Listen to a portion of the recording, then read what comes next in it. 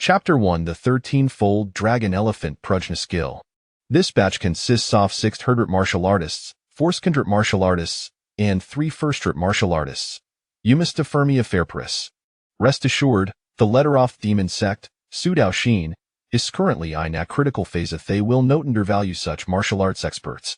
Amidst a cacophony of noise, Jiangchen struggled to open his eyes. How peculiar, where am I? Just a moment ago, Jiangchen had been crossing the street when he spotted a new TOF-controlled dump truck hurtling towards him. Upon opening his eyes, he found himself in this unfamiliar place. Oh dear, I didn't expect Tanather to awaken. Is your so poor fictragam? Jiangchen surveyed his surroundings, noting the presentio fathers and orso genie way, sprawled on the ground with thire wastes bursesque. Numerous dishes and drinks lay overturned on the table.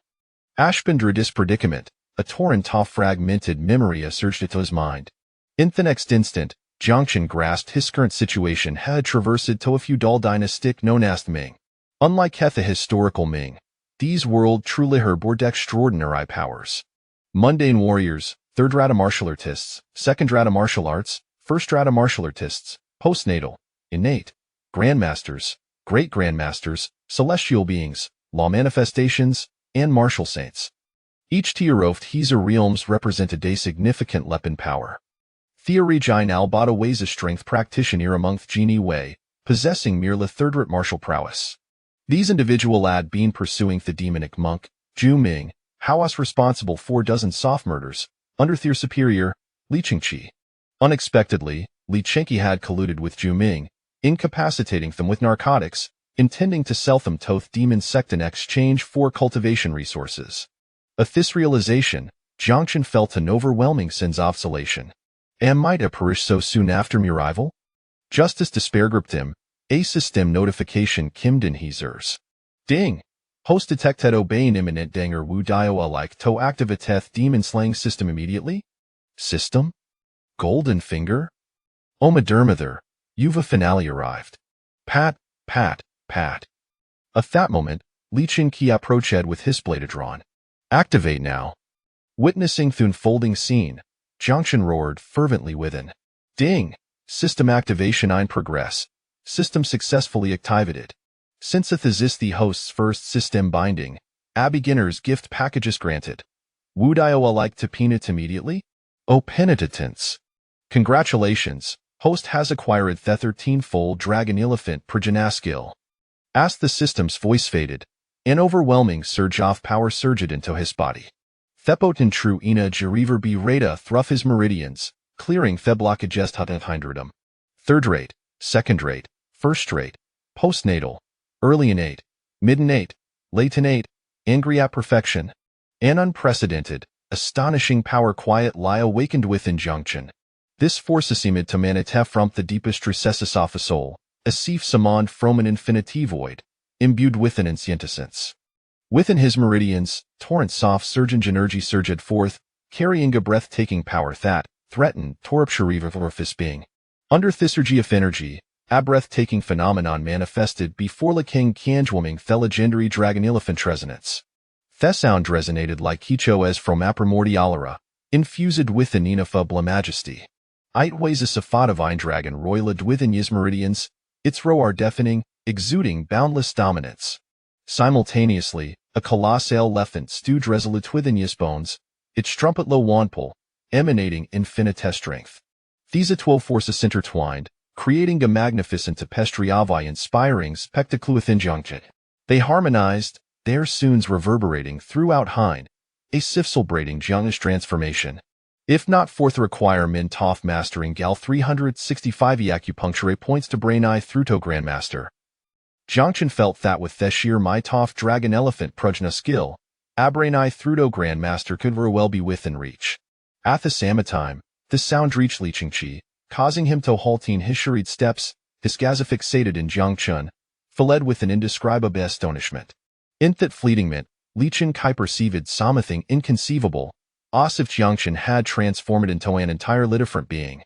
The strangeness was so palpable that led him to question whether he was indeed gazing upon the same person. Jiangchen stood there, exuding an ineffable aura, one that was profound, mysterious, and imbued with strength. It was as if a mere insignificant and instantaneous light transformed into a londermant dragon. Ready to strike? Lichenkus Gazeptiver Jiangchun, desperately seeking theories and forth his transformation. However, all heckled see was Jiangchun's tranquil visage. Beyond that, there appeared no significant alterations seen Jiangchun's appearance. Despite this, Lichen Kikud distinct lie sense of the surging power within Jiangchun.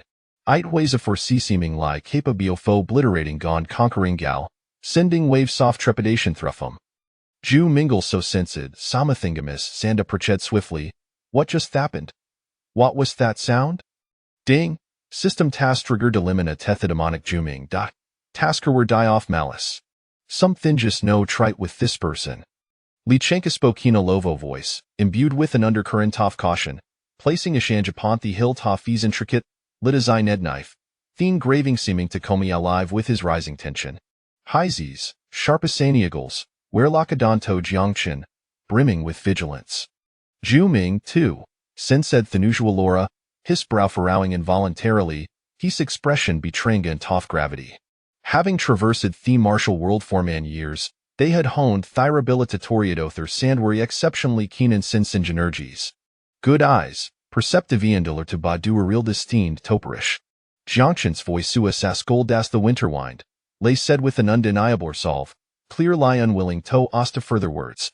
With that, it took a forceful step forward. The ground beneath him buckled under the pressure, instant leformin gas spider web-like crater, dust swirling and debris scattering, as an invisible force emanate dutward, causing the surrounding space to tremble. Chapter 2 Iron Head Skill? I specialize in Iron Head skills. How swift! Ju Mingantly Chinky exclaimed in union, feeling as if Thyrishad blurred momentarily, a flating shadow passing before them. When Thy regained focus, Jiangchun had materialized before them like a specter, his speed surpassing Thyr wildest imaginations. Jiangchun's is glimmered with his intent, capable of raising gallant Thyrpath fist form ways as steadfast as Sam Mountain yet, a sagilist hue end, each movement exuding an ineffable power. Die!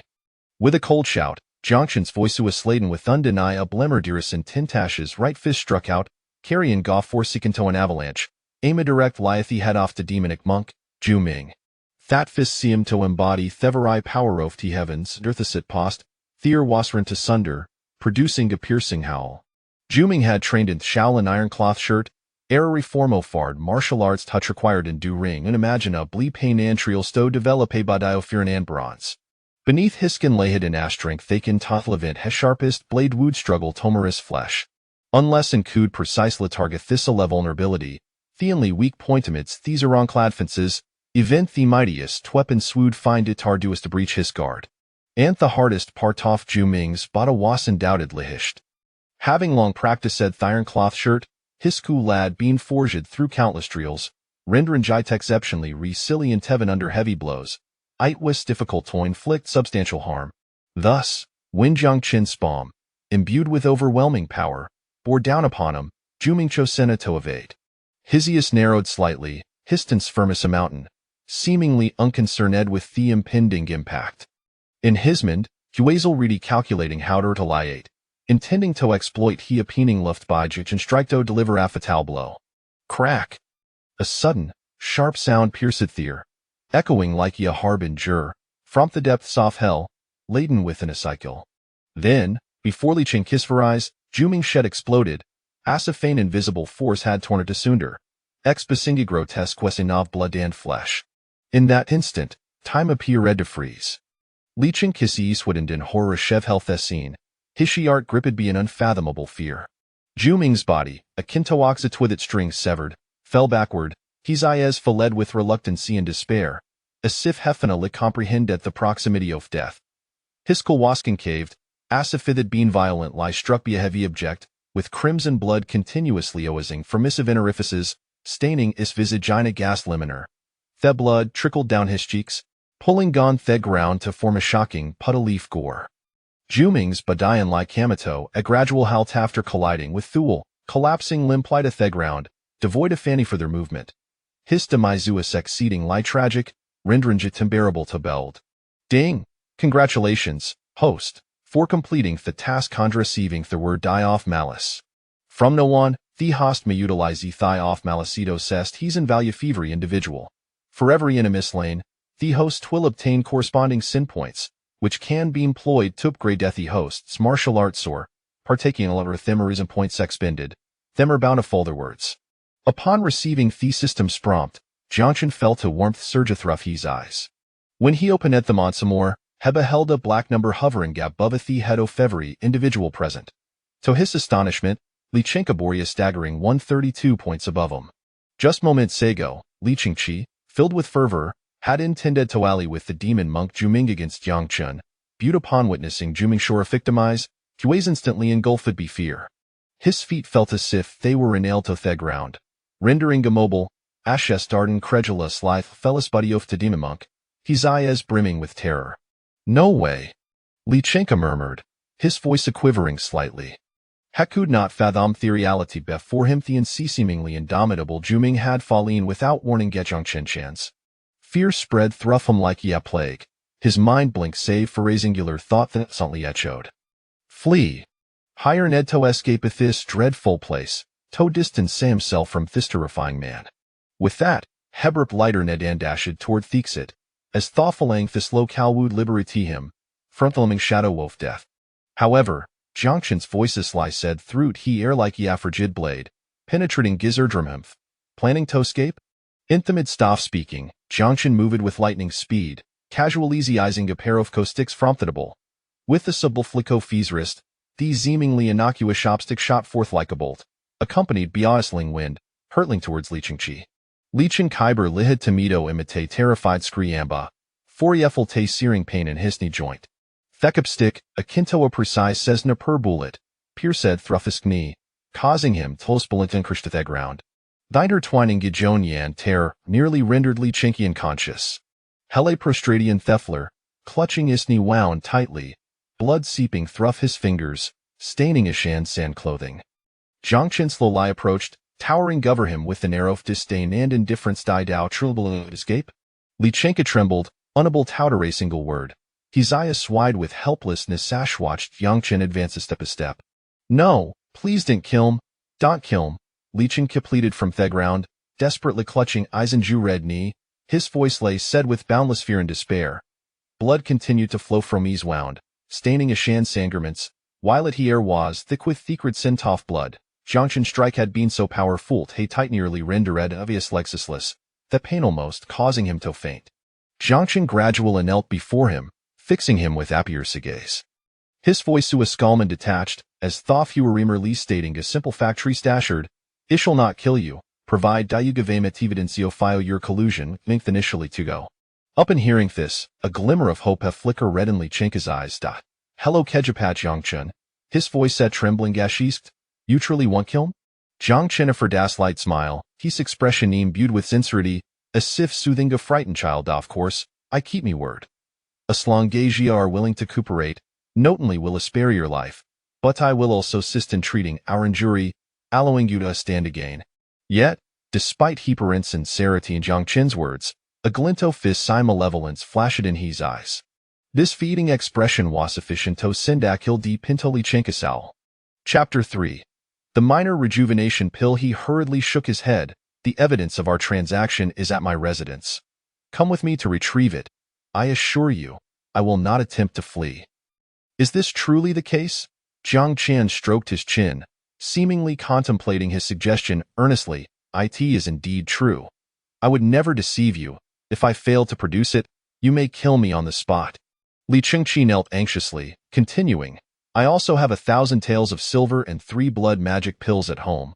I can offer you these in exchange for my life. It has been far too long since I managed to open the round and do meridians. And in a moment of folly, I engaged in dealings with the demon sect. Li Chengqi's expression was sincere, his tone humble, as if he were truly a misguided soul. Then lead the way, Jiang Chun replied calmly. As though genuinely moved by Li Chengqi's words, he gestured for Li Chengqi to rise. However, Li Chengqi did not immediately comply. He bowed his head, his disheveled hair obscuring his eyes, concealing his true emotions. Yet beneath those lowered eyelids, a glint of malice flickered unnoticed. How could he simply surrender? Li Chengqi secretly calculated that if he were captured by the Jinyue, he would face endless interrogations and brutal punishments, ultimately leading to his demise. Once we return to the capital, I must find a way to frame my uncle for the murder of his superior, accusing him of colluding with the demon sect and plotting treachery. Whether he surrenders or resists, I can manipulate the Jinyue to slowly torment him, making him wish for death yet unable to attain it. As Li Chengqi plotted in his mind, a smug smile crept across his face, as though he could already envision Jiang Chun's suffering agonizing torment. However, just as he was lost in his delusions of grandeur, a sudden jolt of pain struck the back of his head. As if he had been struck by a heavy object, the chopsticks in Jiang Chen's hand struck with lightning speed, penetrating Li Chengqi's skull with precision. With a gentle twist, they emerged, stained with blood, and embedded themselves firmly into the wall of the tavern. Li Chengqi's body froze instantly. His eyes widened in disbelief as he gazed at Jiang Chen, unable to comprehend the unfolding events. His mouth opened slightly, yet no sound emerged. Jiang Chen regarded Li Chengqi coldly, his eyes filled with disdain. He lightly clapped his hands, as if the act of killing Li Chengqi had sullied his hands. Evil points 132 from the very beginning. He had no intention of letting Li Chengqi escape. What a joke. He could never bear to relinquish those 132 points of evil. His previous inquiry had merely been a means to obtain the evidence directly, sparing himself the hassle of further searching. The system interface opened before him. As his words fell, a pale blue screen materialized in the AIR. Name: Jiang Chen Realm. Peak of Innate Realm Evil Points 132 Martial Arts, Dragon Elephant Prajna Technique. 13th level, lower grade Xian, perfected. Requires 360,000 evil points for upgrade. Treasures. None. Upon seeing that upgrading the Dragon Elephant Prajna Technique required 360,000 evil points, Jiang Chun decisively shifted his gaze to the lottery interface. System, may I draw from the lottery now? Yes, the system's voice affirmed. The lottery wheel is divided into 6 tiers: white, green, blue, purple, gold, and red. A draw from the white lottery wheel costs 100 evil points. Then I shall draw once from the white wheel, Jiang Chen declared with a wave of his hand. As soon as he spoke, a white lottery wheel appeared before him. On this wheel were various prizes: pills, martial techniques, wealth, rare treasures, and 5 blank segments, each with a 1 in 5 chance of being selected. System, why are there blank spaces on the wheel? Jiang Chen inquired, puzzled. Blank spaces indicate no winnings. Goodness, this feels rather unfair. Jiang Chen's lips twitched. Will the higher tier wheels also have blank spaces? Indeed. However, as the tier increases, the proportion of blank spaces decreases by 5% for each tier. Only at the gold tier will they disappear. Then, never mind, let us proceed with the draw. Though Jiang Chen felt somewhat resigned, he could only hope for favorable luck. Are you certain you wish to begin the lottery? The system's voice echoed once more. Yes. With that, the wheel began to spin rapidly. After a few breaths, it gradually slowed, finally landing on the pill segment. Ding! Congratulations, host. You have obtained 1 minor rejuvenation pill, which can heal injuries and increase proficiency in any martial art by 10 years. In the next instant, a small wooden box appeared as if conjured from thin air. Resting quietly before Jiang Chen, he focused intently. Curiosity piqued as he gently lifted it. The box had an ancient texture, adorned with peculiar carvings that exuded an air of mystery. As Jiang Chen carefully opened the box, he discovered a black pill within, emanating a potent herbal fragrance. The pill's surface was smooth and rounded, as if meticulously crafted, radiating a faint black light, unmistakably extraordinary. The aroma invigorated him, banishing fatigue from his body. He delicately lifted the pill, examining it closely. Intricate patterns adorned its surface, appearing both naturally formed and artistically engraved. These patterns were complex yet orderly, emanating an enigmatic charm. To his astonishment, such a remarkable item was contained within the white lottery wheel. Jiang Chen's eyes brightened, and his anticipation for future draws intensified. Placing the minor rejuvenation pill into his pocket, Jiang Chen began to search Li Chengqi and Zhu Ming. In a short while, he uncovered a total of 800 taels and silver notes, several blood-red pills, and a small booklet. The scent of the pills revealed they were infused with human essence. Jiang Chun collected the silver notes and returned the pills and the booklet to Li Chengqi's possession. Such items were hardly beneficial. Though the demon sex products proved useful, their side effects were equally formidable. Jiang Chen, with a path of righteousness before him, naturally would not indulge in such matters. Moreover, he discovered an antidote for the comatose powder, a small nose and mouth vial. Jiang Chen proceeded to waft it under the noses of the Jinui, ensuring each one inhaled. After about a tea's worth of time, the Jinui slowly regained consciousness. Chapter 4. The scheme. Fortunately, Zhu Ming required these Jinui for alchemical purposes. Otherwise, had they been poisoned, they might have perished here. What has happened to us? The Jinui groggily rose from the ground. Jiang Chen pointed at Zhu Ming. Look over there. Who is that? A dead monk? No, he is the demon monk Zhu Ming. Only then did they realize, their grips tightening around their steel knives, their faces etched with anxiety. It was no wonder they were so tense. The reputation of the demon monk was formidable, a formidable figure at the postnatal level. And several waves of Jinui had already fallen victim to him. There is no need for such alarm. He is already dead. Jiang Chen spoke indifferently, prompting a shared glance among them. It was only at that moment that they noticed Li Chengqi lying lifeless on the ground. Li Zongqi is dead too. One of the second-rate warriors named Wan Ping exclaimed in astonishment. Could it be that they perished together? But it does not seem like they did, just as they speculated wildly. Jiang Chen interjected, you need not guess any further. I am responsible for their deaths.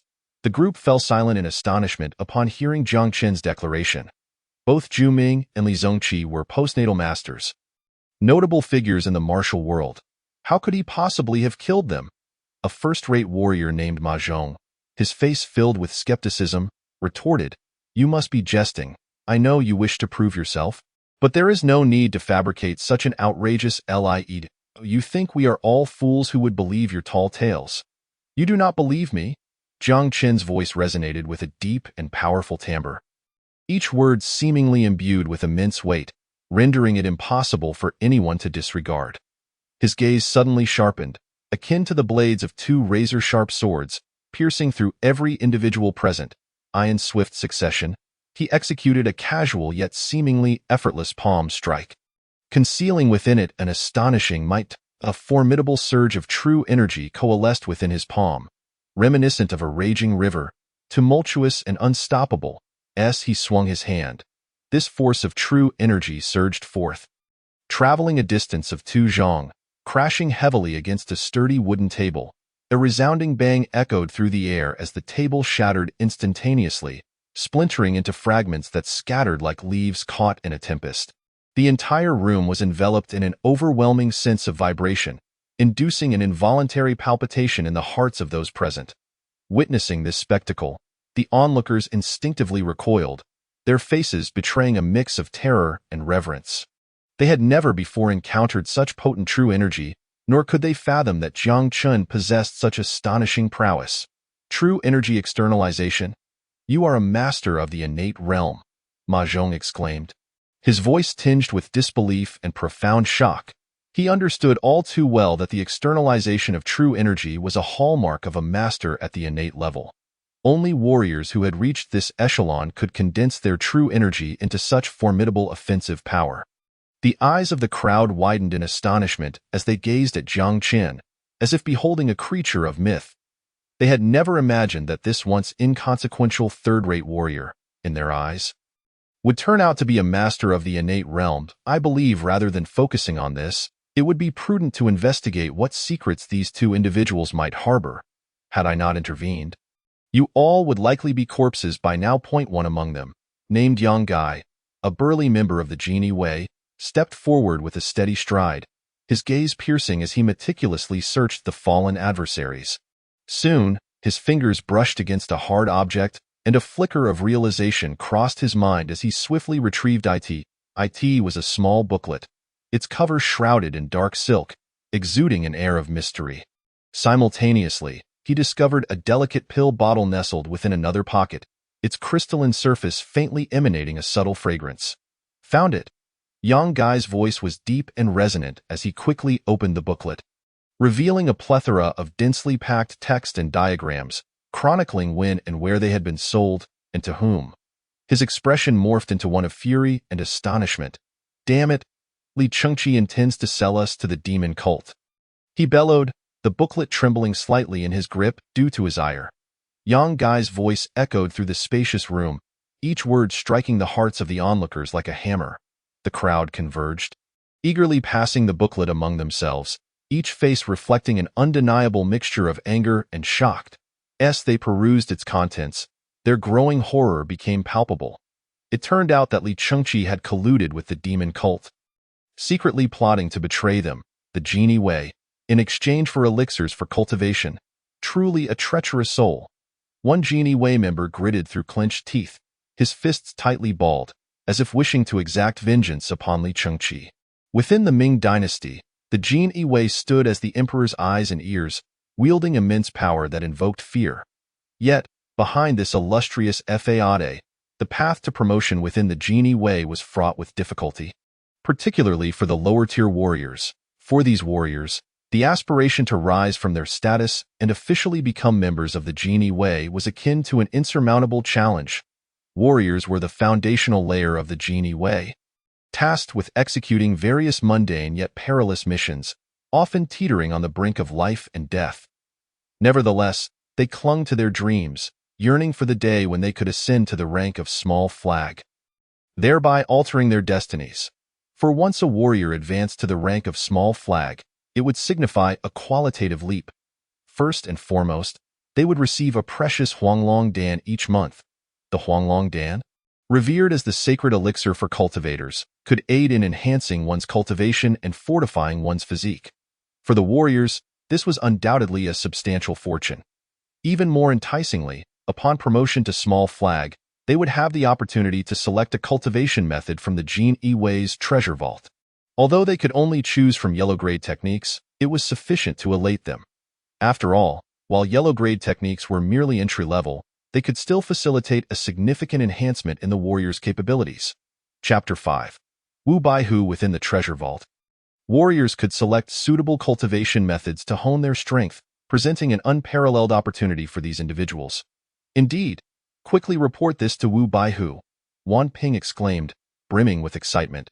Jiang Chun recognized the urgency of the situation. He turned to the two Genie Wei members with the highest culpability and commanded, "You two, accompany me to report to Wu Baihu. The rest of you, remain here and ensure no one approaches." Understood, Jiang Chen, displaying agility, exited the inn and leaped onto the steed that had originally belonged to Li Chengqi. The horse, sensing that this rider was not its rightful master, began to rear and kick. Jiang Chen snorted disdainfully, releasing the aura of the 13-fold dragon elephant prajna technique, a terrifying presence reminiscent of an ancient beast that instantly subdued the creature. Giddy up, with that command, the magnificent steed galloped forth, swiftly carrying Jiang Chen toward the Zhengfu Sea. Approximately an hour later, the sound of hooves gradually ceased before the gates of the Zhengfu Sea, dust swirling as Jiang Chen's figure stood tall and imposing. This place was the power center of the Genie Wei, where subordinates reported significant matters. "Stop! What is your business?" Two guards clad in Genie Wei attire, brandishing long spears, obstructed their path, their tone exuding an undeniable authority. Their eyes scanned Jiang Chen and his companions, clearly regarding them as small flags, dismissing them entirely. In response to the guard's inquiry, Jiang Chen exhibited no hesitation. He calmly retrieved his waist token from within his robes. Holding it aloft, while articulating in a clear and powerful voice, Genie Wei warrior Jiang Chen, with urgent military intelligence to report.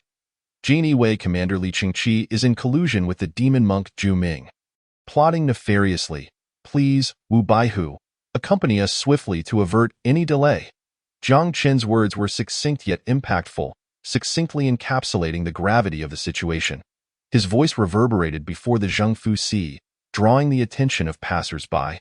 Upon hearing the names Li Chengqi and the demon monk Zhu Ming, the guard's expressions shifted slightly. After a brief moment of silence, one of the guards swiftly turned and dashed into the depths of the Zhengfu Sea, evidently to notify Wu Baihu. Meanwhile, Wu Baihu, engrossed in his official duties amidst a mountain of documents, felt his countenance darken upon receiving the report from his subordinate, It was as if a chilling wind had swept through, causing his pen to slip from his grasp and clatter softly against the desk. He abruptly lifted his head, eyes wide with disbelief, his mouth a thin line. Revealing his incredulity, he hurriedly exited the Zhengfu Sea, his voice sharp as he interrogated Jiang Chun. What did you say? Li Qingqi is colluding with the demon monk Zhu Ming. Wu Baihu's fury surged, and he repeated Jiang Chen's words incredulously, as if seeking to confirm whether he had misheard. It was known that Li Qingqi, as the commander among the Jini Wei, had always been viewed as a loyal ally in Wu Baihu's eyes. The sudden accusation of collusion with the demon monk Zhu Ming was utterly intolerable. In response, Jiang Chun clasped his hands in a respectful salute, leaning slightly forward as he reiterated with conviction, absolutely true. I witnessed it firsthand. Li Qingqi not only conspired with Zhu Ming but also attempted to betray the Jini Wei in exchange for elixirs from the demon cult. I implore you, Lord Baihu, to accompany us swiftly to prevent any further escalation. Upon hearing this, a resolute glint flashed in Wu Baihu's eyes. He inhaled deeply, striving to regain his composure, then pivoted swiftly, addressing the two small flags standing before him. Their expressions a mix of shock and confusion. Summon Zhou Baihu, Wang Baihu, and Li Baihu. Yes. The two small flags responded promptly and hurried away. Observing their departing figures, Wu Baihu quickly turned and strode purposefully toward the stables, carefully selecting a magnificent steed with a lustrous coat and exceptional bearing from the row of horses. Just as Wu Baihu mounted the horse, preparing to set forth, hurried footsteps echoed from a distance. He looked up to see the other three trial Baihus, Zhou Baihu, Wang Baihu, and Li Muqing, hastening toward him, their faces etched with urgency. Lord Wu, Li Qingqi, Li Muqing began, his voice tinged with unease. However, before he could finish, he was interrupted by Wu Baihu. Enough. I will discern the situation for myself. Wu Baihu comprehended Li Muqing's sentiments. After all, Li Qingqi was Li Muqing's nephew. Should the accusation of Li Qingqi clandestinely consorting with the demonic sect be substantiated, it would be difficult for Li Muqing to absolve himself, and he might even suffer collateral repercussions. Sighing, accompanied by the urgent and powerful neighing of horses, Wu Baihu tightened the reins, causing his steed to rear its front hooves and come to a steady halt before the dimly lit tavern. Following suit, Zhou Baihu, Wang Baihu, Li Muqing, Jiang Chen, and others also reined in their horses, their gazes intense and expressions grave, as if heralding an impending storm. The flickering light of torches pierced the night, illuminating the area around the tavern as bright as day. Night was approaching, and on the street outside the tavern, several torches were raised high, casting a clear light on everything within the darkness. Wu Baihu's countenance darkened, resembling ominous clouds pressing down. He pressed his lips tightly together, remaining silent as he strode purposefully into the tavern. Why, Lord? Upon seeing Wu Baihu and his companions arrive, the Jini Wei guards within the tavern bowed respectfully, their voices in unison, revealing their inner reverence. Wu Baihu merely nodded slightly, signaling them not to be overly courteous, then cast a keen eye around the surroundings. Wu Tao's gaze fell upon the two lifeless bodies on the ground. He slowly crouched down, meticulously examining the wounds on Zhu Ming. Under the torchlight, Zhu Ming's injuries appeared particularly grotesque, his flesh and blood mangled as if he had been trampled by an elephant. Wu Baihu furrowed his brow, his heart brimming with confusion. Such tyrannical true energy. Wu Tao's brow knitted tightly, his tone betraying an unmistakable shock. He understood well that Zhu Ming, as a disciple of Shaolin, not only possessed profound true energy cultivation, but also had a physique hardened through countless trials. Resilient as iron, ordinary individuals could scarcely inflict any harm upon him. Yet, the body before him indicated that Zhu Ming's skull had been shattered by a single blow, the sheer power astonishing. Tio be able to crush his skull in such a manner. Honestly, I could not achieve that. Wu Tao rose to his feet, his gaze sweeping across everyone present as he sternly inquired, "Who killed him?" Chapter 6. Qinglong Envoy, Ming Wangjin. I report to Lord Baihu. It was I. Jiang Chen stepped forward, responding directly. His voice was calm, devoid of any hesitation. The Jini Wei was a place of practical affairs, where strength reigned supreme, a a small flag bearer needed only to accumulate merits. But ascending further required sufficient strength to back it up. For instance, a general flag bearer must at least be a postnatal warrior, while a 100-man commander must possess innate warrior capabilities. The deputy 1,000-man commander must be at the master level. And the 1,000-man commander must reach the grandmaster level. As for the four great pacification envoys, Qinglong, Baihu, Zhuge, and Xuanwu, they required transcendental abilities to hold their positions. N01 knew the exact cultivation levels of the two deputy commanders and the legendary commander of the Genie Wei. He only understood that it was precisely due to the existence of these Genie Wei experts that the 4 sects and 6 schools within the martial world, along with those harboring ill intentions, dared not easily provoke the majesty of the court, let alone attempt to disrupt the peace of the common people. They were like the court's sword, suspended over the rivers and lakes, instilling fear in those with ulterior motives, thereby ensuring the stability of imperial authority and the tranquility of the realm. In this world where strength prevailed within the Genie Wei, power was paramount. With sufficient strength, one could soar to great heights, becoming a figure above all. Every individual here tirelessly strived to enhance their strength, for they understood that only with formidable power could they establish themselves within the Genie Wei and secure a place for themselves amidst the treacherous intrigues of the court. Thus, Jiang Chun had never intended to conceal his own strength. He knew well that in this world where strength was revered, only by showcasing his true capabilities could he earn the respect of others. As for what had transpired to elevate him from a third-rate warrior to a preeminent force, that remained his secret. The unspoken rule in the martial world was that whoever pried into one's secrets became a formidable enemy. Wu Tao did not linger on Jiang Chun's strength, but with piercing eyes and a serious demeanor, he asked, "Have you discovered any evidence? Something that can prove Zhu Ming was indeed killed by Jiang Chun? Or point to other culprits?" His voice resonated in the still air, carrying an undeniable authority. He was acutely aware that while the Genie Wei could operate without evidence when dealing with outsiders, matters concerning their own could not be taken lightly based solely on one side's words. Otherwise, if the hearts of men scattered, the team would become unmanageable. Yes. Jiang Chun's voice was resolute and powerful as he promptly produced a manual from his bosom. The very one he had previously confiscated from Li Qingqi. He presented it with both hands, his expression revealing a hint of gravity. Wu Tao accepted the manual, his brow furrowed as he began to scrutinize its contents carefully. His gaze traversed the lines, occasionally emitting a low hum, clearly astonished by the material within. As he delved deeper, his expression grew increasingly somber, fury igniting within his chest. Damn that bastard! Wu Tao could no longer contain his rage. Slamming the manual forcefully against Li Muqing's face, the cover crumpled slightly from the impact, pages scatteringly falling to the ground, as if narrating the crimes committed by Li Qing'e. Li Muqing's complexion instantly turned pale. Trembling, he picked up the scattered manual, his eyes filled with terror. Look at what your good nephew has done."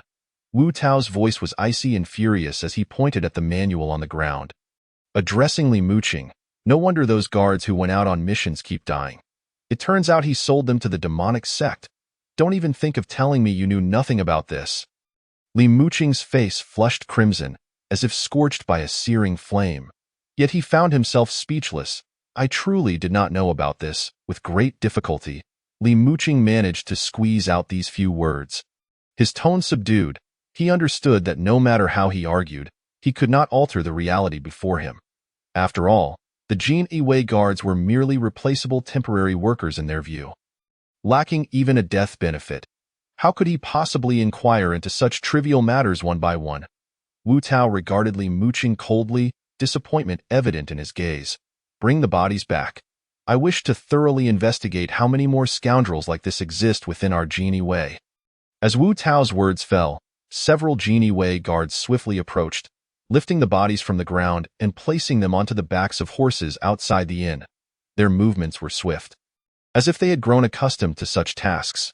Inside the inn, the innkeeper and staff had been silenced by Li Qingqi and his accomplices. Once the Genie Wei departed, the entire establishment fell into a profound silence.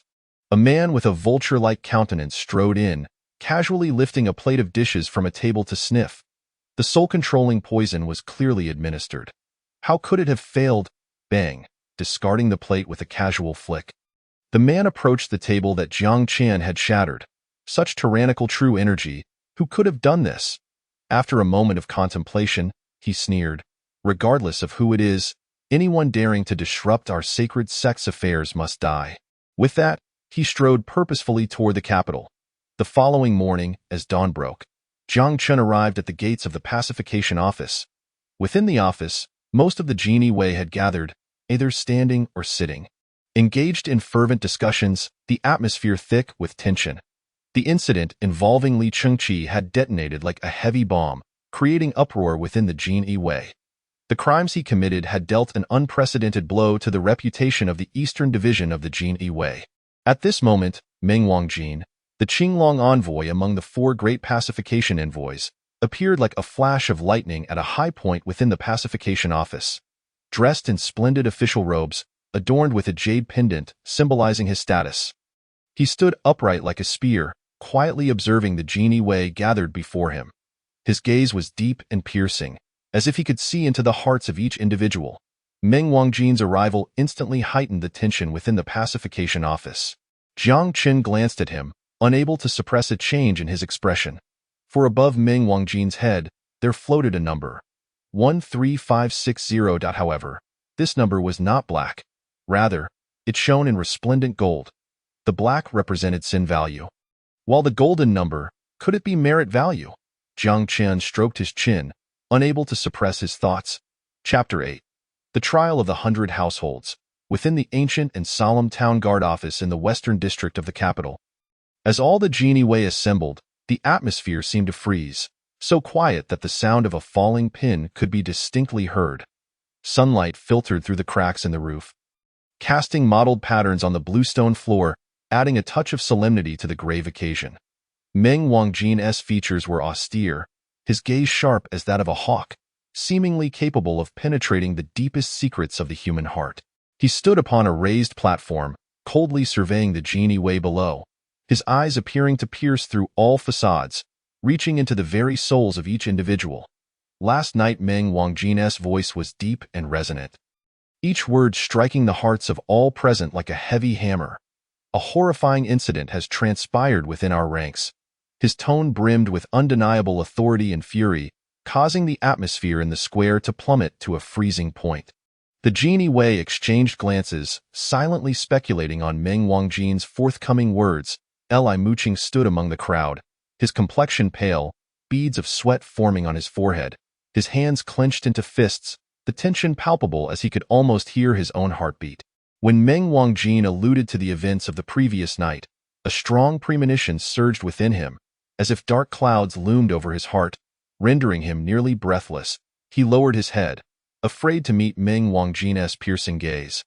A flicker of panic crossing his face. Zhongqi Li Chengqi, as a member of the Jini Wei, was expected to dutifully safeguard the tranquility of the court, yet he colluded with the demonic sect, betraying his faith and selling out his fellow Jini Wei comrades. His actions were so vile that they were utterly unforgivable. Meng Wangjin's voice echoed across the square, each word resonating like a heavy hammer upon the hearts of those present. His eyes brimmed with wrath, as if he felt profound sorrow for Li Chengqi's treachery. However, the heavens are vast, and no wrongdoing escapes their grasp. Fortunately, the valiant Jiang Chen uncovered Li Chengqi's plot and executed him, thus eliminating a threat to our Jini Wei. At this juncture, Meng Wangjin's tone revealed a hint of approval. He turned his gaze towards Jiang Chen, admiration gleaming in his eyes, then, shifting his demeanor. His gaze turned stern as he addressed Li Muqing in a deep, authoritative voice. Li Muqing, Li Chengqi is not only your nephew but also your subordinate, as his elder and superior. It was your responsibility to guide him strictly and prevent him from straying onto a misguided path. Yet, you failed to discipline him, allowing him to run amok and even shielding his crimes. Your conduct is equally blameworthy. Li Muqing's complexion instantly drained of color. He lowered his head, unable to meet Meng Wangjin's gaze. Therefore, I have decided to revoke your salary for 1 year and demote you to a minor flag rank, prohibiting any promotion for the next 3 years. Do you have any objections? The subordinate dares not. Li Muqing's voice trembled slightly. He was acutely aware that Meng Wangjin was currently in a furious state, and any attempt at justification would only exacerbate the situation, leading him deeper into peril. Meng Wangjin's gaze, sharp as a sword, shifted from Li Muqing to Jiang Chun, his eyes reflecting both admiration and anticipation. Jiang Chun Meng Wangjin's voice resonated with authority, each word carrying weight. You have slain the demon monk Zhu Ming, rooting out the traitor within the Genie Wei. Your accomplishments are indeed commendable. Now, you shall take Li Muqing's position. Do you possess the confidence for this task? Indeed. Jiang Qian stepped forward, his voice resounding powerfully, as if it could pierce the heavens, revealing his inner confidence. His eyes sparkled as he met Meng Wangjin's gaze, seemingly demonstrating through his actions that he was more than capable of fulfilling this new role. Living up to Meng Wangjin's expectations, Meng Wangjin regarded Jiang Qian's resolute expression and smiled slightly, saying, "Very well, strive diligently and do not disappoint me." Upon finishing, Meng Wangjin took a light step, transforming into a streak of light that soared skyward, vanishing into the clouds. Though his figure disappeared, his voice seemed to linger in the air. Jiang Qian watched this scene with great envy, raising his eyes to the sky. A glimmer of aspiration shining within, he had heard that only by reaching the celestial realm and overcoming the 5 calamities of the celestial beings could one traverse the skies like an immortal. He wondered when he would achieve such heights. Li Muqing cast a glance at Jiang Qian, a flicker of malice flashing in his eyes. Despite having done nothing wrong, he saw his position snatched away by another, which incited his fury. Yet, he dared not voice any grievance, for Meng Wangjin might truly take action to purge the ranks.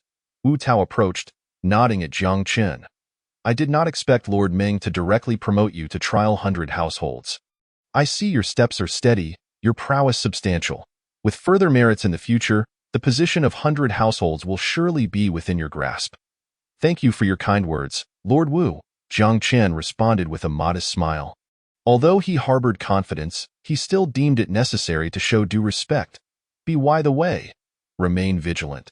The demonic sect harbors a strong desire for revenge. If they discover you have thwarted their schemes, they will undoubtedly seek retribution. Thank you for the warning, my lord. After exchanging pleasantries, Jiang Chun strode out of the town guard office. In this world, the official attire of the Genie Wei was custom-made.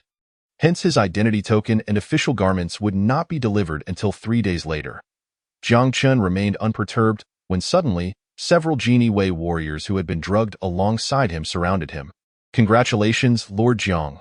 The Genie Wei warriors advanced, their voices filled with sincere congratulations, mingled with an imperceptible hint of yearning and anticipation. They understood that Jiang Chen's promotion not only signified an elevation in his personal status, but also presented them the opportunity to serve under him, collectively working for the court. Within the hierarchical structure of the Genie Wei, the authority of a trial 100 households was indeed considerable. He could select 3 total flags and 50 minor flags as his subordinates. This meant that Jiang Chun now held the power to appoint 3 total flags and 50 confirmed positions, the allocation of which would directly influence their futures and destinies. Chapter 8. An unexpected joy. Naturally, Jiang Chun understood that if he chose individuals of insufficient caliber, the 100 households possessed the authority to refuse. Thus, he must proceed with caution. However, typically, 100 households would not be so disrespectful.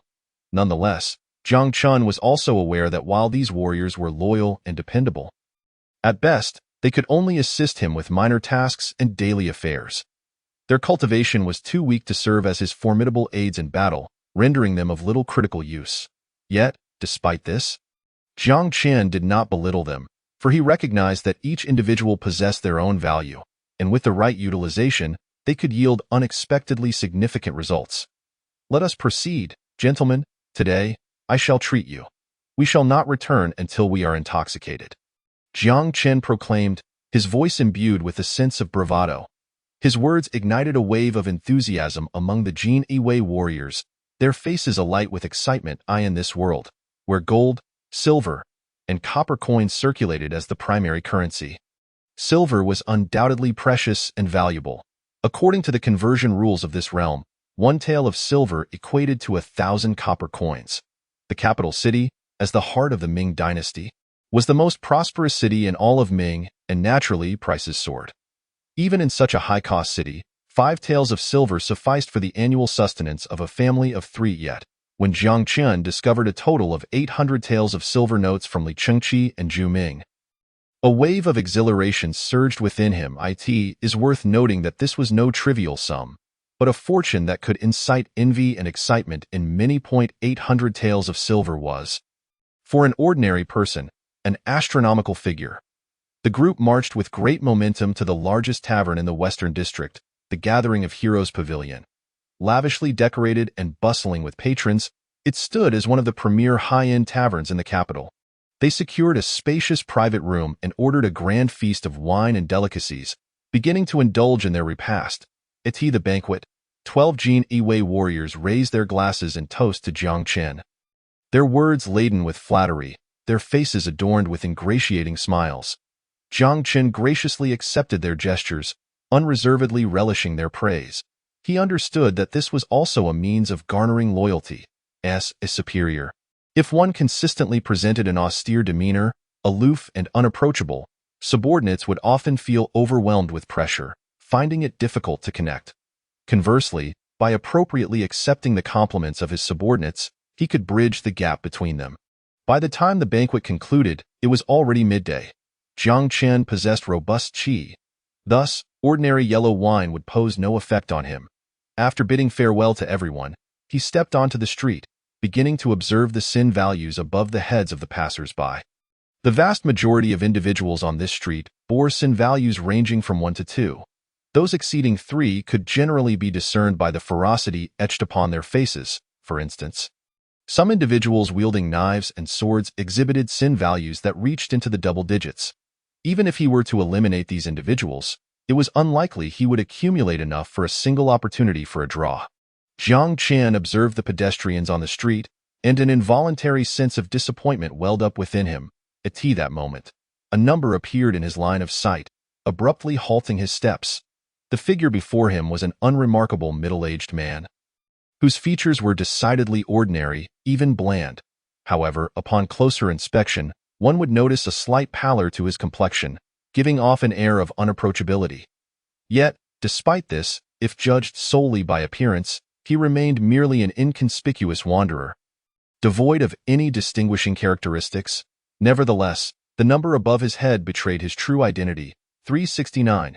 This figure sent a thrill through Jiang Chen's heart. If he could eliminate this man, it would grant him at least 3 chances at a lottery draw. Just then, the man's gaze turned towards Jiang Chen, but he merely cast a fleeting glance before hastily departing. How could Jiang Chen allow such prey to escape easily? He fixated on the man's silhouette, his steps light and swift, maintaining a judicious distance to avoid detection. The two moved through the bustling and tranquil streets, like a hunter and his quarry. As they ventured deeper, the throngs of people dwindled, the surroundings growing increasingly desolate.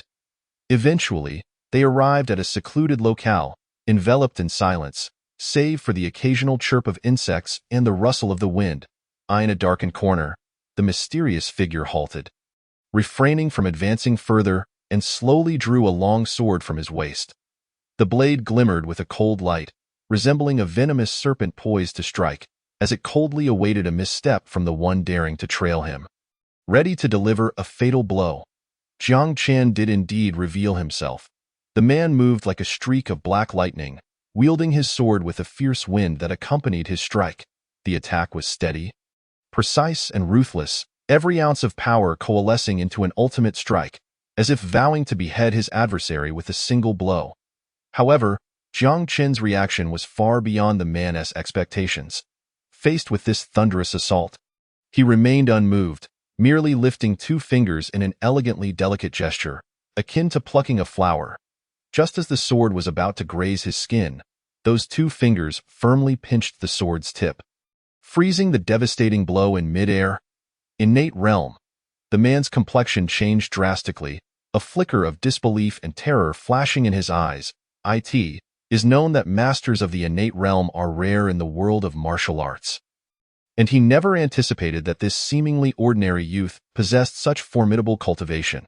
He immediately attempted to withdraw his sword, hoping to escape Jiang Qin's grip, but with a slight exertion of his fingertips, Jiang Qin shattered the sword with ease. A resounding crash echoed as the longsword splintered into countless shards, scattering in all directions. The overwhelming force traveled up the blade and into the man's arm, causing a wave of numbness and soreness that nearly robbed him of feeling. Retreat. In the face of Jiang Qin's unfathomable strength, despair filled the man's heart. He understood that this adversary was far beyond his capabilities, and further entanglement would only lead to humiliation, if not the loss of his life. Thus, he made a swift decision to turn and flee from this perilous situation. Chapter 9. Ruthless Slaughter. However, Jiang Qin would not permit him to escape so easily. His eyes glinted with a chilling intensity, as if he had already deciphered the man's intentions.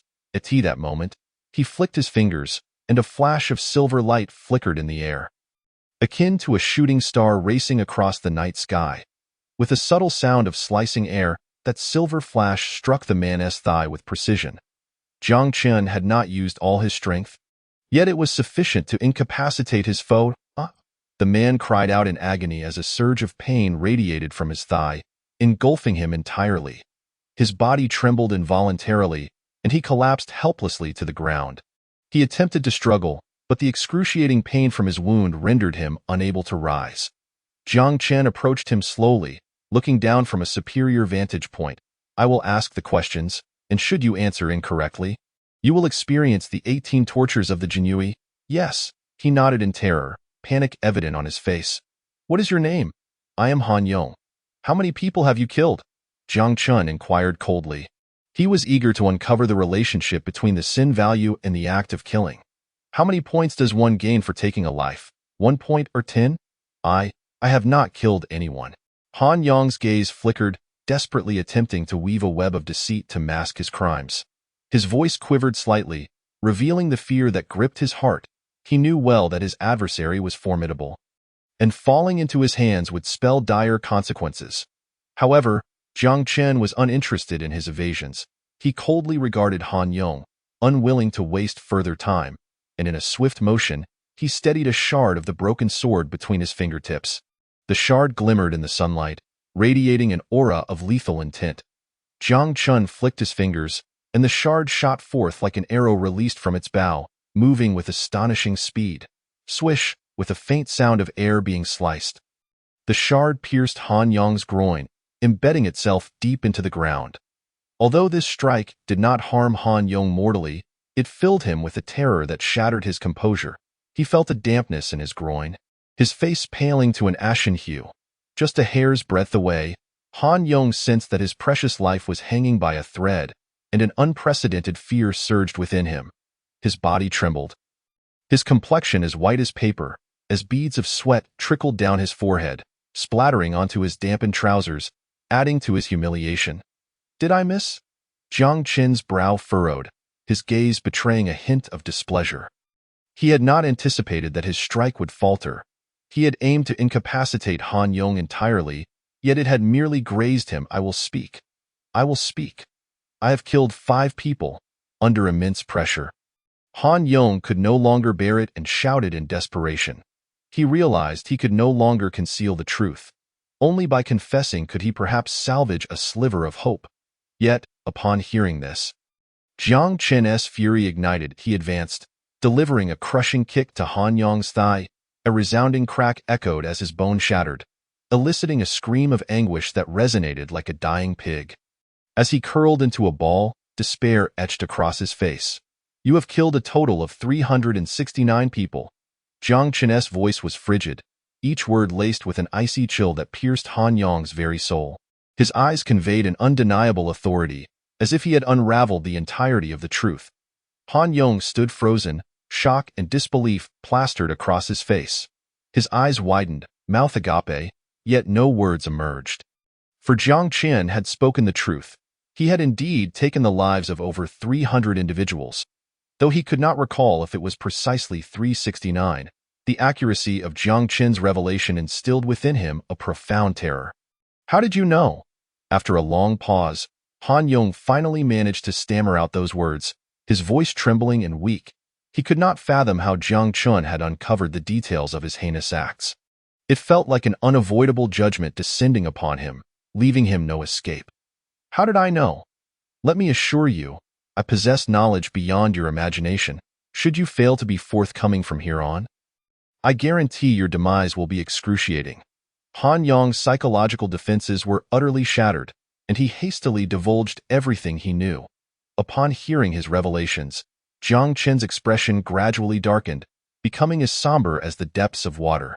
He had not anticipated that the man before him, Han Yong, was actually the notorious fourth disciple of the infamous flower thief, Huang Fei, who typically engaged in menial tasks and reconnaissance to facilitate Huang Fei's nefarious deeds.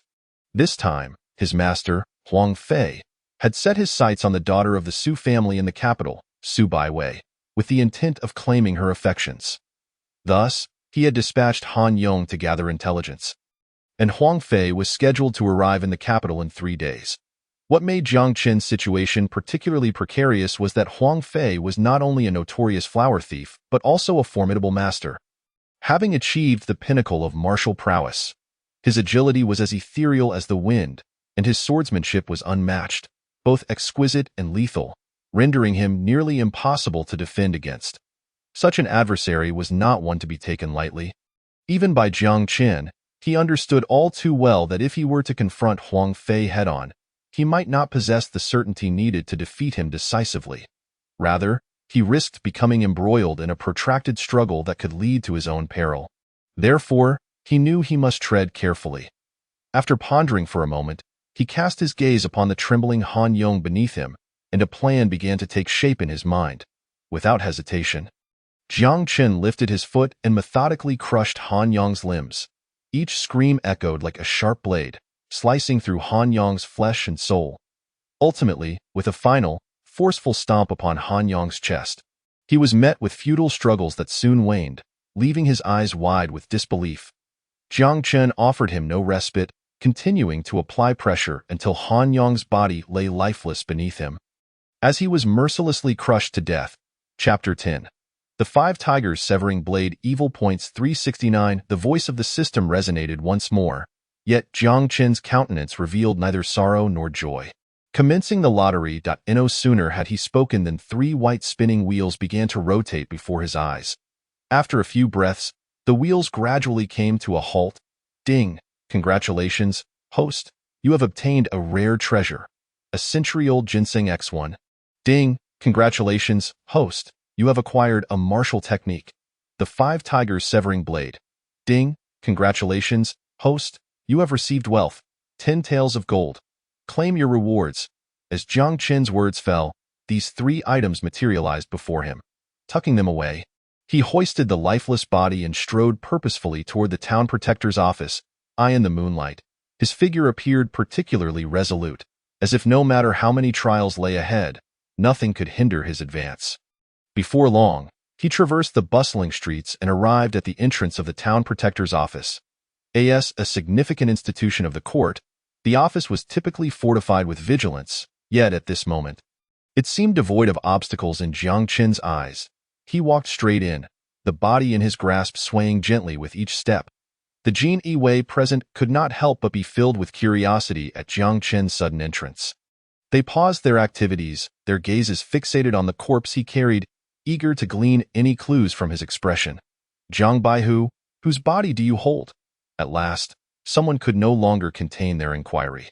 Their voice carried a hint of doubt, clearly wary of Jiang Chen's identity and strength.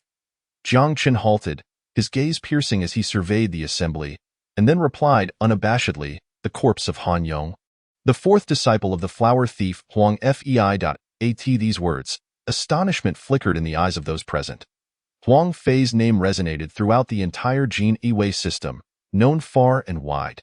However, his notoriety stemmed not from exceptional skill but from his astonishing ability to conceal himself and escape detection. A cunning individual, he was adept at hiding his whereabouts, akin to a ghost slipping silently through the night. After committing a crime, he would never linger, vanishing without a trace as if he had never existed. Such near-perfect evasion had rendered the Genie Wei's pursuit efforts repeatedly thwarted. Even with relentless dedication, they struggled to capture any hint of his presence. Though Huang Fei had achieved mastery, he was a formidable figure in the martial world, eliciting gasps of disbelief. Even those at the celestial realm found it nearly impossible to ensnare him. His exceptional lightness of foot and keen intuition allowed him to navigate treacherous environments with ease, leaving pursuers in his dust. Thus, Huang Fei had roamed the martial world for over 30 years, wreaking havoc upon countless women, yet he had never been apprehended. His existence had become a source of dread for all Genie Wei. The Genie Wei, their eyes wide with disbelief, could hardly fathom that one of the most infamous and cunning disciples of Huang Fei had so easily fallen into Jiang Qin's grasp. Jiang Qin, holding Han Yong's corpse, confidently approached the forensic examiner, Wu Tao. He gently laid the body on the ground and patiently awaited Wu Tao's arrival. Upon hearing the news, Wu Tao's expression turned grave. He was well aware of the infamous reputation of Huang Fei and his disciples, and he understood the implications of this corpse's appearance. He immediately instructed his subordinates to come for identification, to ascertain the true identity of the body. Shortly thereafter, an elderly forensic examiner named Wang Hong was summoned in haste. Although his steps were unsteady, his gaze remained sharp. To Jiang Qin's astonishment, the number above Wang Hong's head shimmered brilliantly, indicating he had saved 1,356 lives. Wang Hong, this seasoned forensic examiner, adeptly unveiled a cloth to reveal an array of meticulously prepared autopsy tools, each one carefully selected, indispensable companions in his numerous examinations. He retrieved a sharp and exquisite scalpel, which seemed to come alive in his hands as it deftly navigated Han Yong's body. Wang Hong's focus was unwavering. He scrutinized every incision, every subtle change escaping his discerning gaze. After a meticulous examination, he finally made a discovery. He practiced the illusionary technique. It seems this man is indeed a disciple of the flower thief Huang Fei, he pronounced with unwavering conviction, each word imbued with undeniable weight. At this declaration, murmurs erupted among the crowd. They all knew that the illusionary technique was Huang Fei's unique secret martial art, capable of inducing a temporary state of confusion, thus providing an opportunity to strike. This martial art was infamous throughout the martial world, a nightmare for many innocent women. Wu Tao nodded gravely. He was acutely aware of Huang Fei's and his disciples' malevolence, as well as the implications of this corpse's emergence. Turning to Jiang Qin, his eyes brimmed with expectation and inquiry, he asked, "Jiang Qin, did you manage to extract any information from him?" Jiang Qin's expression was solemn, his tone resolute as he replied, "Before I captured him, he disclosed crucial information. The flower thief Huang Fei has set his sights on the eldest daughter of the Su family, Su Baiwei, and according to his plan, he is expected to arrive in the capital in 3 days." What? At this, the assembly was taken aback, disbelief etched across their faces.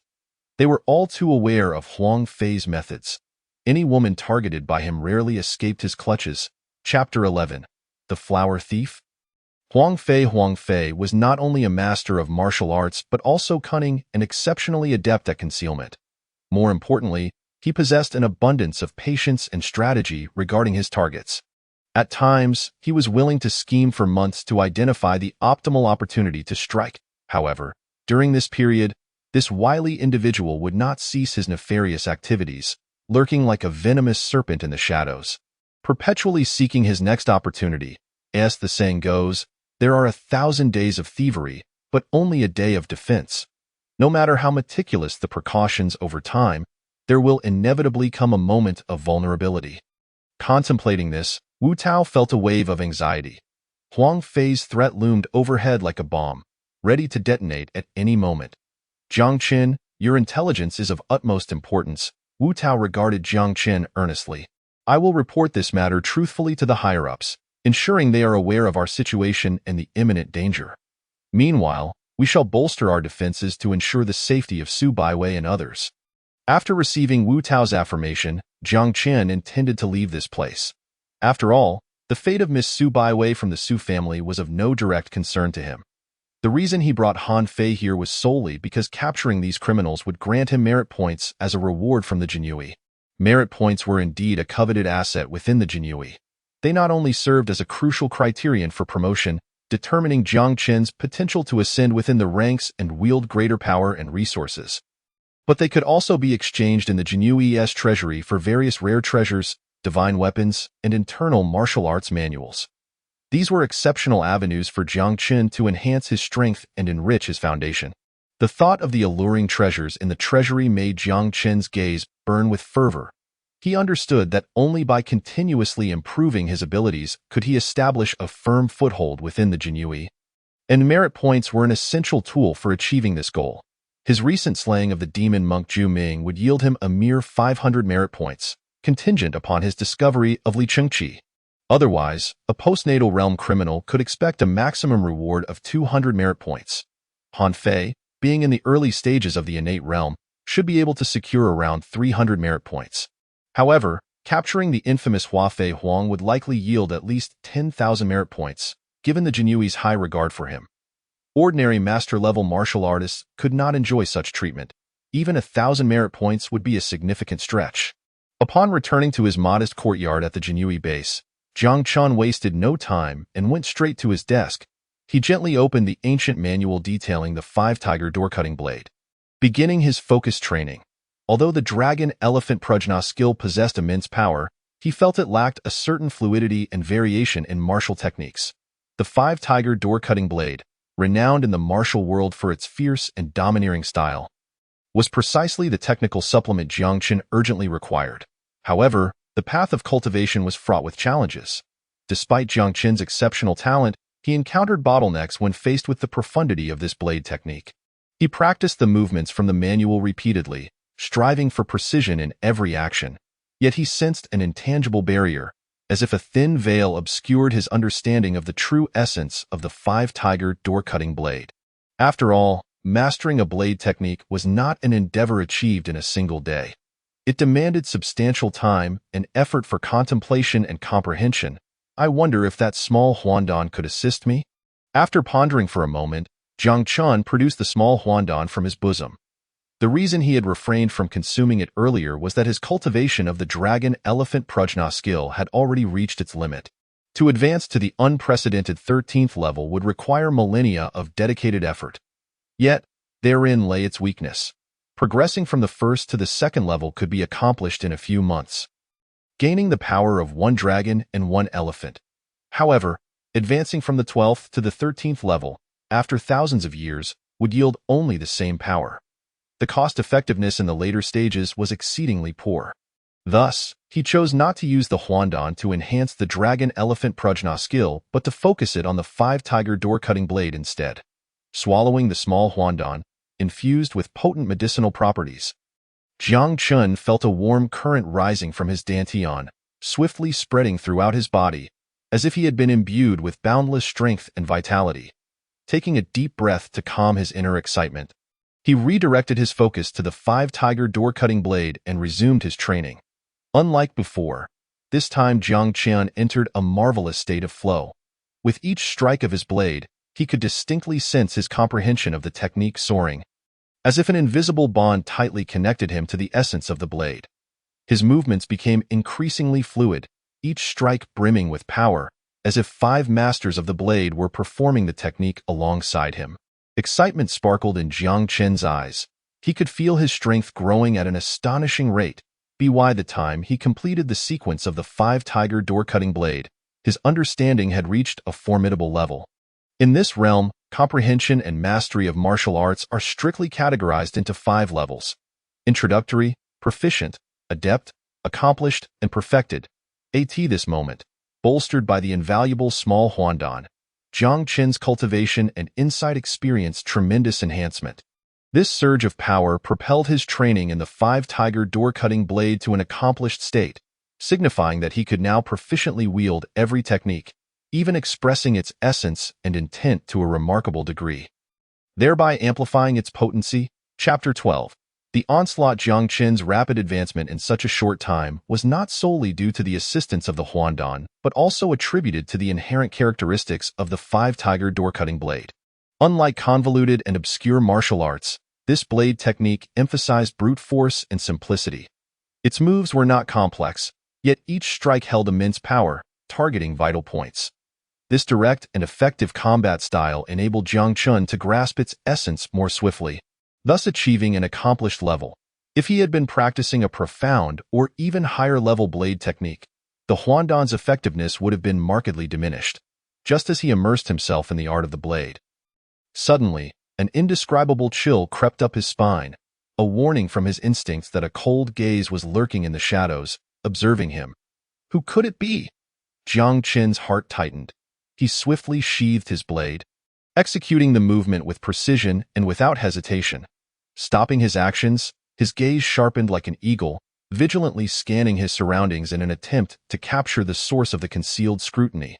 Although this courtyard was modest and somewhat shabby, its compact layout was clear and straightforward. Therefore, as his eyes swept over each corner, no rustle of movement escaped his notice. He quickly spotted a shadow poised atop the roof, its figure light and agile, seemingly merging with the night. Had it not been for Jiang Chen's commendable cultivation and heightened alertness, he might have overlooked it entirely. The voyeur, clad in dark attire and veiled with a black cloth, revealed only a pair of icy eyes, gazing down at him with both curiosity and a barely perceptible hint of hostility. "Who goes there? What brings you here in the dead of night?" Jiang Chen queried in a deep voice. "What sharp perception, truly worthy of an innate realm warrior," the shadowy figure replied. "Who are you?" Jiang Chen gripped his long blade tightly, speaking warily. The number hovering above this person's head was even more terrifying than Han Fei's. Reaching a chilling 756, "Listen closely, brat," the hulking figure with a menacing visage sneered, a threatening glint flickering in his eyes.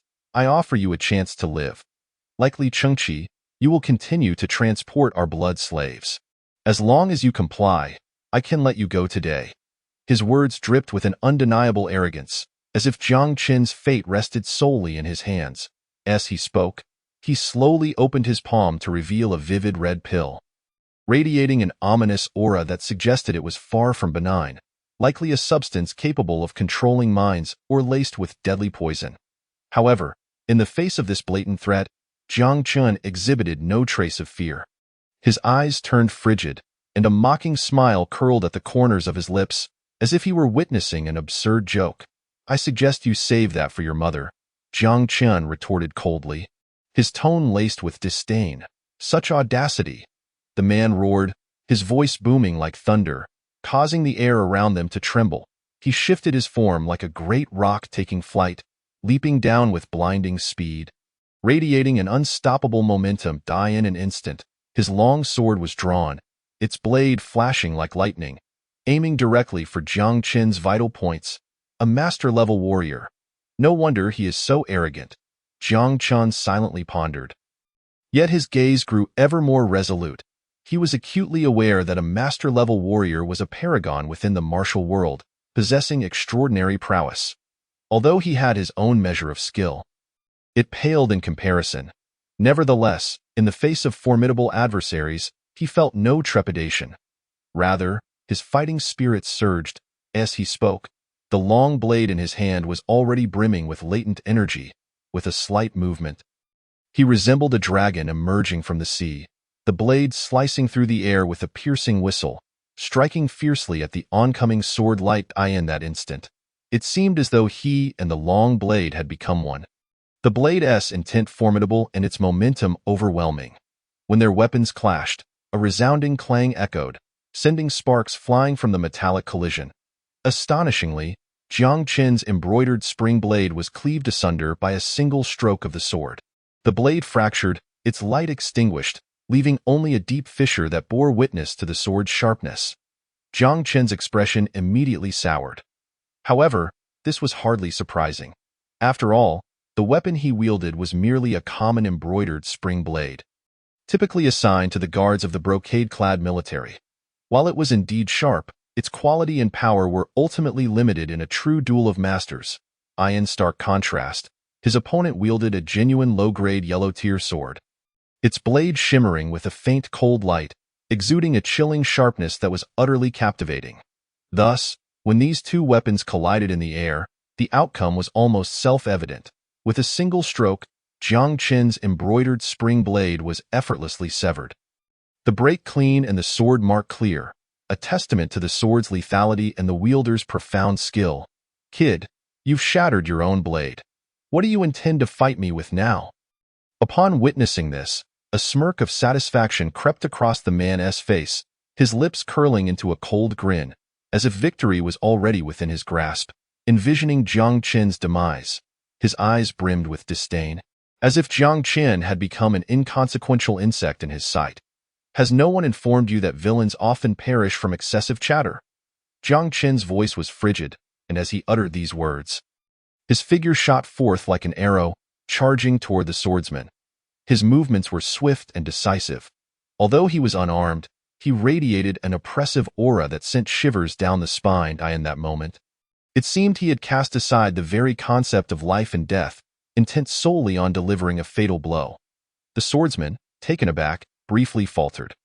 However, being a seasoned warrior, he reacted swiftly, almost simultaneously swinging his sword toward Jiang Qin. The sword light flashed like lightning, its momentum fierce, as if intending to cleave Jiang Qin in two. Yet, Jiang Qin did not retreat. Instead, he extended two fingers. These fingers, seemingly delicate and feeble, appeared to harbor boundless strength. Just as the sword light was about to reach him, he deftly pinched it between his fingers, trapping the exceedingly sharp sword with an iron grip. At that moment, the sword trembled slightly, emitting a crisp sound. The swordsman's expression shifted dramatically, realizing he could not withdraw his weapon, no matter how hard he strained. The sword felt as though it were ensnared between two mountains, utterly immovable. Chapter 13. The demonic cult's sorcerer Jiang Qin's eyes sparkled like cold stars as he coldly regarded the man. A mocking smile playing on his lips. I forgot to mention, my forte lies in martial arts. His voice rang clear in the biting wind, and as the words left his mouth, he unleashed a kick aimed directly at the man's midsection. Should this kick connect, even steel and bone would surely shatter. The man's face paled. He had not anticipated that Jiang Qin possessed such formidable physical strength. If he did not relinquish his sword, he would undoubtedly bear the brunt of the blow, with dire consequences. However, if he chose to abandon his sword, what could he use to contend with Jiang Qin? After all, the sword was his last bastion of hope. In that moment, he found himself ensnared in profound indecision, his gaze flickering between the sword and Jiang Qin, his heart a tumult of struggle and contradiction. He understood that to forsake the sword was to relinquish his final hope. Yet, should he cling to it, he would be unable to withstand Jiang Qin's fierce assault. Just as this hesitation gripped him, Jiang Qin's offensive surged forth like a shadow. In that instant, the man opted to leap high. Evading the strike and using the momentum of his body to retrieve the sword that Jiang Qin had ensnared between his fingers. His eyes gleamed with determination and reluctance, as if he intended to channel all his strength into this singular moment. However, little did he know that this leap would mark the beginning of his descent into despair. As his body lingered in the air, Jiang Qin's eyes glinted with a keen insight. He swiftly exploited the opening presented by his opponent. Drawing the sword toward himself with force, pulling the airborne adversary along with it. The swordsman felt a surge of power emanating from the sword, propelling his body forward against his will, utterly lacking control. Panic surged within him. He had never anticipated Jiang Qin could wield such immense strength. In the next breath, Jiang Qin's other hand shot out like lightning, seizing the man's face with a vice-like grip.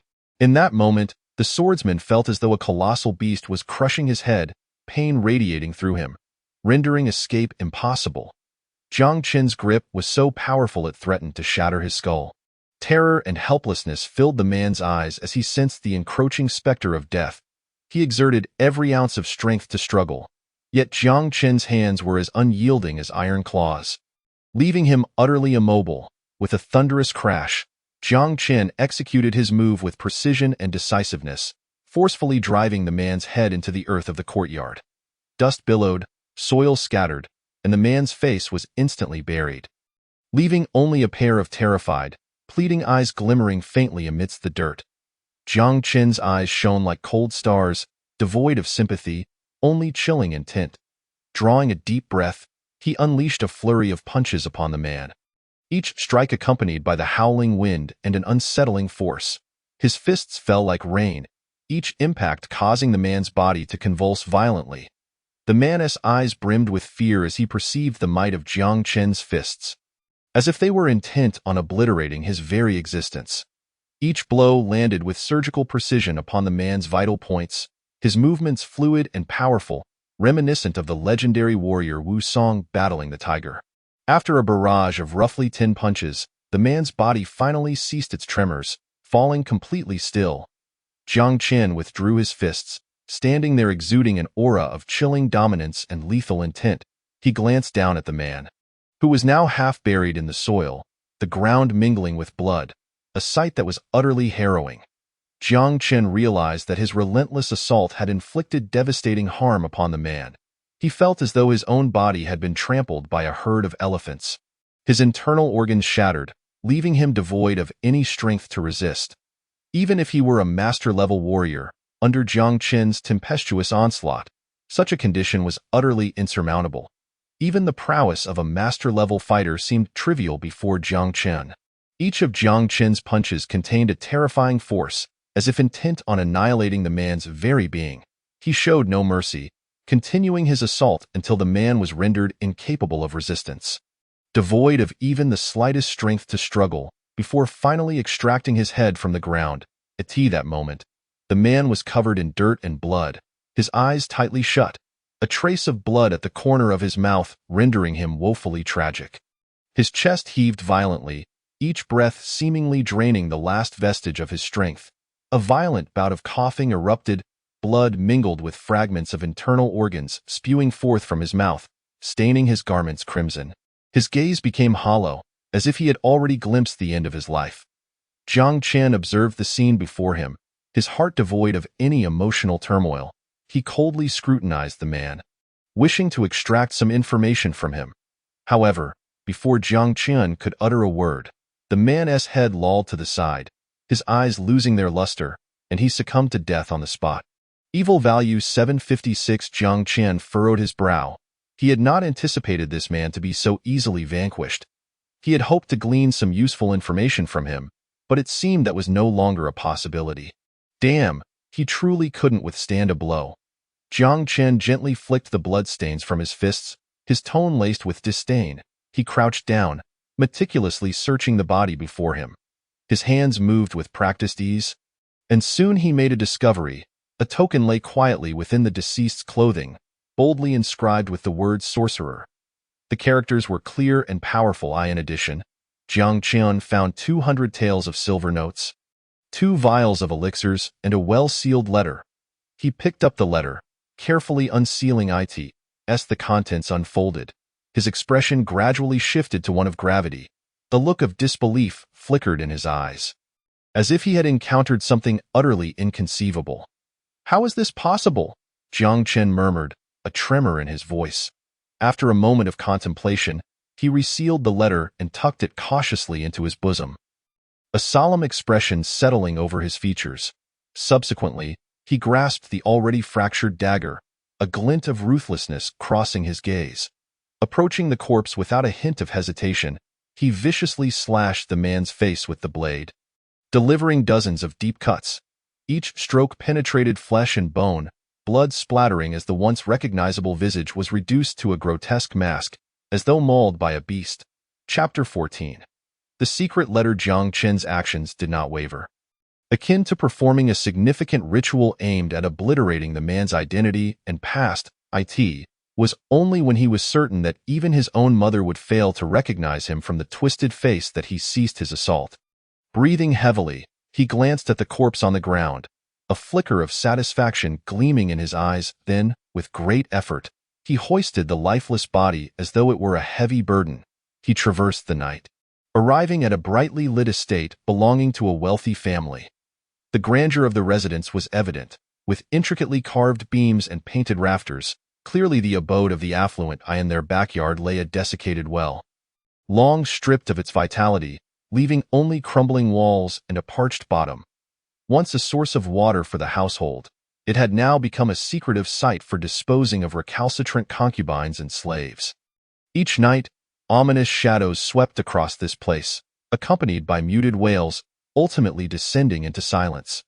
Jiang Chun callously tossed the corpse into the dry well, listening to the dull thud as it landed, his heart unmoved.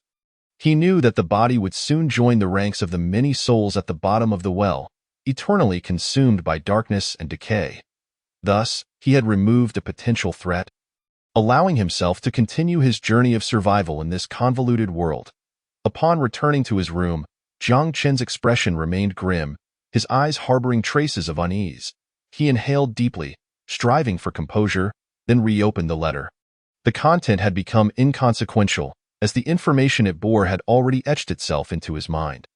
Yet at this moment, his gaze fixated on the signature. The 3 characters C2 Lang leapt out at him. C2 Lang, a name known far and wide in the capital, was one of the 4 great commanders of the Jinui, renowned for his cold-heartedness and ruthless tactics. Jiang Chen's fingertips lightly tapped the table, each strike sending ripples through his thoughts. Why had this letter come into the possession of a martial artist of the master realm, although a master was considered a formidable figure in the martial world? To the truly powerful, they were merely insignificant insects. How could such an individual access such an important missive?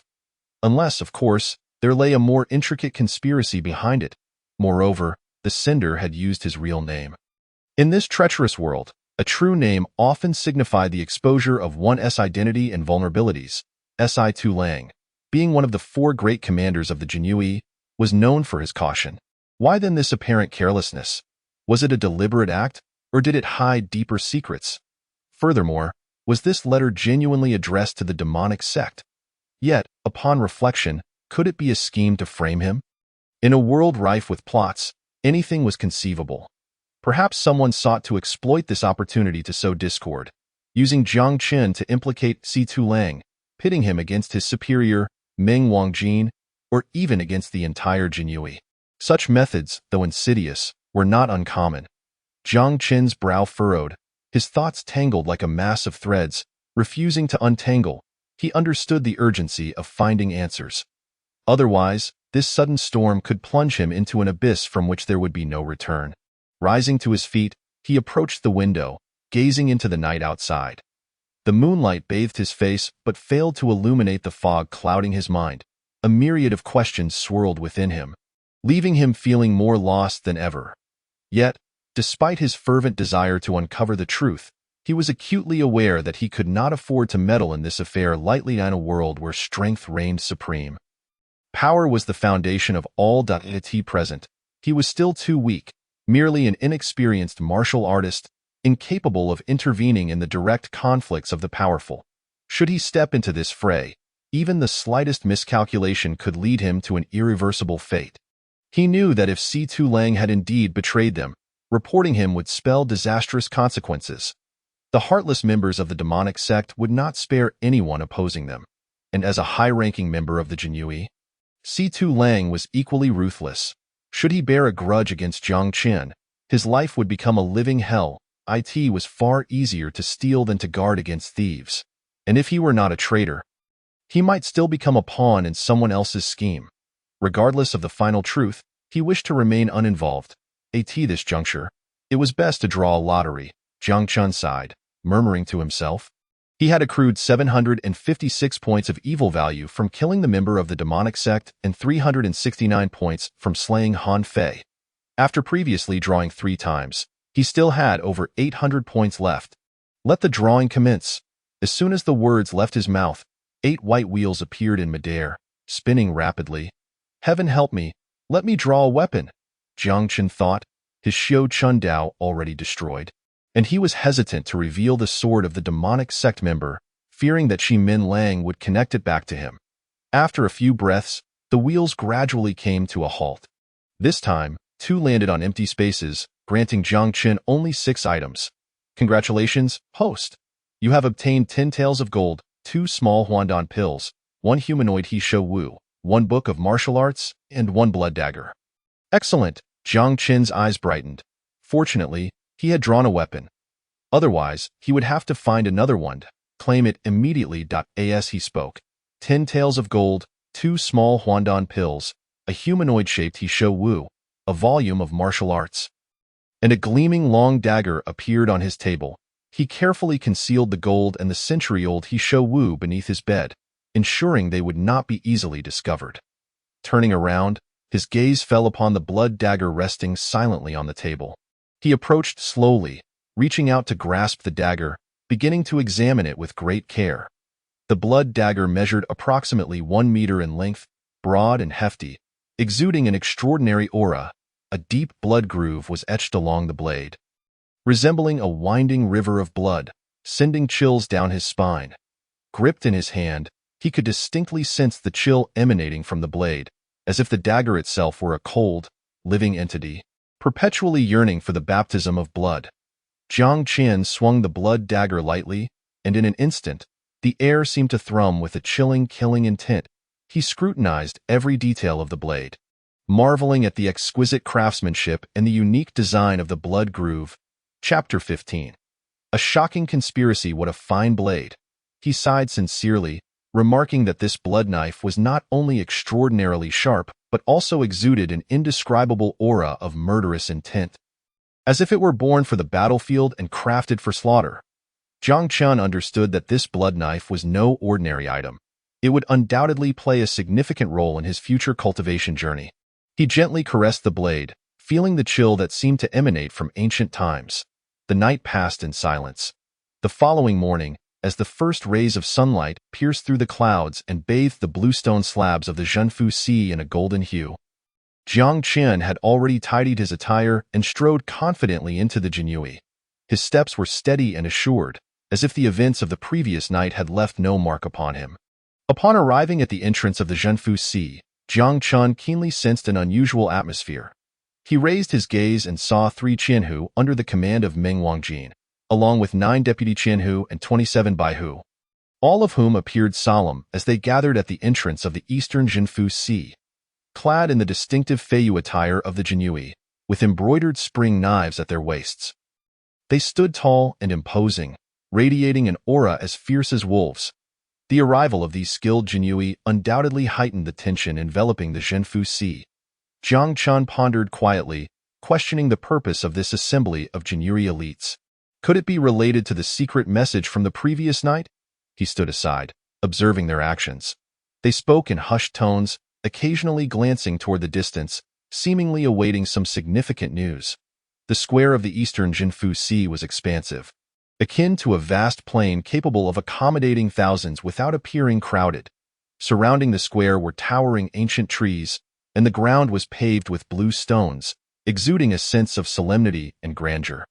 At this moment, sunlight filtered through the clouds, casting mottled shadows upon the square, adding an air of gravity to the impending important moment. Meng Wangjin, donned in the Jinyue's Feiyu attire, appeared even more gallant and imposing. He stood aloft, surveying the square below with a serious expression that resembled the biting cold of a winter wind, instilling a chill in the hearts of onlookers. His deep-set eyes flickered with visible anger. It was evident that he was genuinely enraged, which accounted for his uncharacteristic demeanor. Behind him hung a massive brocade banner embroidered with the vivid image of a Qilin, seemingly poised to take flight and soar through the heavens. This banner was the emblem of the Eastern Jinyue. As time gradually passed, after about the duration of a tea break, the majority of Jinyue from the Eastern Zhenfu Sea, of all ranks above the small flags, had assembled at the scene. Clad in uniform Feiyu attire and wielding sharp embroidered spring knives, they marched in perfect unison, their presence formidable. Meng Wangjin stood high, his gaze sharp as he scanned the densely packed Jinyue below. Without concern for whether all had arrived, he spoke directly, his voice calm yet powerful, cutting through the clamorous crowd and resonating across the vast square of the eastern Zhenfu Sea. Yesterday, Princess Yuling was abducted within the palace, and this matter has alarmed His Majesty. His tone carried an undeniable authority, each word striking the hearts of the assembly like a hammer. Upon hearing this, the Jinyue in the square displayed expressions of shock. His Majesty is enraged and has issued an edict, Meng Wangjin continued, his voice deepening yet resonating with greater intensity. The Jinyue must retrieve Princess Yuling before nightfall, without fail. Otherwise, the salaries of all within the Jinyue will be halved this year as a punishment. At this pronouncement, Astonishment flickered across the faces of the crowd. Princess Yuling, the cherished daughter of the current sovereign, had been showered with affection since childhood. Her beauty was enchanting, her demeanor noble, akin to a celestial being descended to the mortal realm, unforgettable to all who laid eyes upon her. The Ming Emperor's protection of her was, without question, impenetrable. Furthermore, the current Ming Emperor had achieved the legendary realm of martial saints, his prowess unfathomable. Even a master of the Dharma realm would find it impossible to abduct Princess Yuling without drawing the Emperor's attention. The Dharma realm was the pinnacle of martial arts, capable of manifesting divine forms and wielding earth-shattering power. Yet, before the might of a martial saint, even a master of the Dharma realm would be no more than an insect. Yet, despite this, Princess Yuling had gone missing. How could she possibly vanish from within the palace? Jiang Chen furrowed his brow, unable to suppress his thoughts. The current sovereign had proclaimed that whoever could retrieve Princess Yuling would be handsomely rewarded. Meng Wangjin spoke gravely. There are 5 hours remaining until nightfall. I hope you will act swiftly. Since this incident occurred last night, could it be possible that Princess Yuling had already been taken far from the capital? As Meng Wangjin's words echoed in his mind, Jiang Chun felt a fleeting thought arise. However, he swiftly dismissed it. The Ming Emperor had held power for over 30 years, excelling in both civil and martial endeavors. With a cunning intellect that marked him as a master strategist, since he had allowed for 5 hours, it was clear he had confidence that Princess Yuling had not been abducted from the capital. Otherwise, 5 hours would barely suffice to pursue her, let alone recover her. But where could she possibly be? After a moment of contemplation, Jiang Chun shook his head, deciding to abandon the task. After all, even if catastrophe were to strike, there would still be someone tall enough to bear the burden. What was a mere half-salary cut? He did not rely solely on his wages for sustenance. If he drew too much attention and became a target for those skilled individuals, he might find himself facing an untimely demise without understanding how it happened. Anyone capable of abducting Princess Yuling beneath the Emperor's very nose would undoubtedly possess immense power. Should Jiang Qian offend them, he might find himself in grave peril. With this in mind, Jiang Qian began to entertain thoughts of slacking off. At that moment, a notification chimed in his ear. Ding. Task activated. Please, host, uncover the truth behind Princess Yuling's disappearance within 5 hours and successfully return her. Task reward, Eye of Investigation, capable of revealing the target's name and realm. Upon hearing the system's notification, Jiang Qin's spirits lifted. The Eye of Investigation was incredibly useful. He would be able to discern the realm of any adversary at a glance. With this skill, he would no longer fear ambushes from hidden foes. Yet, where would he find the missing Princess Yuling? As he pondered, Wu Tao approached him. The situation is urgent. We must at least ensure that Princess Yuling is not within the jurisdiction of our Eastern Jinfu Sea. If it were to be discovered that she escaped from our area, our lives would be in jeopardy. Seeing Wu Tao's anxious demeanor, Jiang Qin suddenly recalled the letter from the previous night. Chapter 16. Entering the Palace. Could it have been the doing of Situ Lang? Yet, he quickly dismissed this idea. The reason was simple. The strength of that cultist was far too weak to be involved in an abduction of such magnitude. Unless the abductors had lost their senses and brought along a liability to seal their fate. Moreover, he had already reviewed the contents of the letter, which pertained to betraying low-ranking Jinyui to the cult in exchange for magical pills to enhance martial prowess. It bore no relation to the abduction of the princess. However, this line of thought opened Jiang Qin's mind. Perhaps there was an insider within the palace facilitating the escape. Only in this manner could the princess be taken away without a trace. Yet, that was quite an impressive feat, to transport Princess Yuling out of the palace without alerting the elite guards. He wondered how they managed to achieve such a thing. After all, exiting the palace required navigating layers of scrutiny and defenses. Impossible to do so casually. Just then, Meng Wangjin unexpectedly turned his gaze toward him. Jiang Qin, you will accompany me into the palace. This declaration struck him like thunder, causing Jiang Qin's expression to shift dramatically. Why would Meng Wangjin want to drag him into the palace? Yes, my lord. Clearly, this was not the time for slow inquiries. Jiang Qin hastily approached Meng Wangjin. The two made their way into the palace, one following the other. Meng Wangjin moved swiftly, compelling Jiang Qin to jog to keep pace. Soon, They arrived at the palace gates. To Jiangqin's astonishment, the 4 great Shenfusi officials were gathered at the palace entrance, each accompanied by a solemn-faced individual. Feeling a twinge of unease, Jiang Qin instinctively glanced toward the western Shenfusi, whereby Hu Situ Lang stood. Just a fleeting glance made his heart race, and a chill ran down his spine. He quickly lowered his head, but it still caught Situ Lang's attention. The latter cast a casual glance in Jiang Qin's direction, sending a shiver coursing through him. As if he were pierced by unseen daggers point, one should never gaze where one ought not. Meng Wangjian gently reminded Jiang Qin, who promptly acknowledged her. Although he did not cast another glance at Situ Lang, his heart was already filled with profound trepidation. For above Situ Lang's head, a sinister black number, 95634, loomed ominously. This signified that he had taken the lives of at least 90,000 individuals, or in other words, had incurred a karmic debt of over 90,000 souls, reaching a terrifying magnitude. Jiang Qian now felt certain that Situ Lang was undoubtedly entangled with the demonic sect, and it was even highly probable that he served as a covert agent of the sect within the Genie Way. After a brief moment, the palace gates slowly creaked open, as if a heavy historical portal was being eased aside, revealing another realm beyond, a rather effeminate-looking eunuch, his face painted white and exuding an eerie charm. Stepped forth, dressed in resplendent eunuch attire, he moved with a lightness that belied the undeniable authority he bore. Standing at the palace entrance, he declared loudly, "Summon the 4 grand commanders of the Genie Way from the east, west, south, and north, along with their attendants, to enter the palace at once." His voice resonated like a mighty bell, reverberating across the vast courtyard, sending a tremor through the hearts of all present. Despite his seemingly frail physique, the eunuch's voice was remarkably robust, brimming with force. This striking contrast between his delicate appearance and powerful voice was undeniable. Jiang Qian and the other elite members of the Genie Way instantly discerned that this eunuch was at least a master of the Tianren realm, a pinnacle of martial prowess capable of comprehending the laws of heaven and earth. Possessing extraordinary strength, such masters were exceedingly rare in the realm of martial arts. "At your command." The 8 bowed respectfully before striding into the palace. "Do you know why I chose you to accompany me?"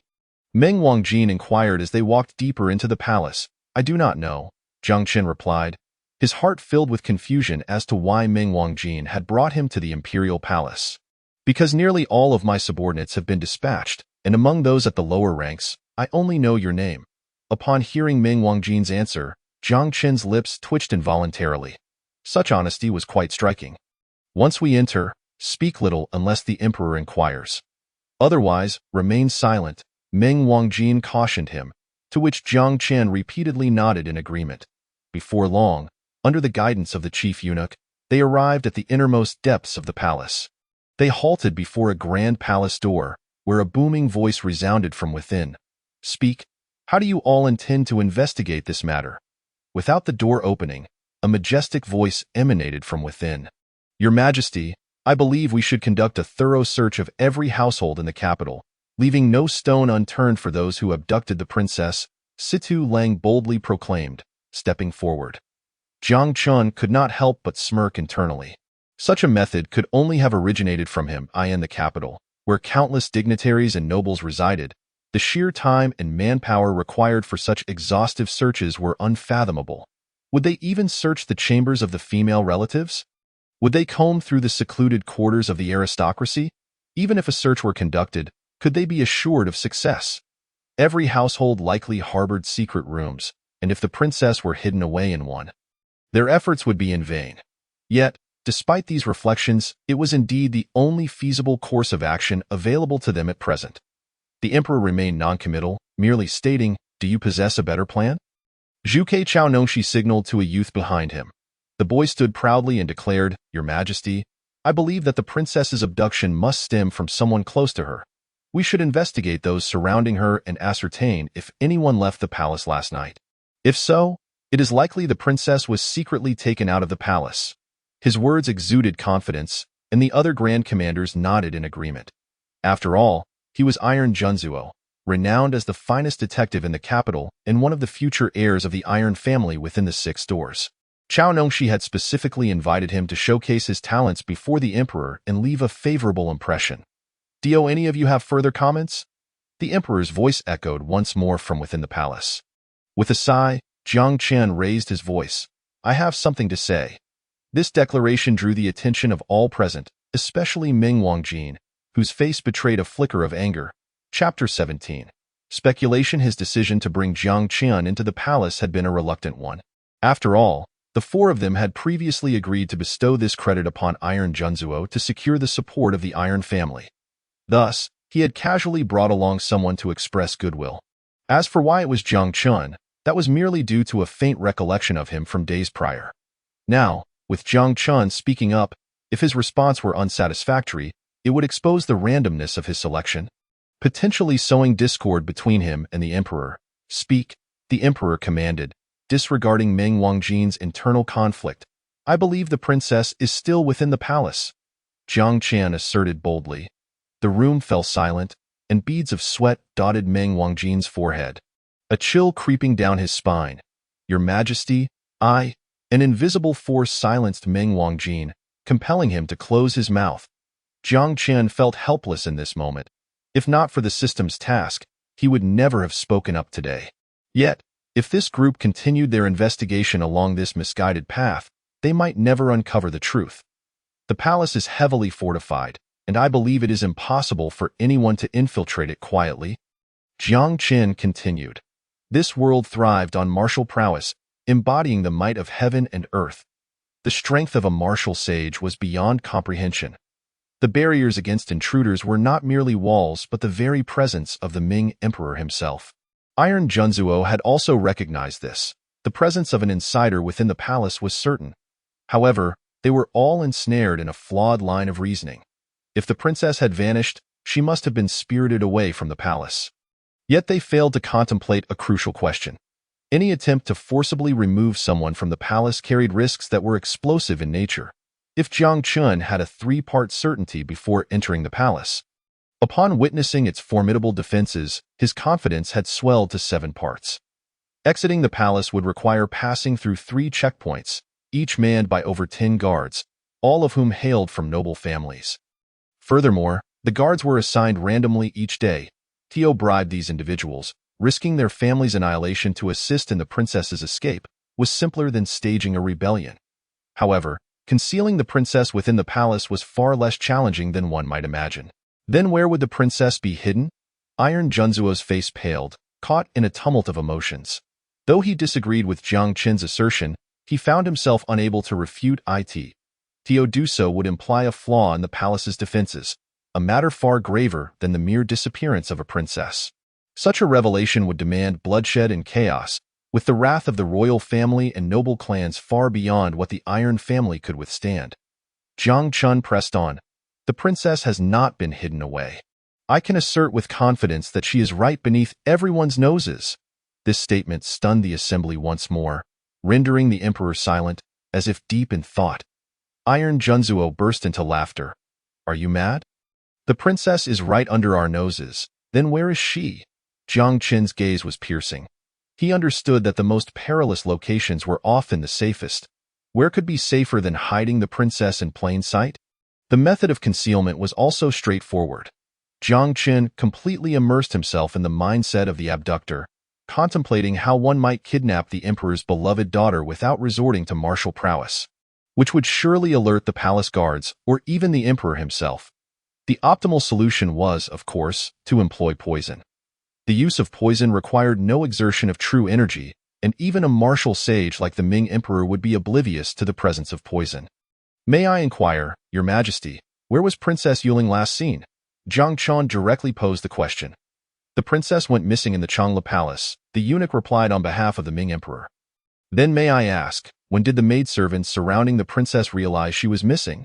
Jiang Qian continued.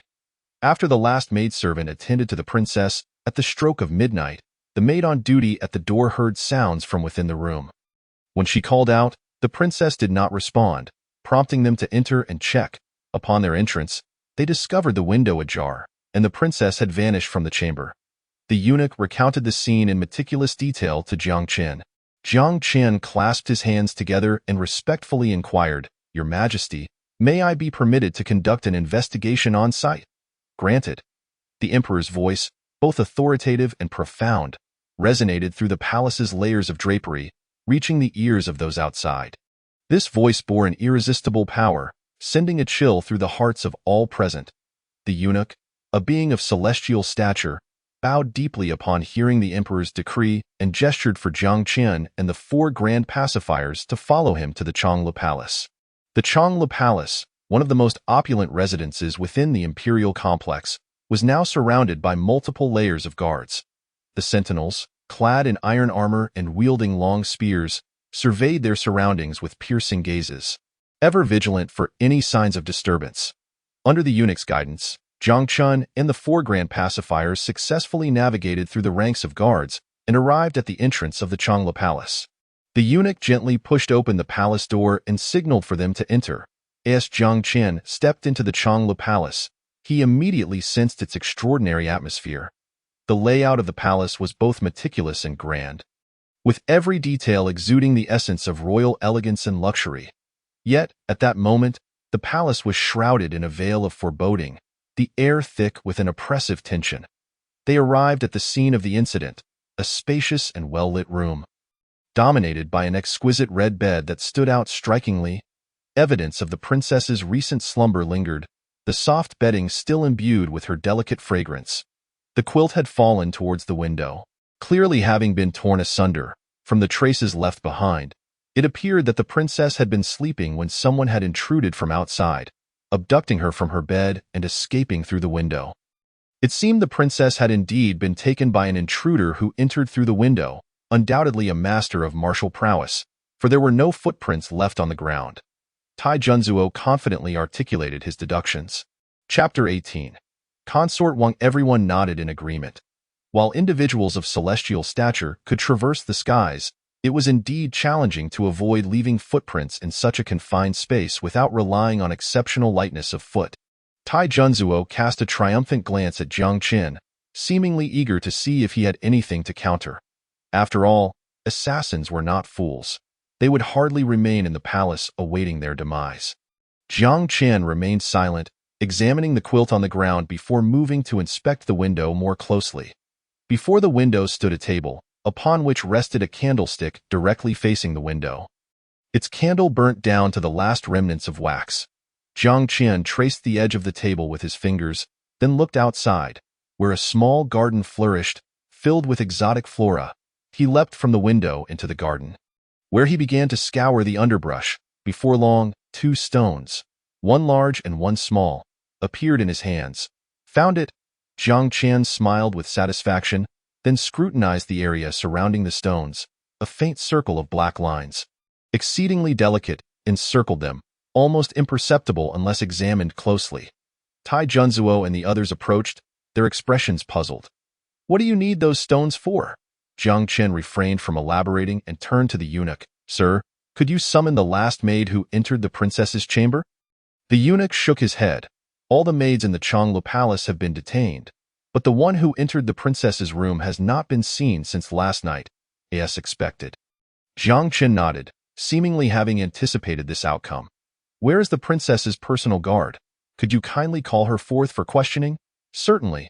Moments later, the heavy sound of footsteps shattered the silence of the Changla Palace. 2 burly eunuchs roughly dragged a battered woman, shackled and bruised, into the center of the room. Her attire was disheveled, hair unkempt and cascading over her shoulders, her face marred with wounds, and her eyes filled with despair. She crumpled to the ground, her body weakened from prolonged torment, as though she had lost all strength to stand. The once vibrant spark in her eyes had dimmed, replaced by an overwhelming sense of fear. Clearly, she had endured unimaginable cruelty, both physically and mentally. "This woman is the princess's personal guard. We interrogated her last night, but extracted nothing of value," one of the eunuchs indicated, fatigue lacing his voice. Reflecting his dissatisfaction with the interrogation's results, Jiang Qian crouched slowly, meeting the trembling woman's gaze. He noticed that her fingernails were absent, her bloodied fingers quivering, silently narrating the torment she had faced. Despite her frail condition from the prolonged torture, she fought to retain her consciousness, unwilling to succumb to unconsciousness. Her eyes, filled with profound fear, told a tale of anguish from being utterly shattered. Jiang Qian marveled inwardly. This woman must have been a formidable fighter, for an ordinary person would likely have succumbed long ago under such brutal punishments. Yet she had persevered, buoyed by indomitable will and remarkable physical resilience. I know nothing, I truly know nothing, the woman trembled, repeating the phrase in a desperate cadence. Her voice was laden with helplessness, clearly a victim of the eunuch's relentless torment. Jiang Qian inquired, "Were you with the princess throughout yesterday?" I know nothing, I know nothing." She seemed to have lost her grip on sanity, fixated solely on her two repeated phrases. Seeing her state, Jiang Qian spoke calmly, "I understand you are innocent. I have a way to save you and retrieve the princess. But you must answer my questions truthfully. You have but one chance. If you refuse, I cannot assist you further." A glimmer of hope flickered in her eyes. "When I arrived, the princess was already gone. I do not know where she is gone. Before her disappearance, where did the princess visit? Please detail it for me. I in Consort Wang's palace, in Consort Li's palace, in Consort Morong's palace, in the Imperial Garden, in the Scripture Pavilion." The woman listed a dozen places, causing the listeners to furrow their brows. Yet, a spark of excitement flashed in Jiang Qian's eyes. Did she visit so many places daily? Or just yesterday? Just yesterday. Previously, the princess would visit no more than 2 or 3 places at most. The woman replied. Where did she intend to go first? To Consort Wang's place. After leaving Consort Wang's palace, where did she go next? To Consort Yang's. How long did she stay with Consort Yang? For the duration of a tea's brewing.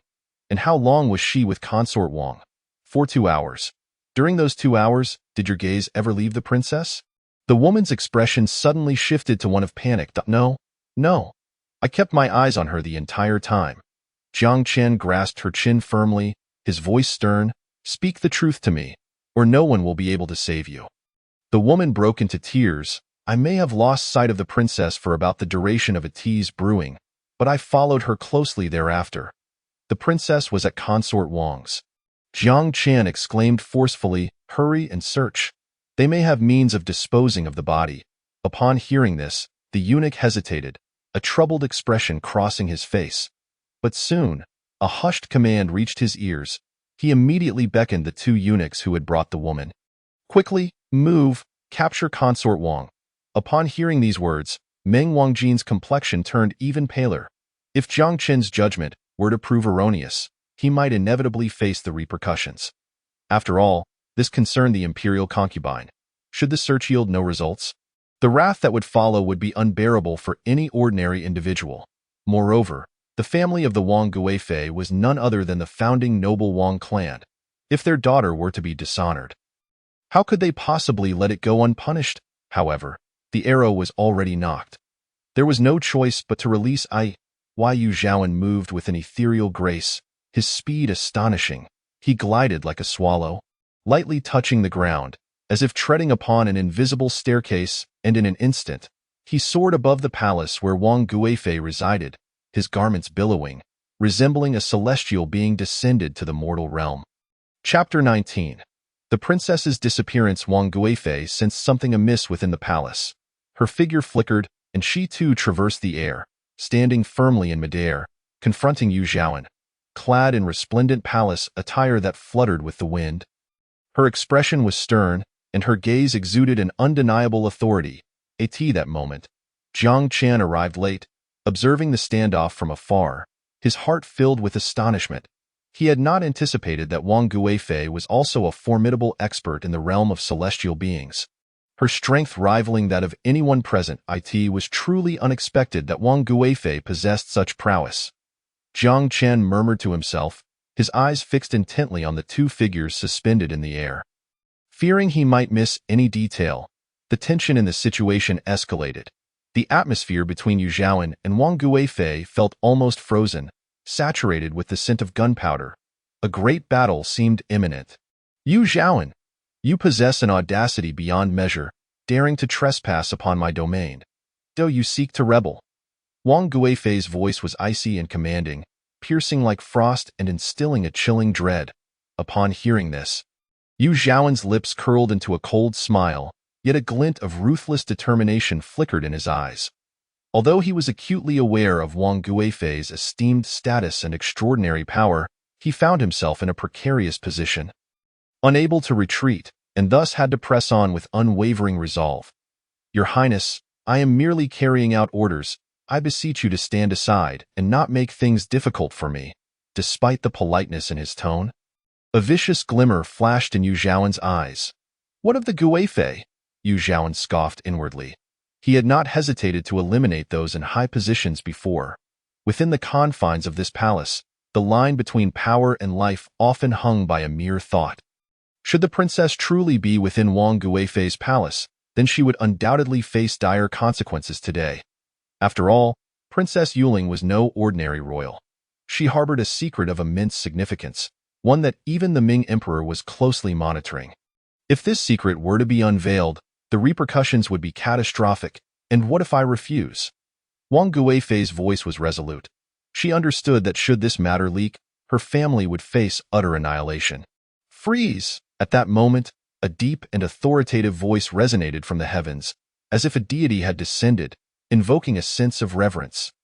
This voice carried an extraordinary power, causing Wang Guifei's body to abruptly freeze in place, as if bound by invisible frost, rendering her immobile. Observing this, Yu Zhaoen's heart soared with joy, realizing that the Ming Emperor had intervened. He swiftly darted into Wang Guifei's residence like a specter, commencing a meticulous search. He understood that time was of the essence. He had to locate the princess swiftly, for the longer it took, the more complicated the situation would become. Yu Zhaoen scoured the residence, leaving no corner unchecked. His gaze was sharp as an eagle, and not a whisper of movement escaped his awareness. He silently prayed to find the princess within the shortest possible time, ensuring her safe return to the palace. The palace maid stood nearby, trembling in fear. Yet, as a stick of incense burned down, Yu Zhaoen still found nothing. Outside, Meng Wangjin grew increasingly anxious, his heart sinking further. Regret washed over him for having brought Jiang Qian into this predicament. If they failed to uncover Princess Yuling's whereabouts within Wang Guifei's palace, it was likely that, to placate the Wang family's fury, the Ming Emperor would sacrifice him. After all, a mere deputy commander could hardly satisfy the Wang clan's demands. Yet, he found himself without options now. As Meng Wangjin lamented his choices, Yu Zhaoen emerged, his expression dark and foreboding. "I found nothing." He regarded Jiang Qian, seemingly hoping to catch a glimpse of panic on his face. However, Jiang Qian remained composed, as if everything was well within his control. "Of course, you will find nothing. Did I not tell you from the beginning that Princess Yuling is right under everyone's noses?" "What do you mean by that?" Yu Zhaoen was compelled to suppress his frustration and inquire, "Isn't Princess Yuling right here?" As he spoke, he pointed toward the group of palace maids. Yu Zhaoen's eyes lit up instantly as he approached the maids. Scrutinizing each one, soon, he seized a maid with a vacant expression and a plump figure. He examined her face for a moment, then suddenly extracted a long needle from behind her ear. The next instant, her appearance transformed significantly. Yu Zhaoen was overjoyed, quickly retrieving several more silver needles. As he removed them one by one, a face he was all too familiar with emerged before everyone. "Princess!" Yu Zhaoen immediately knelt and exclaimed. Meanwhile, Wang Guifei, suspended in midair, turned pale, her eyes filled with despair. Moments later, several masked women arrived, lifted Princess Yuling, and vanished from sight. "Zhaoen, escort them out. The following matters are familial affairs, not suitable for outsiders to witness." "Yes, Your Majesty." A glimmer of excitement flashed in Yu Zhaoen's eyes as he addressed the crowd. "Please, everyone." The group departed the palace along the same path. Yu Zhaoen eagerly asked Jiang Qian, "Young hero, I still fail to grasp how you discern this. Could you elucidate?" Jiang Qian nodded. "I surmise the truth of the matter is this. Yesterday, Princess Yuling visited Wang Guifei's palace for leisure. Wang Guifei must have long plotted to divert the guard. Subsequently, she employed a master of disguise among her subordinates to replace the real princess, hiding the genuine Princess Yuling under poison, while sending the impostor to visit various places. In this manner, should the guard arrive. He would lack the time to scrutinize the princess closely and would not quickly discover her flaws. Upon hearing Jiang Qin's explanation, Yu Zhaoan expressed confusion. But the ladies of the various palaces are familiar with Princess Yuling. Would they not notice any discrepancies in such a hasty exchange? Jiang Qin smiled slightly. The substitute Wang Guifei sought must have been trained for a considerable time. It is quite possible that she was a maidservant close to Princess Yuling. However, this maid was swapped out by another, making her every action closely resemble the genuine princess. Furthermore, since she visited each Guifei's palace for a brief duration, it would naturally be difficult to expose her. For who could have imagined that someone would audaciously attempt such a deception? Yu Zhaoan remained puzzled. Then who was the assassin that intruded upon the room upon their return? Where did that impostor princess vanish to? Chapter 20. Departure. I suspect that the impostor princess escaped through the window. Tai Junju interjected immediately. Did you not notice? The window opens inward. Is that so?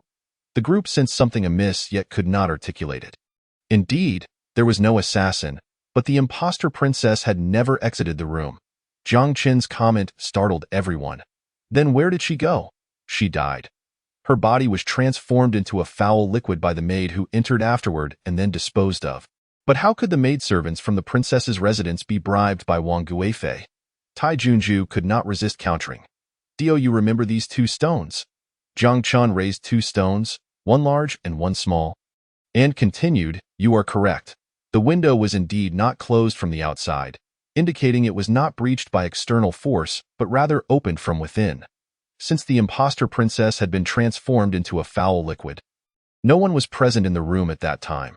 Thus, Wang Guifei's people set a small mechanism. They tied a rapidly burning rope to a large stone and a small stone, placing the small stone inside the window and the larger stone outside. They then closed the window. Afterward, they secured the rope to the corner of the table, anchoring the two stones. When the candle burned down to a certain length, the rope would be ignited, causing the larger stone to fall, bringing the smaller stone down into the garden's grass, which would simultaneously open the window. This would create the illusion that someone had intruded from outside the window and abducted the princess. As for those two stones, stones in the garden are nothing out of the ordinary. Upon hearing Jiang Qin's explanation, the group vividly envisioned the perpetrator's intricate setup, manipulating everyone in the palace without employing genuine energy. But why would she go to such lengths? Tai Junju could not help but inquire, would it not be more advantageous for her to wait until dawn the following day to allow others to discover the princess's absence? Upon hearing this, the others nodded in agreement. Indeed, such a tactic would afford them more time and would avoid causing a commotion of this magnitude. However, Jiang Qin shook his head. No, that is precisely where their brilliance lies. Should Princess Yuling vanish without a trace in such a manner, the prime suspicion would rest within the palace itself. As she disappeared from within its confines, the palace would undoubtedly intensify its search efforts, possibly even scouring each chamber meticulously. Furthermore, it is inconceivable that concubine Wang would dare to smuggle someone out under the emperor's very nose. With a cold smile, Jiang Qin continued, yet, if chaos ensues within the palace as they seek the whereabouts of the princess, many would resort to their true energies. In such a scenario, even the emperor could not ascertain whether someone had taken advantage of the turmoil to spirit the princess away from the palace. Although the likelihood of such an event is slim, it is not impossible. Consequently, all attention would shift outside the palace, leading them to believe she has already escaped. In that case, concubine Wang could easily concoct an excuse to return to her family, at which point they would be able to brazenly escort Princess Yuling out. As they spoke, they had already arrived at the palace gates. Yu Chaoran regarded Jiang Qin with eyes full of admiration. Young hero, it would indeed be a great loss to the world if you did not become a constable.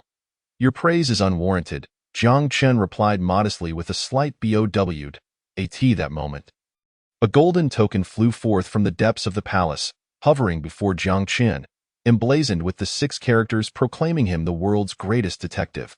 Upon seeing this token, Tai Junju's teeth nearly ground to dust in frustration. This token had once belonged to his father, Tai Yunting, who had solved countless cases and received it as a commendation from the late emperor. After the current emperor ascended the throne, The token was returned to him when Tai Yunting was promoted to the head of the Six Doors. Furthermore, Tai Yunting had previously declared that whoever from the Tai family could obtain this token would become the next family head, and if someone from Six Doors acquired it, they could become his esteemed disciple. Little did he expect that this token would end up in the hands of a member of the Jinyue. Tai Junjue glared at Jiang Chen with eyes full of murderous intent.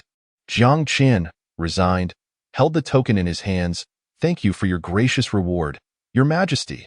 Yu Chaoran laughed heartily at the scene. "Young hero, it seems the Emperor truly holds you in high regard." With that, he turned and strode into the palace, evidently eager to engage in his preferred pursuits, showing that certain Wang Guifei, who often derided him as a castrated dog, the consequences of her insults. Meng Wangjian regarded Jiang Chen with a complex expression, astonished that his simple request for assistance had led to such fortuitous opportunities for him. Just then, the system's voice echoed in his ears. "Congratulations, host, for completing the task and acquiring the skill. Eye of Investigation." In the next moment, a glimmer of clarity flashed in Jiang Chen's eyes, and as he surveyed the crowd, he noticed that above each person's head, alongside their malevolence points, their names and current realms had appeared. Tai Junjue, Mid-Stage Grandmaster, Malevolence Points, 53.it. Seems that fellow has been up to no good, Jiang Chen mused, stroking his chin. Let us return to in a few days, once the Emperor has uncovered the truth. You shall receive your reward, Meng Wangjin sighed. Jiang Chen's accolades would undoubtedly bring him considerable benefits, for after all, it was he who had unraveled the case. According to the laws of the Ming dynasty, the reward he received would surely be greater than Jiang Chen's. This was established to encourage those in higher positions to assist and elevate capable juniors.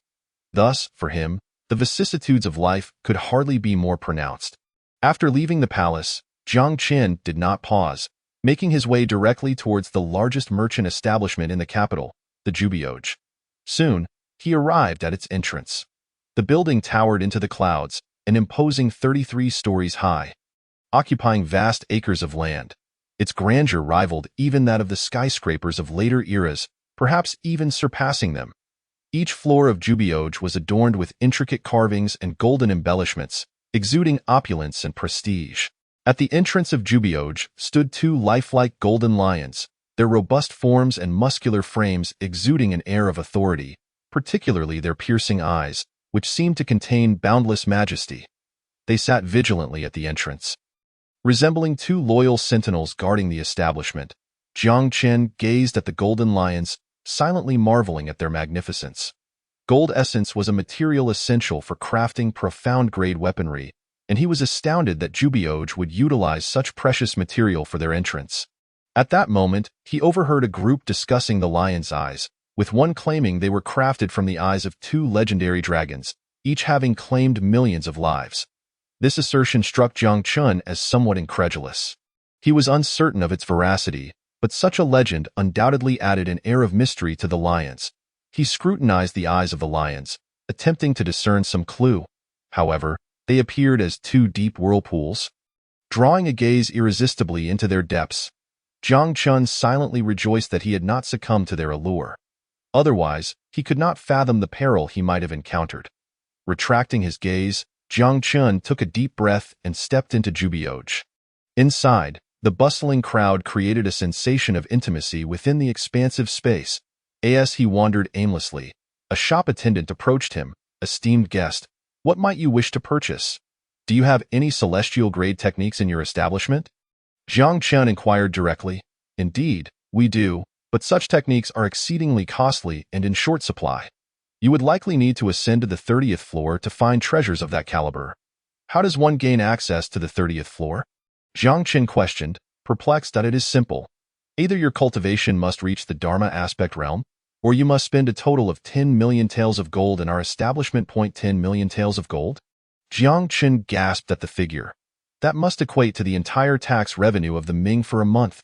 In this world, the Ming dynasty was far more expansive than its historical counterpart. Its vast territory and immense population formed the bedrock of its prosperity, yielding a continuous stream of tax revenue. Thanks to this fertile land and its populace, the annual tax revenue of the Ming had surged to a remarkable height, 15 billion taels of silver.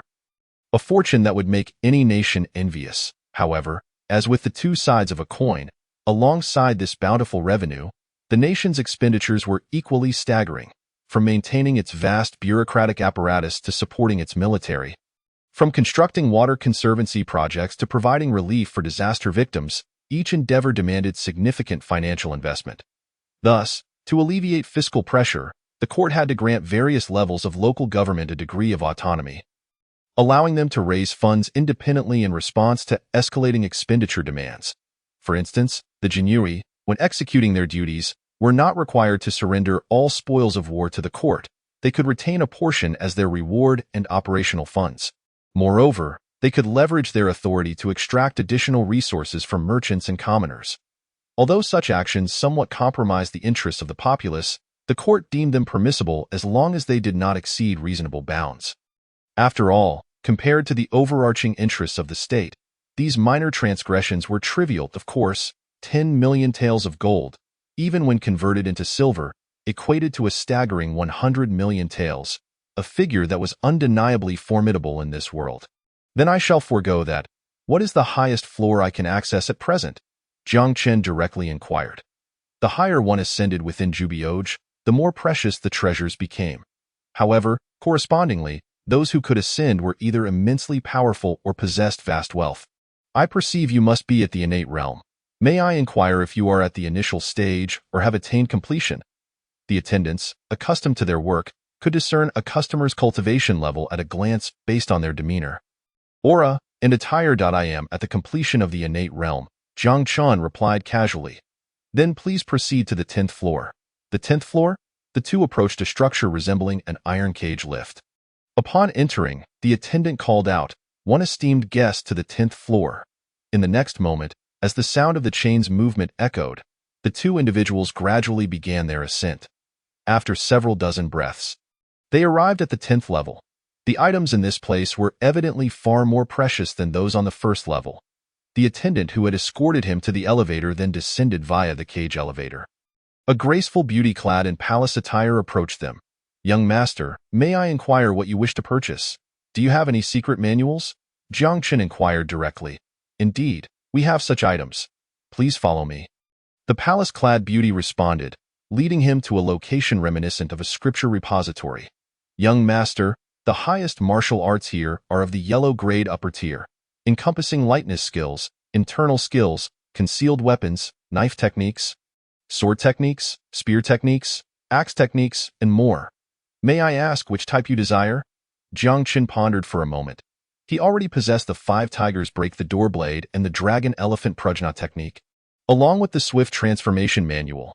What he lacked now was a means to subdue enemies from a distance. Hence, concealed weapons became his primary target. This way, he could prevent enemies from fleeing. "What types of concealed weapon skills do you offer?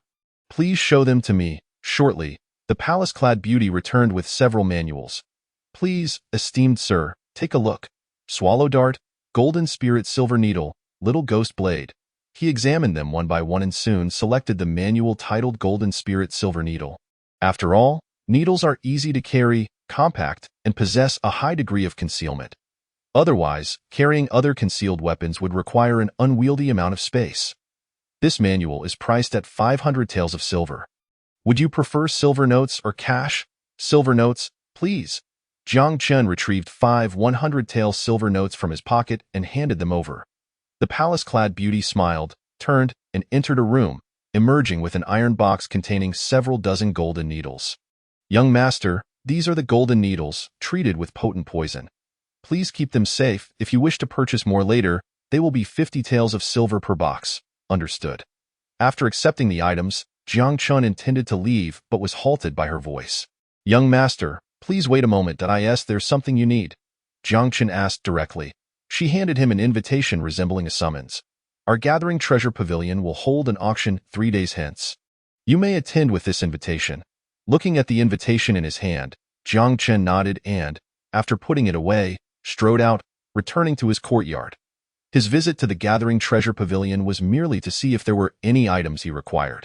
As it currently stood, given his strength, there was nothing on the first 10 levels that could assist him. The items produced by the system appeared far superior. It seemed time to take on a few tasks to earn some sin value. Tasks could be accepted within the embroidered uniform guard, and upon completion, one would receive merit points. The amount of merit points often correlated directly with the strength of the task's objectives. This fact allowed many individuals of lesser strength, yet notorious for their evil deeds, to find a glimmer of hope, for the bounty on their heads was too meager, leading the powerful embroidered uniform guards to disregard them, while the weaker ones lacked the time to pursue them. Suppressing his thoughts, Jiang Qin swallowed a small return elixir and began to practice the two manuals he had acquired today: Golden Spirit Silver Needle and Swift Transformation. Outside the capital, atop a towering mountain peak, stood a woman clad in a black robe. Her figure swayed gently in the breeze, resembling a solitary black lotus, quietly gazing upon the bustling and vibrant capital. Following the outbreak of the Princess Yuling's disappearance case, the entire capital seemed shrouded in an invisible haze. Tio's search for the missing princess, the court dispatched a multitude of elite troops to scour for clues, simultaneously to guard against potential enemy attacks or internal strife. Every city wall in the capital boasted at least one master of the Dharma realm stationed, their presence as solid as a mountain, instilling a sense of reverence. Under such stringent defenses, one could say that not even a fly could easily escape the capital. Yet, amidst this tight security, someone dared to disrupt the tranquility. A bloodied and tattered figure stumbled into the black-robed woman's line of sight. His steps were unsteady, as if each stride drained the last vestiges of his strength. Should anyone recognize him, they would surely exclaim in shock, for this man was none other than Wang Xinyan, the legitimate son of the Duke of the Kingdom. Wang Xinyan held a position of unparalleled prestige in the Ming dynasty. Not only was he the sole heir of the Duke, but he was also a high-ranking official in the court, deeply favored by the emperor. Yet, at this moment, he resembled a lost dog, covered in wounds. In utter disarray, "Saintess, our plan has been exposed." Wang Xinyan suddenly collapsed to his knees, his voice tinged with despair, his eyes riddled with bloodshot veins, appearing particularly haggard. The woman before him was strikingly beautiful. Her skin as delicate as fine jade, her crimson lips luscious and tempting. However, her gaze was cold and profound, emanating a dangerously unsettling aura. She furrowed her brow slightly, her captivating eyes filled with confusion.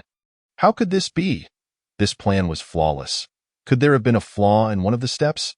Wang Xinyan trembled slightly, taking a deep breath as if to steady his emotions. After a moment, he slowly spoke, his voice laced with hesitation and struggle. "No, every step was executed strictly according to your instructions. There were no errors. However, there was a member of the embroidered uniform guard. At this point, Wang Xinyan abruptly halted, a conflicted expression crossing his face, clearly contemplating whether to divulge the subsequent details. "What happened to him? Don't play coy with me." Hearing the woman's icy tone, Wang Xinyan immediately replied, "He saw through your plan and directly located Princess Yuling in Mainyang's palace." "What?" The woman erupted in fury, an aura of lethal intent radiating outward, causing even the nearby stones to crack with fissures. "Forgive me, Saintess." Wang Xinyan hastily bowed his head, his voice tinged with trepidation. "What is his name?" The woman ground her silver teeth, each word seemingly forced through clenched jaws, her gaze flickering with icy malice, instilling fear. "His name is Jiang Qin," Wang Xinyan replied, his voice hoarse, as if he were struggling to suppress the fear and regret within. "Jiang Qin? Very well, I shall remember him." The woman's voice was low, her eyes revealing a fierce intensity, as if she intended to engrave this name deeply in her heart for future retribution. Wang Xinyan, upon witnessing the saintess's gaze, felt an even deeper fear welling up within him. Tremblingly asking, "Saintess, what shall we do next?" The saintess remained silent for a moment, then slowly raised her head, her gaze piercing into Wang Xinyan. "Your entire family has been captured?" Wang Xinyan painfully nodded. "Yes. Saint Ses It was my father who used the Great Teleportation Talisman to send me out." "What? The Great Teleportation Talisman? You fool." The Saintess of the Five Poisons sect's expression changed drastically, a mixture of shock and anger surging within her. Her form swaying as she took flight into the sky like a swift swallow.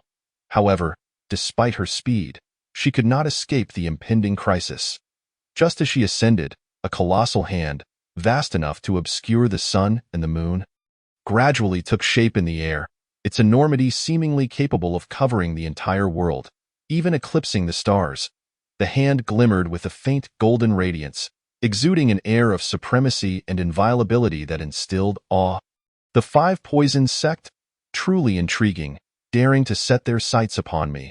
Such boldness indeed. A voice, deep and commanding, resonated through the sky, as if it emanated from the heavens above or the abyss below, filled with unfathomable authority. Upon hearing this voice, the saintess of the Five Poisons sect was struck with dread. With her strength, she could not possibly contend against the Ming Emperor, and could only exert herself to escape. Grasping for a sliver of hope, thus, she promptly retrieved from her spatial ring a palm-sized, pitch-black scorpion. The scorpion exuded a dense aura of venom, appearing exceedingly fearsome. Without hesitation, the saintess swallowed it whole, and instantly, a powerful force erupted from her, her aura surging, as if in that moment, she had transcended humanity, transforming into a terrifying beast of poison. In the wake of this newfound power, the saintess was able to stand her ground against the colossal hand overshadowing her. Her figure darted through the air, her hands weaving intricate movements, releasing trails of poisonous light in an attempt to shatter the constraints of the enormous hand. The 7 transformations divine scorpion? The old poison master has even provided you with such a treasure.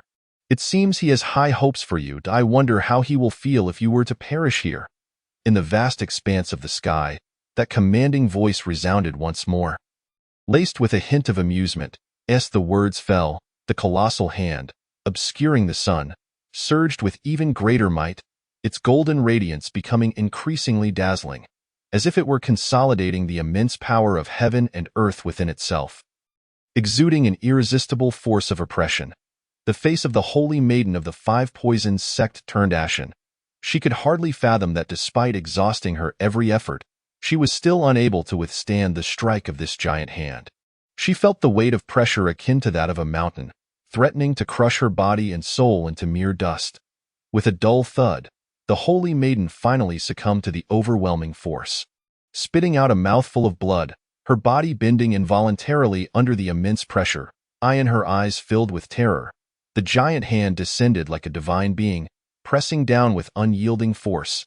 She could acutely sense the breath of death swiftly approaching. She wished to struggle, to flee, but it was far too late. With a thunderous roar, the small hill known as Coal Mountain was obliterated, dust swirling and stones scattering. Beneath the giant hand, it seemed as though even the very fabric of space was torn asunder. Manifesting shocking fissures in the wake of this cataclysmic strike, the holy maiden of the Five Poisons sect and Wang Xinian appeared as insignificant as ants, mercilessly ensnared within the grip of this colossal hand. Their bodies, caught in the vice-like pressure, were on the brink of complete annihilation. Moments later, as tranquility returned, the figures of the two had vanished from Coal Mountain, as if they had been wholly devoured by this force, leaving behind only the debris and dust, along with the pervasive stench of blood in the air. With a crisp sound, a slender golden needle anchored itself firmly into the hard stone, the lethal poison contained within swiftly spreading, causing the surface of the stone to take on a sinister hue. What a potent toxin! If it can pierce stone so effortlessly, how devastating would it be against flesh? Jiang Chen lightly shook his head. A satisfied smile gracing his lips, he slowly withdrew the golden needle, examining the lingering black marks with admiration gleaming in his eyes. Stretching languidly, as if casting off the fatigue of the night, he retrieved the gleaming blood knife from the wall and strode purposefully towards the door. Sunlight enveloped him, draping him in a golden aura in no time. Jiang Chen arrived at the headquarters of the Jinyui. As soon as he entered, the gaze of numerous Jinyui members converged on him, their expressions a tapestry of complex emotions, envy, jealousy, and reverence. Jiang Chen understood that the source of these gazes was his recent success in unraveling the case of the missing Princess Yuling. This case had not only sent shockwaves throughout the court but had also propelled Jiang Chen's name into the annals of Jinyui and even the capital, rendering him a legendary figure. Meng Wangjin regarded him with a complex expression. After a moment, he summoned Jiang Chun into his office. Jiang Chun, you handled the case beautifully yesterday. I truly did not expect you to possess such a talent for investigation. Meng Wangjin remarked. Jiang Chun cupped his hands in a gesture of modesty. Your Excellency, you flatter me. It was merely a stroke of luck. Meng Wangjin waved his hand, producing a golden seal and 3 sealed letters. Laying them out on the table. Your contributions yesterday were significant, hence His Majesty has decided to reward you. First, you may enter the Jinui treasury and select any one treasure at your discretion. Simply take this golden seal with you to make your selection. Second, you may choose one position from these 3. Upon hearing the first reward, Jiang Chen's eyes sparkled. The Jinui treasury was replete with treasures, many of which were worth an immense fortune. The opportunity to select any one item was indeed a rare honor. However, the immediate priority was to choose one of the 3 positions presented. The options were the chief of the 6 doors in any state, the general of Zhenwei, or a Qianhu in any state of the Jinui. Contemplating these choices, Jiang Chen fell into deep thought. Each of these positions offered tremendous allure. Both the 6 doors and Jinui had branches throughout the provinces of the Ming dynasty. Each province had a Qianhu overseeing all matters of the Jinui. Ranked at the 4th grade, answering solely to the Ming emperor, free from the jurisdiction of outside officials. The 6 doors operated similarly, with a chief overseeing all affairs within each province. The authority of a local Qianhu was so great that it left many in the capital envious. The position of General of Zhenwei was equally esteemed, a coveted role that many would vie for. After some contemplation, Jiang Chun resolutely chose the position of Qianhu in the Jinui. Regardless of how things unfolded, he had already made a name for himself within the Jinui, and venturing into the 6 doors could potentially subject him to exclusion. Moreover, having recently offended Tai Junzuo of the Tai family in the 6 doors, it would be peculiar if his father did not create difficulties for him. As for the General of Zhenwei, while it sounded imposing, its actual power was quite limited, being subject to various constraints. The sole advantage was the ability to remain in the capital, enjoying wealth and privilege. If one wished to take it easy, that position would indeed be a suitable choice. Meng Wangjin was not surprised by Jiang Chen's decision. Were he in Jiang Chen's position, he would have made the same choice. Which province do you wish to serve as Qianhu? Once you decide, I shall report to the emperor. After a moment of thought, Jiang Chen replied, I wish to go to Jiaozhou. At this declaration, Meng Wangjin's eyes widened in astonishment. What did you say? Jiang Chen inhaled deeply and stated with conviction, I choose Jiaozhou. Meng Wangjin regarded him, his astonishment surpassing even that which he had felt upon Jiang Chun solving the case of Princess Yuling. Do you realize what sort of place Jiaozhou is? Jiang Chun nodded slightly, his expression resolute. Of course I do. Jiaozhou, notorious among the 13 provinces of the Ming dynasty, was infamous for its chaos and dread. It was the most challenging region to govern, where law and order seemed to have lost their efficacy, and various malevolent forces ran rampant, instilling fear in all who heard its name. Moreover, Jiaozhou was the province where the Ming dynasty's influence was weakest. Here, the authority of the court was brazenly trampled, and the safety of officials was far from guaranteed. According to incomplete statistics, as many as 50% of officials were murdered annually for various reasons. Even more alarmingly, 2 of the 4 major demonic sects of the Ming dynasty had established their headquarters in Jiaozhou. These sects wielded great power and employed brutal tactics, not only oppressing the common folk but also opposing the court, posing a grave threat to the Ming dynasty. The turmoil in Jiaozhou did not end there. Large-scale uprisings erupted every 3 years, often instigated by discontented martial artists seeking to overthrow the court and establish their own hegemony. Consequently, the position of Qianhu in this region was the only one that required forcible assignment. Here, the Jinui and 6 doors had to tread carefully, lest they find their heads displayed atop the city walls. Are you still choosing this place? Don't say I didn't warn you. Ambition is commendable, but one must also assess their own strength. Even I could not change anything in that place, Meng Wangjin cautioned earnestly, yet Jiang Chun remained obstinate.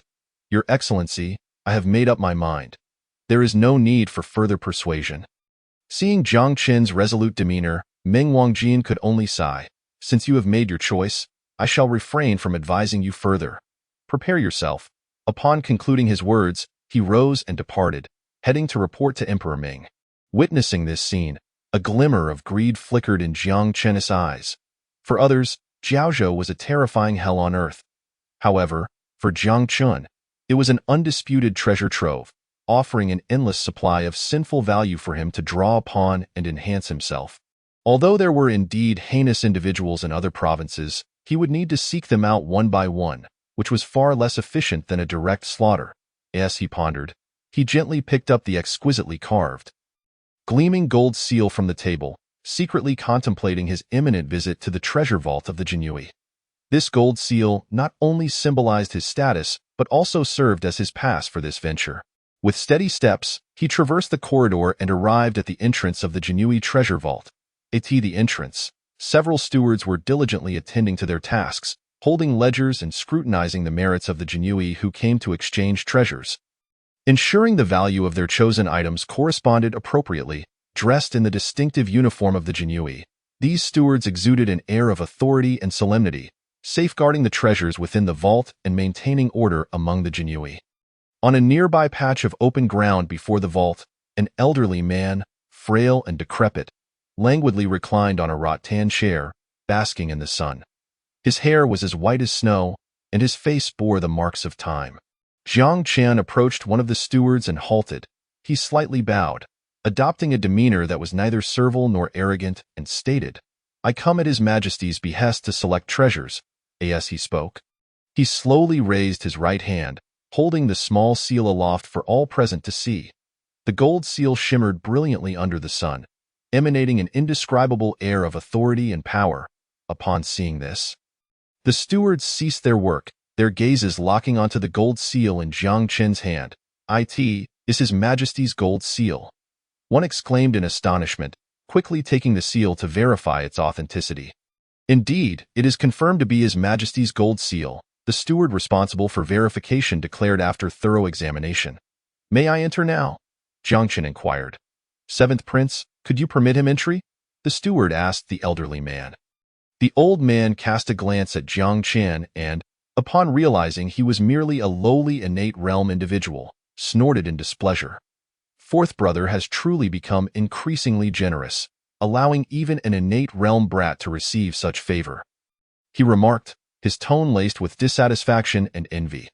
After speaking, he waved his hand at the nearby Jinyui guards, instructing, "Go, tell him he is forbidden from entering the upper 3 floors."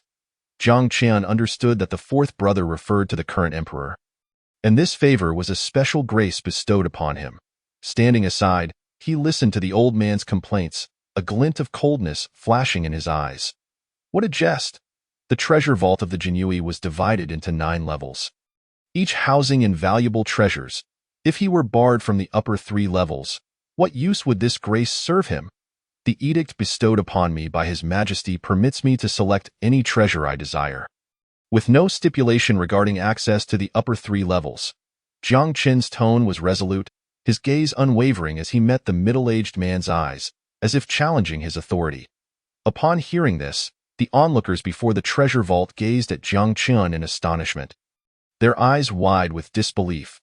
They had not expected that this innate realm Jinyui would dare to speak in such a manner to the 7th prince. It is worth noting that when the founding emperor did not pass the throne to his son, the current emperor, but instead to his grandson, it was the present emperor and his brothers who stormed into the capital, eliminating the 3 national advisors left by the founding emperor, thereby seizing control of the realm. The 7th prince was one of those brothers who had accompanied the current emperor into the capital. However, his cultivation was not particularly formidable, being merely at the master realm. Even so, he was not someone Jiang Chen could easily insult. "You, a mere innate realm lackey, dare to bark in my presence?" The 7th prince's words dripped with authority, his eyes glinting like cold stars, a massive aura pressing down upon Jiang Chen like an avalanche. Jiang Chen felt as if a great mountain had descended upon him, the overwhelming pressure nearly rendering him breathless. The stone tiles beneath his feet cracked under the weight of this pressure, as if even the earth could not bear such force. Yet, Jiang Chen did not shrink back. He stood tall, his gaze fixed firmly on the 7th prince, displaying no hint of compromise. His eyes brimmed with defiance. As if he would never yield, no matter how formidable the adversary. A typical innate realm martial artist would likely have perished under such pressure, but Jiang Chun was no ordinary innate realm practitioner. He had cultivated the 13th layer of the Dragon Elephant Prajna skill. This technique not only possessed immense power, but also greatly enhanced the practitioner's physical prowess. Thus, although Jiang Chun felt significant pressure, he was not overwhelmed. He took a deep breath, channeling his internal energy to its utmost, striving to withstand the seventh prince's oppression. His muscles tensed under the strain, each fiber seemingly roaring, showcasing his resilience far surpassing that of ordinary martial artists. The seventh prince, witnessing this, displayed a flicker of surprise in his eyes. He had not anticipated that this seemingly inconspicuous innate realm martial artist could endure for so long under his pressure. Nevertheless, he did not relent. Instead, he intensified his force, eager to discover Jiang Chun's limits. Yet, Jiang Chun did not disappoint him. Gritting his teeth, he relied on the formidable strength of the 13th layer of the Dragon Elephant Prajna skill to remain steadfast, bravely resisting the seventh prince's pressure. After a period of time equivalent to the brewing of a cup of tea, a fierce expression began to manifest on the face of the seventh prince. Zhu Kaishian, in his view, the treasures of the Jinui rightfully belonged to the Zhu family. Thus, he was loath to relinquish true treasures to others. Therefore, to exchange for genuine valuables, one must first ensure he was content. The emperor was aware of this matter, but felt helpless in the face of his own brother, choosing to pretend he was oblivious. Yet, unexpectedly, he encountered someone as obstinate as Jiang Chun, who was unwilling to yield. Placing Zhu Kaishan in a difficult position, as a consummate master realm expert, Zhu Kaishan had assumed that merely exerting his pressure would suffice to compel this seemingly weak opponent to submit. Like an ant beneath his foot, however, reality far exceeded his expectations. Jiang Chun stood there, as steadfast as a rock, his physique as resilient as iron tempered through countless strikes, impervious to Zhu Kaishan's overwhelming pressure, which left no trace upon him. The pressure surged like a tempest, yet it merely stirred the latent power within Jiang Chun, failing to budge him an inch. Zhu Kaishan was growing anxious, his face turned ashen, and his eyes flashed with fury. The emperor's brother, when had he ever faced such humiliation? Especially in front of so many witnesses, he could not tolerate losing face. Thus, he summoned all his might, attempting to crush Jiang Chun with an even greater force. Yet, Jiang Chun felt no fear. On the contrary, he sensed an opportunity in Zhu Kaishan's terrifying pressure. He recognized that this was an exceptional chance to temper his internal energy and enhance his strength. Drawing a deep breath, he focused all his attention on the circulation of his internal energy. Jiang Chun began to harness the tidal wave of pressure from Zhu Kaishan, continuously refining his internal energy. The energy within him surged like boiling water, each clash with the pressure bringing him indescribable exhilaration. His physique grew even more resilient under the onslaught of this force. The internal energy of the 13th layer of the Dragon Elephant Prajna coursed through Jiang Chun's body like an unstoppable river. Imbued with an irresistible force, the once impenetrable 365th acupoint began to miraculously loosen under the impact of this energy, as if shaken by an invisible force. A splendid opportunity.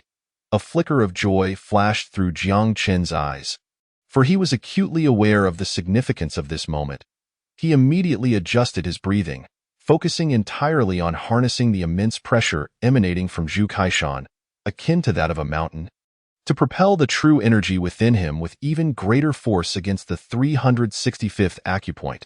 Within Jiang Chun's body, a battlefield seemed to manifest, where the clash between true energy and acupoints raged fiercely. The once impregnable acupoint began to show signs of yielding under Jiang Chun's relentless efforts, as if it were on the verge of being breached. After what felt like the span of a tea ceremony, a fine sheen of cold sweat appeared on Zhu Kaishan's forehead.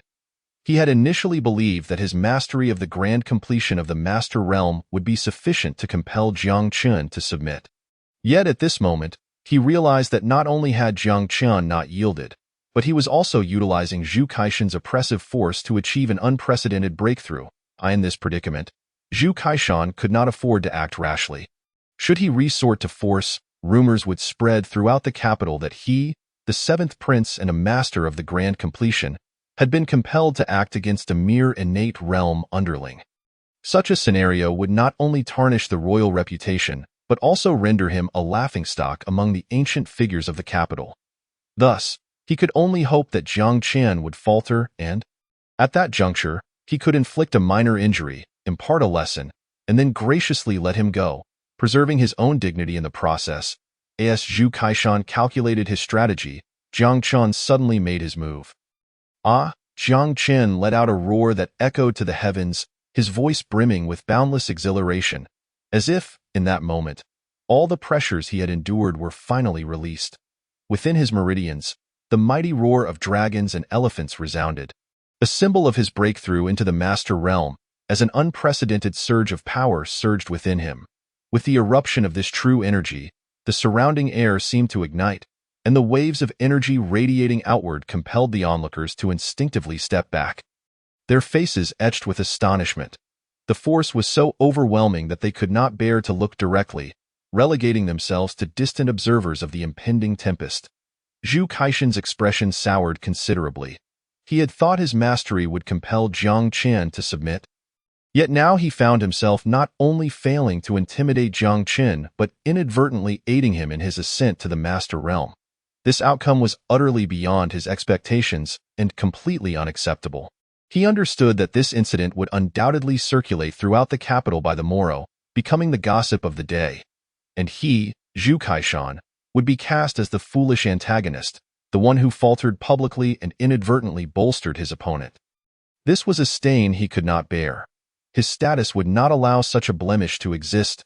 Thus, witnessing the ineffectiveness of his pressure, Zhu Kaishan stepped forward without hesitation, his form moving with ghostly swiftness as he lunged at Jiang Qian. His fists were tightly clenched, enveloped in a potent true energy, as if he intended to seize Jiang Qian directly and salvage his lost face. "Kneel before me," Zhu Kaishan growled, his tone laced with undeniable authority. He was convinced that only in this manner could he utterly diminish Jiang Qian's dignity, sap his spirit, and force him to bow in acknowledgement of his transgressions before the gathered crowd. After all, he was a member of the royal family, the younger brother of the current emperor, possessing unparalleled status. What difficulty could there be in compelling a mere martial artist to kneel? However, Jiang Qian did not share this sentiment. Facing Zhu Kaishan's assault, he felt no trace of fear. Instead, he retaliated with a palm strike of his own. Accompanied by a deafening roar of dragons and elephants, Jiang Qian's true energy surged forth like a tempest, clashing against Zhu Kaishan's oppressive force, unleashing an astonishing display of power. Under the impact of this force, Zhu Kaishan found himself involuntarily retreating over 10 paces, only managing to steady himself upon colliding with the wall.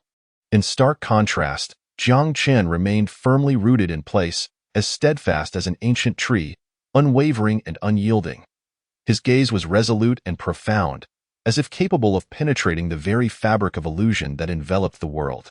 In that moment, he unleashed the terrifying might of the 13-fold dragon elephant Prajna, leaving all present in awe. What? How is this possible? The crowd's expressions shifted dramatically upon witnessing this scene. It was common knowledge that Zhu Kaishan was a seasoned expert at the grand completion of the master realm. Even if his vitality had waned over the years, his foundational strength remained. There was no way an upstart entering the master realm could stand against him. Yet the reality was that Zhu Kaishan had retreated several paces while Jiang Qian stood immovable. As if the strike had been nothing more than a casual flick of his wrist, Jiang Qian chose to disregard Zhu Kaishan further. The man bore over 300 points of malevolence. Clearly not a virtuous individual, however, to kill him would be akin to stirring a hornet's nest. Thus, forcing him back was the most favorable outcome. As for whether the Ming emperor would harbor resentment over this incident, Jiang Qian could hardly concern himself with such matters. The pursuit of martial arts was to attain clarity of thought, and should he fail to force Zhu Kaishan back, he would find himself unable to access the upper 3 tiers of the Jinyui's treasury, an outcome that was simply unacceptable to him. With determined strides, Jiang Qian entered the Jinyui treasury, while Zhu Kaishan's eyes bulged with fury, longing to intervene, yet he felt a tumultuous upheaval within his chest. The Jinui present feigned indignation at this spectacle, yet they were secretly elated. For years, this old wretch had clung to the Jinui like a leech, extorting and bullying those of lower standing while relying on his seniority to intimidate those above him. Now, someone had finally risen to confront him, which was nothing short of a delight. However, given that he was the emperor's brother, a certain degree of respect was still warranted. Thus, none of the Jinui stepped forward to obstruct Jiang Qin. Despite their feigned hostility, "Are you all dead? Seize him!" Zhu Kaishan bellowed in rage, but the assembled individuals hesitated, unwilling to advance. Meanwhile, within the depths of the treasury, Jiang Qian strode confidently to the uppermost tier. The 9th level. Each item here was of immeasurable value, including several treasures of heavenly grade. Supreme martial arts manuals capable of transforming a person and granting them extraordinary strength, high-grade elixirs that could help one break through barriers, prolong life, or even resurrect the dead, and divine weapons, the coveted treasures of martial artists, which not only significantly enhanced combat prowess but also symbolized status. For any martial artist, these 3 treasures held far greater allure than the most exquisite and enchanting beauties. For in a world where strength reigns supreme, possessing them would bestow upon one the means to effortlessly attain wealth, power, and influence. Just imagine. A supreme martial arts manual could elevate an inconspicuous martial artist into a revered hero of the martial world in an instant. A high-grade elixir could restore a mortally wounded fighter to life and enhance their capabilities. And a divine weapon could empower a martial artist in battle, rendering them virtually unstoppable. Thus, the value of these 3 treasures in the martial realm was beyond measure, and the mere whisper of their existence would incite a storm of bloodshed, as countless formidable martial artists would risk life and limb to claim them as their OWNT that moment. Deep within the treasury, a particular weapon caught Jiang Qin's eye. His gaze traversed the array of treasures before settling on a magnificent sword standing proudly at the center. Crafted from bronze, its blade tapered slightly upward. As if imbued with infinite might and spirit, a glimmer of astonishment flickered in Jiang Qin's eyes as he murmured to himself, "Is this the legendary divine weapon, the Qishao sword?" According to folklore, there existed 7 weapons of unparalleled power in the world, transcending even the highest grade of heavenly treasures to achieve an unrivaled status. These were the Emperor's Xinyuan sword, the Han Emperor's Qishao sword, the First Emperor's Imperial seal, the eternal lifeblade of the Khan of the Steppes, the heavenly hunt bow of the Tang dynasty, the Panlong staff of the Song dynasty, and the world-subduing spear wielded by the Ming Emperor. These 7 treasures, while originally ordinary heavenly grade items, had become supreme artifacts through the accumulation and enhancement of immense fortune over countless generations. Each possessed unique capabilities and were deemed invaluable. Yet, what perplexed Jiang Qin was that the Han Emperor's Qishao sword had vanished from the world after its appearance in the martial realm 3 centuries ago. Even if it were to resurface, it should rightfully be in the hands of the Ming Emperor, as it was an artifact imbued with the fortune of the Han dynasty over 400 years. How could it possibly be displayed so openly here? Puzzled, Jiang Qin approached for a closer inspection, only to discover that it was not the Qishao sword, but rather the Qinggang sword. Jiang Qin scrutinized the resplendent divine sword within the treasure chamber, a fleeting expression of bewilderment crossing his face, due to the fact that both the Qishao sword and the Qingtang sword are renowned treasures from the Han dynasty, imbued with extraordinary power and spirit. Jiang Qin mistakenly identified it upon first glance. Nevertheless, even so, the Qingtang sword is an exceedingly rare weapon. It's worth not to be underestimated in the martial world, aside from the 7 legendary supreme weapons. There exists a notion of the 108 divine weapons catalog. Each of these divine instruments possesses unique powers and spiritual essence, coveted by countless martial artists. The Qingtang sword ranks as the 83rd on the list of divine weapons throughout the realm. Its blade is long and sharp, suffused with a faint azure glow, as if it harbors boundless sharpness, instilling a sense of reverence in all who behold it. Chapter 27. The 9 Tribulations Life and Death Pill. As Jiang Qin beheld this unparalleled divine weapon, a surge of intense desire and impulse welled up within him. He yearned to grasp it in his hands, to admire it thoroughly and experience the flowing sword energy that coursed along its blade. He understood that such a divine instrument is an invaluable treasure for any martial artist. Should he manage to acquire it, his combat prowess would be significantly enhanced, potentially allowing him to carve out his own domain within the martial world. However, Jiang Qin soon rationally suppressed his yearning for the Qingtang sword. He was acutely aware that while divine weapons are splendid, one must also possess life to enjoy them. An artifact of the Qingtang sword's caliber would attract endless pursuers. Even if wielded by a formidable practitioner, let alone someone of his relatively weaker stature. Should he forcefully seize the Qingtang sword, he would undoubtedly become a target, plunging into an abyss of despair. Moreover, Jiang Qin recognized that what he truly needed at this moment were treasures capable of directly enhancing his cultivation, thereby bolstering his strength. After all, in a world where the strong reign supreme, power is the most fundamental assurance. While weapons are important, they pale in comparison to the advancement of one's cultivation. Thus, Jiang Qin shifted his gaze to the surroundings, meticulously selecting treasures within the chamber. His eyes, sharp as an eagle's, soon identified 5 items among the vast array of treasures that captivated him the most. Gazing at the 5 treasures in his possession, Jiang Qin's heart brimmed with anticipation and excitement. He knew that by skillfully utilizing these items, his cultivation and strength would undergo significant enhancement. The 9 Tribulations Life and Death Pill and the Yin-Yang Transformation Pill are 2 elixirs capable of purging impurities from the body, allowing the user to undergo a complete metamorphosis and restructure their meridians.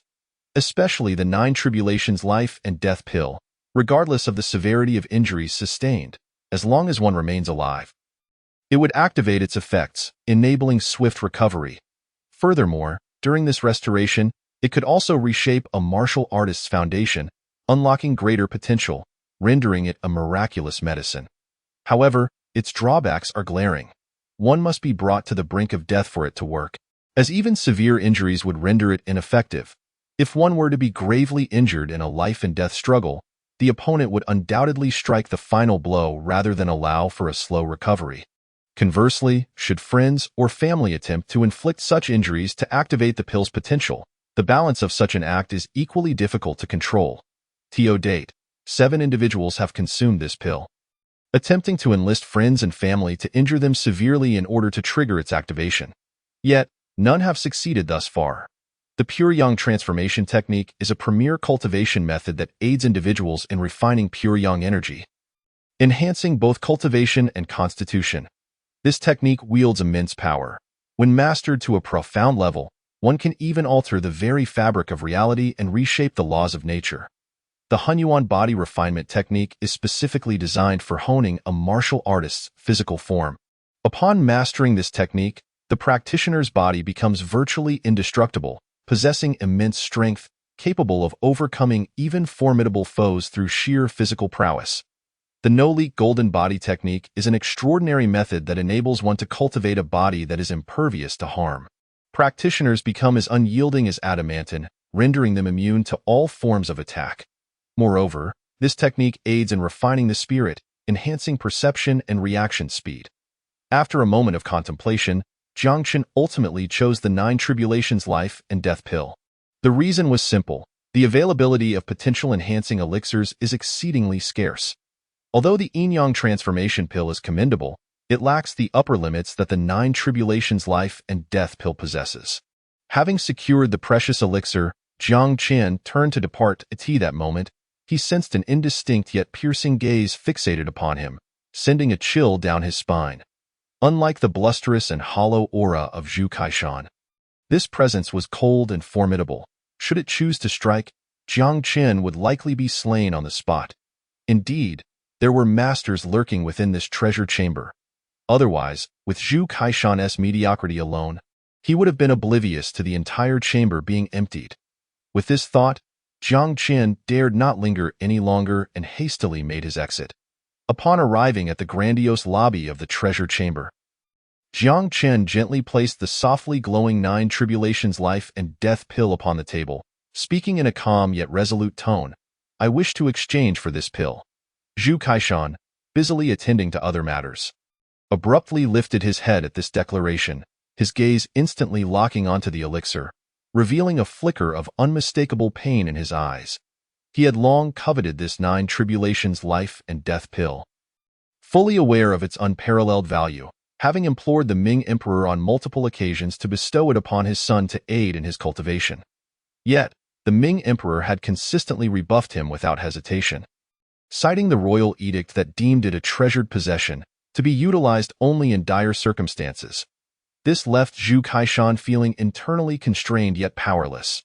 Now, the very pill he had yearned for was brazenly presented before him, ready to be exchanged by this seemingly inconsequential youth, who could only be described as having stumbled into fortune. How could Zhu Kaishan endure such an affront? Just as he was about to speak, his lips twitched as if he had something to say, only to be interrupted by a sudden flash of greed in his eyes. Taking a deep breath, he suppressed the tumultuous anger surging within him, donning a sinister smile as he fixated on Jiang Qin's softly glowing 9 tribulations life and death pill. Jiang Qin naturally discerned Zhu Kaishan's unabashedly greedy gaze, suppressing a smirk within. How could he be unaware of the old fox's intentions? Yet Jiang Qin was not one to be manipulated.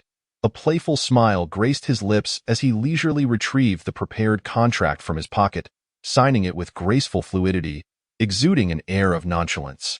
Having completed this transaction, Jiang Qin's gaze returned to the 9 tribulations life and death pill in his hand, a resolute determination flickering in his eyes.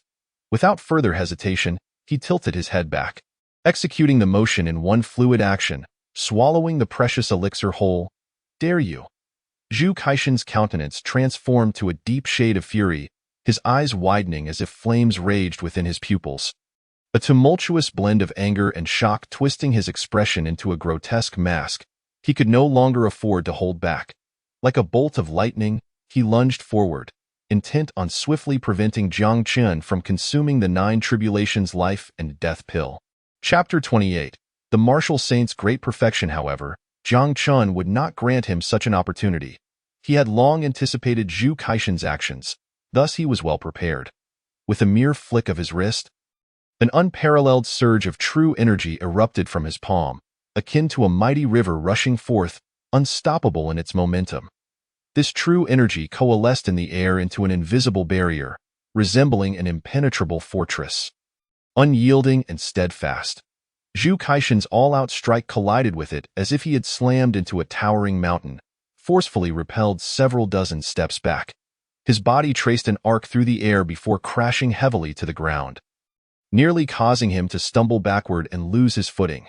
Taking advantage of this moment, Jiang Qin swiftly swallowed the 9 calamities life and death pill. As soon as the pill entered his stomach, it dissolved rapidly like melting ice and snow, its pure medicinal essence flowing through him like a warm stream, nourishing every corner of his being, from his limbs to his bones, and through his meridians and blood vessels. However, at that moment, it did not rush to reveal its miraculous effects, but rather lay dormant within Jiang Qin, awaiting that critical moment.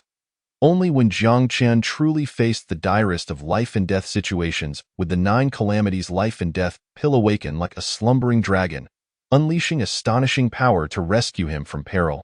Jiang Qin was unwilling to engage in prolonged entanglements with Zhu Kaishan and strode directly out of the town protector's office. For Jiang Qin, the true challenges and opportunities lay not here but in the distant Jiaozhou. That was the battlefield he intended to conquer, the stage upon which he would realize his ambitions. There, he could soar as high as the heavens and swim as freely as the seas.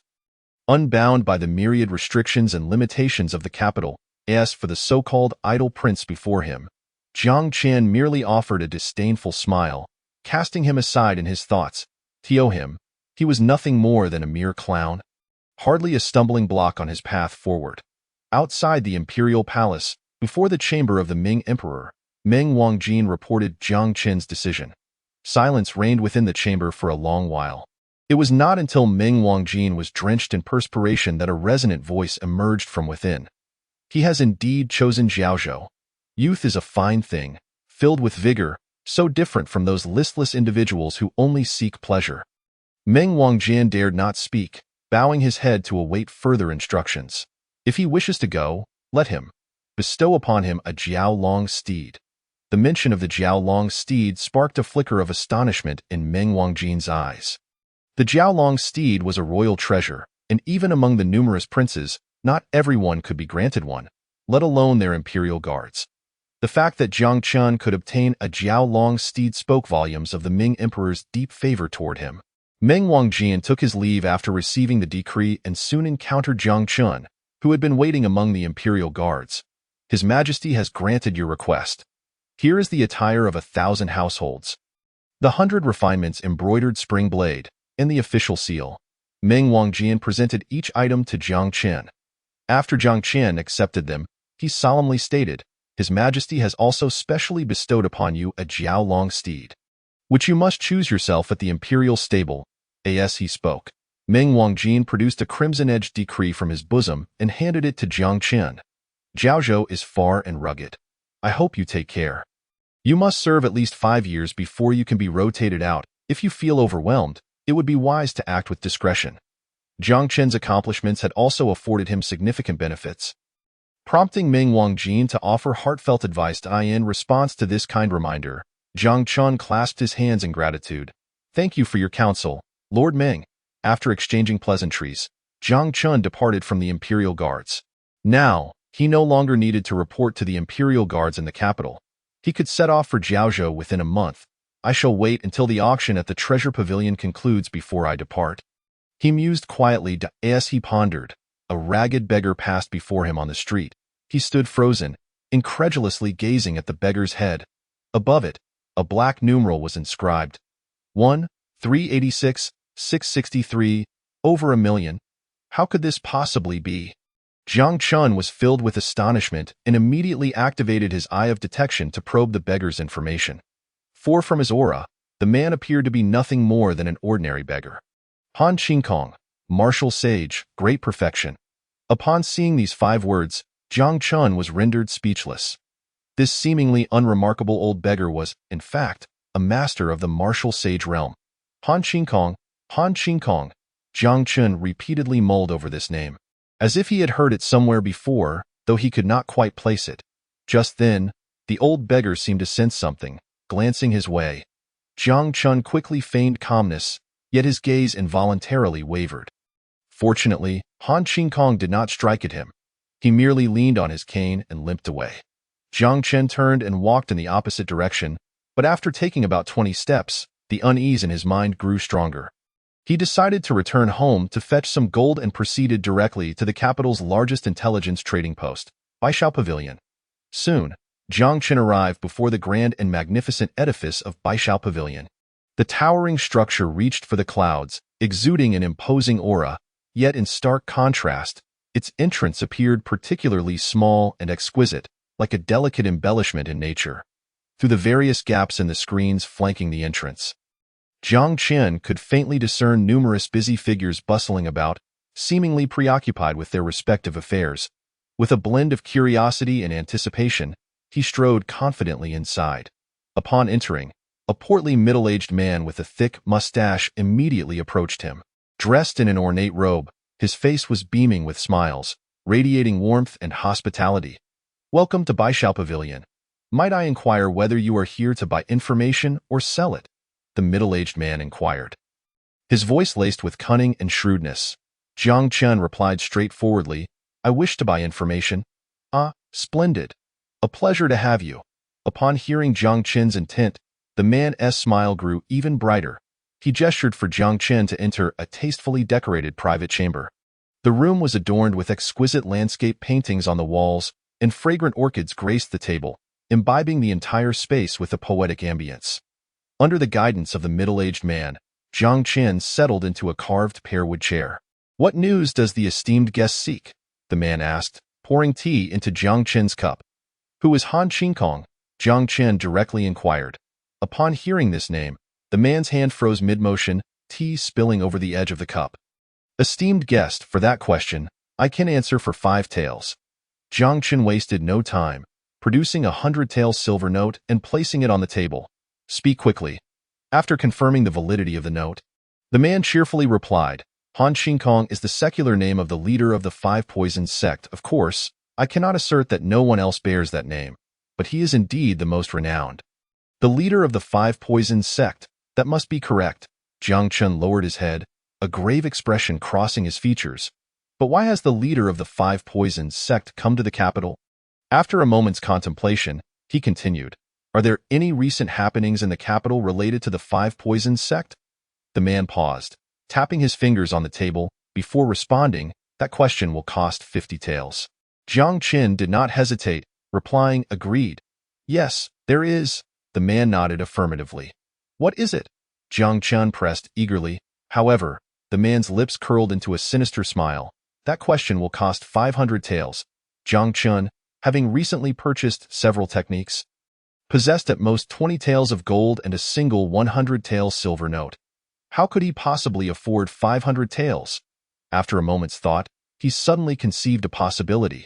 Then I shall not inquire further. Please return my money.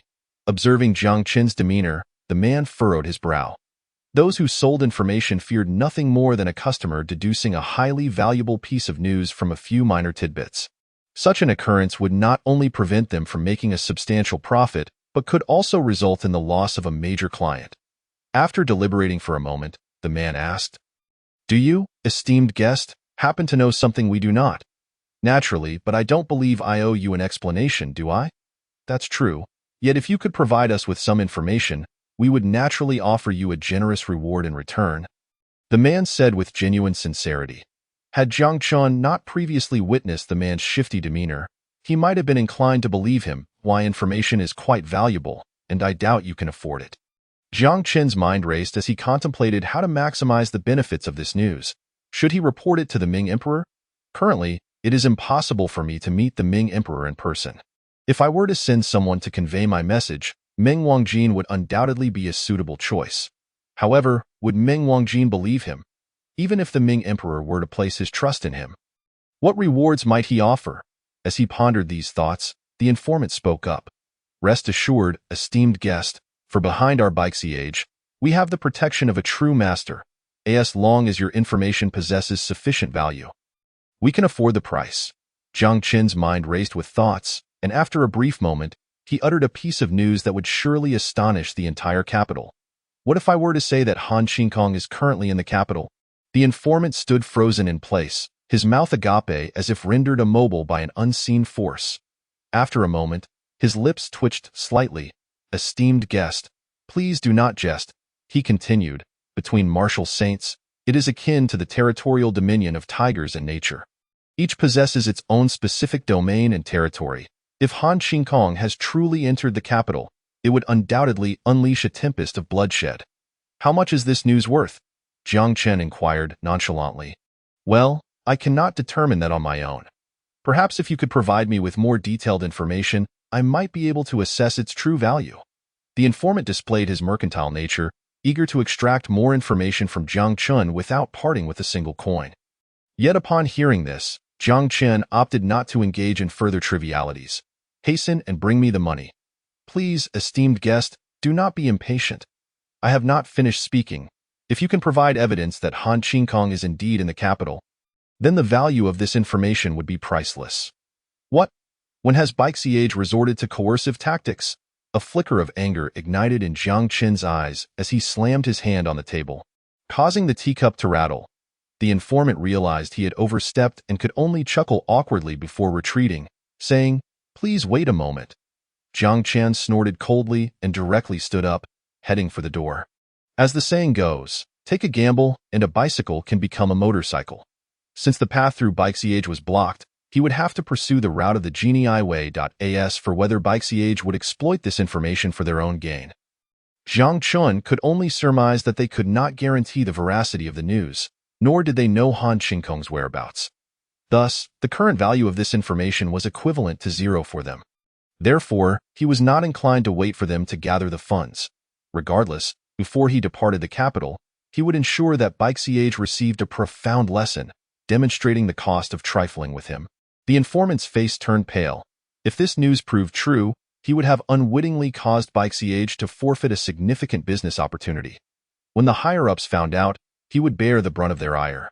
He needed to give them some time to verify this information, for it could bring immense profit to Baixiage. However, if the news turned out to be false, Baixiage would also be unable to withstand the ensuing wrath. Quick, stop him! The informant, realizing he could not halt Jiang Qin, shouted to the guards within Bike-Ch. Just as he finished speaking, a burly figure, a master of the realm, stepped forward to block Jiang Qin's path. "Esteemed guest, it was my error just now. Why not return with me?" Before he could finish, Jiang Qin swiftly struck with a palm. The master let out a cold snort, channeling his internal energy, and met Jiang Qin's strike with equal force. Puff! The master from Bike-Ch, upon contact with Jiang Qin's palm force, felt his arm twist grotesquely, sending him hurtling backward. His body crashed against the door, creating a sizable hole. How dare you attack a court official? Bike-Ch possesses great audacity. Due to the delayed issuance of his official uniform, Jiang Qin had been donning the attire of a Jinui warrior, leading the informant to mistakenly believe he was merely a lowly enforcer. Thus, he had engaged in such unscrupulous behavior. Had he known from the outset that Jiang Qin was a Qin Hu of the Jinui, he would never have dared to insult or deceive him so brazenly. Chapter 30. The Ancient Demon Suppression Fist. At that moment, a man clad in white, with a fair complexion, leaped down from the rooftop, landing before Jiang Qin. "Your inner strength is quite formidable. May I inquire your name?" Jiang Qin activated his perception technique and discovered that the man before him was named Yi Xiangwan, a master of the Tianan realm. Jiang Qin replied coldly, casting a glacial gaze at Yi Xiangwan. "Jiang Qin?" Upon hearing this name, Yi Xiangwan's face revealed a hint of surprise. "Could it be that you are the world-renowned detective who located Princess Yuling yesterday?" Bike-Ch was renowned for its information network, and Yi Xiangwan was already well informed about the events of the previous day. He couldn't help but marvel at the existence of such a meticulous individual. Little did he expect that after contemplating yesterday, he would encounter the man himself today. "Esteemed guest, what transpired earlier was a fault of Bike-Ch. On behalf of our establishment, I sincerely apologize. If your previous statement holds true, Bike-Ch is willing to offer you a local-level martial arts technique, along with unrestricted access to any information within Bike-Ch. In exchange for this news, Yi Xiangwan spoke earnestly. Jiang Qin contemplated for a moment, weighing the pros and cons. "Very well. I have already received ample rewards recently. If I were to report this news, the Ming Emperor might grow suspicious of my motives. Even if he does not, the likelihood of receiving rewards more substantial than this offer is exceedingly low, almost impossible. In fact, therefore, let us retire upstairs for a discussion. First, provide me with the technique, and I shall promptly reveal Han Qingkong's whereabouts. I advise you to act swiftly. Otherwise, it may soon be too late," Jiang Qin stated decisively. Yi Xiangwan did not delay, promptly retrieving an ancient-looking martial arts manual from his storage ring and placing it before Jiang Qin. The title inscribed in archaic characters read, "Ancient Demon Suppression Fist." "Excellent," Jiang Qin nodded in satisfaction and proceeded to say, "Han Qingkong has just passed by the entrance of the Jinui's Western Jinfu Division, disguised as a limping old beggar." Jiang Qin described Han Qingkong's appearance in detail. After listening, Yi Xiangwan nodded. "Please wait a moment." With that, he strode away from the scene. Jiang Qin picked up the ancient demon suppression fist and quickly skimmed through it.at. That moment, the system's voice echoed in his ear. "Ding, high-level martial arts detected. Would you like to utilize evil points for learning?" "Yes." As Jiang Qin's words fell, every technique and channel of internal energy associated with the ancient demon suppression fist surged into his mind. This was a martial art of immense power, originating from ancient times, created by a mysterious and formidable being. The original name of this technique was Ancient World Suppression Fist, symbolizing the ability to subdue all evil and chaos in the world. It was undoubtedly a celestial-level high-tier martial skill, its power sufficient to shake the heavens and terrify all things. However, as time passed, the lineage of this martial art faced numerous challenges, due to various reasons such as wars, sect disputes, and breaks in transmission. The once complete manual gradually became lost, making it difficult for later martial artists to grasp its entirety.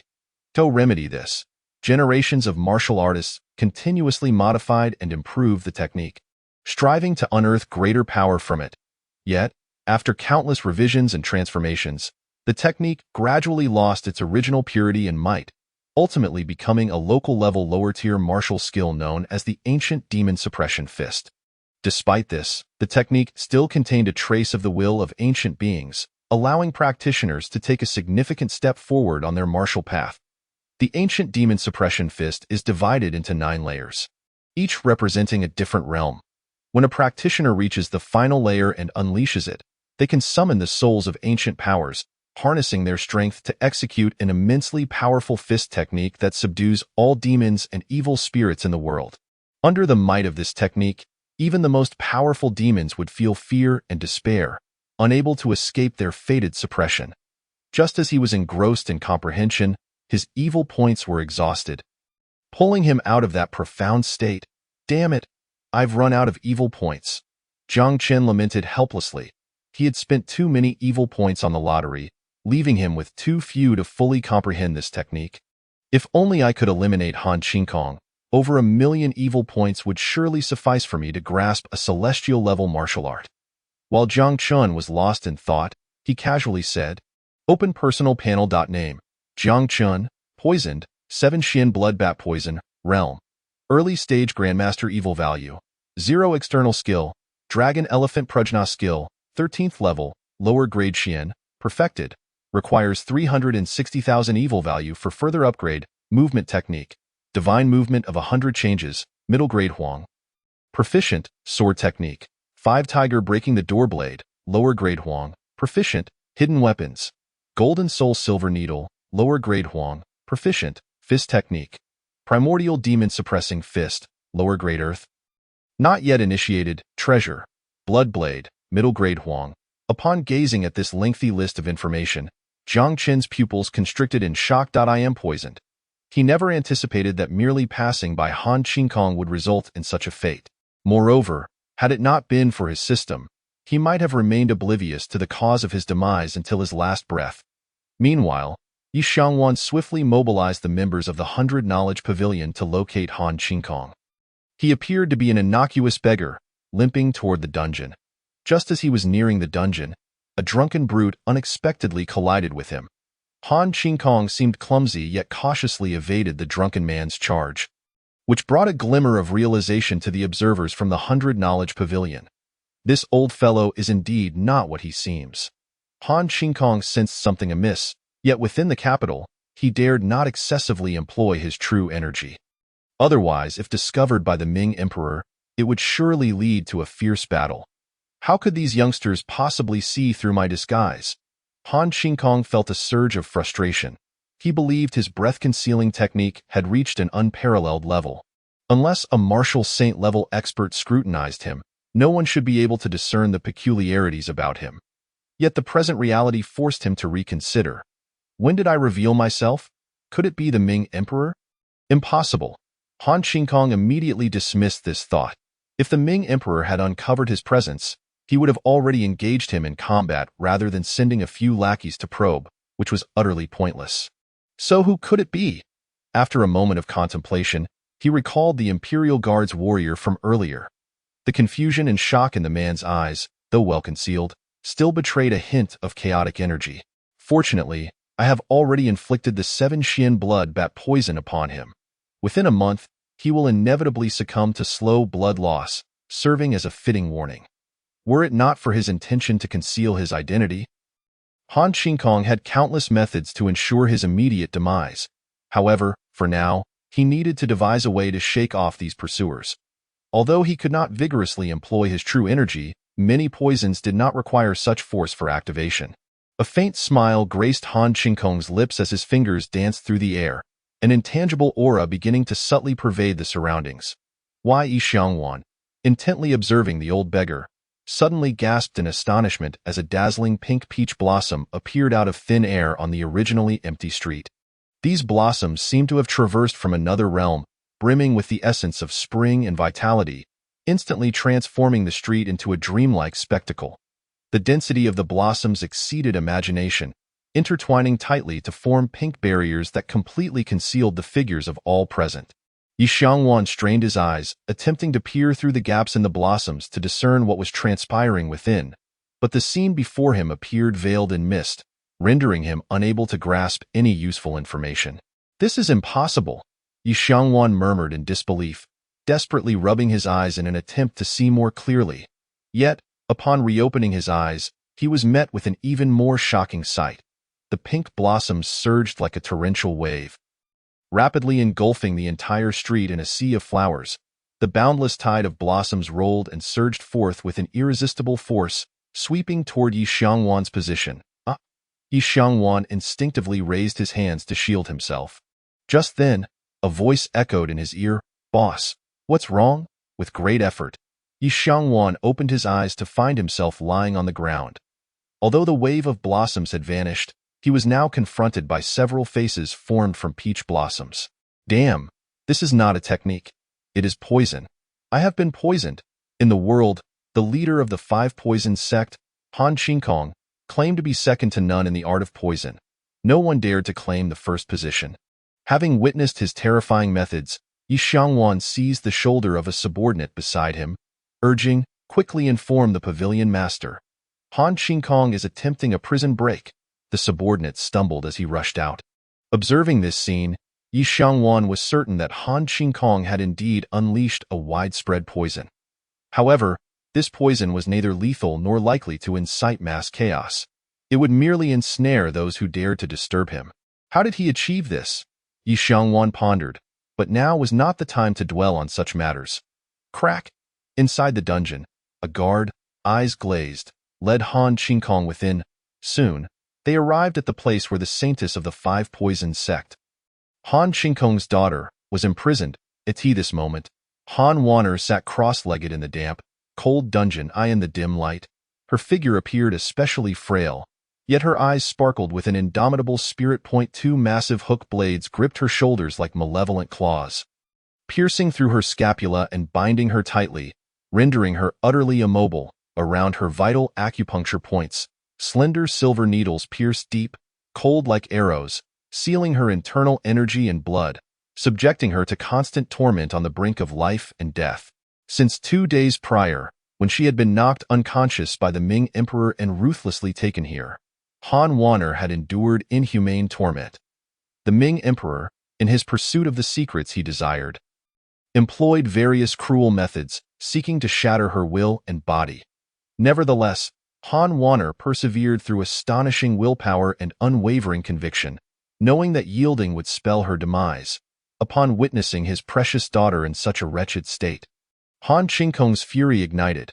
Aware that now was not the time to act recklessly, he urgently addressed the entranced guard. "Quickly, open the door." The guard obediently produced a key and unlocked the door. The commotion startled Han Wanner, who had been meditating, causing her to tremble, fearing another interrogation. However, when she opened her eyes, she beheld none other than her father, the leader of the 5 poison sect, Han Qingkong. "Father!" Tears streamed from her eyes as she seemed to glimpse a glimmer of hope. "My precious daughter, do not fear. I shall rescue you at once." Han Qingkong strode forward, his gaze locked onto Han Wanner. He examined the deeply embedded silver needles, each one a merciless shackle binding her true energy. Han Qingkong's brow furrowed tightly before relaxing once more. From a gourd he carried, he cautiously extracted a half-foot-long centipede. This centipede was pitch black, exuding an aura of danger and potent venom. Yet, in Han Qingkong's hand, it appeared remarkably docile. Were it an ordinary woman, the sudden appearance of such a large centipede would surely send her into a panic, screaming in terror. But for Han Wanner, this centipede was a familiar companion. The creature extended its sharp fangs, carefully extracting the silver needles one by one from Han Wanner's acupuncture points. Its movements were swift and precise, as if honed through countless repetitions, as each silver needle was removed. Han Wanner's tightly knitted brow began to ease, and she could feel her internal energy gradually resuming its flow, her vitality returning little by little. Chapter 32. The Ming Emperor takes action after what felt like the duration of a tea ceremony. All the deeply embedded silver needles within Han Wanner were finally extracted by the miraculous centipede. Her once furrowed brow finally relaxed, and she breathed heavily, as if awakening from a protracted nightmare. However, just as Han Qingkong prepared to free her from the 2 hook blades binding her shoulders, he suddenly sensed a subtle disturbance, and his expression darkened instantly. He keenly detected the hurried, heavy footsteps approaching the dungeon. Damn! These Central Plains people are arriving far too quickly, Han Qingkong muttered under his breath, a flicker of urgency flashing in his eyes. As he spoke, he retrieved a palm-sized venomous bee from his gourd. This bee radiated an ethereal blue glow, clearly not an ordinary creature. Han Qingkong gently caressed the wings of the bee, as if imparting some form of command. Open the prison and release all the inmates. No sooner had Han Qingkong's words left his lips than the venomous bee shot forth with startling speed. It swiftly split into 2 in mid-air, then 4, multiplying at an astonishing rate. Like a sudden blue tempest, it engulfed the entire dungeon. After multiplying into countless thousands, the blue venomous bees finally halted their division, resembling a surging ocean of blue, roiling within the prison. The bees quickly soared to the entrances of each cell, their sharp mandibles glinting ominously in the dim light, akin to scythes of death. Without mercy, they bit through the sturdy locks of the cells, rendering them as fragile as decayed wood. The long-imprisoned inmates, who had been shrouded in darkness for so long, suddenly ignited with a fierce desire for survival upon witnessing the glimmers of hope. They rushed to fling open the iron doors of their cells, as if wild beasts long restrained had finally broken free, charging towards the open air of freedom beyond the dungeon. Meanwhile, the prison guards, now mere puppets under the control of the leader of the Five Poisons sect, were utterly incapable of mounting any effective resistance, helplessly watching as the prisoners flooded out of their cells like a relentless tide. Once outside, the inmates were consumed by a burning hatred for the guards who had tormented and oppressed them daily.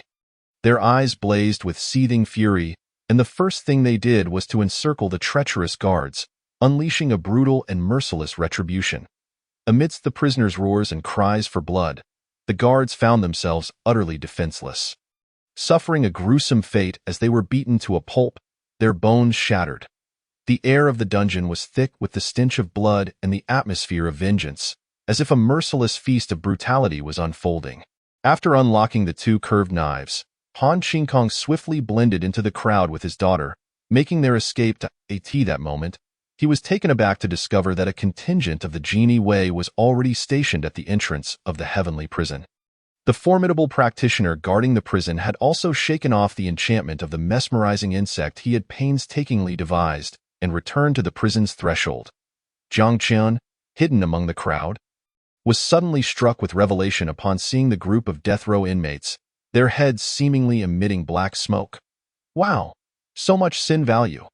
The lowest is already over 1,000 points. Return to your cells, or face execution without mercy. An angry glint flickered in the eyes of the practitioner, his voice echoing throughout the dungeon. Laden with murderous intent, he was filled with rage.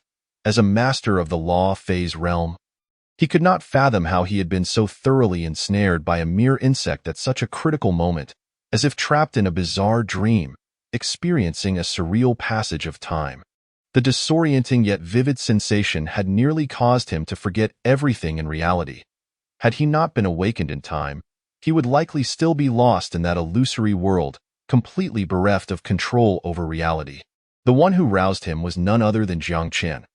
After discovering he had been poisoned, Jiang Qian had immediately seized his bag, interrogating until he uncovered that the leader of the Five Poisons sect had come to the capital to rescue his daughter, who had been imprisoned in the heavenly prison. Armed with this information, he wasted no time rushing to the prison, fortuitously encountering the practitioner plagued by the mesmerizing insect at that precise moment.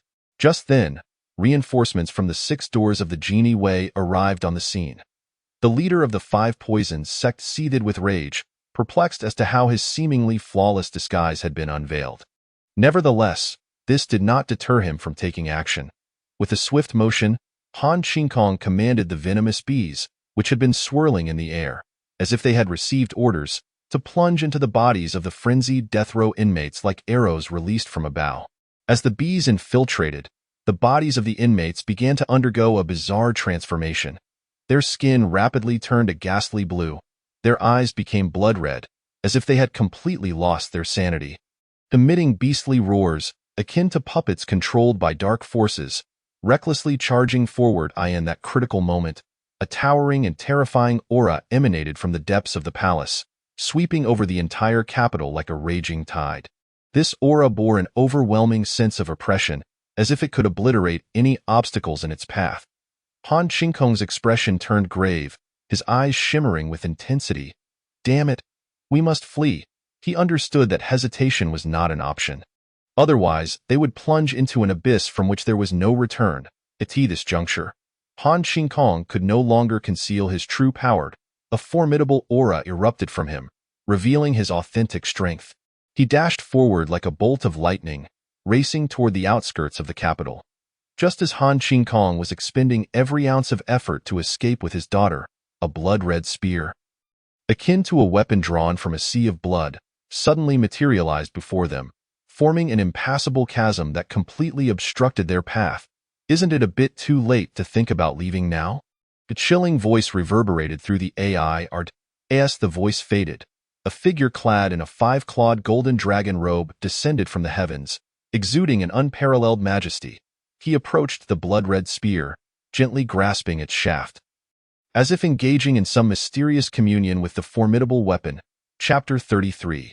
The 10,000 Poisons Cauldron. In that moment, his entire demeanor transformed into one of icy severity, evoking reverence akin to ancient, unyielding ice. His eyes appeared capable of piercing through all worldly illusions, gazing directly into the deepest fears of the human heart. He embodied the sovereign of the entire realm, intent on subjugating all existence beneath his feet. Rendering all struggles null and void, a heavy weight descended upon Han Qingkong's heart as he realized he had fallen into an inescapable predicament. Zhu Taidan, do not overstep your bounds. Han Qingkong's face turned ashen, a deep apprehension flickering in his eyes, as before him floated an ancient and mysterious cauldron, intricately inscribed with complex runes, emanating a ghostly blue light that exuded a disquieting aura. This cauldron was the sacred artifact of the Five Poisons sect. The heavenly grade high-tier treasure, the 10,000 Poisons Cauldron. It was not only the sect's treasure but also a renowned divine weapon, ranked 98th among the 108 divine armaments. The 10,000 Poisons Cauldron contained boundless toxic gas. Once unleashed, it could provoke a transformation in the very heavens and earth. Yet, despite its formidable nature, the cauldron appeared woefully inadequate when faced with the spear in Zhu Tiedan's grasp. That spear was one of the strongest divine weapons in the world, its might sufficient to suppress any adversary daring to challenge the dignity of the Ming Emperor. At this moment, it stood silently as an insurmountable barrier.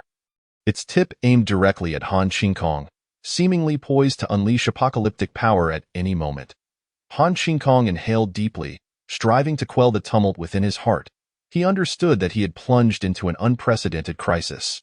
Zhu Tiedan's strength far exceeded his expectations, and while the 10,000 Poisons Cauldron was powerful, it was rendered impotent before the Spear of Dominion.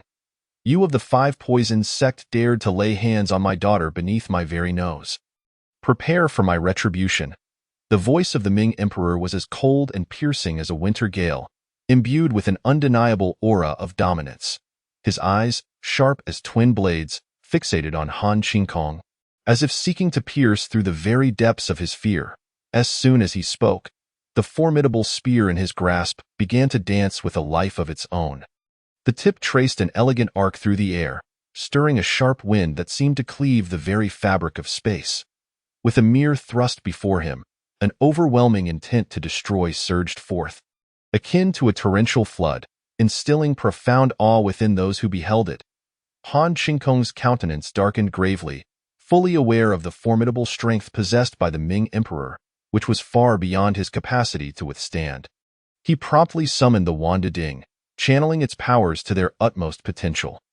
The inscriptions upon the vessel began to shimmer with a brilliant light, and dense streams of toxic gas erupted from its mouth, swiftly enveloping the surrounding space.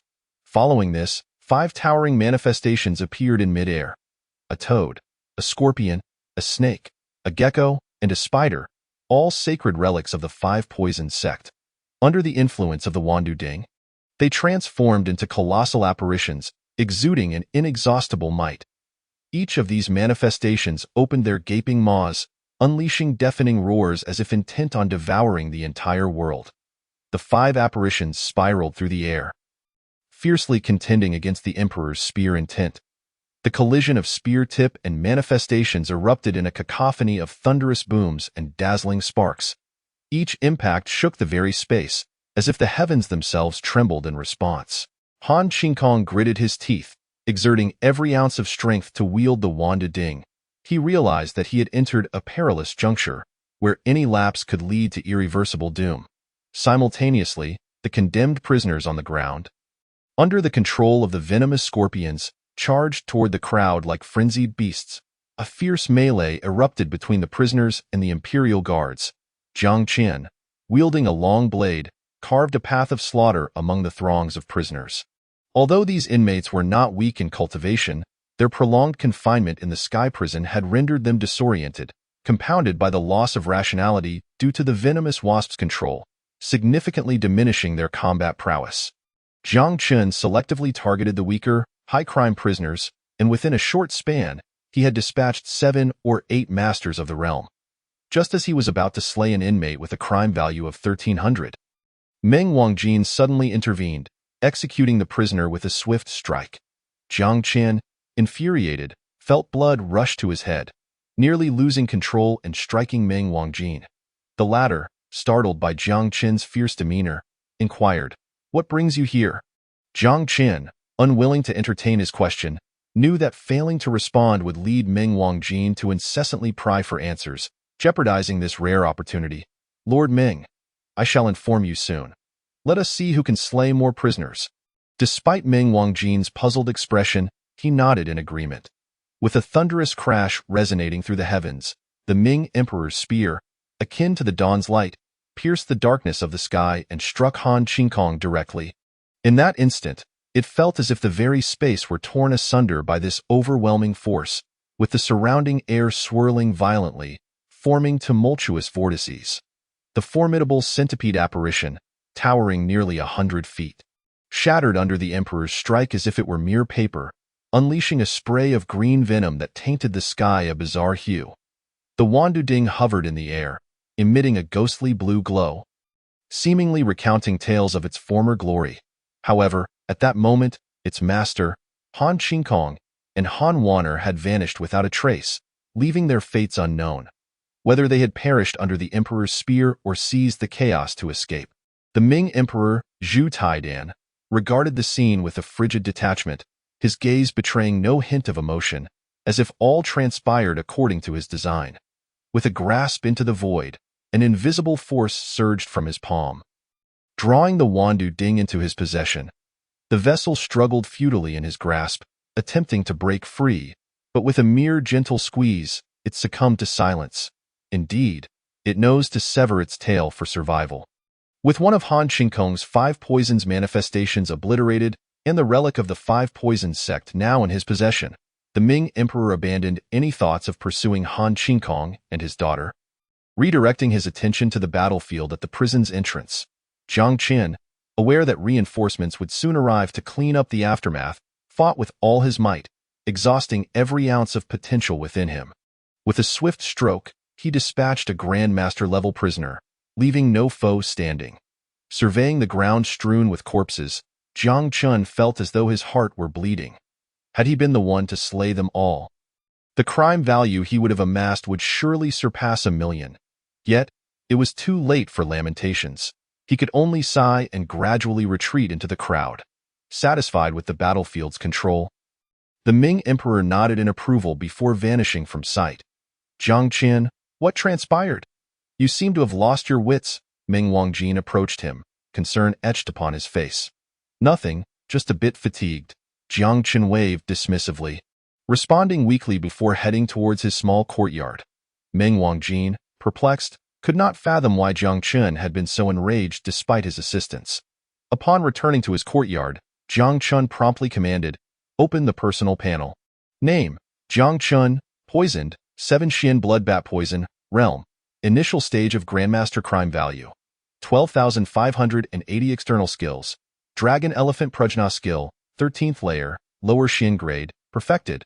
Requires 360,000 crime value for upgrade, movement technique. Divine transformation, middle Huang grade.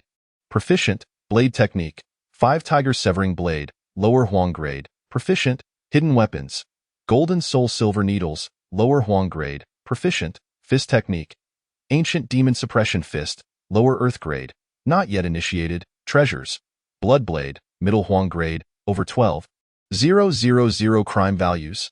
Not too shabby, he had slain 7 or 8 individuals, and the substantial crime value was largely attributed to the last Grandmaster-level warrior, who had bestowed upon him over 4,000 points. Should he use it for a lottery draw or to upgrade his skills? As Jiang Chun contemplated the 12,000-plus crime values in his possession, he found himself deep in thought. With this amount, he could conduct 1 blue draw, 12 green draws, or 120 white draws. Originally, this was an exhilarating prospect, but now, burdened by the deadly toxin coursing through his veins, he felt no joy. System, do you possess a method to cure the 7 Xian blood bat poison? Jiang Chen inquired with hopeful anticipation. Negative. This system only provides 2 functionalities: upgrading skills with crime values or conducting lotteries. However, please do not lose heart. The system's prize pool contains pills capable of nullifying all poisons in the world. The system replied, and where might I find such a remedy in the prize pool? Jiang Chen probed further. In the purple prize pool. Damn, Jiang Chen exclaimed, nearly cursing aloud. The purple prize pool required a staggering 10,000 crime values for a single draw. Such a daunting sum was beyond his current means, and even if he had it, the chances of obtaining the desired antidote were slim. It seemed he would need to devise a different plan. Jiang Chen pondered, and soon a name came to mind. Bai Xiaoga. He wondered if Bai Xiaoga might possess a means to counteract the 7 Xian blood bat poison. Truly infuriating, even a simple stroll could lead to poisoning. Grumbling under his breath, Jiang Chen swiftly made his way to Bai Xiaoga. This time, he was greeted by a young man clad in white, exuding a charming demeanor. To Jiang Chen's astonishment, the man's cultivation had reached the formidable realm of perfected manifestations. Mere steps away from the exalted martial sage realm. I am Bai Xiaosheng. The information you provided us this time proved invaluable, yielding significant profits. We are truly grateful, Bai Xiaosheng remarked. Upon hearing his words, Jiang Chen immediately understood why so many Imperial Guards and 6 Doors personnel had suddenly appeared at the prison entrance. They must have received word from Bai Xiaoga, enabling them to act swiftly to corner Han Qingkong. Though such actions were fraught with peril, all they needed to do was compel Han Qingkong to expend his true energy, alerting the Ming Emperor. This intelligence had evidently brought Bai Xiaoga considerable gains. However, Jiang Chun felt no envy. They had taken substantial risks themselves. Dear Guildmaster, do you have knowledge of the 7 Xian blood bat poison? He queried. At this, Bai Xiaosheng was rendered momentarily speechless. The 7 Xian blood bat poison. It is an exclusive toxin of the 5 poisons sect. While its lethality is not particularly strong, it is exceedingly troublesome. If the antidote is not administered within a month, one will gradually dissolve into nothingness. And where might the antidote be found? Or who in this world possesses the means to counteract such a poison? Jiang Chen inquired with great excitement. Bai Xiaosheng shook his head and replied, only 3 individuals in this world possess the ability to counteract such poison. One is Han Qingkong himself, the other is his daughter, and the last is the infamous Ghost Doctor of Life and Death. Qiu, the Ghost Doctor of Life and Death. Jiang Chun pondered this name, unaware that such a figure existed in the realm. The Ghost Doctor resides in the Wanhua Valley of Jingzhou. His medical skills unparalleled. However, to receive his treatment, one must obtain the life and death order he issues, of which he releases only 10 each year. Hearing Bai Xiaosheng's words, Jiang Chen furrowed his brow tightly. Without needing to ask, he understood the immense value of these life and death orders. To acquire one in such haste was akin to searching for a needle in a haystack. Observing Jiang Chen's serious demeanor, Bai Xiaosheng continued, you are fortunate. I have heard that at tomorrow's auction at Jubaogu, 1 life and death order will be up for bid. What? Jiang Chen gasped in surprise and delight, immediately clasping his fists in gratitude. Thank you, Master, I must take my leave. After speaking, he strode out of Bai Xiaogu. Shortly thereafter, Yi Xiangwan emerged from the shadows. Master, why did you divulge so much information to him? Wouldn't it be more advantageous for us if he were to perish? We could reclaim that inferior martial art technique. Bai Xiaosheng shook his head. This person possesses great potential. He is worthy of our investment. As he spoke, he turned to Yi Xiangwan. What is your assessment? Is the poison completely resolved? Yi Xiangwan nodded. I cannot guarantee it. The toxicity from that old poisoner can be deeply hidden, making it difficult to detect whether one is poisoned or to what extent. Bai Shaosheng nodded, a flicker of wariness crossing his eyes. I see no signs of poisoning on him, yet he is able to discern that he has been afflicted by the 7 mysterious blood bat poison. He is certainly not simple that I wonder if he will be able to secure that life and death order tomorrow. Bai Shaosheng scoffed. It will be difficult. The starting bid for the life and death order is over 100,000 taels of silver. With the recent uproar caused by Han Qing Kong in the capital, the number of individuals vying for that order will undoubtedly increase. As he spoke, he rose from his seat and gazed into the distance through the window. Moreover, even if he obtains the life and death order, Qiujiu may not necessarily agree to treat him. If he can survive this ordeal, it will indicate that he is indeed extraordinary. Perhaps we should consider inviting him to serve as an esteemed guest of Bai Xiaogu. A profound insight, Master, Yi Xiangwan quickly replied. Chapter 35. The auction. Upon returning to his small courtyard, Jiang Chen immediately accessed his personal panel, activating the comprehension of the ancient town demon fist. In an instant, he felt as if he had stepped into a peculiar realm of time and space, where everything around him became hazy, and only the essence of the ancient town demon fist grew increasingly vivid in his mind. Guided by this power, he began to delve into an unprecedented understanding of this martial art at an astonishing speed. As he spoke, the proficiency of the ancient town demon fist began to escalate at an incredible pace. Every moment felt as though he were rehearsing countless times in his heart, with each practice deepening his comprehension and sharpening his mastery of the techniques. After about the time it takes to brew a cup of tea, the proficiency of the ancient town demon fist underwent a tremendous transformation, advancing from a novice state to the pinnacle of its first layer. At this moment, he was capable of executing every move of the fist technique with finesse, each gesture infused with the primal power of the ancients, as if he could suppress all malevolence. Simultaneously, an intangible essence of fist intent quietly surged into his mind. This intent was profound and powerful. Seemingly imbued with the most primal will to fight found in the universe, it was as though a seasoned master of the fist had completely merged with him, continuously demonstrating the supreme realm of the martial art. Under the influence of this fist intent, his mindset became more resilient, and his understanding of the martial art reached a new zenith. At this moment, he was no longer merely a practitioner. He had become the embodiment of the ancient town demon fist, with each punch and kick harboring boundless power. Merely achieving the first layer's perfection had cost him a staggering 3,000 points of evil value. Moreover, he sensed that attaining the second layer of the ancient town demon fist would require even more evil value. Though he still possessed surplus evil value, he was reluctant to expend it further. With the support of the 13-layer dragon elephant prajna skill and the first layer of the ancient town demon fist, he felt sufficiently empowered to navigate the realm of masters without concern. Gaining further insight into an additional layer of the ancient town demon fist seemed less meaningful. Initiate the lottery. I choose the green wheel. Drawing 8 times, Jiang Chen murmured to the system in the next moment. 8 green wheels materialized before him. After spinning for a while, they gradually came to a halt. Ding! Congratulations, host.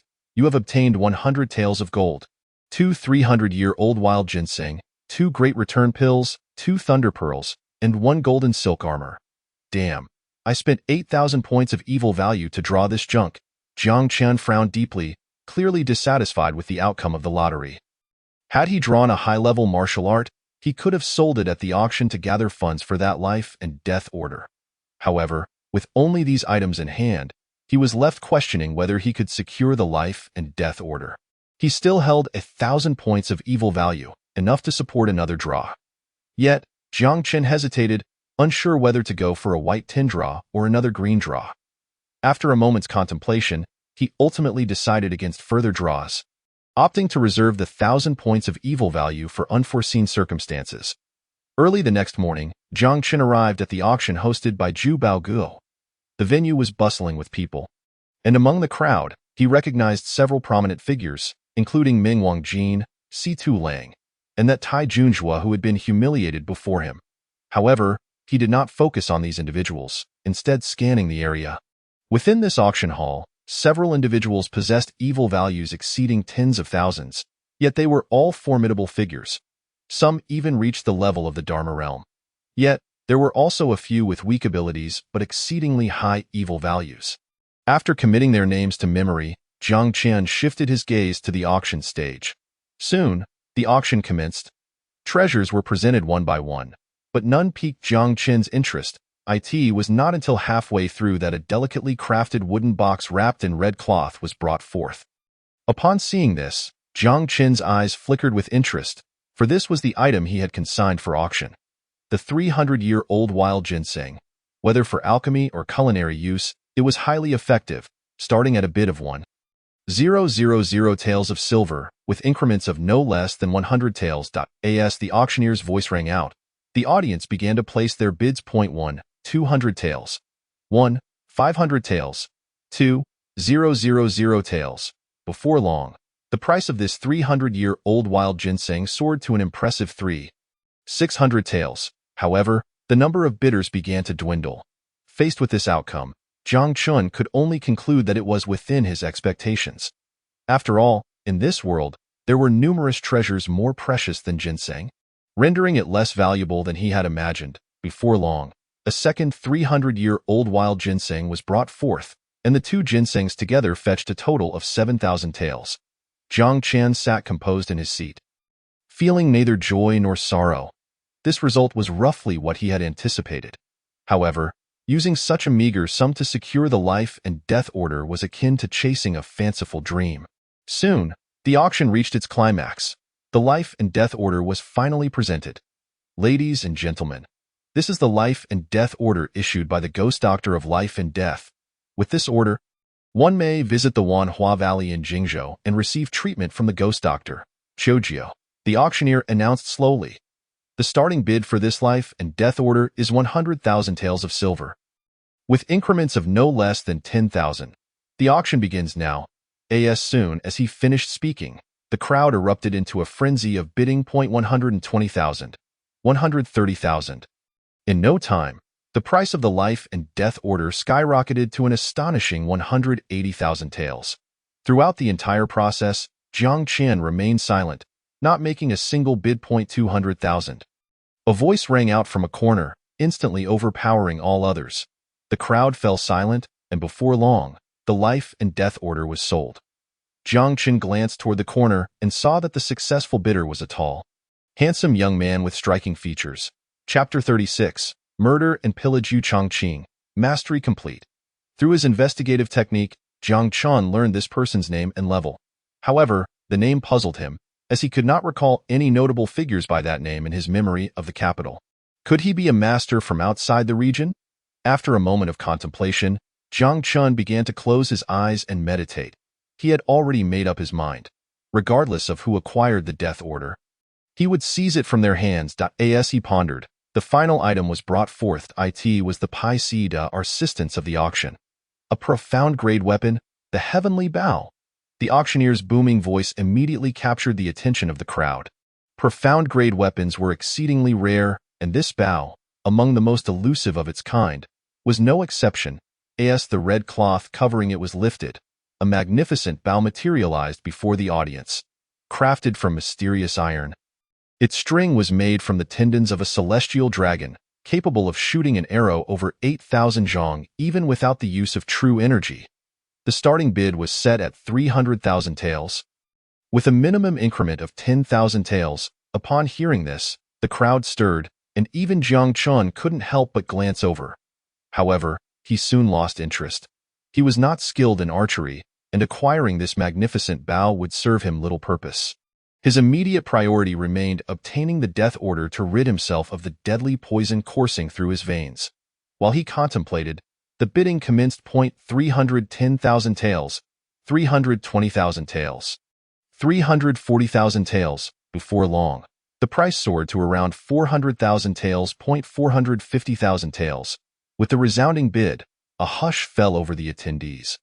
Although the bow was indeed remarkable, it was certainly not worth 450 taels of silver. To Jiang Qin's astonishment, the latest bid came from none other than Yu Chongqing. Yu Chongqing, Yu Chongqing. Jiang Chun suddenly found the name oddly familiar. After a moment of reflection, he realized with a jolt, damn, isn't Yu Chongqing the eldest disciple of the infamous Kaihua Feng, Huang Fei? Upon recalling this, Jiang Qian scrutinized Yu Chongqing again, noticing that his malevolent value was merely a little over 50 points. While still considerable, it paled in comparison to the thousands attributed to more notorious villains. Could it be that he had mistaken the individual, and they merely shared the same name? Yet, Jiang Chen quickly dismissed this notion. Regardless of whether this person was virtuous or nefarious, he had to obtain the death order. Was he to allow a good person to escape while he awaited his own demise? Even if a Buddha appeared before him, obstructing his path to survival, he would not hesitate to strike them down. Having clarified his thoughts, he began to quietly observe the man's movements. The bow naturally fell into Yu Chongqing's possession, and the auction concluded at that moment. Many eyes turned towards Yu Chongqing, their expressions laden with malice.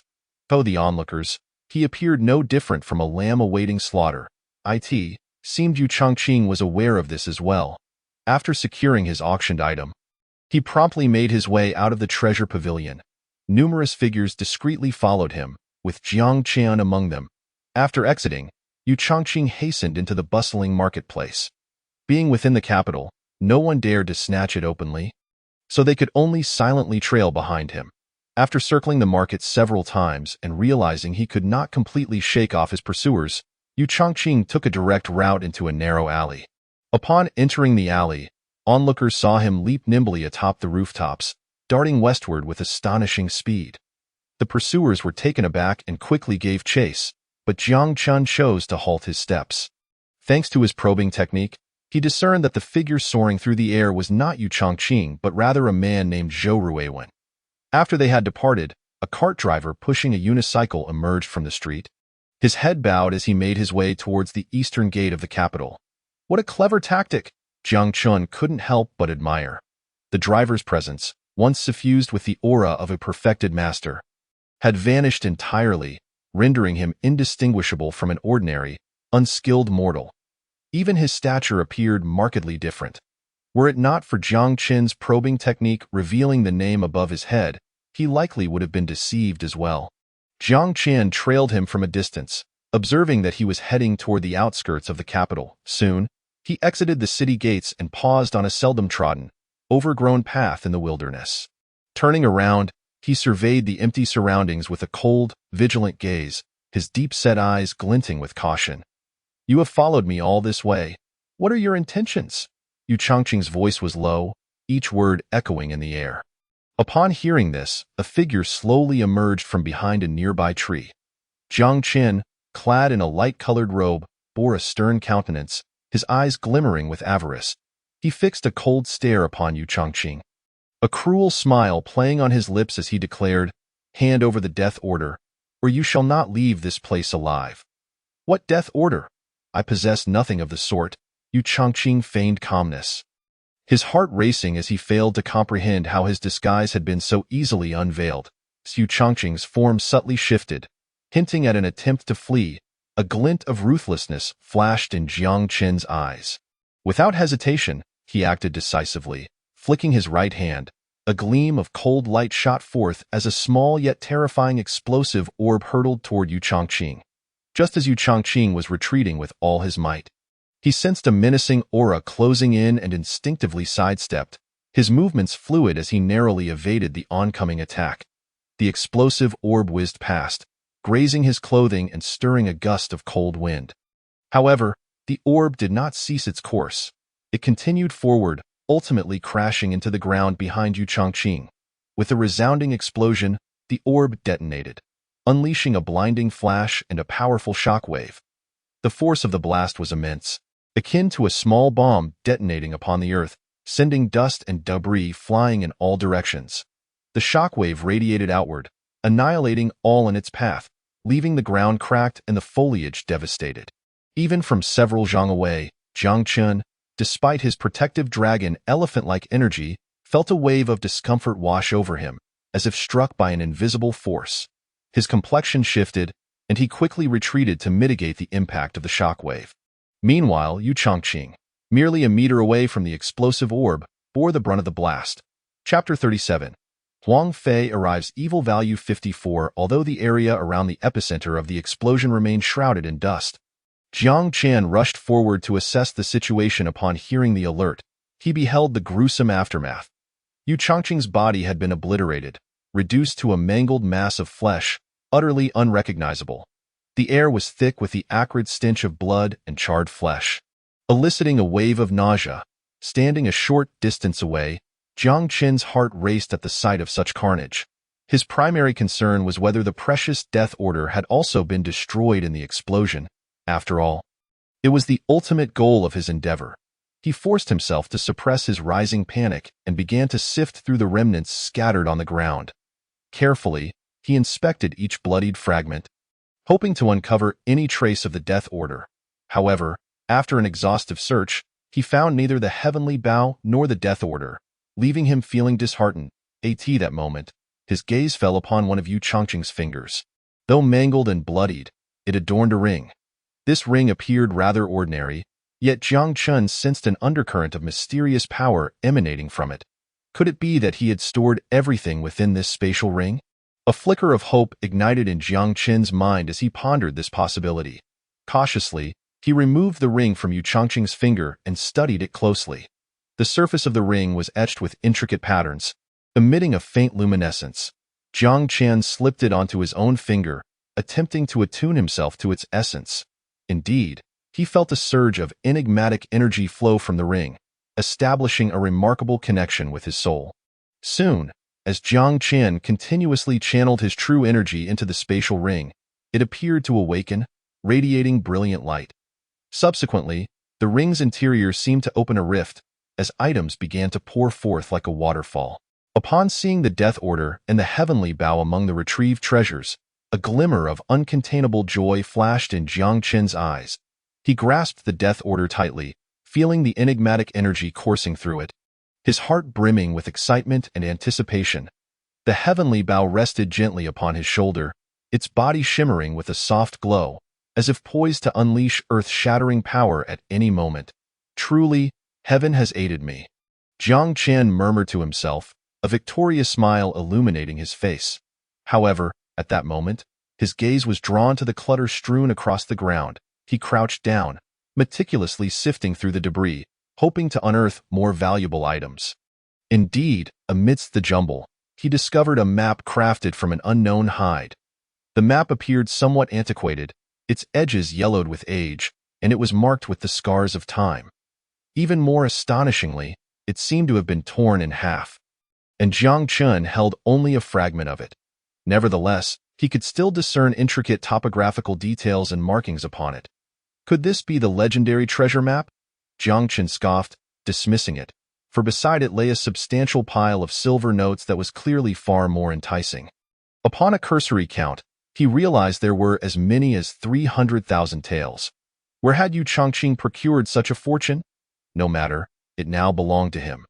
After stowing these items into his spatial ring, Jiang Qian hastily departed, neglecting to deal with the corpse.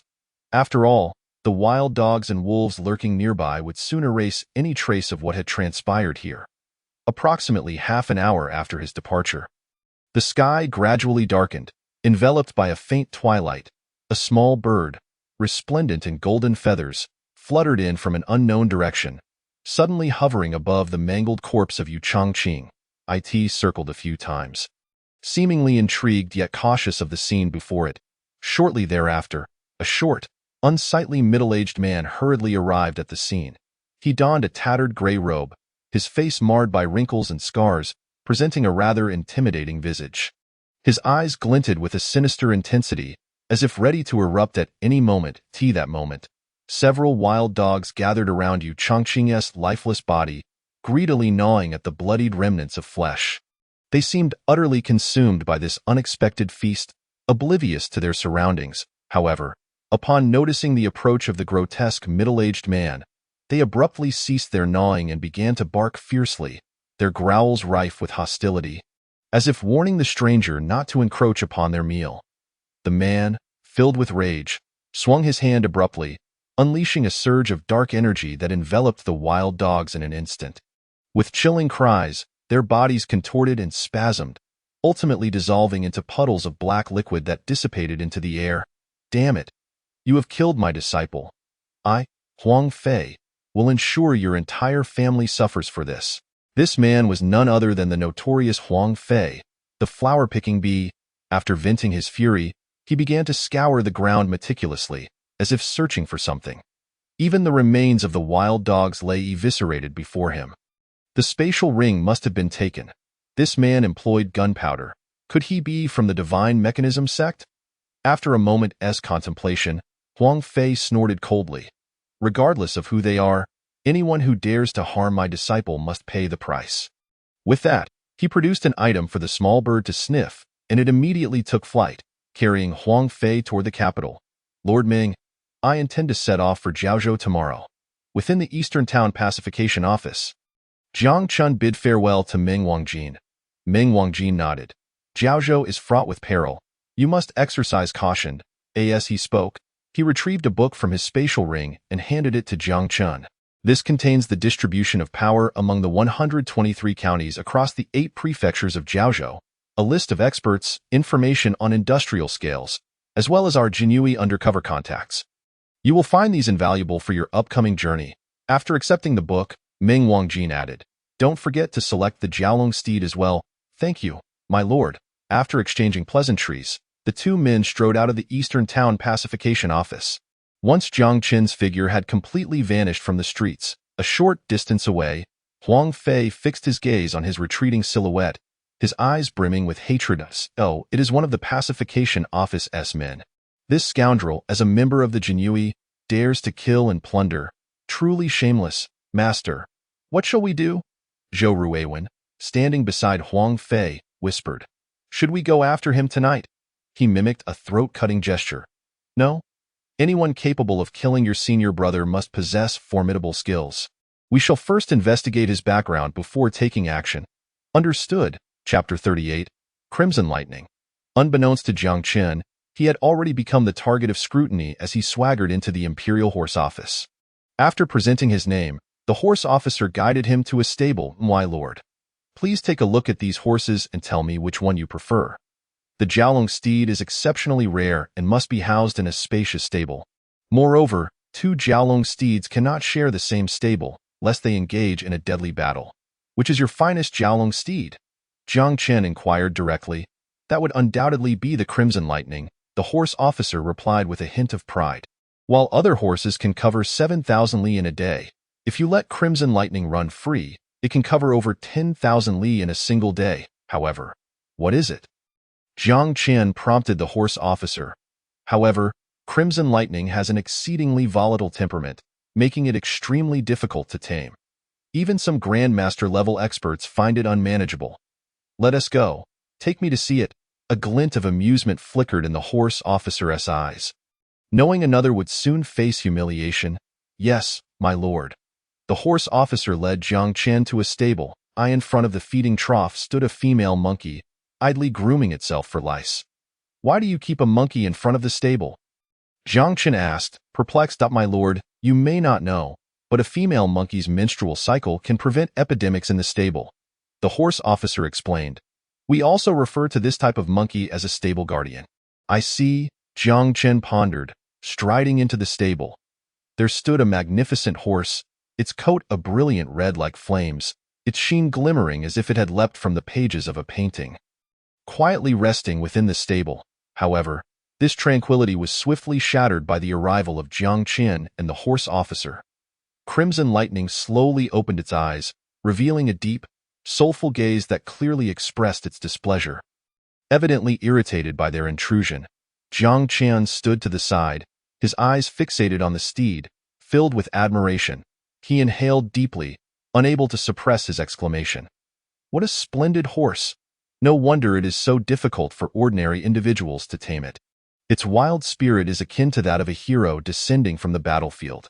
With that, Jiang Chen boldly stepped forward, grasping Crimson Lightning's mane, and with that leverage, he swiftly mounted the steed. Nay, the magnificent horse let out a piercing and furious whinny.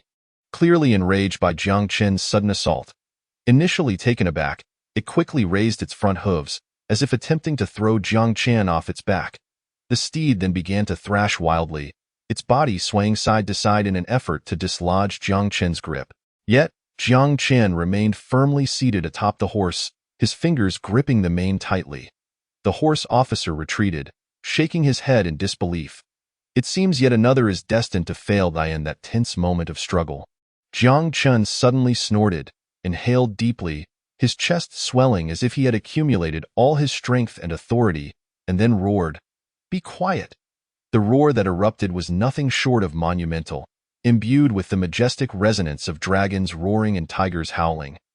Akin to the combined voices of the mightiest creatures in nature in that instant, it reverberated throughout the entire horse arena, penetrating even the sturdy wooden walls of the stables, echoing in every nook and cranny. The dragon steeds, previously either languid or restless in their respective territories, were struck by this sudden, thunderous roar. A fleeting glimmer of disbelief and fear flickered in their eyes. Consequently, they instinctively halted all movements. Retreating involuntarily, some even curling up in the corners, casting terrified glances towards the source of the sound. At the forefront, the fiery red steed, Qi Dian, was particularly unsettled, pacing back and forth in trepidation, its hooves pulverizing the ground beneath. Possessing physical prowess comparable to a master of the highest rank, it was a standout within the arena, known for its untamed spirit and unparalleled arrogance. Yet, under the weight of that roar, it experienced an unprecedented terror emanating from the depths of its bloodline. A reverence rooted in ancient memories that rendered it trembling, as if confronted by an irresistible fate. Jiang Chen's roar not only intimidated all the dragon steeds, but also brought a profound silence to Qi Dian. The air was thick with a delicate balance, as if the entire horse arena had come to a standstill. Much like a dog encountering a lion or a tiger, true beasts of the wild. A latent fear would awaken within its bloodline. Jiang Chen gently stroked its neck, gradually calming it. The stable hands outside, witnessing this scene, couldn't help but swallow hard. Qi Dian had been subdued, truly astonishing. "Are you not going to fetch the saddle and reins?" With a commanding shout from Jiang Chun, the stable hands snapped back to reality, hurriedly bringing forth a brand new saddle and reins to adorn Qi Dian. Once fitted, Jiang Chun led the steed away from the premises. As he departed, the stable hands wiped the sweat from their brows, yet one couldn't help but chuckle to themselves. Finally, we have sent off this calamity. Upon returning to the courtyard, Jiang Chen retrieved 2 large elixirs. After a moment's hesitation, he swallowed one whole. The potency of the large elixirs far surpassed that of the smaller ones, with a single dose capable of alleviating 30 years of arduous training. Furthermore, compared to the smaller elixirs, the large ones could enhance the user's comprehension, aiding in a more profound understanding of advanced techniques. It was akin to the disparity in knowledge gained by a genius and an ordinary person studying the same material for a day. After consuming these 2 large elixirs, he swiftly commenced the second stage of the ancient demon-sealing fist. Unlike the direct bestowal of power through sin points, each movement of the ancient demon-sealing fist required his own comprehension and practice. Yet, this process unfolded at an astonishing pace, as if fast-forwarded. Entry, proficiency, mastery, and completion. Only after reaching the pinnacle of the second stage did that overwhelming sensation gradually dissipate. Jiang Chen reopened his eyes, a bitter smile gracing his lips. It appeared that his talents were still lacking. It took him 60 years to cultivate the second stage of the ancient demon-sealing fist to completion. In this world, martial artists' talents were categorized as ordinary, astute, genius, prodigy, and born saint. Typically, the assessment method involved the cultivation of a technique known as the Qing Shui Ju. Those who could condense internal energy within 7 days were deemed ordinary. Those who could do so within 7 days had astute talent. Those who could do it in a day were considered geniuses. Those who could achieve it in 15 minutes were prodigies. Observing this, those who could generate internal energy spontaneously were recognized as born saints. Capable of soaring to great heights with just a bit of opportunity, breaking through to the realm of martial saints. Chapter 39. Killing Huang Fei. There were rumors that the current Ming emperor was born with prodigious talent. Although Jiang Chun had never tested his own aptitude, based on the original's experiences and the effects of the elixirs he had consumed, he feared he could scarcely be deemed astute, merely qualifying as ordinary. For an ordinary person, high-level techniques were not necessarily the best choice. The more profound the technique, the more extraordinary the talent required for comprehension. A person of mediocre aptitude might spend a lifetime unable to even grasp the basics of advanced techniques. As the clock struck midnight, Jiang Chen stretched lazily and promptly fell into a deep slumber. The night passed without incident. The following morning, as the first light of dawn barely pierced the lingering darkness, Jiang Chun prepared himself meticulously for departure. After ensuring he had not overlooked any essential items, he gently locked the courtyard gate and mounted the poised Qi. "Let us be off," Jiang Chun silently urged. Giving a firm pat on the steed's flank, Qi surged forth like an arrow released from its bow, hooves thundering, dust swirling in its wake. Its speed was indeed remarkable, rivaling even the swiftest trains of the future, perhaps even surpassing them. Each of Qi's hooves seemed to tread upon the very air, each landing stirring up clouds of dust, leaving deep imprints on the hard stone path, starkly visible. Jiang Chen gripped the reins tightly, feeling the surge of power and speed coursing through Qi, his heart brimming with ambition. "Giddy up," Jiang Chen urged once more, accelerating the pace. The scenery along the way unfolded like a series of flowing paintings. Rushing past his eyes, he had no time to admire the beauty. He was wholly focused on guiding Qi toward his destination. Before long, he had covered over 100 miles, at a busy crossroads. 2 carts had overturned, their cargo strewn across the ground in chaos. The horses that had drawn the carts lay in agony, blood-soaked and struggling helplessly, their eyes wide with terror. The air was thick with the acrid scent of blood. Prompting involuntary frowns in this critical moment, Jiang Chen deftly reined in the horse, and Qi let out a long neigh, coming to a steady halt not far from the accident site. His gaze swept across the scene, quickly landing on a woman lying by the roadside. She was heavily pregnant, her complexion as pale as a sheet, with traces of blood at the corners of her mouth, clearly gravely injured, teetering on the brink of consciousness. Her eyes filled with despair and helplessness. Beside her, 2 men, an elder and a youth, were frantically pacing like ants on a hot stove, their faces etched with anxiety, evidently at a loss regarding the dire situation. The elder's hands trembled incessantly, while tears glimmered in the youth's eyes, both desperately seeking a way to rescue the woman. Additionally, 2 bloodied individuals lay motionless nearby, their bodies still, leaving uncertain whether they were unconscious or had already succumbed to death. Blood seeped from their wounds, staining the ground and heightening the horror of the scene. Upon seeing Jiang Chen's arrival, the 2 men rushed toward him, kneeling and banging their heads against the ground. "My lord, I implore you, save my daughter-in-law," the elder cried, tears streaming down his face, as if he might collapse from grief at any moment. Jiang Chen dismounted with a swift, fluid motion, without a hint of hesitation, and strode purposefully toward the fallen couple. Sunlight danced upon his shoulders, yet it seemed unable to dispel the oppressive atmosphere of bloodshed surrounding them. Just as he closed the distance of a mere meter between them, Jiang Chen struck with sudden ferocity, without a moment's pause. His actions were as swift as lightning, the wind of the ancient demon-sealing fist howling forth, imbued with an ancient, formidable pressure, aimed squarely at Huang Fei's face. Huang Fei was taken aback, his face paling in an instant. Instinctively, he sought to evade, but Jiang Chen's fist arrived with such ferocity and speed, as if transcending the constraints of time and space, locking onto his vital points. The moment Huang Fei attempted to move, he was engulfed by that irresistible force. Bang! A dull, thunderous roar reverberated through the air as Huang Fei's head, under Jiang Chen's punch, shattered like a ripe tomato struck by a sledgehammer, blood and brain matter splattering in a gruesome display upon the ground, creating a scene that was nothing short of horrifying. This spectacle unfolded so abruptly that the onlookers were rendered momentarily paralyzed, their eyes widening in terror as they beheld Jiang Chen standing there like a malevolent deity, exuding an aura that sent chills down their spines. Sin value 13506. Some pedestrians, initially drawn by curiosity to witness this unforeseen chaos, were utterly horrified as they beheld Huang Fei's gruesome fate and Jiang Qin's merciless strike. Fear gripped their hearts, their faces turning ashen. It was as if they had glimpsed the grim Reaper himself brandishing his scythe. The crowd began to disperse in panic, some shrieking, others stumbling, all desperately seeking to flee from this blood-soaked scene. Their figures darted across the road like a flock of frightened birds, yearning for a safe haven.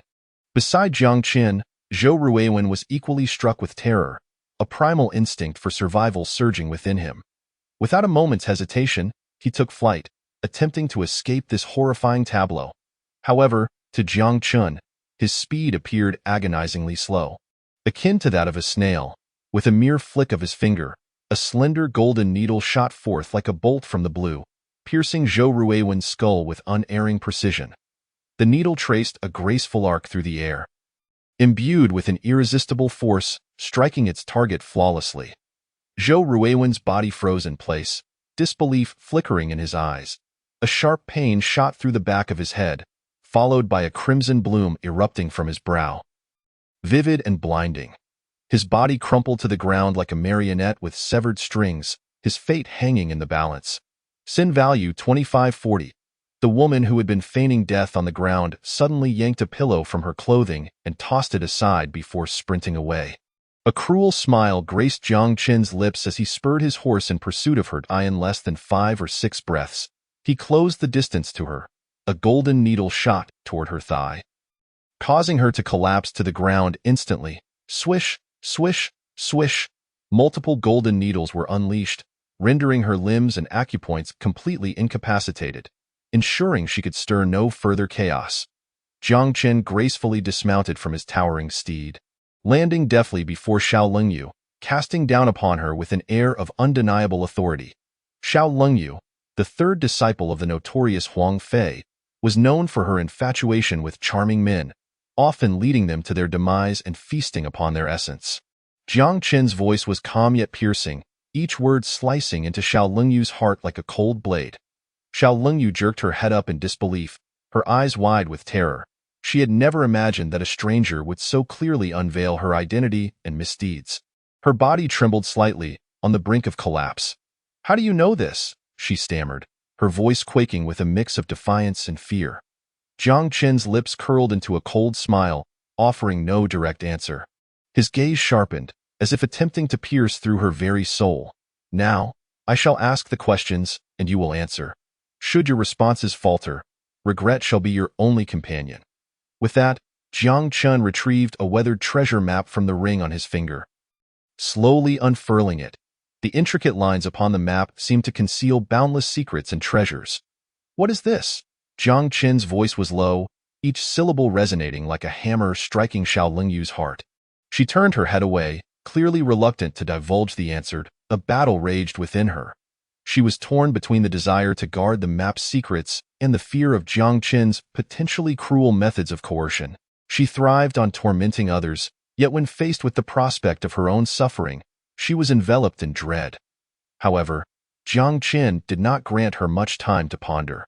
His eyes grew even colder, as if he intended to freeze her in place. "I shall ask you once more, what is this?" At that moment of hesitation, Jiang Qin sighed softly, the sound laden with the weight of his diminishing patience. Without hesitation, he lifted his foot and precisely stomped down on Xiao Lingyu's ankle. Xiao Lingyu let out a piercing, anguished scream, terror saturating her voice. Her body convulsed violently from the excruciating pain, cold sweat cascading from her forehead like beads from a broken string. Soaking her garment, I'll tell you. Xiao Lingyu finally succumbed to the unbearable agony, her voice quivering as she spoke. "This is a treasure map obtained by my master, Huang Fei. He said it contains the riches of King Cheng." Jiang Qin furrowed his brow slightly, a flicker of confusion crossing his gaze. King Cheng? Which King Cheng? In this complex world, countless tales of Kings Cheng flowed through the annals of history, leaving Jiang Qin unable to ascertain which of these treasures belonged to which sovereign. It is Zhang Shiqing, Xiao Lingyu replied, her voice trembling. He once held immense power in the Jiangnan region, commanding great wealth and armies. Yet, He ultimately fell victim to the purging wrath of Ming Zhu. Before his demise, he concealed all his treasures and precious artifacts, hoping that one day future generations could rise again using his legacy. It is said that among his treasures lies the legendary Qian Kuanli Hua sword, ranked 43rd in the Divine Weaponry Catalog. "What?" Jiang Qin exclaimed, his eyes lighting up with astonishment, the magnitude of this revelation overwhelming him. He never anticipated uncovering such astonishing information from Huang Fei. The Qian Kuanli Hua sword was a mythical weapon of immense power. Possessing it meant wielding a force capable of reshaping the very landscape of the martial world. Jiang Qin inhaled deeply, striving to calm his racing heart, and urgently pressed on. "Where are the other treasure maps? Do you have any leads?" His gaze fixated on Xiao Lingyu, as if attempting to see through her very being. According to Huang Fei's estimates, there should be a total of 7 maps. Xiao Lingyu's voice quivered. Over the years, he has managed to collect 4 of them through his means. The remaining 3 are held by the illustrious Su family in the capital, the wealthy Li family in Jiangnan, and the notorious leader of the Black Dragon Village, Chao Liuguang, in the Taihang Mountains. Upon hearing this, Jiang Chun could not help but inwardly exclaim in disbelief. These 3 factions held immense sway both in the martial world and the court. Attempting to seize the fragments of the treasure map from them would undoubtedly prove to be an arduous task. The Su family, the Li family, and the Taihang Mountains are no trifles, Jiang Chun lamented. "Is it true that your purpose here is to pilfer the map fragment from the Su family?" Xiao Lingyu shook her head slightly, a hint of resignation flashing across her face. "That is merely secondary. Our primary objective is to capture Su Baiwei. The Su family's heiress. It is said that she possesses unparalleled beauty, akin to a celestial being descended from the heavens. My master, Huang Fei, has developed an infatuation with her and yearns to experience her charms. Thus, we resolve to take this perilous risk and venture into the capital." Jiang Qin, upon hearing this, felt a twinge of disdain for Huang Fei's greed and foolishness. If it were merely for the treasure map fragment, it might be excusable, but risking so much for a woman's beauty seemed an unwise endeavor, a clear case of folly. Truly lacking in ambition, Jiang Qin scoffed, casting a disparaging glance at her. Just as he was about to voice his thoughts, a distant sound of galloping hooves reached his ears. In her despair, Xiao Lingyu seemed to catch a glimmer of hope, desperately seizing upon it like a lifeline. She summoned all her strength, calling out, "Help! Help! There are thieves attacking!" Her cries echoed across the desolate plains, drawing the attention of several young riders nearby. They were leisurely trotting along on their fine steeds when they suddenly heard her plea, swiftly pulling on the reins and fixing their sharp gazes upon the scene. "Bold thieves! How dare you act with such audacity under the bright sun?" At the forefront stands a youthful figure. Strikingly handsome and brimming with vigor, he wields a long sword, its tip quivering slightly, a clear indication that he is poised for action. His voice resonates powerfully, imbued with a strong sense of justice. Chapter 41.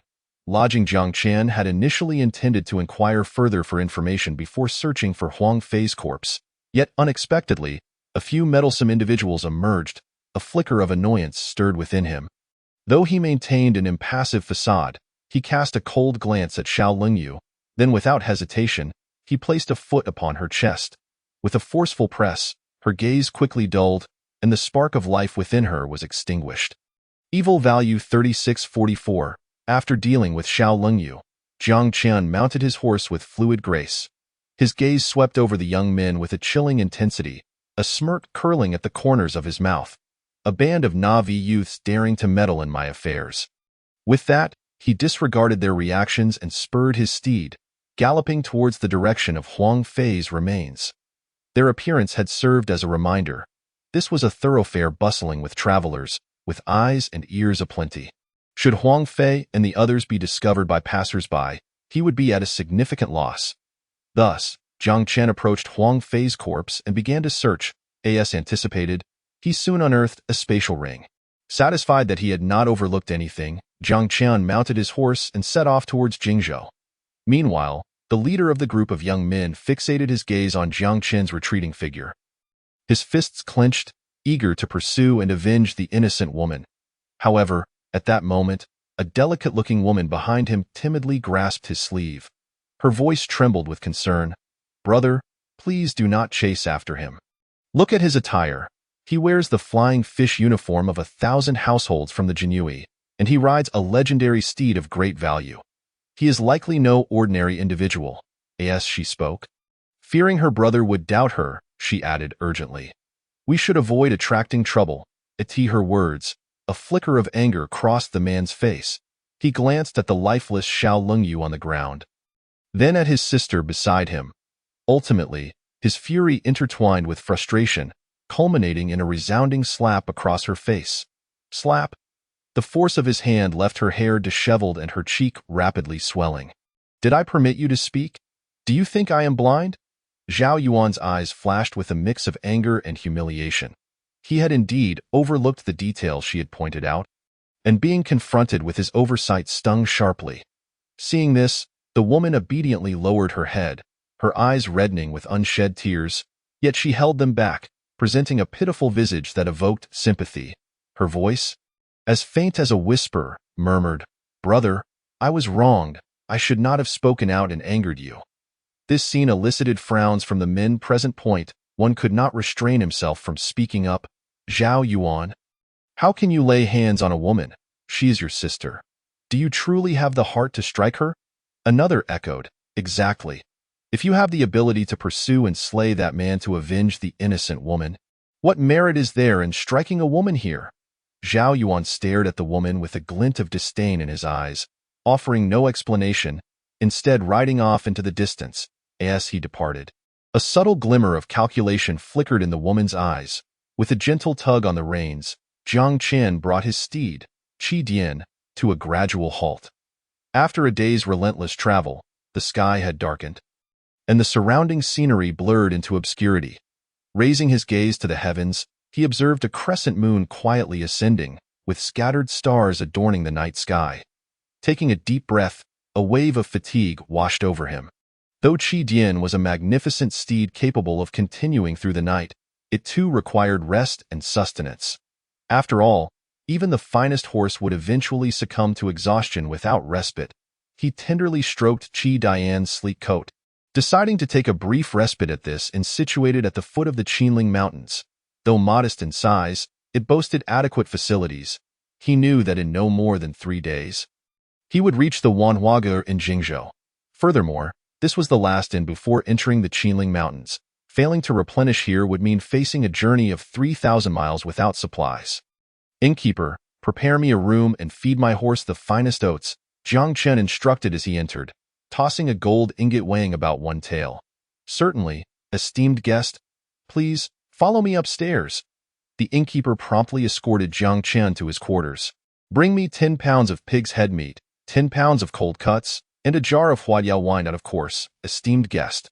Once the innkeeper departed, Jiang Chen accessed his personal panel to review the day's gains. Today, he had slain 3 individuals, yielding an impressive total of 20,000 points of evil value. Such a windfall ignited a surge of excitement within him, adding to the over 1,000 points he had previously accumulated. He now had enough to spin the green wheel 20 times, or the white wheel 210 times. As he pondered, the innkeeper returned with the meat and wine. "Esteemed guest, your food and drink have arrived." Jiang Chen nodded. "Bring them in." Once the food was set before him, he swiftly consumed it all. In the past, he would never have been able to eat 20 pounds of meat, but now his body required vast quantities of sustenance to meet its nutritional demands. Currently at the master level, consuming meat barely sufficed for his needs.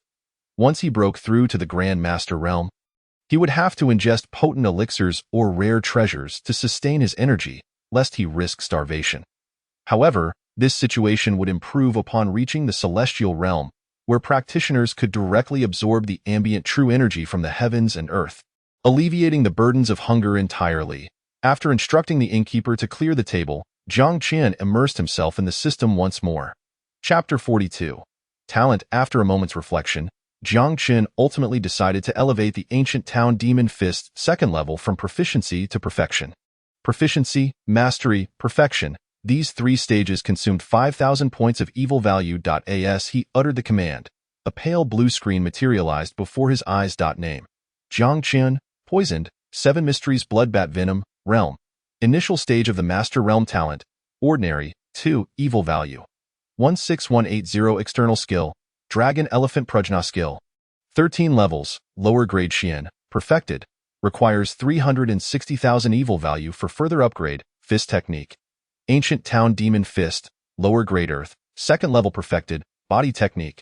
Divine movement. Middle grade Yellow. Proficient. Blade technique. 5 tigers breaking the door blade. Lower grade Yellow.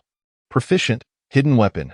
Golden Spirit Silver Needle. Lower grade Yellow. Proficient. Treasure. Blood blade. Middle grade Yellow. System. What does this talent mean? Jiang Chun recalled that the last time he accessed the system, he had not encountered this talent interface. Ding! Due to the host using a treasure that enhances talent, the system now displays the talent interface. The higher the talent, the greater the enhancement gained from using treasures. And the swifter the cultivation and comprehension of skills will be. Wait a minute. A great return pill only increases it by 1. This is utterly absurd. Jiang Chen's heart was filled with disbelief. Though he had anticipated this, witnessing his talent being so dismal still left him somewhat disappointed. Forget it. Let us proceed with the lottery. Hopefully, I can draw items that enhance my talent. Among the prize pools of the wheels, Jiang Chun discovered that aside from the Great Return Pill, there was also a yellow-grade cleansing pill capable of enhancing talent. However, the odds of drawing it were exceptionally low, roughly 2 in 1,000. Never mind, let us go for 10 consecutive draws, Jiang Chen declared with fervor as 10 green wheels materialized before him. Commence the lottery. As soon as he spoke, the 10 green wheels began to spin simultaneously. After a few breaths, they all came to a halt point. One of the indicators pointed to empty air, clearly indicating a miss. Ding! Congratulations, host. You have obtained Great Return Pill 3, 300-year Wild Ginseng 1, 100 Tails of Gold, 1 Gene of Heavenly Mysterious Iron, Mountain Shaking Fist 1, Middle Grade Xian, 1 pair of Golden Soft Boots, Yellow Grade Cleansing Pill 1. Wow. I actually drew the cleansing pill. His eyes lit up and excitement surged within him. Claim it immediately. As soon as his words fell, a heap of miscellaneous items piled up before him. However, as he gazed at the martial arts manual in his hands, he couldn't help but furrow his brow. He already possessed the ancestral Ancient Town Demon Fist, which rendered the value of this mountain-shaking fist evidently less significant. Perhaps sensing Jiang Chen's thoughts, the system's voice echoed again at that moment. Should the host wish to discard any martial arts techniques, they could be dismantled into martial arts points. These points could ensure the next lottery would yield the desired technique, and the same applied to other divine weapons and rare treasures. Upon hearing this, Jiang Chen's eyes sparkled with excitement. Such a fortunate opportunity truly existed. Oftentimes, possessing an abundance of techniques is not necessarily advantageous. Mastering a single advanced technique far surpasses the efficacy of mastering numerous inferior ones. Thus, without hesitation, he declared, "Commence dismantling." In the next instant, the mid-tier mystical mountain-shaking fist that lay before him vanished from sight. Ding! Congratulations, host. You have obtained 45 martial arts points. Upon reaching 100 points, you may partake in a martial arts lottery, and upon reaching 1,000 points, you may select a specific technique. What the heck? Such a steep price. The realization that 100 points were required for a basic martial arts lottery and 1,000 for a specified technique caused Jiang Chen's heart to bleed. Well, having something is better than having nothing. After burying this thought deep within, Jiang Chen picked up the marrow-cleansing pill, his eyes ablaze with fervor. This was indeed a marrow-cleansing pill, a treasure coveted by numerous masters in the martial world. He could only wonder how much it might enhance his innate abilities. Just as he was about to consume it, he suddenly halted his actions. He was currently in an inn, surrounded by many people. Taking the marrow-cleansing pill would inevitably weaken his body. Should someone choose to ambush him during that vulnerable moment, he would be in grave danger. With this thought, he returned the marrow-cleansing pill to his storage ring, along with other treasures he had obtained.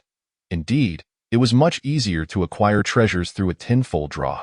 He decided to wait until he found a secluded spot to use it, muttering to himself. Fatigue from his long journey soon overcame him, and he pulled the blanket over himself, drifting into a deep slumber. In the dead of night, a cacophony of hoofbeats echoed outside the inn. Welcome, esteemed guest. Please, come inside. Due to the vastness of this world, The distances between cities were considerable. Thus, the inn operated around the clock for 12 hours. 5 individuals, 4 men and 1 woman, strode into the inn, the leader being Zhao Yuan, whom Jiang Chun had encountered earlier in the day. "Innkeeper, prepare 4 guest rooms," Zhao Yuan proclaimed, slamming a handful of silver onto the table. "Certainly." The attendant glanced at the group. "Would you like some refreshments? Our marinated cold meat is quite famous." The cold meat referred to beef, which was deemed an important draft animal in the Ming dynasty. Thus its slaughter was strictly prohibited. However, as the saying goes, where there are policies, there are countermeasures. Those in the martial world held a fondness for this nutritious meat, leading to a number of daring establishments that risked selling beef despite its prohibition. Especially in inns like this, frequented by martial artists, beef remained in high demand.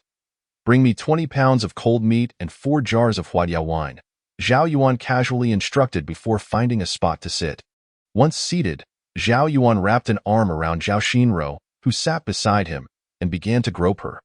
Embarrassed, Zhao Xinro's cheeks flushed crimson, her eyes glistening with unshed tears, as if she might cry at any moment. Her pitiful expression sparked discontent among the other 3 men towards Zhao Yuan. Yet, due to the Zhao family's influence, coupled with Zhao Xinro's identity as a member of that family, they could only stifle their anger. Soon, the attendant brought out the dishes.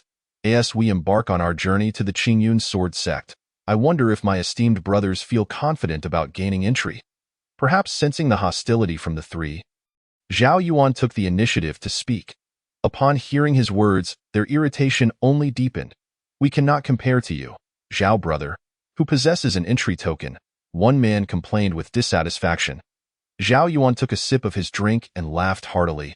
"There's no need for jealousy, my 3 friends. I have an uncle who holds a position within the Qingyun sword sect. With his recommendation, your chances of gaining entry will surely increase significantly."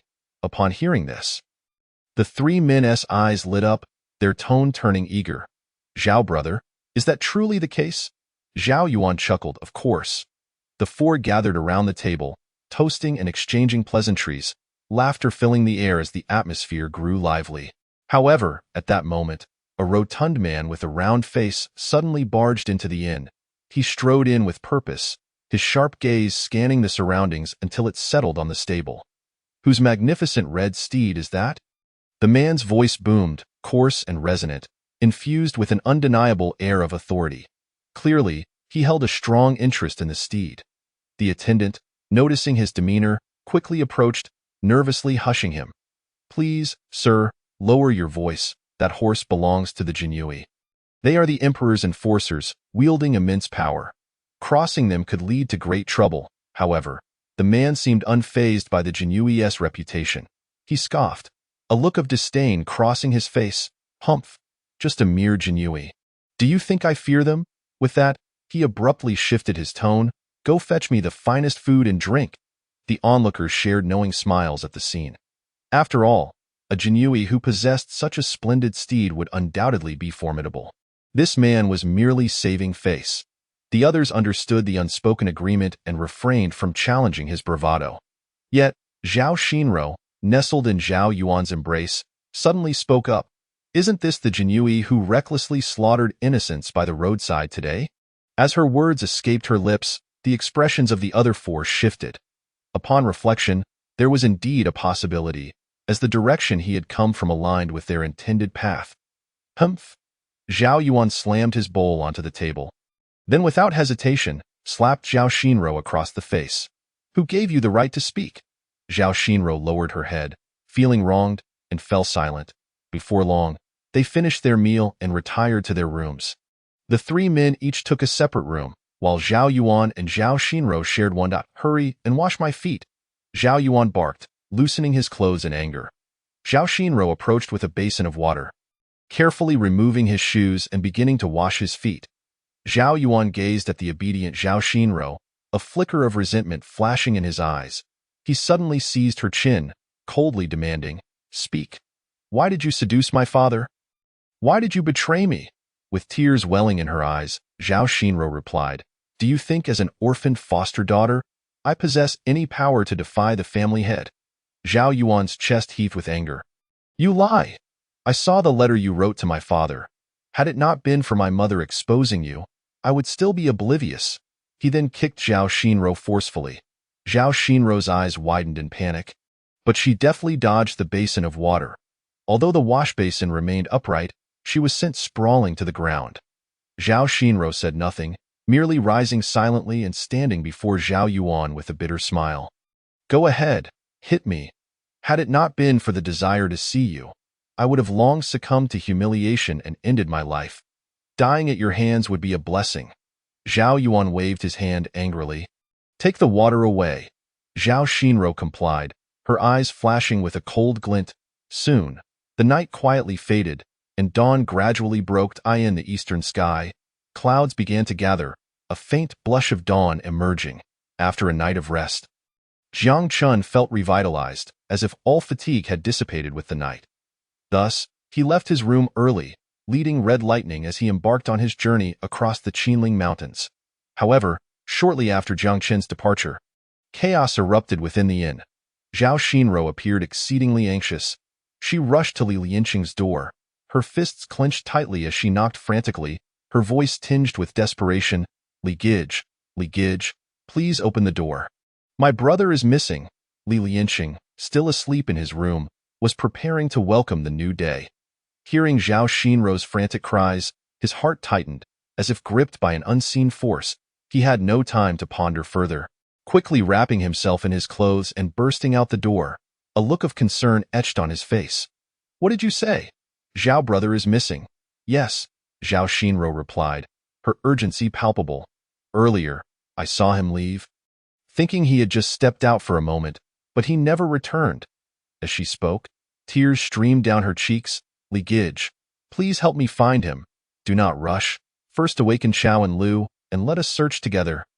Soon, the three of them sprang into action, beginning their search around the inn. However, after a prolonged search, they still could not uncover Zhao Yuan's whereabouts. That moment, Li Lianqing seemed to have an epiphany and hurriedly inquired, "Miss Zhao, did your brother take any weapons before he left?" Zhao Xinro pondered for a moment before responding.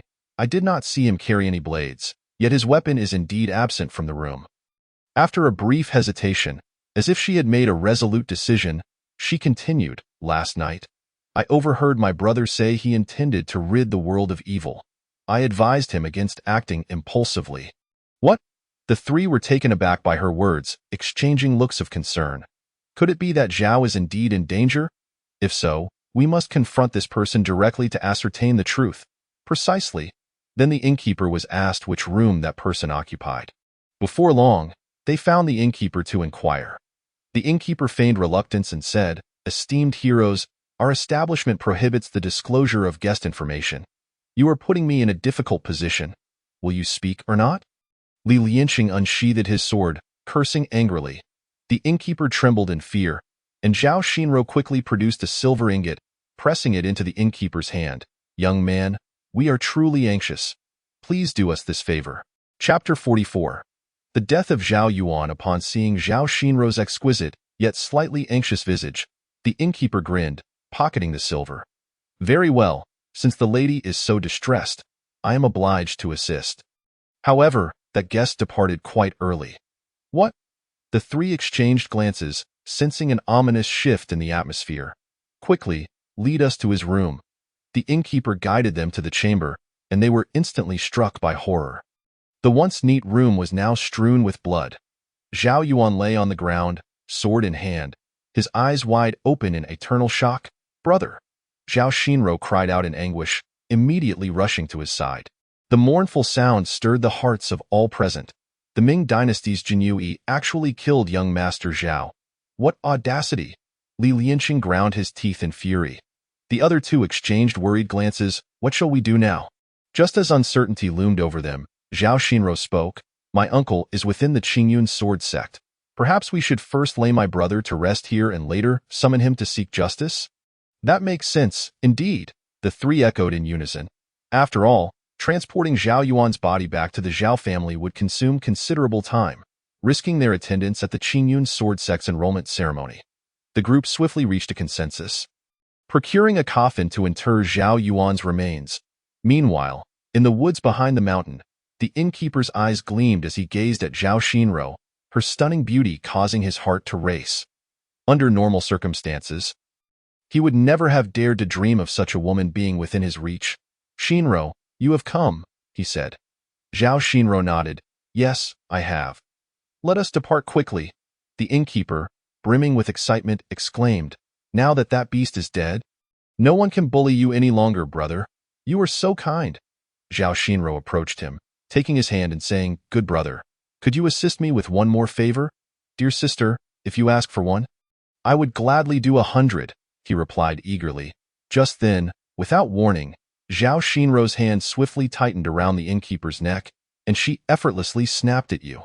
The innkeeper's eyes widened in disbelief, unable to comprehend the betrayal before him. His lips trembled, attempting to utter something, but only a faint gasp escaped as his head tilted, lifelessly collapsing into a pool of blood. Zhao Shinro gazed upon the innkeeper's corpse, a flicker of complex emotion crossing her features. She gently cradled his head, her voice low and tender. "If it were possible, I truly would not wish to kill you. Yet this world is unbearably cruel.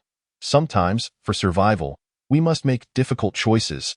After uttering those words, she slowly lowered the innkeeper's body, her expression sorrowful as she delicately used the tip of her sword to part his garments. Without hesitation, she slashed the corpse, allowing the pungent scent of blood to waft through the air, aiming to attract nearby beasts to consume the remains. Zhao Shinro understood that this brutal act, though merciless, was the most effective means of concealing evidence. Should anyone discover that she had slain Zhao Yuan, the Zhao family would undoubtedly pursue her relentlessly. After completing her grim task, Zhao Shinro took a deep breath, seemingly absorbing all her pain and weariness, transforming it into strength. She swiftly departed the scene, her figure disappearing into the forest, leaving only a lingering scent of blood in the air. On the other side, Jiang Chen remained oblivious to the burden he bore, hastening his journey towards Jingzhou. Deep within the vast and desolate Qinling Mountains, where human presence was scarce, an ancient and mysterious path wound its way through the lofty peaks, as if nature had carved a secret passage for travelers. This old road had withstood the test of time, witnessing the myriad joys and sorrows of countless passers-by, and now, under the tranquil night sky, it awaited the arrival of its next traveler. Riding his steed, the fiery red horse, Jiang Chen sped through this uninhabited realm. The horse's speed was remarkable, akin to a bolt of lightning slicing through the night, yet even it felt the pressure of the perilous terrain of Qinling.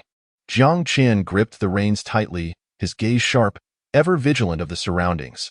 As Jiang Chen traversed approximately 1,800 miles, two colossal figures suddenly loomed ahead. They were two pig demons, each towering nearly 10 feet tall, brandishing rusted, jagged blades, blocking the path.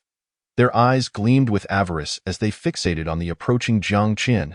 A pretty boy, with such tender flesh, he must taste delightful.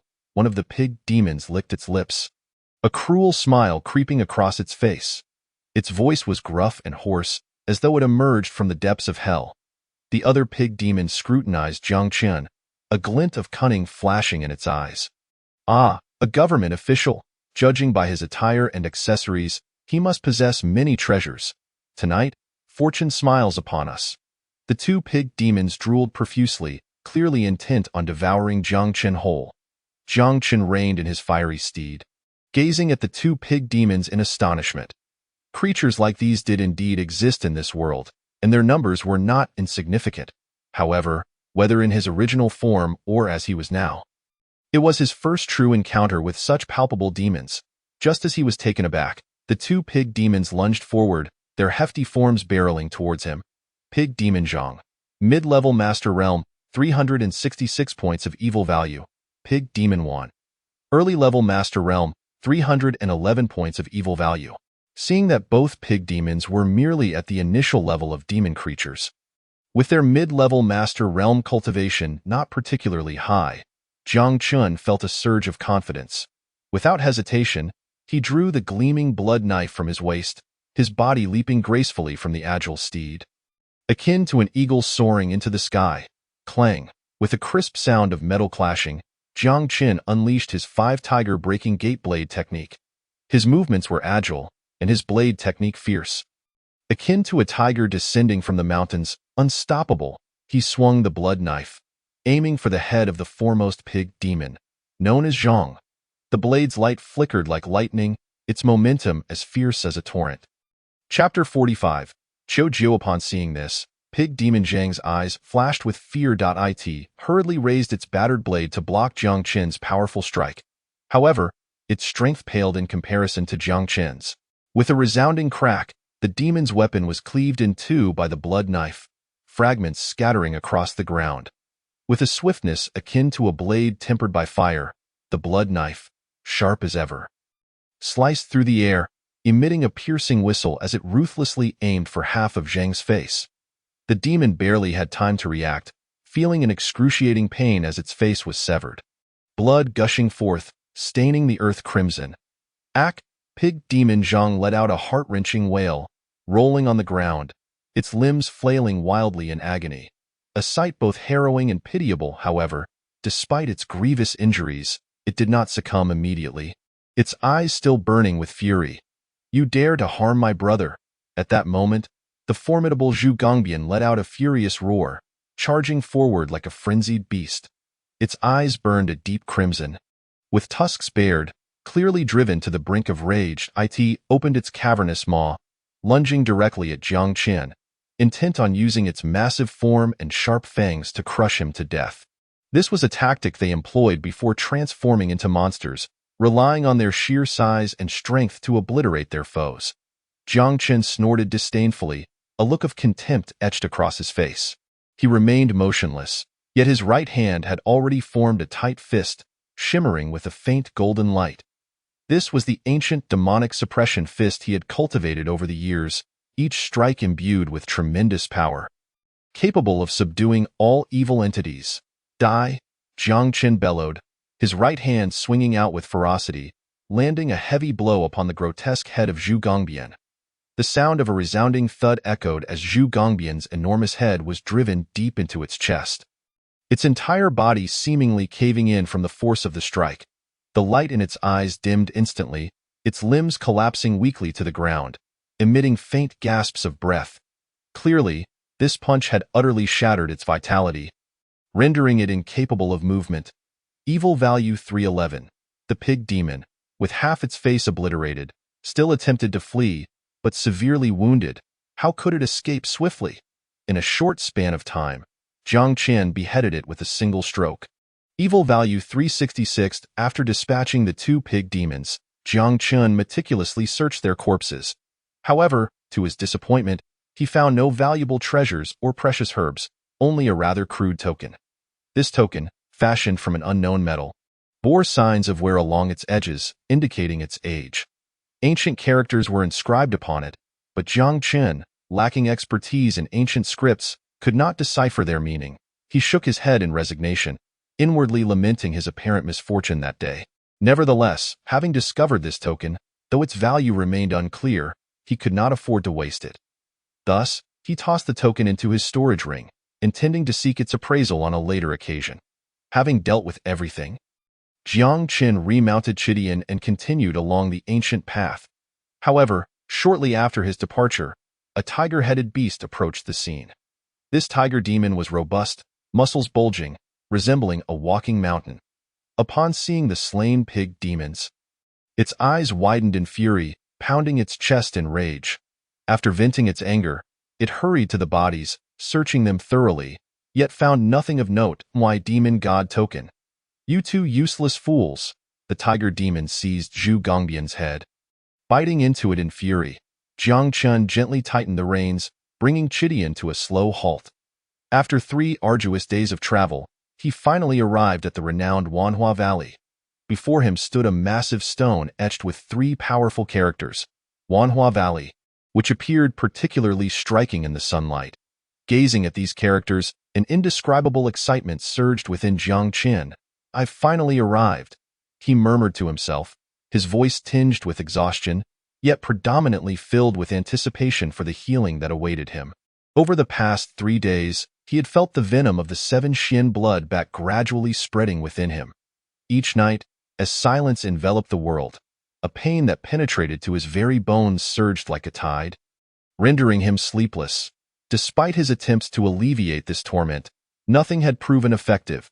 He knew he had to find a remedy swiftly, or the consequences would be dire. This moment, he dismounted, his movements weary but his gaze resolute. Leading Chidian, he strode purposefully toward the entrance of Wanhua Valley. Along the way, he found the valley lived up to its reputation, bustling with activity at the entrance. A diverse crowd gathered, from ragged beggars to elegantly dressed nobles and anxious commoners. They all came seeking a remedy within Wanhua Valley. Upon reaching the entrance, he noticed two young herbalists clad in blue robes standing guard. "May I ask if the life and death ghost physician resides within the valley?" he inquired.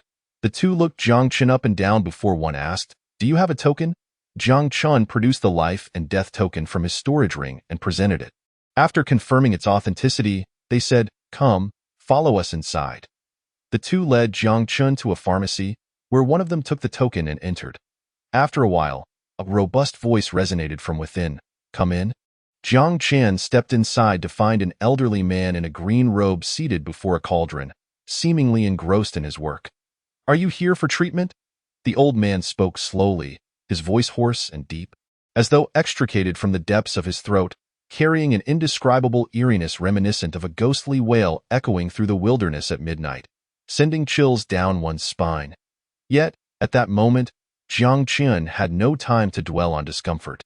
He was acutely aware of the depth of his poisoning and the urgency of the situation. Every moment of delay could lead to irreparable consequences. Thus, despite the old man's unsettling voice, he mustered his resolve and replied, "Yes, Senior, I've been poisoned by..." Chapter 46. The conditions of Chiojio. He had just begun to mention the 7 Xian blood bat poison when the old man interrupted him. With a dismissive wave of his hand and an expression of impatience, he said, "No need to explain. I will examine you myself." Turning slowly, his face was suddenly revealed to Jiang Chen. What a visage it was, skin sagging, wrinkles abundant, as if ruthlessly sculpted by the passage of time. Even more repulsive was the thick layer of rouge smeared across the old man's face, the vibrant color starkly contrasting with his aged features, lending his already ghastly countenance an even more bizarre aspect. As if he had stepped out from a horror tale, Jiang Chen gazed at the old man's face, an overwhelming sense of discomfort welling up within him. Most astonishingly, his evil value was a staggering 31,886, a true embodiment of malevolence. This was the life and death ghost physician, Chiojio. Chiojio approached Jiang Chen, observing him closely, and exclaimed, "You little rascal have offended Han Qingkong, who personally poisoned you. You are indeed fortunate." "Senior, I must know if this poison can be cured?" Jiang Chen inquired hastily. Chiojio stroked his chin thoughtfully, a mysterious glint flickering in his deep-set eyes, and slowly replied, "Yes, however, you must help me find something." Upon hearing this, Jiang Chen's heart leaped with hope, and he eagerly pressed, "May I ask, Senior, what is it that you need me to seek?" Chiojio narrowed his eyes slightly, seemingly lost in recollection, before eventually responding. 500 miles from here lies a mysterious water body known as Bibbo Pond. Within that pond resides an exceedingly rare white jade toad. Its body as white as jade, crystal clear, as if fashioned by nature itself. I need you to capture it for me. Should you succeed in this task, I will have the means to cure your poison. Without hesitation, Jiang Chen agreed, "Very well, I am willing to give it a try." With that, he turned and hurriedly departed from Wanhua Valley, making his way toward Bibbo Pond. Seeing Jiang Chen leave, one of the young herbalists inquired, "Master, how come I have never heard of such a white jade toad inhabiting Bibbo Pond?" Chiojio scoffed, "Fool, the white jade toad resides in the snowy mountains. Naturally, it cannot be found in Bibbo Pond." As he spoke, a glimmer of hatred flashed in his eyes. Who told him to be so handsome? I will ensure his demise.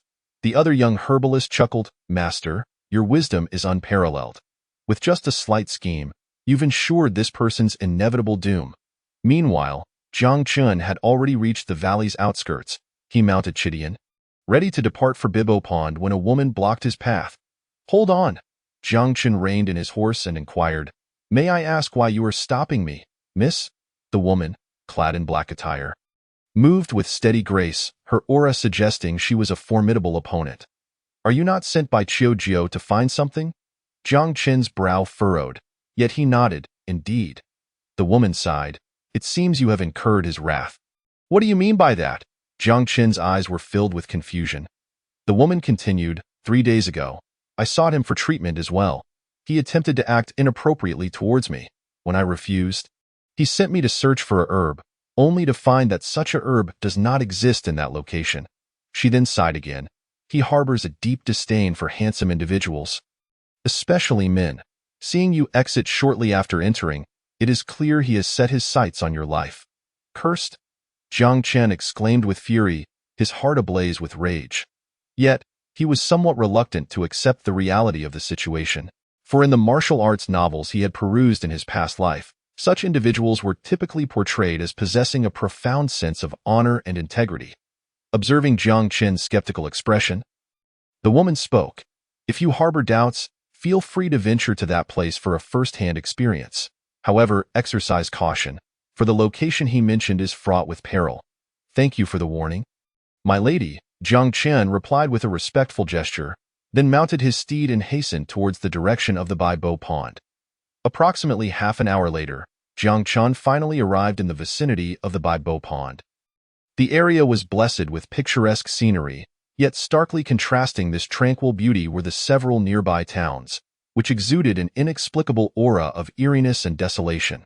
As Jiang Chen stepped into one of the towns, he noticed the residents lining the streets, each devoid of color in their faces and with vacant gazes, as if they had recently suffered from a grave illness, their pallor betraying a loss of vitality. This scene elicited a flicker of doubt within him. Could it be that the Baibo Pond and its surroundings truly concealed untold secrets? Eager to uncover clues regarding the snow jade toad, Jiang Chen resolved to inquire with a passerby. He scanned the area and ultimately focused on a man hurrying past. The man possessed high cheekbones, and his face bore little flesh, appearing as if merely a thin layer of skin clung tightly to his bones, rendering him extraordinarily gaunt and haggard. Jiang Chen quickly approached him, politely intercepting his path, and asked, Good sir, have you ever encountered the snow jade toad in the vicinity of Baibo Pond? The snow jade toad? I've never heard of such a creature. Nevertheless, you should leave quickly. If the blood demon master catches you, you'll be compelled to offer a pound of blood before you can hope to leave alive. What? The blood demon master? What manner of being is he? Curiosity tinged Jiang Chen's voice. The man's face involuntarily contorted with profound terror, as if merely uttering the name was enough to dredge up haunting memories. Trembling, he stammered, the blood demon master arrived 2 years ago, and upon his arrival, he compelled us to submit 3 pounds of fresh blood annually as tribute. Neither the townsfolk nor passing travelers are spared from his tyranny. Should one refuse, he will unleash his wrath upon you. At this point, the man's voice had dwindled to a whisper, his eyes wide with fear.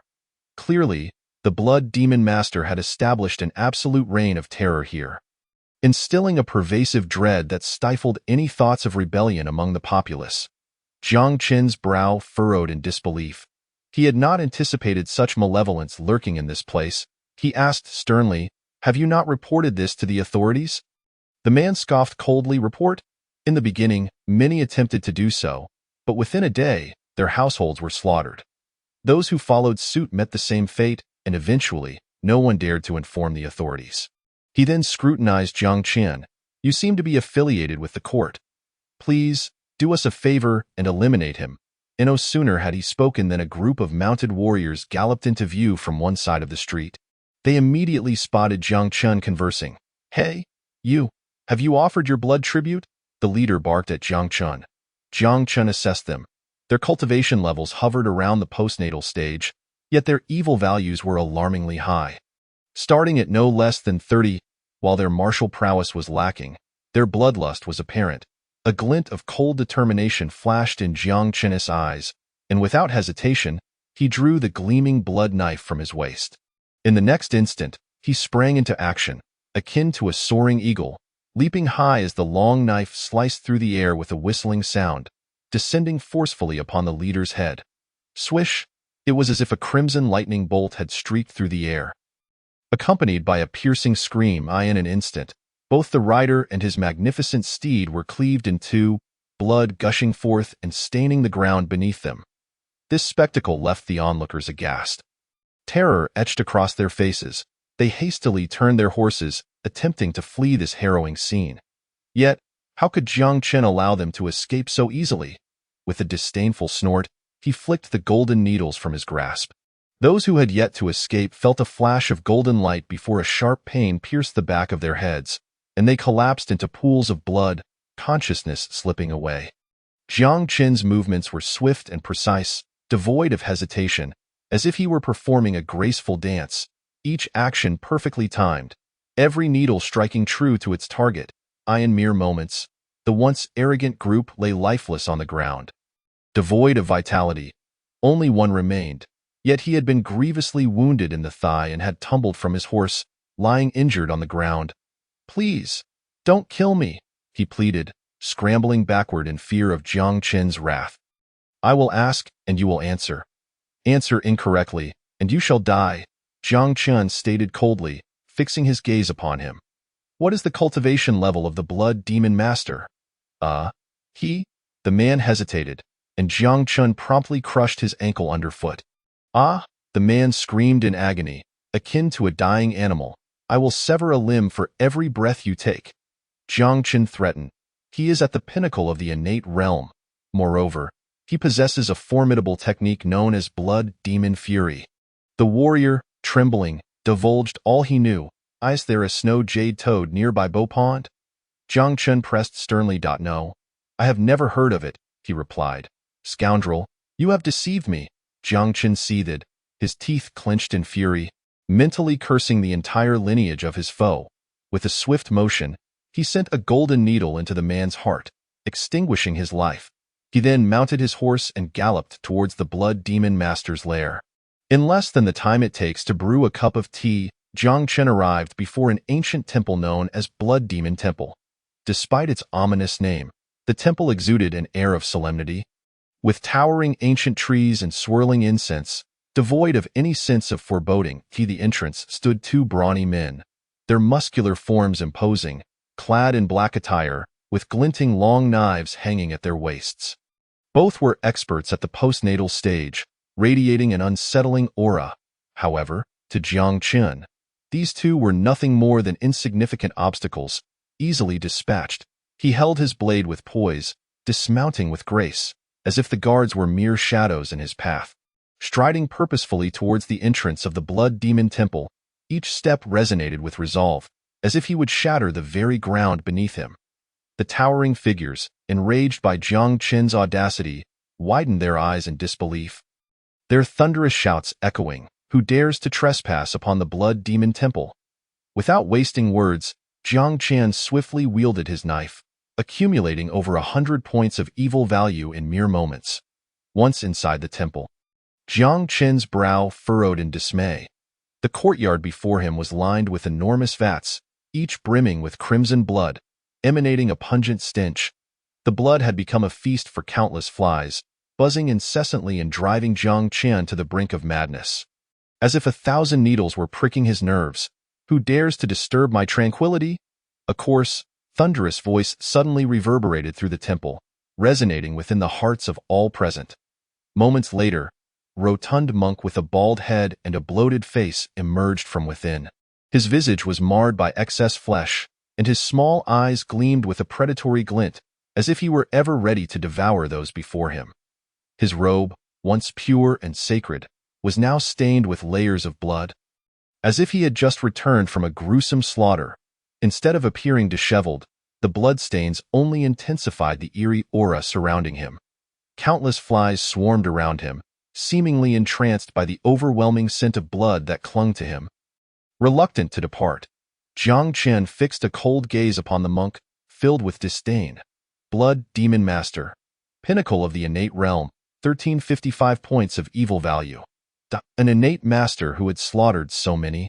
Jiang Chen snorted derisively and strode forward. Master of the Grandmaster realm. The Blood Demon Master squinted, scrutinizing Jiang Chen with growing seriousness. He sensed the surging inner strength within Jiang Chen, along with the concealed depth of his martial prowess, compelling him to reassess the opponent before him. Suddenly, The Blood Demon Master let out a thunderous roar, as if he intended to unleash all the fury and fear festering within him with his bellow. The excess flesh upon his body began to shrink at a visibly rapid pace, as though being tightly compressed by an invisible force in the blink of an eye. His form underwent a radical transformation. He morphed from a corpulent mass weighing over 400 pounds into a robust figure adorned with well-defined muscles. His sinews were as hard as steel, seemingly capable of shattering mountains with a single blow. Chapter 48. Rejuvenation. The Blood Demon Master ceased his words, acutely aware that further dialogue would bear no fruit. Only strength could speak at this moment. With a powerful push against the ground, he soared into the air like an arrow released from its bow, exuding an overwhelming aura as he swung a fist downwards towards Jiang Qin. This punch was a culmination of the Blood Demon Master's entire might, as if he sought to obliterate Jiang Qin into oblivion. "Come on!" Jiang Qin shouted fiercely, his eyes glimmering with unwavering determination. He remained stationary, yet an invisible force surged within him, converging upon his right fist. Ancient Town Demon Punch. At this moment, he unleashed the full potency of his strike, colliding with the Blood Demon Master's fist. Crack! A chilling sound of bones shattering echoed, as if countless skeletal structures were being violently broken in that instant. The Blood Demon Master's seemingly indomitable physique crumbled under Jiang Qin's punch, proving as fragile as paper. He was sent flying, akin to a kite severed from its string, crashing through the temple wall and plummeting into the blood pool at the center of the great hall. The blood pool was filled with thick, crimson liquid, emanating a nauseating stench of decay and blood. Jiang Qin followed suit, stepping into the foul liquid, the acrid odor nearly suffocating him, almost provoking an involuntary retch. Yet, he bore the discomfort, his gaze fixed intently on the Blood Demon Master who had fallen into the pool. The Blood Demon Master was now in a pitiful state. One of his arms had been utterly shattered in the collision with Jiang Qin. Hanging limply like a lifeless serpent, blood gushing forth in a gruesome display, with his remaining hand, he strained to extricate himself from the viscous and repugnant liquid, each movement seemingly draining his last vestiges of strength. His visage was marred with blood and filth, rendering him all the more fearsome. "Speak. Who commanded you to collect the blood of these people?" Jiang Qin stood before him, his gaze piercing, laced with revulsion. The Blood Demon Master lifted his head, his eyes glinting with malevolence.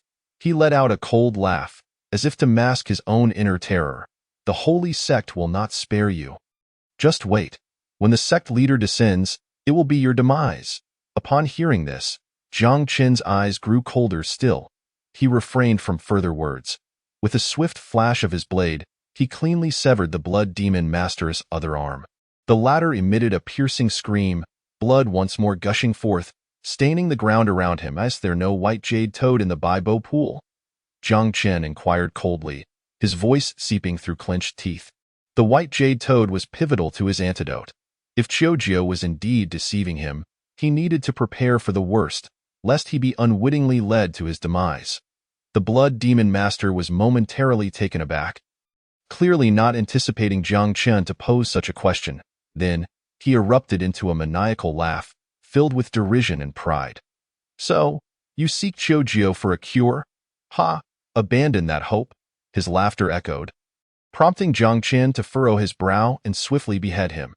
Evil value 1355. Upon exiting the Blood Demon Temple, Jiang Qin's expression soured further. Now that it was confirmed Qiujio had no intention of healing him, what then of the 7 mysterious blood bat poison coursing through his veins? Contemplating this, he posed a query to the system. "Is there a means to delay the onset of the 7 mysterious blood bat poison within me?" Given the host's current strength, the best course of action would be to first acquire a technique capable of suppressing the toxin, and later seek a method to completely eradicate it. Upon hearing the system's response, Jiang Qin's eyes brightened. Which technique in the green prize pool was most suited to suppressing toxins? In the green prize pool, the 9 Young Divine Art was deemed the most appropriate for the host's need to counteract poison. Jiang Qin reviewed his personal data. Coupled with the evil value gained from defeating the Blood Demon Master, he now possessed over 7,000 evil points. "Let us do it," Jiang Qin declared resolutely. "Death to the wicked, life for the virtuous." I shall draw 7 times. As his words fell, 7 green spinning wheels materialized before him. Jiang Chun clasped his hands together, murmuring, 9 Yang Divine Art, 9 Yang Divine Art. Grant me the 9 Yang Divine Art. The wheels began to spin, the pointer whirling rapidly across the surface. After a couple of breaths, it gradually came to halt. Ding! Congratulations to the host for obtaining Thunder Pearl X2. 300-year Wild Ginseng X1, Gold X100 Tails, Great Return Pill X1, 9 Yang Divine Art, Xin Grade, Upper Tier, X1. Seeing the 9 Yang Divine Art among the rewards, Jiang Chun could hardly contain his excitement. Clenching his fists and exclaiming, "Claim it immediately!" In the next moment, these items appeared before him. Jiang Chun stored everything within his spatial ring and hastily departed. He did not return to the Flower Valley to seek out Qiu Jiu or that woman. Qiu Jiu was a master of the Dharma realm, far beyond his current capability to confront. Moreover, if that woman possessed the means to heal him, there was no need to linger outside the Flower Valley. In the vast wilderness, after a strenuous search, Jiang Chun finally discovered a secluded and tranquil cave. This cave was shrouded by dense foliage, making it challenging to locate without a keen eye. For Jiang Chun, who urgently required a quiet environment to refine his elixirs, it was undoubtedly the optimal choice. Without a moment's hesitation, Jiang Chun strode into the cave. Finding a flat area to sit, he cautiously retrieved the precious yellow-grade rejuvenation pill from his robes. Gazing at its gently glimmering surface, a surge of indescribable excitement swelling within him. Success or failure hinged on this moment. Jiang Chun bit down hard and swallowed the rejuvenation pill without hesitation. As the elixir slid into his belly, an indescribable burning sensation surged forth like a tidal wave, rapidly enveloping his entire being. This power felt almost alive, coursing through him with reckless abandon, igniting fiery warmth wherever it went. Jiang Chun gritted his teeth. Enduring the excruciating pain, he understood that this was the rejuvenation pill at work, cleansing his body and expelling impurities. Simultaneously, the medicinal force surged through his meridians like a deluge, washing over every blood vessel and acupoint. The sensation was akin to countless tiny creatures scuttling beneath his skin, inducing an unbearable itch that could not be scratched. Chapter 49. A chance encounter by the lake. As time progressed, Jiang Chun's body began to undergo a remarkable transformation.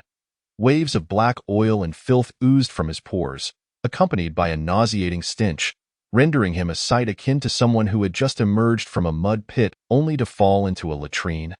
Utterly disheveled and reeking in this agony and torment, time seemed to stretch infinitely, each second feeling like an eternity.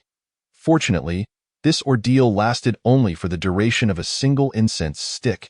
After that time, the energy within his meridians seemed to be soothed by an unseen force, gradually calming down. The burning and insect-like torment subsided, replaced by an unprecedented sense of ease and comfort.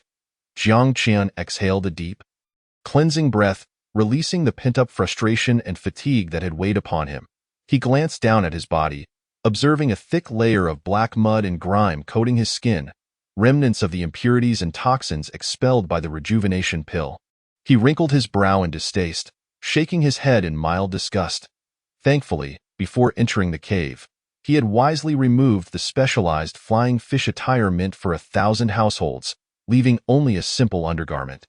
Otherwise, in his current state, he would likely be mistaken for a beggar and driven away with sticks, a truly humiliating prospect. I should find a place to wash up, Jiang Chun mused, his gaze scanning the surroundings. Fortunately, he soon spotted a crystal-clear pool of water. This pool was nestled within a thicket not far from the cave, surrounded by lush trees, exuding an aura of tranquility and mystery. He shed his remaining garments and vigorously scrubbed himself and his clothes in the pool.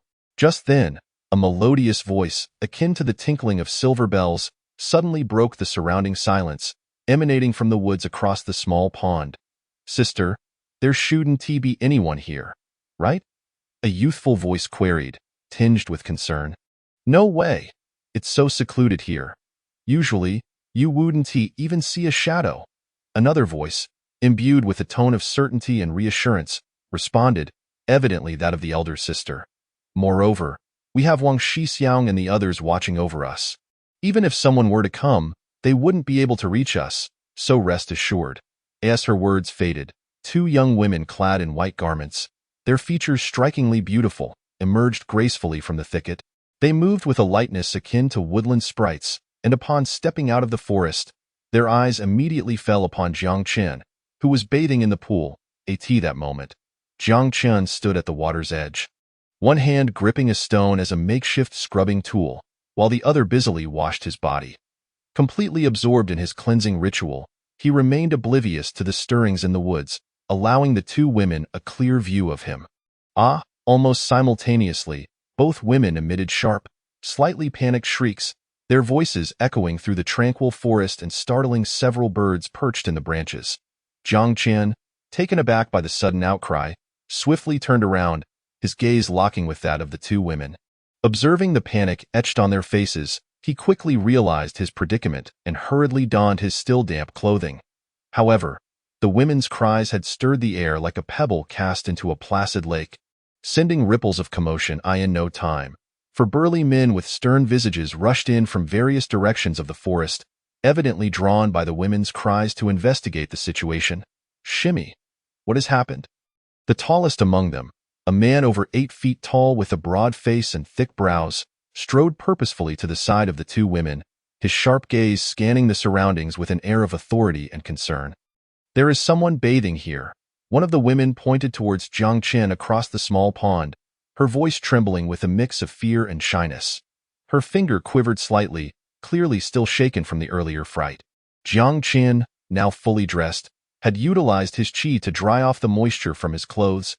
"You scoundrel! How dare you spy on my shimmy?" The man's face contorted with rage, his eyes seeming to blaze as he coldly huffed. His body moving like a great bird leaping into the air, lightly tapping the water's surface with each step, appearing almost ghostly as he swiftly approached Jiang Chen, drawing a gleaming long sword from his waist. He pointed its tip directly at Jiang Chen's throat, his tone frigid and resolute. "You, boy, do not appear to be a novice. If you do not receive a lesson today, you might think us easy prey. Let us do it this way. I will have one of your eyes, and this matter will be settled. Otherwise, you shall not leave here alive." Jiang Chen regarded the furious man before him, a smirk curling at the corners of his mouth. "Are you a fool? I was here first, merely taking a bath. How have I become a lecherous spy on your shimmy? If we are to discuss gouging out eyes, it should be your two shimmy who each lose one, for they should not have ventured out of the woods to frighten others." "You insolent wretch!" the man bellowed, his sword thrusting forward with a swift whoosh, aimed directly at Jiang Chen's chest. The speed and power of the strike were formidable, clearly intent on ending Jiang Chen's life. Unfazed by the man's fierce assault, Jiang Chen merely smiled, his demeanor calm and unhurried. He extended two fingers, as if grasping a delicate feather, effortlessly locking the shimmering sword in place between his digits. The man's face transformed in astonishment. He exerted all his strength to withdraw the blade, but it remained immobile, as though shackled by an invisible force, no amount of struggle yielding any result. "Boy, before you act the hero in your next life, learn to assess your opponent's strength." Jiang Chen's tone was tranquil and indifferent. As if imparting a final lesson to the man with that, he gently twisted his fingers, and with a sharp crack, the once razor-sharp sword shattered into innumerable fragments. "What?" the man gasped in disbelief, staring at the broken weapon in his hands. But before he could utter another word, it was too late. Jiang Chen seized a shard of the sword, flicking it with his fingers like an arrow released from its bowstring, and it pierced through the man's throat with a chilling swiftness. The man's body convulsed violently, the light in his eyes fading rapidly, until he collapsed lifelessly to the ground. Chapter 50. The marshy riverboat man witnessing this scene from the other side of the pond. The remaining individuals were instantly struck with terror, their souls seemingly fleeing their bodies. They stared at Jiang Chen, as if confronted by a monstrous apparition, before turning to flee in panic. Jiang Chen, observing their retreat, made no effort to pursue them.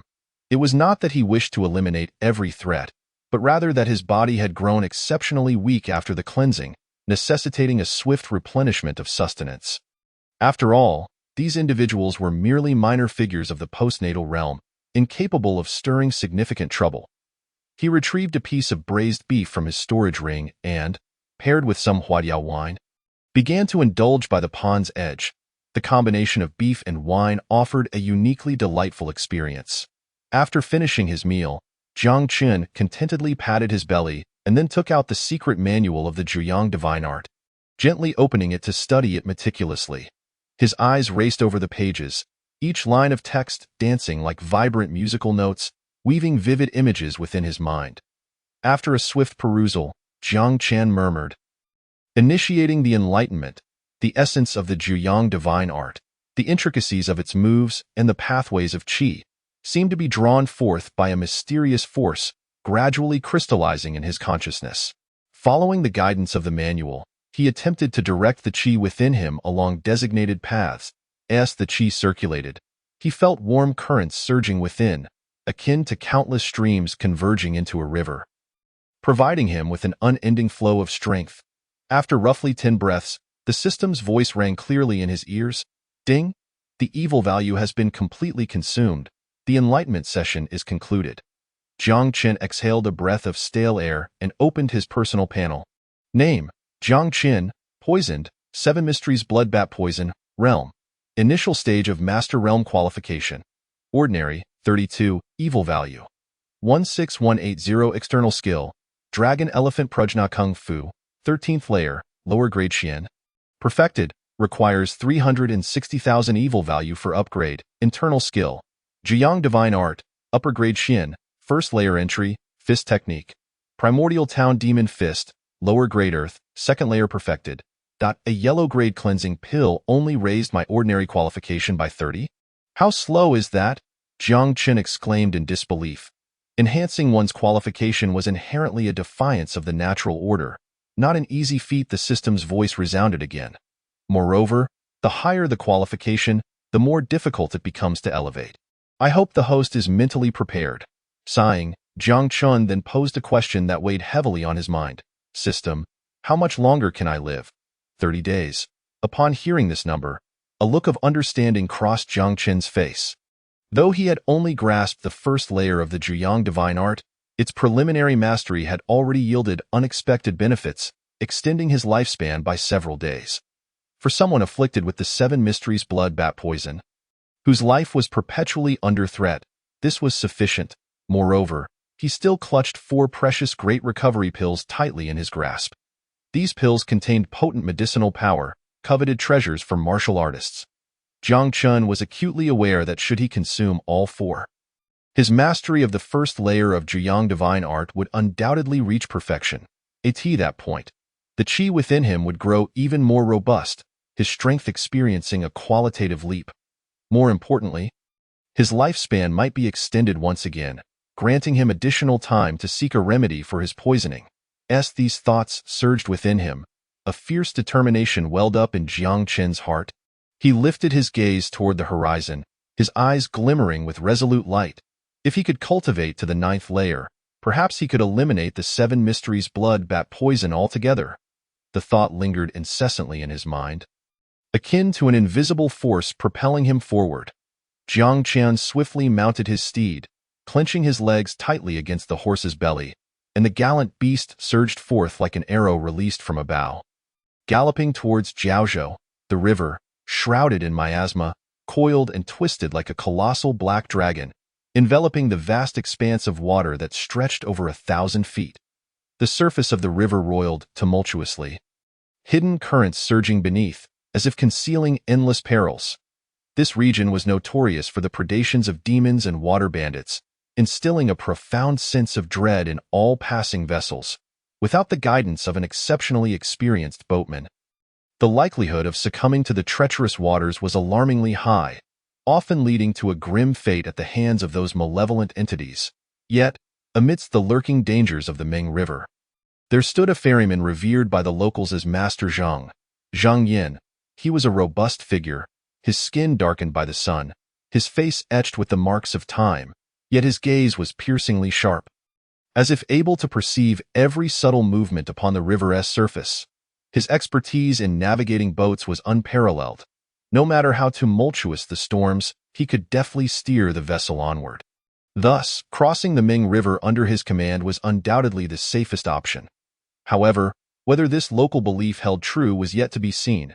At that moment, a sizable boat, approximately 30 feet long and 10 feet wide, was moored along the banks of the Ming River. Although not excessively large, its sturdy construction and sensible design allowed it to accommodate 30 to 40 passengers at most. The hull was painted in a striking black, making it exceptionally conspicuous.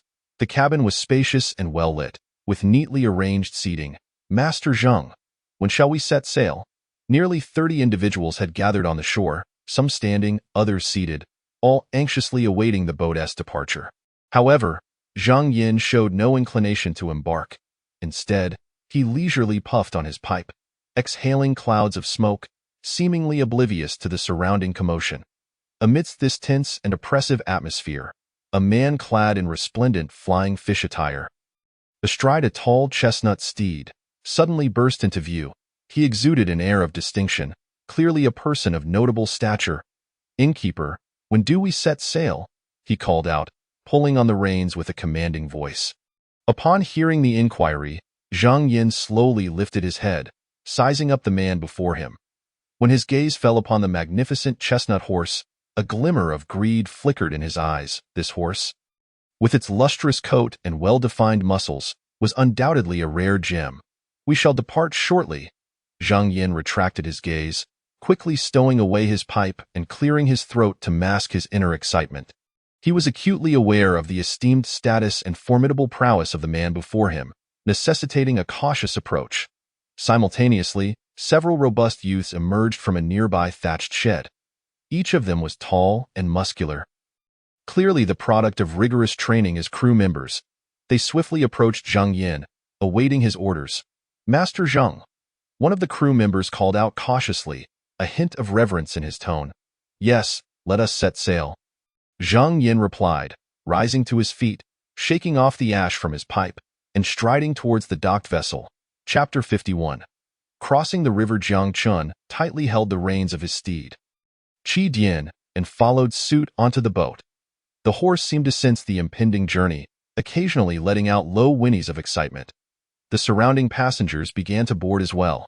Although the vessel appeared substantial on the river, it quickly became somewhat cramped with the increasing number of people. Individuals stood or sat, jostling against one another, yet maintained a taciturn quietude, as if all were awaiting something momentous. The sturdy crew had long been poised for action, grasping their oars and synchronously beginning to row on either side of the boat. The vessel swayed gently with their coordinated movements, gradually distancing itself from the shore and venturing into the heart of the river. Zhang Yin remained steadfast at the bow, his gaze deep and penetrating, as if scrutinizing the turbulent currents below. His countenance bore an air of unflappable composure, as if everything unfolded under his meticulous control.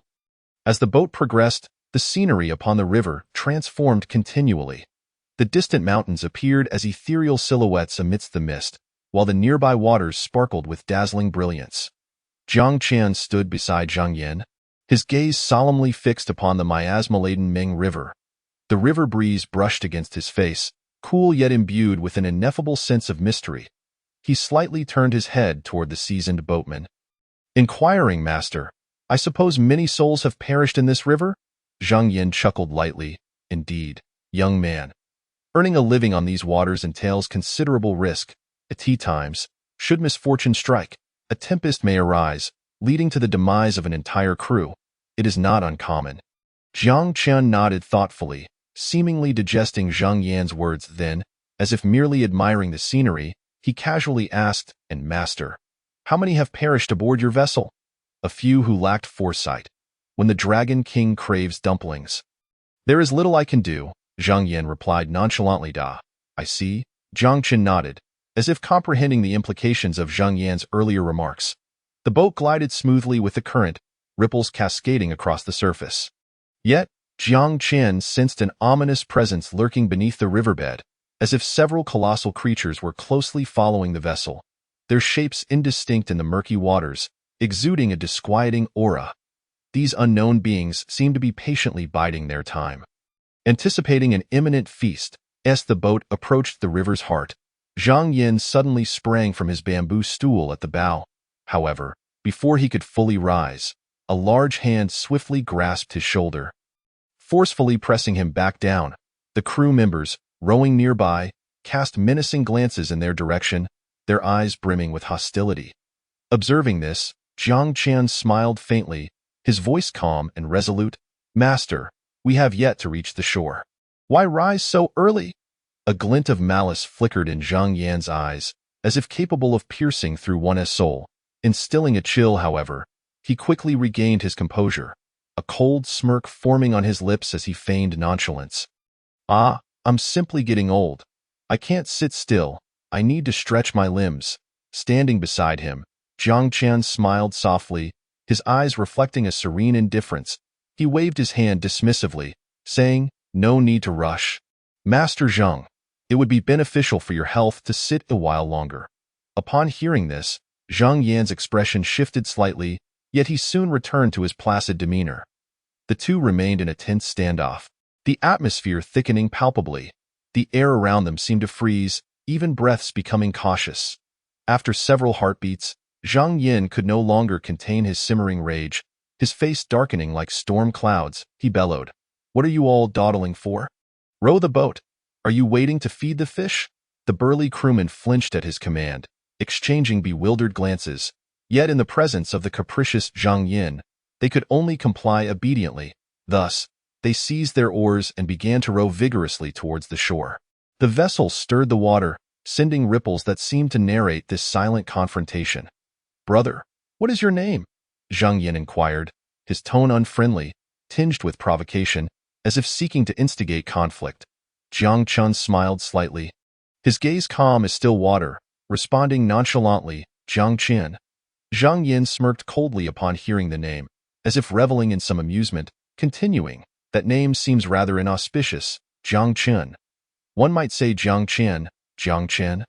And who knows, perhaps one day you'll end up sinking in the river." Zhang Qian's expression remained placid, devoid of any sign of agitation. He gently patted Zhang Yan's shoulder, as if soothing a petulant child, and remarked, "No matter. If I were to fall into the river, perhaps I could effortlessly dispatch a couple of water ghosts, ridding the world of some nuisances." Zhang Yin was taken aback by Zhang Qian's composed and nonchalant response, momentarily rendered speechless. His eyes widened as he gazed into Zhang Qian's tranquil eyes, and an inexplicable surge of rage welled up within him. Yet he had no outlet for it. Thus, the two shared a tacit understanding. Falling into an uneasy silence, the atmosphere growing increasingly delicate. Zhang Qian's hand rested firmly on Zhang Yan's shoulder, providing an unsettling weight that pressed down upon him. The surrounding crowd cast curious glances their way, yet none dared to intrude. They were acutely aware that neither of these individuals was to be trifled with. Provoking them could result in dire consequences. Time seemed to freeze at that moment. As the two stood silently, locked in a standoff, as if the entire world had come to a standstill, as the vessel slowly navigated through the river's heart, the colossal creatures lurking beneath the surface began to exhibit signs of agitation. Their forms flickered in and out of sight beneath the water, occasionally revealing their fearsome heads or rolling their massive bodies, as if desperately searching for something.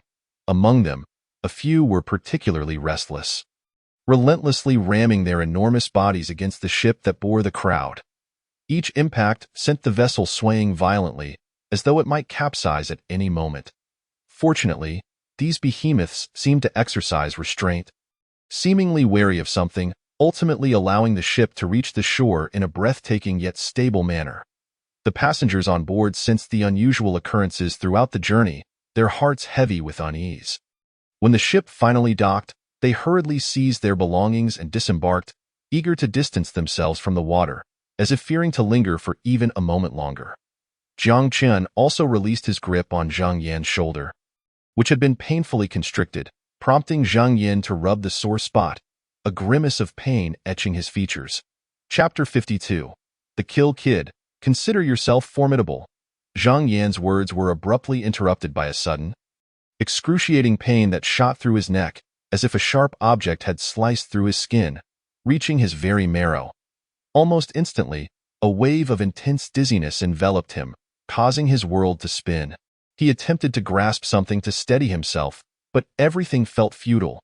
His vision blurred, and the only sound remaining was a dull buzzing, as if the entire world was collapsing around him. Who is this headless corpse? Why does it resemble my own body so closely? This was Zhang Yan's last thought before losing consciousness, filled with endless confusion and terror. As he slowly closed his eyes in that moment, it felt as though he had detached from his physical form. Drifting towards another realm, he beheld his own body lying on the ground, blood staining the surrounding earth, while his head was nowhere to be found. He attempted to scream and struggle, but it was all in vain. The world around him became eerily silent. Evil value 3836. The few burly men stood frozen, their expressions a mixture of shock and disbelief, utterly unprepared for the sudden turn of events. Their faces bore the marks of astonishment and incredulity, as if they had never anticipated matters would escalate to this extent. Zhang Yi, one of them, finally reacted, wailing in sorrow. The others soon awakened from their stupor, furiously seizing their paddles, charging towards Jiang Chen as if driven mad. Their eyes blazed with wrath and murderous intent, as if they wished to tear Jiang Chen limb from limb. Seeking death, Jiang Chen scoffed, his tone dripping with disdain. He swiftly evaded their attacks, moving like a wraith, while his blade flashed out like a bolt of lightning. The crisp sounds of steel sinking into flesh rang out, followed by anguished cries. Before the men could react, they all succumbed to Jiang Chen's onslaught. Their bodies collapsed limply onto the deck, blood staining the surface, the air thick with the metallic scent of gore. With a resounding splash, one of the stout men who had not engaged Jiang Chen suddenly leaped into the river. His figure wavered in the water for a moment before vanishing without a trace, as if devoured by the river's depths. Jiang Chen's brow furrowed, his gaze piercing as he peered into the dark abyss. Searching for something, though the murky depths revealed nothing, that a flicker of doubt crossed his eyes, quickly replaced by resolve. Splash, splash, splash. A series of muted sounds disrupted the river's calm as those who had threatened him were unceremoniously cast into the water by Jiang Chen. Their bodies bobbed momentarily before disappearing into the profound depths. The scent of blood rapidly permeated the surface, serving as an invisible signal that summoned several lurking monstrosities. These creatures thrashed beneath the water, their colossal forms pressing against the surface, tearing into the discarded bodies with razor-sharp teeth, devouring them whole. Jiang Chen observed this scene with cold detachment, murmuring to himself, "You reap what you sow. You deserve no mercy." He then swung his blade with a powerful arc, unleashing a torrent of energy that cleaved the ship, burdened with countless sins. In two, the vessel emitted a deafening crack as it splintered, gradually sinking into the river's depths, leaving only ripples dancing upon the surface. "Go!" Jiang Chen shouted, mounting his formidable steed, the sound of thunderous hooves echoing as he raced towards the direction of the Jiaozhou town garrison. Meanwhile, dozens of small boats surged forth like arrows, slicing through the waves. The sailors aboard strained against their oars, their faces etched with urgency and fury. Their singular aim was the Jiaozhou town garrison, for they knew that was where they would find the one they sought. Approximately an hour later, these small vessels finally reached their destination. The men aboard leaped ashore, each towering and robust, their closely cropped hair giving them an air of ferocity. Their eyes blazed with vengeful fire, as if intent on incinerating the very world around them. Among them was a particularly imposing figure who seized the earlier fleeing boatman, demanding with a fierce intensity, "Did my father meet with misfortune here?" His voice boomed like thunder, shaking the very air around them. The boatman trembled in fear, stammering in response, "Yes, yes. Zhang Yi was indeed slain here. That man, he severed Zhang Ye's head in one stroke. The others who sought vengeance for Zhang Yi were also slaughtered by him." His words were laden with terror, as if he had just narrowly escaped the clutches of death. This ungrateful beast. My father, with good intentions, safely ferried him across the river, and he had the audacity to murder my father. Truly, it echoes the old adage, building bridges and repairing roads leads to no corpses. Murder and arson earn golden belts. Is there no justice left in this world? The man, consumed by rage, felt the veins on his forehead bulge. his eyes ablaze with fury, as if he were about to set the entire universe aflame. "Brother, please calm down," urged a younger man behind him, his brow furrowed in concern. "I recall that just a few days ago, Father sent a boatload of people across. Given his usual disposition of sparing 1 in 10, he wouldn't have let that entire boat go. There must be something amiss." "Yes, brother, the second brother speaks true." Another man chimed in, appearing slightly younger but equally furious. Could it be that something unexpected occurred? Or perhaps that individual possessed some unique quality that caused Father to change his mind? As this thought crossed Zhang Ming's mind, an ominous premonition surged within him. He swiftly grasped the lucky boatman who had narrowly escaped, his eyes filled with urgency and desperation. "On the boat, did my father give you any special signals or hints?" The boatman, startled by Zhang Ming's sudden action, quickly replied, "Usually, the old master jumps into the river first, and we follow suit, then shake the intended passengers off. But today, for some reason, the old master remained seated at the bow, showing no signs of movement. We were all left perplexed."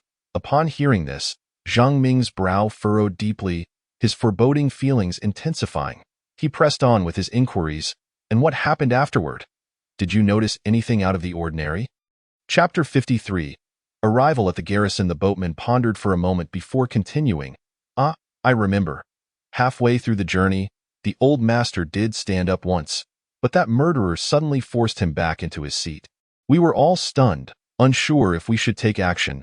As a result, our master urged us to continue rowing forward, and so we did. At this juncture, the boatman's voice dwindled, his face etched with terror. He was acutely aware of the rules governing his profession. Any misstep could lead to dire consequences. Moreover, this incident involved the life of the esteemed elder of the Zhang family. Upon hearing the boatman's words, a profound contemplation flickered in Zhang Ming's eyes as he furrowed his brow, seemingly piecing together the truth of the matter. After a moment, he slowly raised his head, his gaze piercing as he directed it at the boatman, asking in a low voice, "Are you implying that the elder was threatened at that time? He was forced to sit there, without giving you any signal to act?" The boatman nodded, a look of unease crossing his features. "Indeed? Sir, that I found it strange at the time, but the master insisted we keep rowing, and we dared not question further." This revelation, Zhang Ming's complexion darkened to a shade of iron, and he spat out several words with great venom. "Damn it! How did he discover our intent to kill him? Could it be that there's a traitor among us?"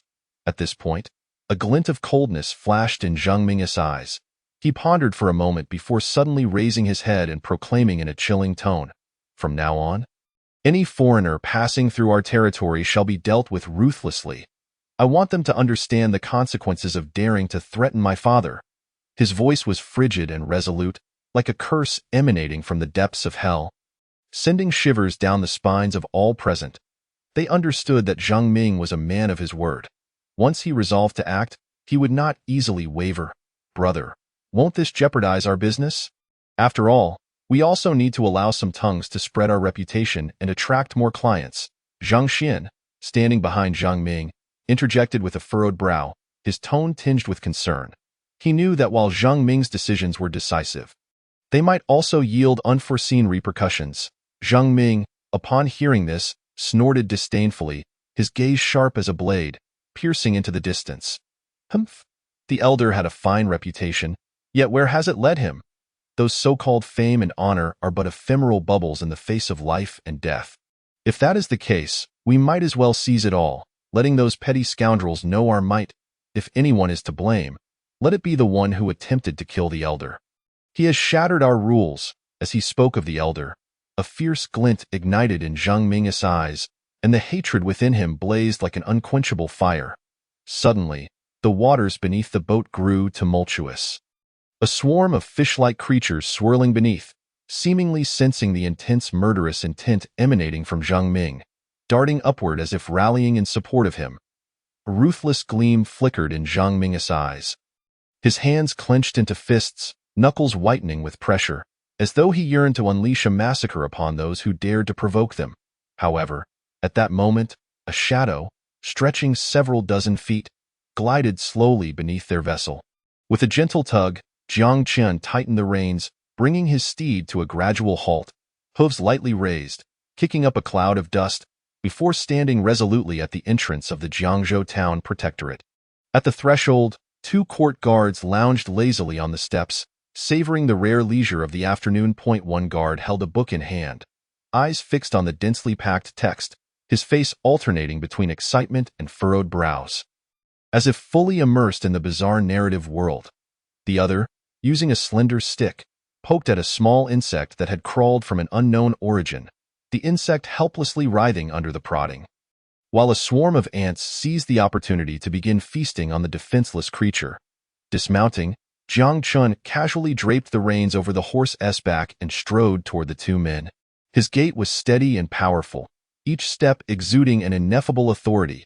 It was only when he stood before them that the 2 guards jolted from their respective reveries, abruptly lifting their heads to scrutinize the unexpected stranger. Wariness etched across their faces. "Who are you?"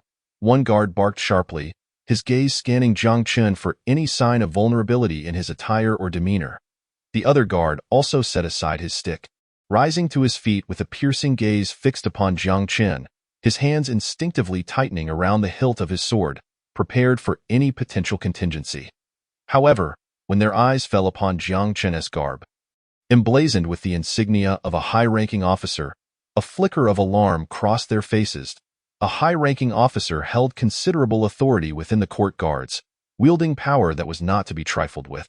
"I am Jiang Chun, the newly appointed officer of the court guards," he stated calmly, his voice steady and devoid of tremors. They had been discussing the appointment of a new officer just days prior, hearing rumors that the court intended to send someone to oversee the affairs of Jiangzhou. Little did they know that the news had spread so swiftly, and the new officer, Jiang Chun, had already arrived at the protectorate. Without pausing to question the 2 guards about their apparent idleness, Jiang Chun continued onward through the grand entrance of the Jiangzhou Court Guards Protectorate. Inside, he made a beeline for the office of the officer. Upon entering the spacious office, his gaze immediately fell upon a burly middle-aged man, nearly 9 feet tall, with a wasp waist and a powerful build. The man lounged in what should have been Jiang Chun's seat, casually resting his legs while wearing a smug smile. Beside him, a maid respectfully offered him a platter of fresh fruit, which he gracefully picked up, taking a bite that released a cascade of juice. Appearing utterly content, Jiang Chun's gaze lingered on the middle-aged man for a moment, assessing him internally. He recognized that this man was likely one of the deputy officers, perhaps the most senior and powerful among them. "You are the deputy officer here?" Jiang Chun inquired. The middle-aged man paused, slightly taken aback, before setting down the fruit and rising to scrutinize Jiang Chun with sharp eyes.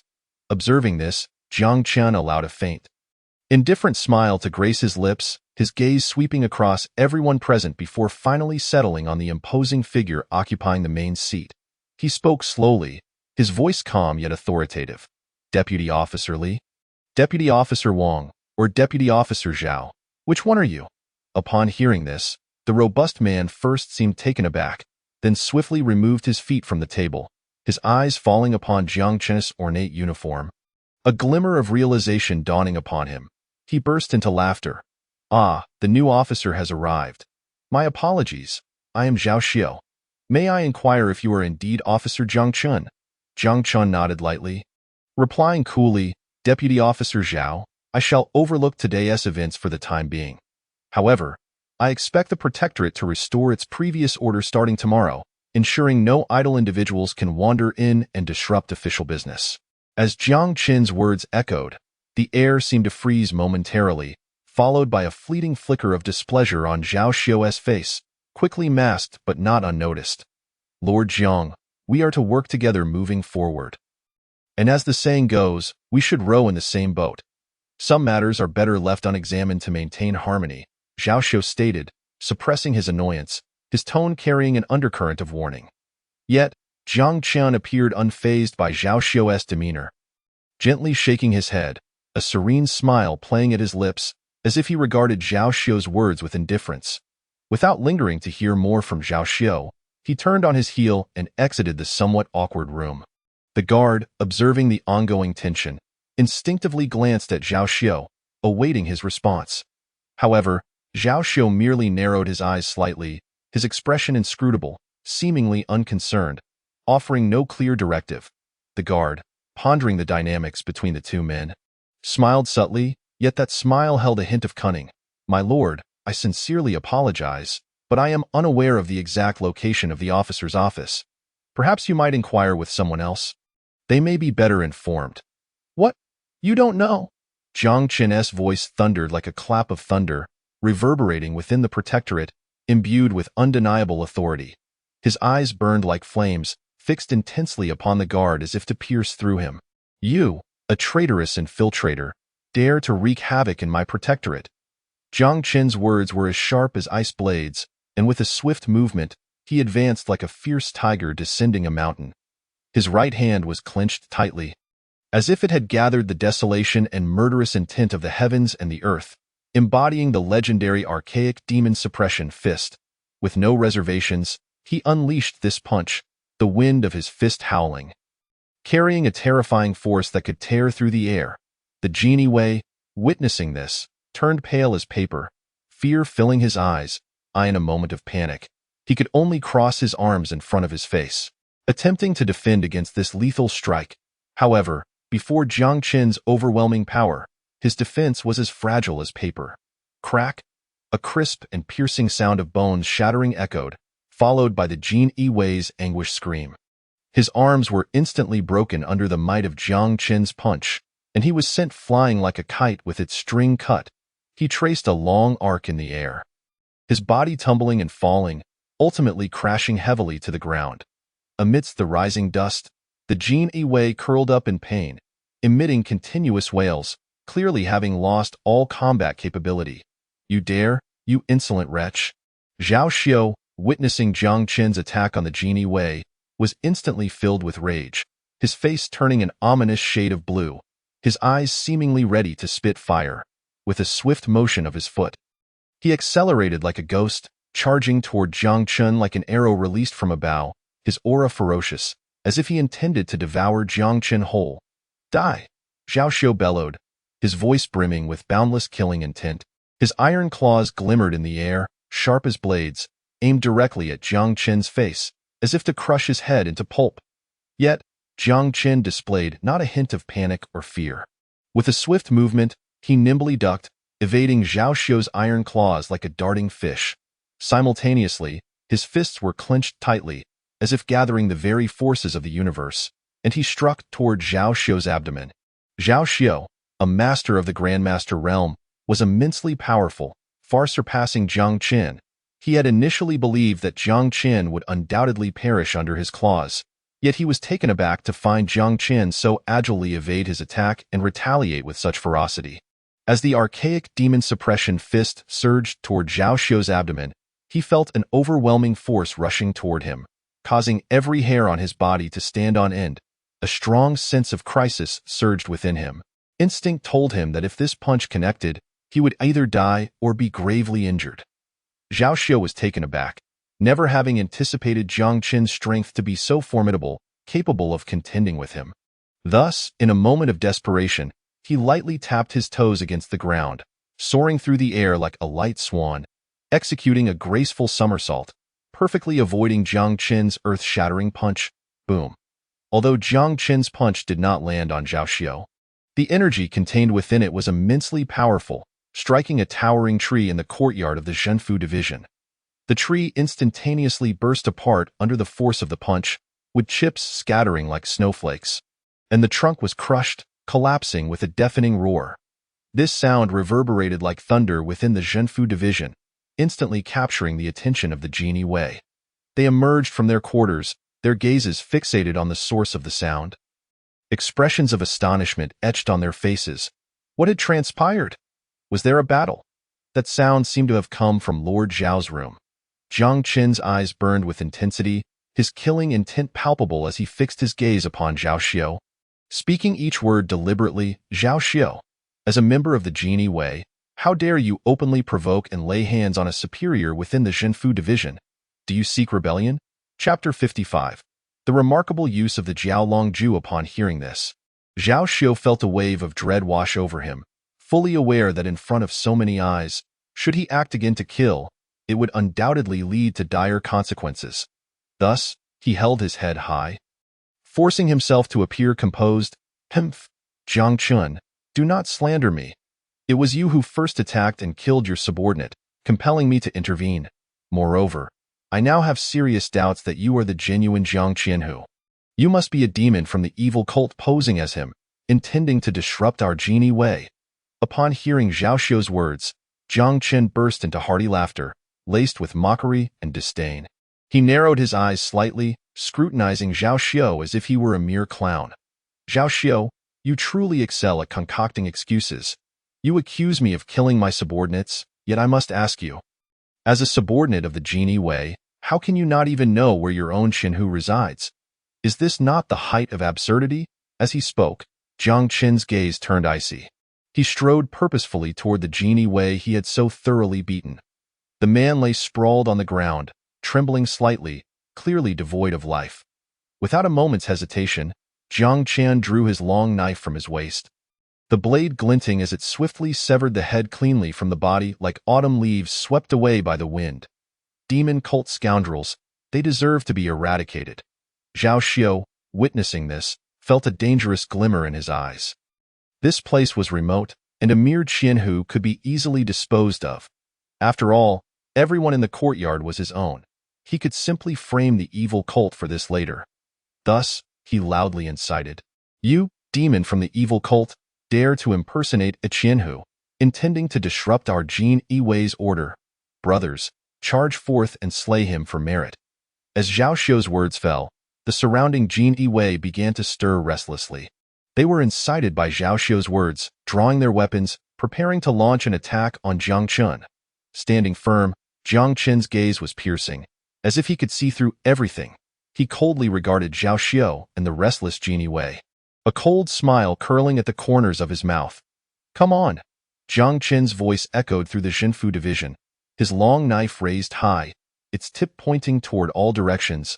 "I, Jiang Chen, am favored by His Majesty, bestowed with the Jiaolong Ju, appointed as Qianhu. Today, I shall see just how chaotic this Jiaozhou is and whether it can shake His Majesty's resolve."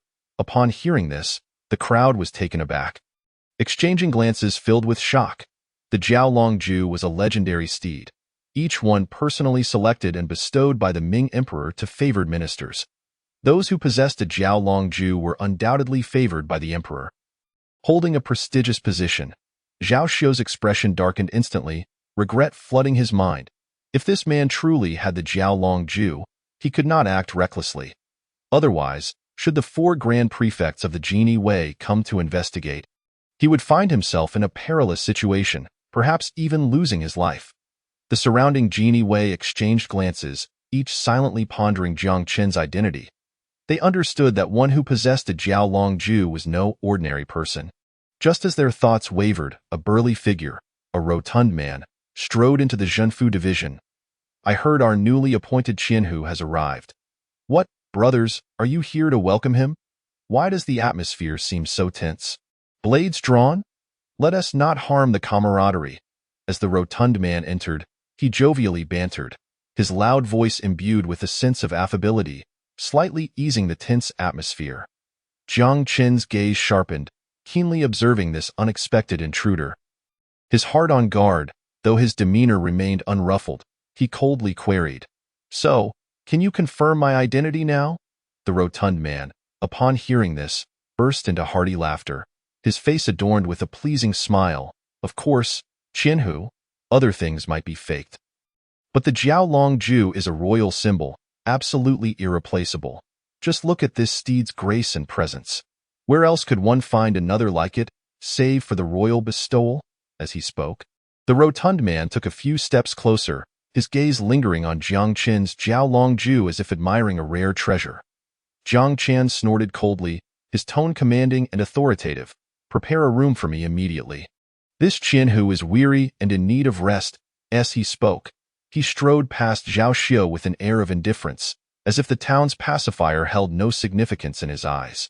His steps were firm and powerful, exuding an undeniable authority that enveloped the surrounding Imperial Guards in an invisible pressure. Although Zhao Xiu's heart seethed with fury, feeling that Jiang Qian, the newly appointed Thousand Householder, was utterly oblivious to the gravity of his actions. He found himself unable to unleash his wrath at that moment. His eyes widened as he fixated on Jiang Qian's retreating figure, fists clenched tightly, as if ready to explode at any given second. Yet, he managed to suppress his anger, refraining from any rash actions. Soon, the crowd dispersed, returning to their respective posts, while Jiang Qian departed to the quarters prepared for him. Watching Jiang Qian's back as he left, Zhao Xiu muttered indignantly, "This man is truly audacious. A master realm practitioner dares to act before me, completely disregarding my presence." His voice brimmed with indignation, yet it was overshadowed by a palpable apprehension towards Jiang Qian.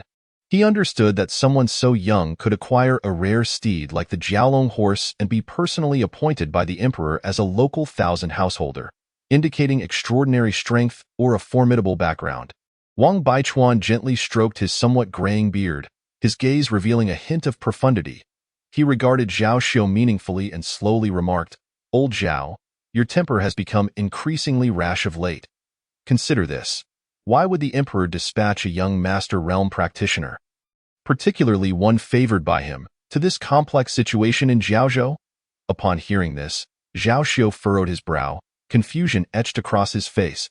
He shook his head, seemingly unable to fathom the underlying implications, and sought Wang Baichuan's counsel. "Brother Wang, what could be the reason?" Wang Baichuan sighed softly, a flicker of complex emotions crossing his eyes. He shook his head, appearing to be both exasperated by Zhao Xiu's dullness and concerned for the impending storm.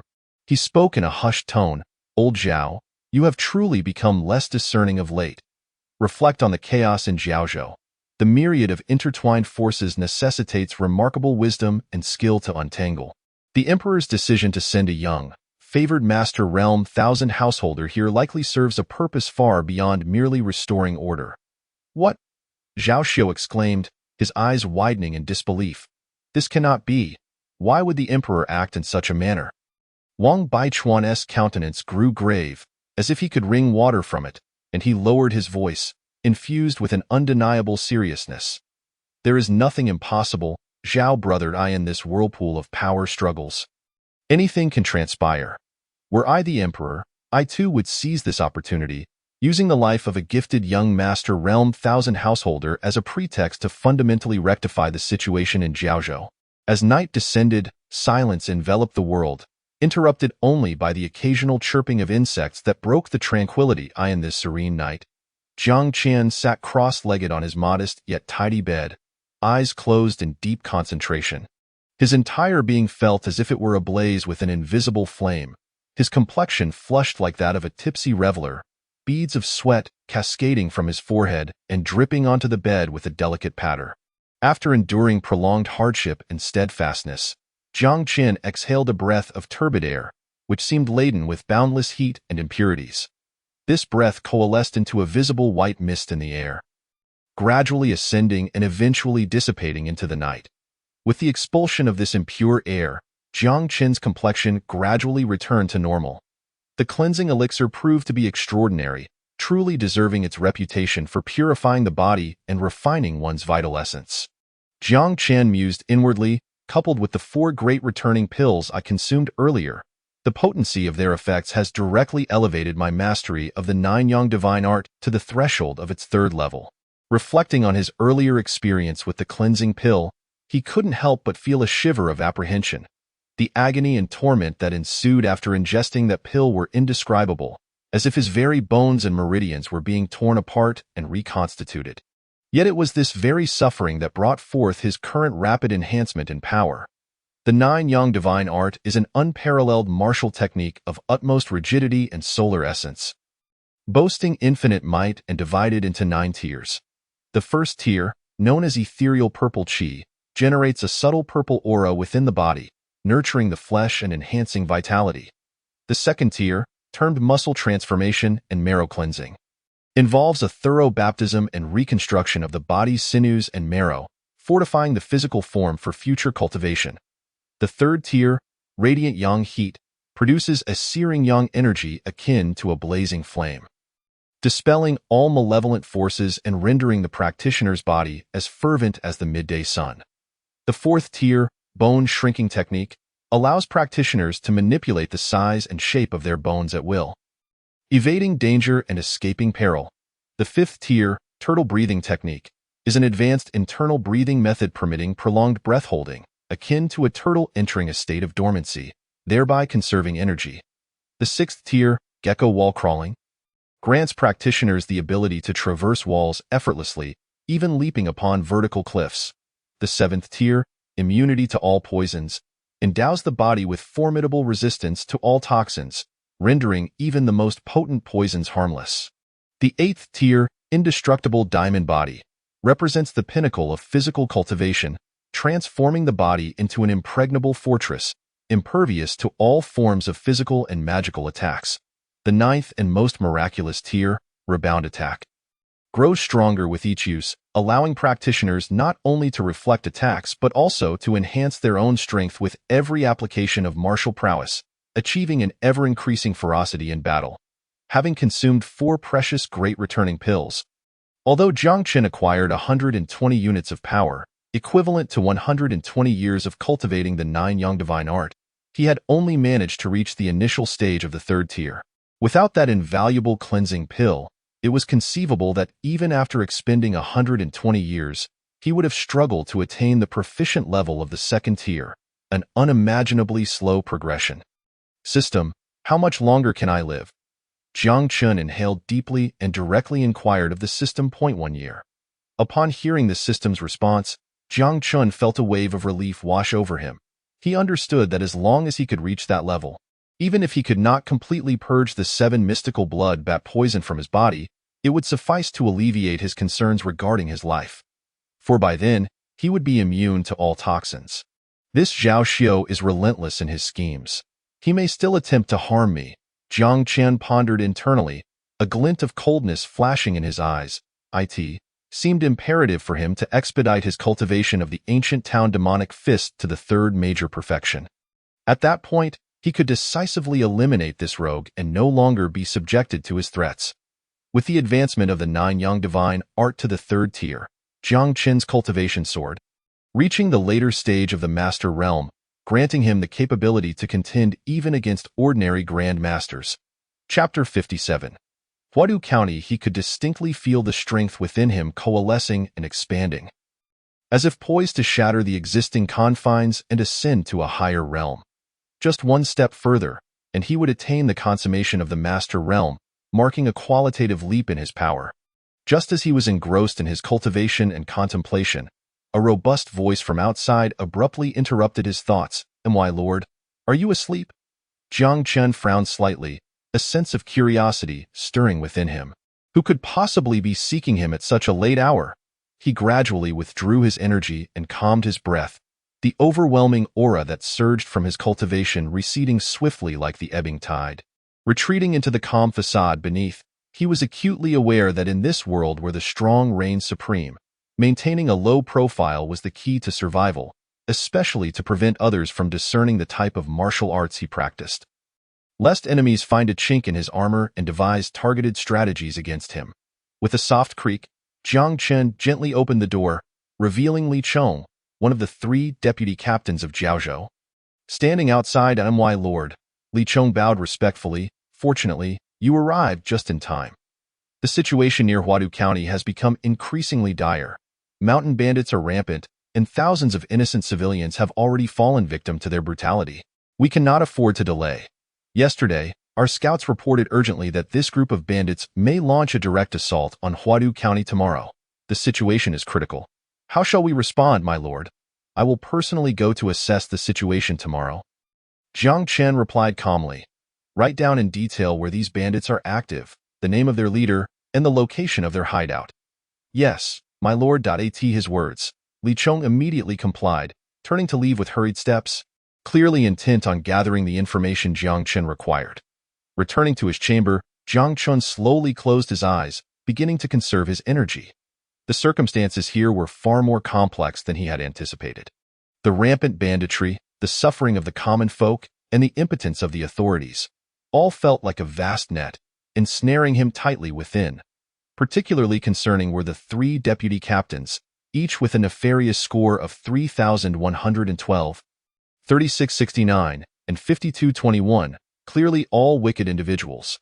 The numbers above the heads of the Imperial Guards and the Town Suppression Office were all in the triple digits. He realized he had indeed entered the Town Suppression Office. Otherwise, one might mistake the sight of these individuals for a den of outlaws, judging solely by their malevolent scores. Temporarily leaving this place suited him well. Otherwise, being surrounded by such wolves would inevitably lead to his downfall. Early the next morning, when the first rays of sunlight pierced through the clouds and graced the earth, Jiang Qin was already seated in his study, invigorated in his hand. He tightly clutched a confidential letter. Delivered early by Li Chong, detailing the assault on the bandits in Huadu County. The documents elaborated on the origins of these bandits, revealing them to be from the notorious Erlongzai, nestled in the mountains. This stronghold was strategically positioned, making it easy to defend yet difficult to attack, a significant scourge to the surrounding areas. The leader of this group was named Meng Shirley, a man infamous in the martial world for his nefarious deeds. Not only was he exceptionally skilled in martial arts, but he was also ruthless, commanding a band of the 8 great kings, each seasoned warriors in their own right. They frequently wreaked havoc in the surrounding regions, committing unspeakable atrocities that instilled terror in the hearts of the populace. However, in Jiang Qin's eyes, these so-called villains resembled mere points to be scored. Slaying such evildoers would not only rid the world of their menace, but also yield a substantial amount of malevolent points. An irresistible temptation for him. As Jiang Qin meticulously studied the intelligence, excitement gleamed in his eyes. Furthermore, according to the report, Meng Shirley had attained the pinnacle of the Grandmaster realm, verging on the great Grandmaster level. Such strength might seem unattainable to ordinary individuals, yet to Jiang Qin, it was merely a stepping stone on his path of cultivation. The reason Erlongzai sought to attack Huadu County was to abduct people to offer to the demonic sect in exchange for blood demon pills, facilitating their breakthrough to the great Grandmaster realm. Having perused the information, Jiang Qin's resolve crystallized. He mounted his steed, Chidian, who seemed to sense his determination, galloping fervently towards Huadu County. Should we just let him go like that? What if something happens? Wang Baichuan observed Jiang Qin's departing figure. A look of hesitation on his face. Li Chong, however, remained unperturbed, scoffing lightly as he remarked, "Old Wang, you are being overly cautious. Jiang Qin is merely going to assess the situation. He isn't confronting those bandits head-on. As long as he doesn't provoke them, those bandits won't expend their energy chasing after a Grandmaster level expert. After all, their target is the people of Huadu County." Though Li Chong's words sounded somewhat callous, upon reflection, they held a degree of truth. As a Grandmaster, Jiang Qin possessed extraordinary prowess. As long as he exercised caution, self-preservation should pose no issue. A lesson would serve him well, prompting him to recognize the challenges ahead. Despite his lingering concerns, Wang Baichuan could only nod silently. Moreover, imagine the chaos and tragedy if Huadu County were truly breached by the bandits of Erlongzai. At that point, we could seize the opportunity to undermine Jiang Qin, effectively eliminating him without a fight. Li Chong's eyes gleamed with cunning, as if he had already envisioned the victorious scenario in his mind. Yet, what if he manages to eliminate all the bandits of Erlongzai? Wang Baichuan's tone carried a hint of uncertainty, clearly apprehensive of Jiang Qin's capabilities. This man's martial skills were divine. Ordinary grandmasters would be no match for him. Should he indeed possess the ability to wipe out the bandits, would we not be shooting ourselves in the foot? At this, Li Chong chuckled heartily. As if he found the notion utterly ridiculous. If he truly had such capability, then he deserves to die even more. Consider it. Meng Shirley's master is the infamous Feiyan Taoist, Jiang Kui. Who is Jiang Kui? A well-known, ruthless veteran in the martial world. If Jiang Qin dares to lay hands on Meng Shirley, it would be tantamount to slapping Jiang Kui in the face, at that point, without us needing to act. Jiang Kui would come knocking, teaching Jiang Qin what true peril entails. While they schemed in the shadows, attempting to orchestrate a treacherous plot, Jiang Qin had already ridden Chidian, racing with unparalleled speed towards the vicinity of Huadu County. Chapter 58. Slaying Wang Buji. Huadu County, this seemingly unremarkable small town, now faced an unprecedented crisis. Its walls, though sturdy, were manned by insufficient defenders. Even when combining all available forces, including constables, they numbered fewer than 500. Such forces were woefully inadequate against the thousands of bandits. Yet, despite the overwhelming odds, the citizens of Huadu County did not relinquish their resistance. They understood the brutality of the Erlongzai bandits. Should the city fall, they would face the harrowing fate of losing their homes and lives, buried without a grave. Thus, even in the face of such disparity, they resolutely stood their ground, erecting a formidable defense with their very bodies. Fourth brother, judging by their current demeanor, it seems they cannot hold out for long. A robust man, clad in a band of iron around his head and adorned with 2 rows of glaring gold markings on his face, stood atop a small hill at a distance from the battlefield. With piercing eyes, he fixed his gaze upon the weathered walls of Huadu County, his tone brimming with unwavering certainty. In no more than 2 days, Huadu County will surely fall. Beside him, a group of equally fearsome bandits gathered, exuding an air of menace. Upon hearing his words, the bandits revealed predatory grins, their eyes gleaming with greed and lasciviousness, as if they had already envisioned the scenes of plundering wealth and ravishing women once the city was breached. Once we enter the city, be sure to cleanse it with blood, avenging our fallen brothers.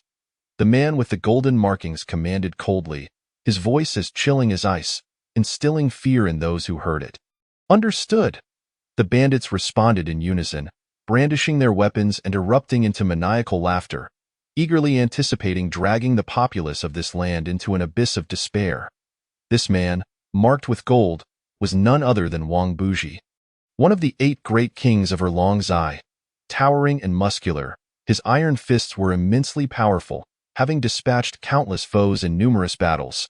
Yet, at this moment, he stood at the edge of the battlefield, coldly observing the crumbling walls of Huadu County, plotting how to pillage once he breached the city. Just then, a rapid and powerful sound of galloping hooves echoed from the distant horizon, shattering the stillness of the battlefield.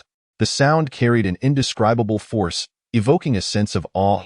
Wang Buji frowned, turning to the source of the sound. A crimson figure darted through the twilight, akin to a blazing flame, racing towards them at an astonishing speed. As the figure drew nearer, Wang Buji finally discerned its true nature. A steed clad in a blood-red battle robe, bearing a warrior dressed in brocade, wielding a long blade, an officer of the Imperial Guards. Imperial Guards! Wang Buji was taken aback, his heart engulfed in boundless confusion.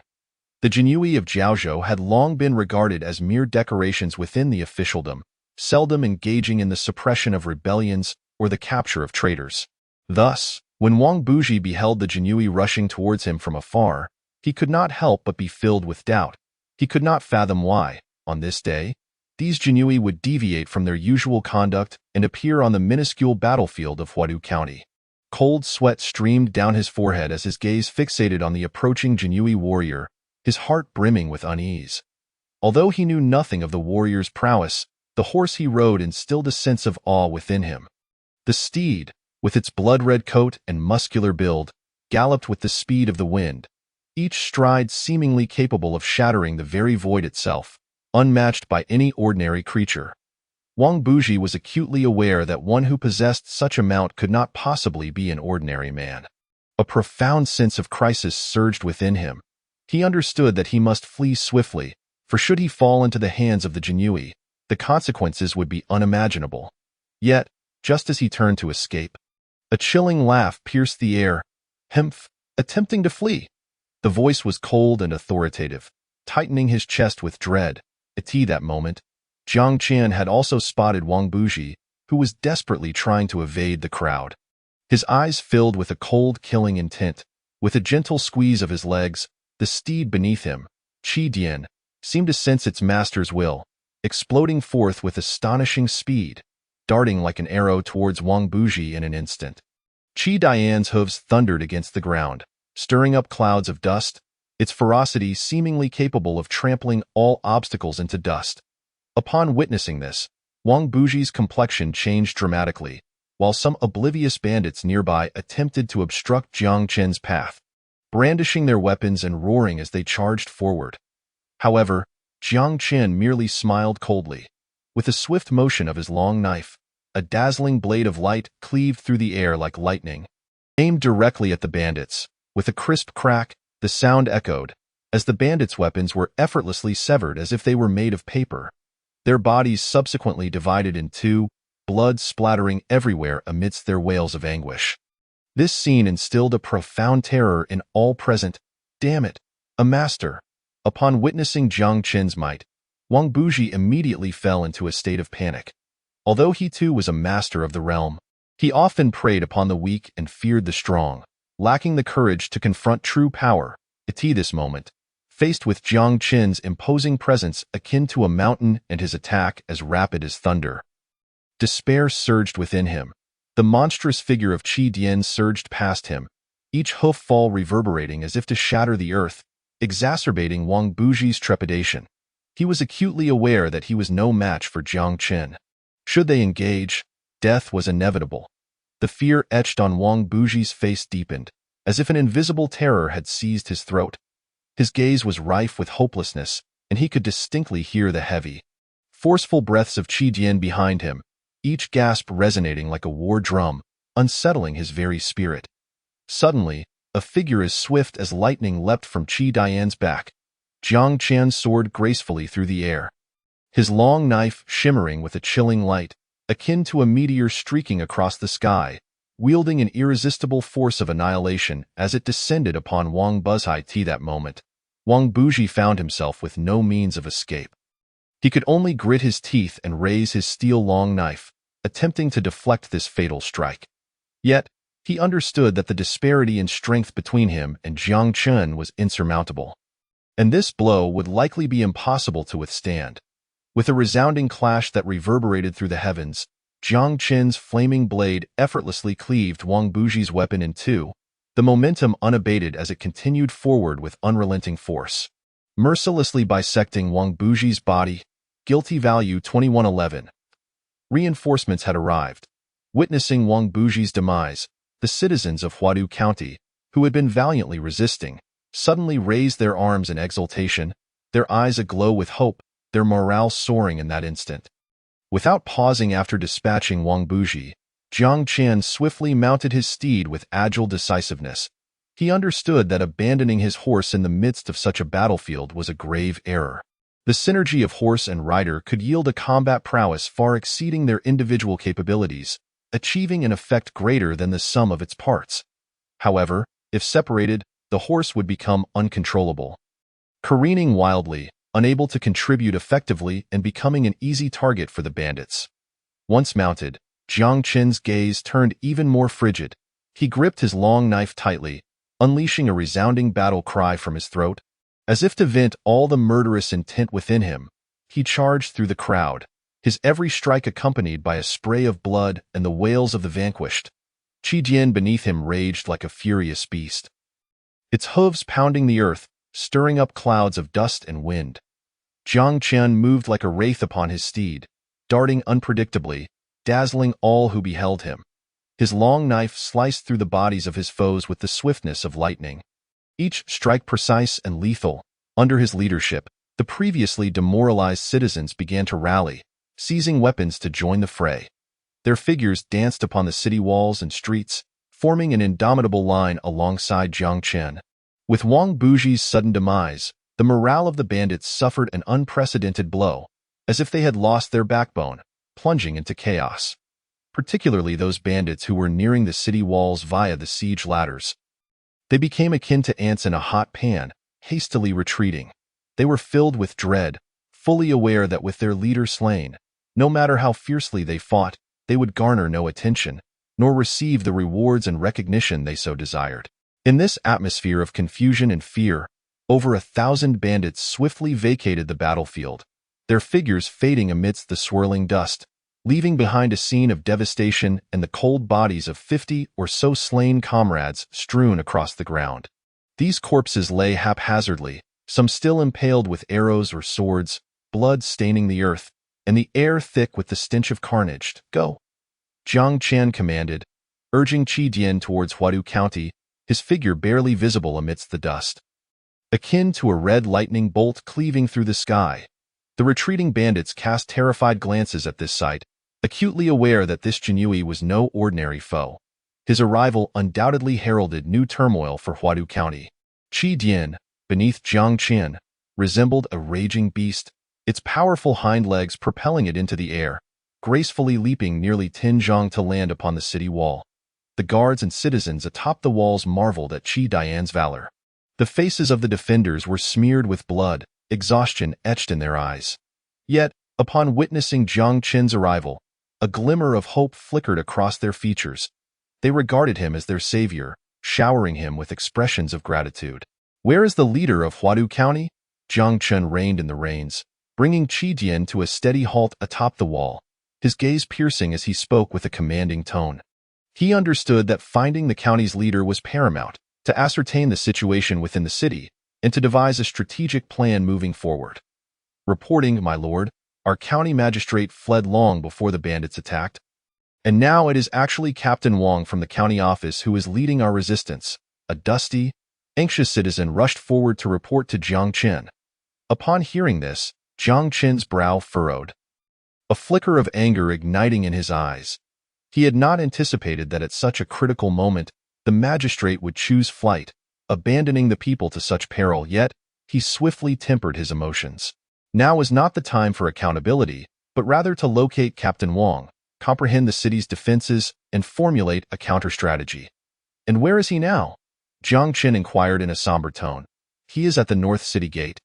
The citizen pointed in that direction, continuing, "The situation there is most dire, with hundreds of bandits fiercely assaulting the walls, and Captain Wang is desperately holding the line." "What? So many?" Jiang Qian's heart sank with astonishment upon hearing this. He had never anticipated that the bandits' power was so formidable, which undoubtedly posed a significant threat to Huadu County. Without a moment's hesitation, Jiang Qian mounted his steed and galloped wildly along the city wall. His figure raced past like a streak of crimson lightning, leaving the surrounding citizens and soldiers utterly astonished. After a mere dozen breaths, Jiang Qian arrived at the northern city gate of Huadu County. At that moment, the northern gate was engulfed in fierce combat, flames soaring into the sky, and the cacophony of battle cries deafening. The bandits frantically attempted to scale the city walls, while the defending civilians fought valiantly, relentlessly knocking the bandits down from the ramparts. Among them, a man towering over 8 feet stood out on the battlefield, his robust physique resembling a walking mountain. Drenched in blood yet unafraid, he wielded a long knife. Its edge dulled, cleaving through the enemy ranks with ease.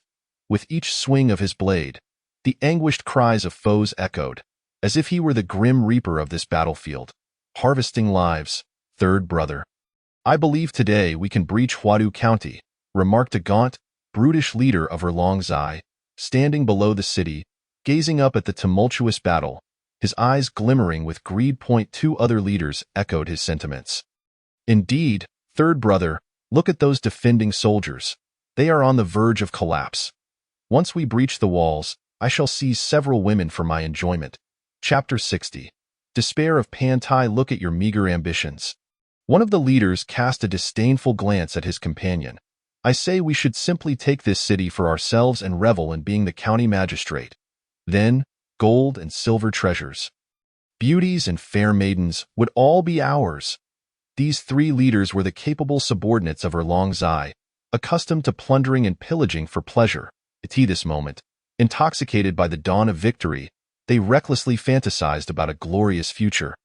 Oblivious to the consequences as they spoke, a sudden clamor of urgent and powerful hoofbeats rang out, followed by a magnificent crimson steed that leaped onto the city walls like a flame, its graceful form gleaming in the dying light.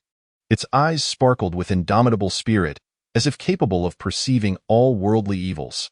Despite the carnage and the horrific scene of blood and smoke that enveloped the battlements, the steed, Qi Dian, remained unfazed. Its hooves light and powerful, navigating the obstacles of the city wall with astonishing agility. Riding upon Qi Dian was none other than Jiang Qian, clad in a flowing robe resembling a flying fish. He stood tall like a pine, gripping a gleaming long knife.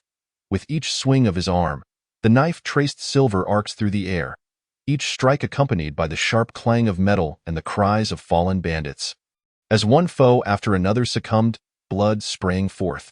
Jiang Qin's movements were swift, each strike a precise judgment upon his enemies, instilling fear in the hearts of the surrounding bandits. Third brother, look at that man. One of the bandits pointed towards the city wall, terror evident in his eyes. Who is he? That red horse is truly formidable. Witnessing his men fall one after another under Jiang Qin's relentless assault, Pan Tai, the third ranked among the 8 great kings, furrowed his rugged brow, an expression of grave concern etched upon his face. Having navigated the treacherous waters of Jiaozhou for many years, he had risen to his current position through a blend of caution and ruthlessness. Yet, confronted by the sudden might of Jiang Qin, even he felt an unprecedented pressure. Retreat. The situation is amiss, Pan Tai whispered urgently to his trusted aide, his tone low yet imbued with undeniable resolve. Years of experience in the underworld told him that persisting in a direct confrontation would only lead to greater losses. A swift retreat was imperative. At Pan Tai's command, the bandits in the rear immediately sounded the gongs and drums, signaling their withdrawal. The bandits engaged in combat, upon hearing the signal, understood immediately and began seeking opportunities to escape. In an instant, the once fierce battlefield descended into chaos as the bandits scattered in flight. Trying to escape? Humph. Is it truly that simple? A cold smile crept across Jiang Qin's lips. As the adage goes, to catch a thief, one must first capture their leader. To defeat the enemy's offensive, one must eliminate their head. Jiang Qin tightened the reins, and Qi Dian, as if sensing his master's intent, erupted with astonishing power. The steed's hooves thundered, resembling a red whirlwind that tore through the sky, leaving a fleeting shadow as it charged towards Pan Tai. The speed was breathtaking, as if the very air was being torn apart. Pan Tai, witnessing this, felt a chill run down his spine, an ominous premonition swelling within him. He knew he was no match for Jiang Qin, especially with the unparalleled steed Qi Dian at his side. Without a moment's hesitation, he turned to flee, desperate to escape this perilous situation. However, Jiaozhou was not known for its horses, and the mount he could find was merely a subpar steed. Though it barely bore his weight, it was no match for the speed of a legendary horse like Qi Dian. In mere moments, the red whirlwind closed the distance between them. Jiang Qin, like a phantom, silently appeared behind Pan Tai, his form light and agile, as if one with the wind, making him nearly impossible to detect. Swish, a blade of chilling radiance suddenly illuminated the dusk, akin to a flash of lightning slicing through the night, severing the darkness and Pan Tai's fleeting hope. The immense blade's momentum surged like a raging torrent, unstoppable, cleaving Pan Tai's mount in two from head to tail. Accompanied by a heart-wrenching whinny, blood and entrails gushed forth like a broken dam, splattering across the ground and instantly staining it crimson. The air was thick with the acrid scent of blood, mingled with the nauseating steam rising from the entrails being seared by the heat, inducing revulsion. Yet, despite the staggering force of the blow, it did not claim Pan Tai's life. With remarkable reflexes, he managed to lean aside just in time, narrowly evading this lethal strike. Nonetheless, his complexion turned ashen, and fear filled his eyes. Trembling, he looked at Jiang Qin, seeking an explanation. "My lord, did our chieftain not already pay homage to the Jinhui and timely pay our tributes? Why then do you pursue us so relentlessly? Do you seek to instigate conflict between our factions?"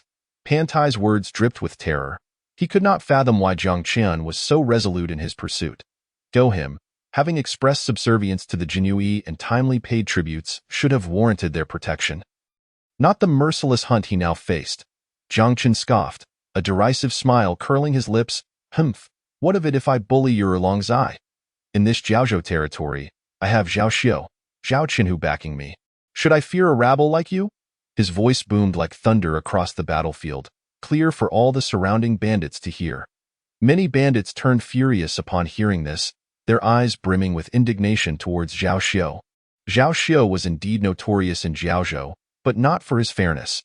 Rather, he had exploited his status and position, extorting those living on the fringes of society, including even bandits. Resentment towards Zhao Xiao had long since festered in the hearts of these bandits.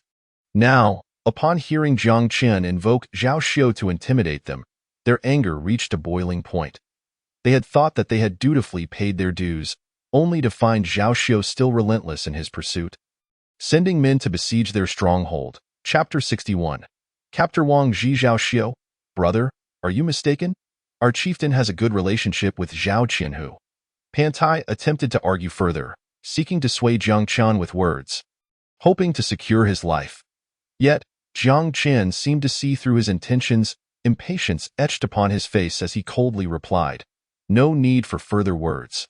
Today, your death is inevitable. Upon reaching the realm of the masters, the consumption of true qi diminishes significantly, while the recovery speed increases dramatically. However, Qi Dian's speed was so overwhelming that Pan Tai could only exhaust every ounce of potential within himself to barely evade Jiang Chen's relentless pursuit. This state was exceedingly perilous for Pan Tai. Though he could manage for a short time, prolonged exertion would deplete his physical strength, true qi, and willpower, leaving him utterly defenseless. I can't keep fleeing like this. Pan Tai pondered silently, acutely aware that continuing his flight would only lead to certain doom. Consequently, he abruptly halted, his eyes narrowing with resolve as he whirled around, the gleaming blade in his grasp flashing like a bolt of lightning as it cleaved towards Jiang Chen. With this strike, he channeled all his strength, seeking a slender thread of hope amidst despair. The blade's energy surged forth like a tempest, spanning over 10 zhang in width, imbued with unparalleled momentum and might. As if intent on cleaving space itself in twain and striking mercilessly towards Jiang Chen. Where the blade passed, dust billowed and flora was severed, a testament to its astonishing destructive power. Yet, in the face of such a formidable assault, Jiang Chen merely scoffed, his demeanor unperturbed. He swiftly summoned the essence of his internal energy, his right hand forming a fist, which he then thrust forward with tremendous force, unleashing a colossal fist imprint that crashed forth like a mountain. This imprint, rich with Jiang Chen's profound inner strength and exquisite martial prowess, collided with the blade's energy, erupting in a deafening roar and dazzling sparks. Under the impact of Jiang Chen's overwhelming blow, the seemingly unstoppable blade energy was instantaneously obliterated, dissipating into nothingness. This spectacle left all present in utter astonishment. They had never witnessed such formidable martial skills and astonishing power. "Damn it!" Pan Tai exclaimed, his eyes nearly bursting with fury. He had never anticipated that his all-out strike would be so effortlessly neutralized by Jiang Chen. Before he could launch a second strike, Jiang Chen had already leaped from his steed, akin to a majestic eagle, swiftly closing the distance. Pan Tai, taken aback, attempted to retreat for safety, but it was too late. Jiang Chen unleashed a punch, the force of which sliced through the air like a blade, landing squarely atop Pan Tai's head. The sheer power of this blow was beyond imagination, as if intent on obliterating everything in its path. Bang! With a tremendous sound, Pan Tai's head burst apart like a watermelon struck by a heavy hammer. Blood and flesh scattering violently, the scene gruesomely horrific. Sin value 2446. The surrounding bandits, witnessing Pan Tai's gruesome demise, were gripped by fear, which spread like a plague among them. One by one, their faces turned pale, legs trembling, involuntarily retreating, terrified of becoming another victim to Jiang Chen's terrifying might. The air was thick with the scent of blood and despair, rendering the atmosphere exceedingly oppressive and terrifying. Jiang Chen casually shook the blood from his fist. His brow furrowed, a flicker of displeasure crossing his features. Disgusting, he muttered to himself. Had I known, I would have used a blade. It would have been much cleaner with that. He nimbly mounted his horse once more. Sitting upright like a pine tree, his gaze piercing as it scanned the trembling bandits around him. Under his watchful eye, the bandits appeared stripped of their facade. Their sin values hovered above them like illuminated text, clearly visible to Jiang Chen. Taking a deep breath, he charged forth, akin to a lightning bolt cleaving through the darkness. He specifically targeted those bandits whose sin values exceeded 100. most of whom were innate-level warriors and minor leaders among the bandits, notorious for their countless misdeeds and stained with the blood of innocent civilians. Yet, before the prowess of Jiang Chun, a master of the realm, they seemed utterly feeble. Jiang Chun's sword technique was both fierce and precise. Each strike fell like autumn leaves. Almost no one could withstand even a single blow from him. As the glimmer of his blade danced, one bandit after another fell to the ground.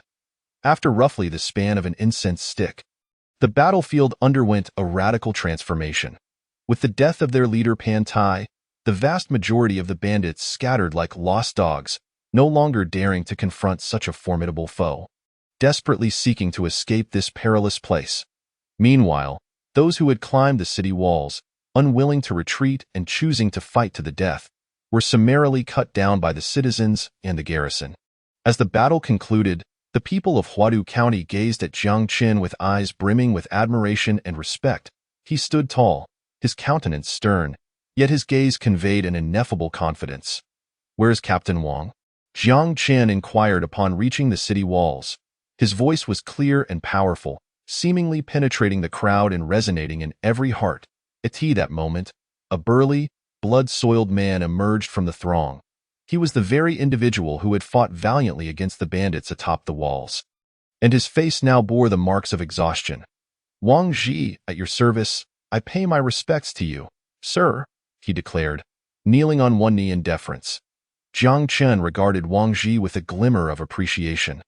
The number above Wang Ji's head shimmered in golden hues, reading 233. To Jiang Chun, this number radiated a sacred light, representing the merits Wang Ji had accumulated, equivalent to saving 233 innocent lives with his own hands. "How many combatants are there in Huadu County?" Jiang Chun inquired. Wang Ji's lips curled into a bittersweet smile as he responded, "Sir, at this moment, every citizen in Huadu County is capable of fighting. We understand that if the county falls, none will escape unscathed.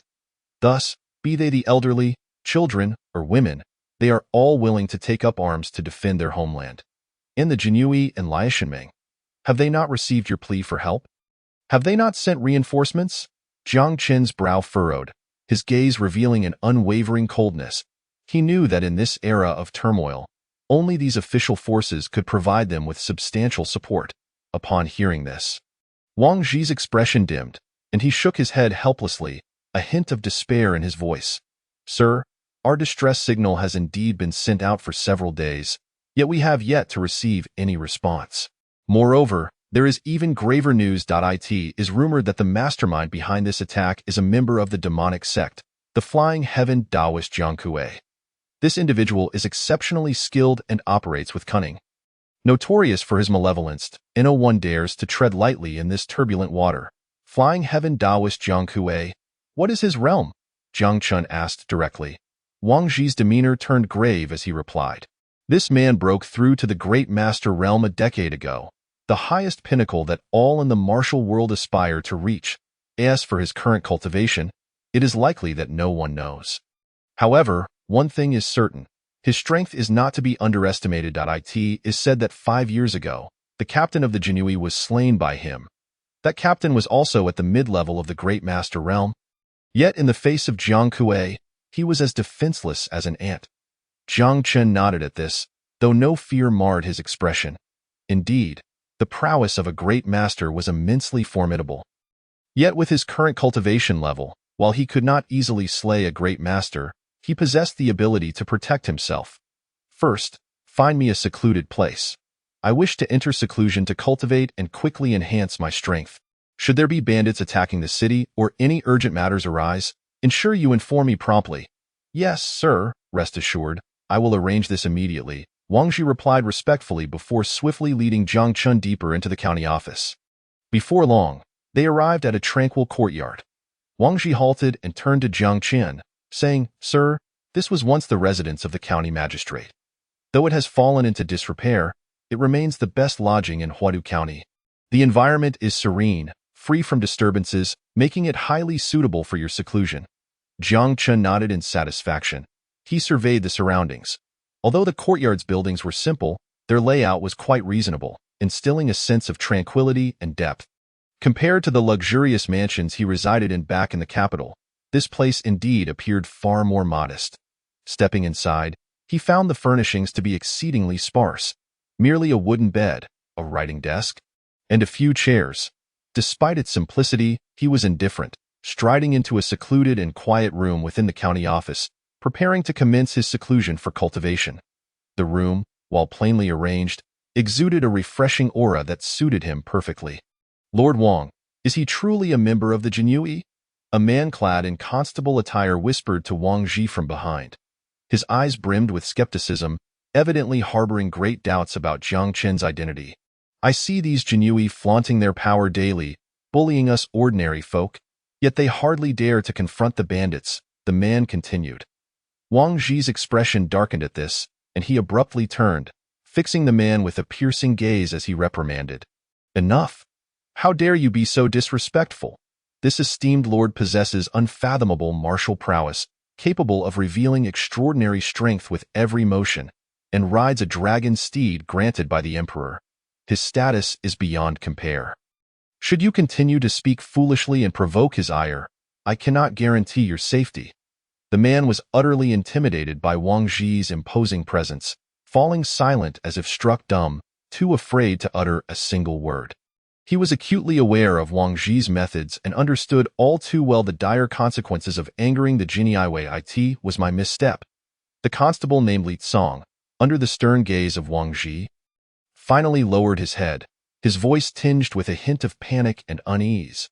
He knew that his earlier words had provoked his normally authoritative superior, and he recognized that in this tumultuous moment, any hint of dissenting opinion could lead to catastrophic repercussions. Wang Ji regarded him, his eyes a blend of reproach and warning. Li Tsong, you must comprehend that the current situation leaves no room for even the slightest negligence. Regardless of the origins or intentions of that gentleman, as long as he is willing to stand by us and assist in repelling the bandit incursions, he is our sole savior in Huadu County. Should he depart from here, with our present strength, we would likely be slaughtered within 2 days. At this juncture, Wang Ji's tone grew profoundly grave, his gaze conveying an unassailable resolve. He looked at Li Tsong once more, his voice imbued with an unmistakable authority. If I hear another word of your seditious talk, disturbing the morale of our troops, do not blame me for disregarding our camaraderie and meting out severe punishment. With that, Wang Ji strode away, leaving Li Tsong standing alone, his eyes flickering with a tumult of emotions. He watched Wang Ji's departing figure, resentment and bitterness etched across his face. System, open personal panel. Name, Jiang Chen, poisoned. 7 Xian bloodbat venom, realm, late stage grandmaster talent, ordinary, 32, evil value. 11236 external skill, dragon elephant prajna skill, 13 levels, lower Xian grade, fully mastered, further upgrade requires 360,000 evil value, internal skill, 9 Yang divine skill, upper Xian grade. 3rd level entry, fist technique, primordial demon suppressing fist, lower earth grade, 2nd level perfected. Unbeknownst to me, I have amassed over 11,000 points of evil value during this time, enough for 10 consecutive draws. Jiang Chen gazed at the points he had accumulated, murmuring with satisfaction. This was largely thanks to a ferryman named Zhang Yin, who had generously bestowed upon him nearly 4,000 points of evil value. Otherwise, he would never have been able to gather such a bounty. Let the drawing commence, Jiang Chen declared. He realized that the cost-effectiveness of the lottery far surpassed direct enlightenment.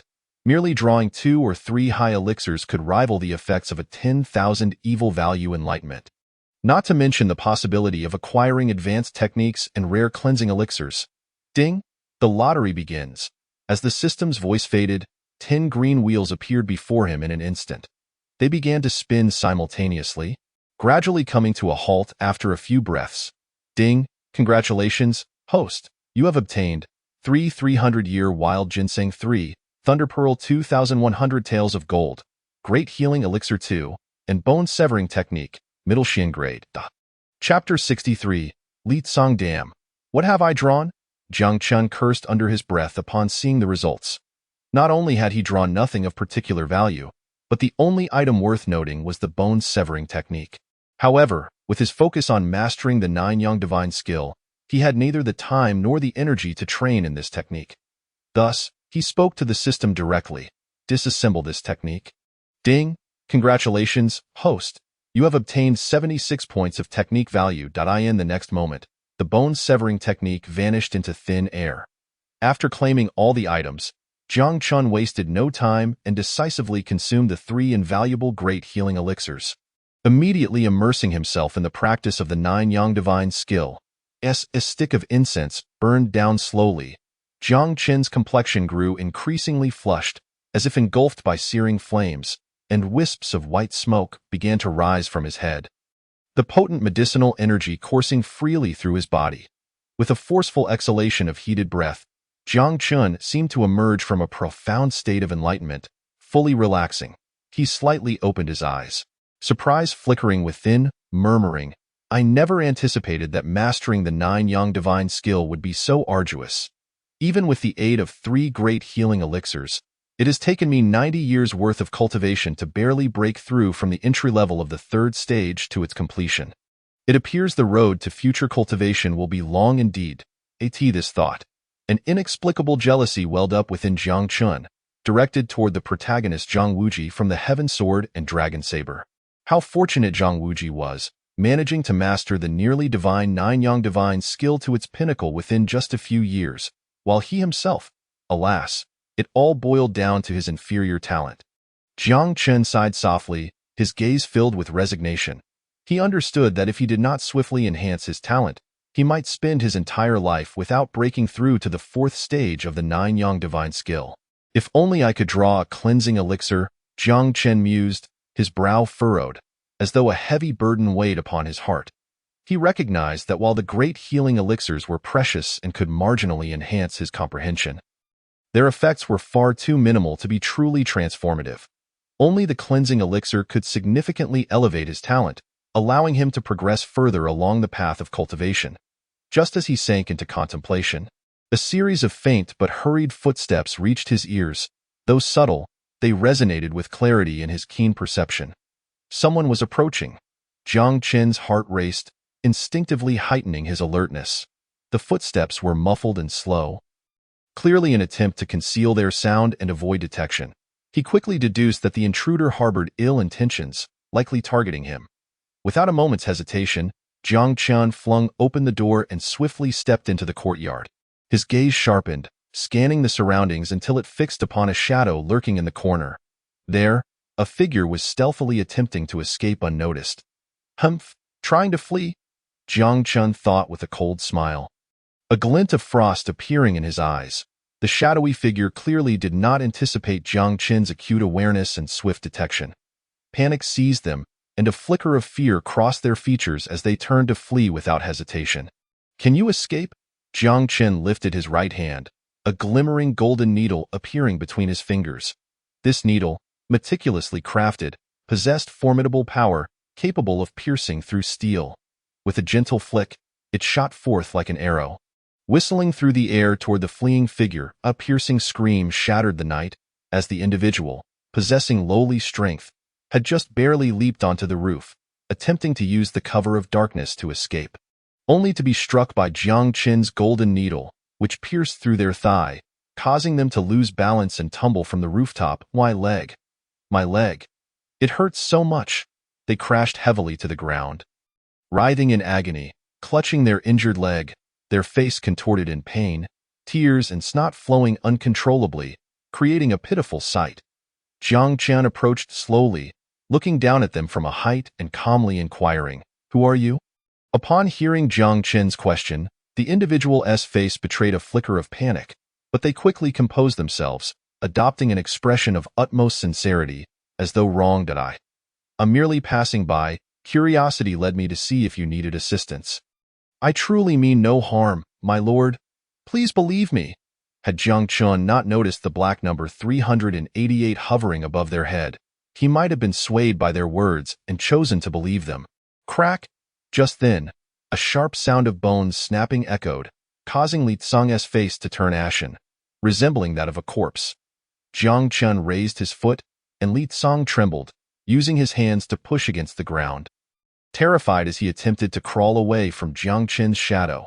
However, Jiang Chun had no intention of letting him go. still unwilling to speak. Jiang Qin's voice was low, tinged with menace. Boom! Before he finished speaking, Jiang Qin stomped down hard on Li Cong's back. The force was tremendous, eliciting a pained scream from Li Cong, as though struck by a colossal hammer, instantly robbing him of the will to resist. I am truly innocent, Li Cong gritted his teeth, enduring the excruciating pain radiating from his back, despair flooding his heart. He knew that if he confessed his true identity and intentions, a dead end awaited him. Jiang Qin's gaze was as cold as ice, dismissing Li Cong's pleas entirely. He raised his foot once more, unhesitatingly placing it upon Li Cong's body. This time, he exerted even greater force, as if intent on pouring all the rage within him into that single step. With a dull thud, Li Cong suddenly spat forth a copious amount of fresh blood, mingled with shattered fragments of his own entrails, a sight both shocking and grotesque. His complexion had turned as pale as parchment, and his eyes brimmed with despair, as if he had already glimpsed the end of his own life. I am wronged, my lord, Li Cong exclaimed with the last vestiges of his strength, his voice a mere whisper, as if it might be swallowed by the night breeze at any moment. Chapter 64. The thoughts of Meng Shirley at that moment. A figure hurriedly entered the scene. It was Wang Ji. Upon witnessing the unfolding spectacle, he was momentarily taken aback, his brows knitting tightly together, his gaze rife with confusion. Li Cong, how could you be here? Wang Ji's voice carried a hint of disbelief. He could scarcely fathom that this typically unassuming man would find himself in such a dire predicament. Brother Wang, save me, please, save me. Li Cong's eyes were filled with pleading and despair, his voice weak and trembling. As though he had exhausted all his strength, he looked helplessly at Wang Ji, regarding this usually fair-minded constable as his sole lifeline in this moment of hopelessness. Standing to the side, Jiang Qin observed the scene with icy detachment, his expression devoid of emotion, as if he were merely a spectator to a drama that had no bearing on him. As his gaze shifted to Wang Ji, it was imbued with an added layer of provocation and disdain. What is it, Constable Wang? Do you intend to intervene? Jiang Qin's tone was laced with amusement. As if testing Wang Ji's stance, Wang Ji took a deep breath, striving to maintain his composure. He understood that the situation was fraught with complexity, and a misstep could lead to greater trouble. He directed his gaze towards Jiang Qin, his eyes reflecting a mix of respect and uncertainty. I would not dare, my lord, as an official of the court, you surely have your reasons. However, I implore you to enlighten me as to what has transpired to incite such fury within you. Wang Ji's words bore an element of inquiry, yet Jiang Qin appeared to disregard them entirely, a cold smile curling at the corners of his mouth. Without hesitation, he lifted his foot and brought it down forcefully upon Li Cong's head. With a resounding thud, it seemed as if Li Cong's skull had been crushed by an unseen giant hand, blood and brain matter erupting in a gruesome spray that splattered across the ground. The horrifying tableau sent chills down the spine, the air heavy with the pungent stench of blood, inducing nausea. Jiang Qin's face remained expressionless, as if he had merely performed a trivial task. He cast a cold glance at Wang Ji, his tone imbued with an undeniable authority. He sought to kill me, and I discovered his intent. Constable Wang, you would do well to uncover the truth by tomorrow and provide me with an explanation. Otherwise, do not blame me for investigating the traitors in Huadu County first. Jiang will not tolerate any impurities in my sight. Having uttered these words, Jiang Qin ceased further dialogue and strode back to his quarters, leaving behind a pool of blood and a visibly horrified Wang Ji. Wang Ji stood there, stunned, his eyes wide with disbelief as though he had witnessed the unimaginable. Even as a battle-hardened veteran, the sight of such brutal carnage overwhelmed him, and he could not suppress the wave of nausea that ultimately led him to retch violently. Meanwhile, within the ominous military camp of Erlangzai, Meng Shirley coldly observed the bandits returning in defeat from the battlefield. His gaze was as sharp as that of a hawk, seemingly able to penetrate the deepest fears and secrets of the human heart. So you mean to say that the 3rd and 7th were slain by a mysterious figure riding a Jiaolong steed? Meng Shirley's voice was low and frigid, each word squeezed out with undeniable authority. Indeed, it is absolutely true. I once traveled to the capital and saw a Jiaolong steed. There is no doubt that it was one. A bandit leader quaked on the ground, his face as pale as parchment, his eyes filled with terror. Moreover, that individual possesses terrifying martial prowess. With a single punch, he crushed the head of the third. Even when we surrounded him with dozens, we could not withstand his moves. Was he dressed in the attire of the Jinui? Meng Shirley's brow furrowed slightly, a flicker of doubt crossing his gaze. And did you say he was sent by Zhao Xiao? Zhao Xiao? Humph. This man is opportunistic and self-serving, appearing wildly audacious but truly as timid as a mouse, always cautious and indecisive. He would never dare to confront us so brazenly. Meng Shirley's words dripped with disdain, clearly unimpressed by Zhao Xiao's character. Meng Shirley spoke, a figure beside him, holding a feathered fan and clad in scholarly attire, slowly rose. His tall frame and gaunt face radiated an aura of wisdom. As if everything lay within his grasp, my lord, this may not be without possibility. Qin Yuan's voice was steady, as if reminding Meng Shirley not to underestimate the situation. Upon hearing Qin Yuan's words, Meng Shirley paused, bewildered. He looked at Qin Yuan and inquired, military advisor, what do you mean? Do you truly believe Zhao Xiao might send someone to slay our brothers? Qin Yuan's eyes narrowed slightly, as if deep in thought. Since this person rides a Jiaolong steed, a rare mount not easily found in our native Jiaozhou, he must certainly be an outsider. With a gentle sway of his feathered fan, Qin Yuan's gaze deepened, as if he had already grasped the entirety of the matter. Moreover, I have heard that the court recently dispatched a message via pigeon to the Jiaozhou town government, indicating the appointment of a Qianhu to enhance the local security. Are you suggesting that this individual is that newly appointed Qianhu?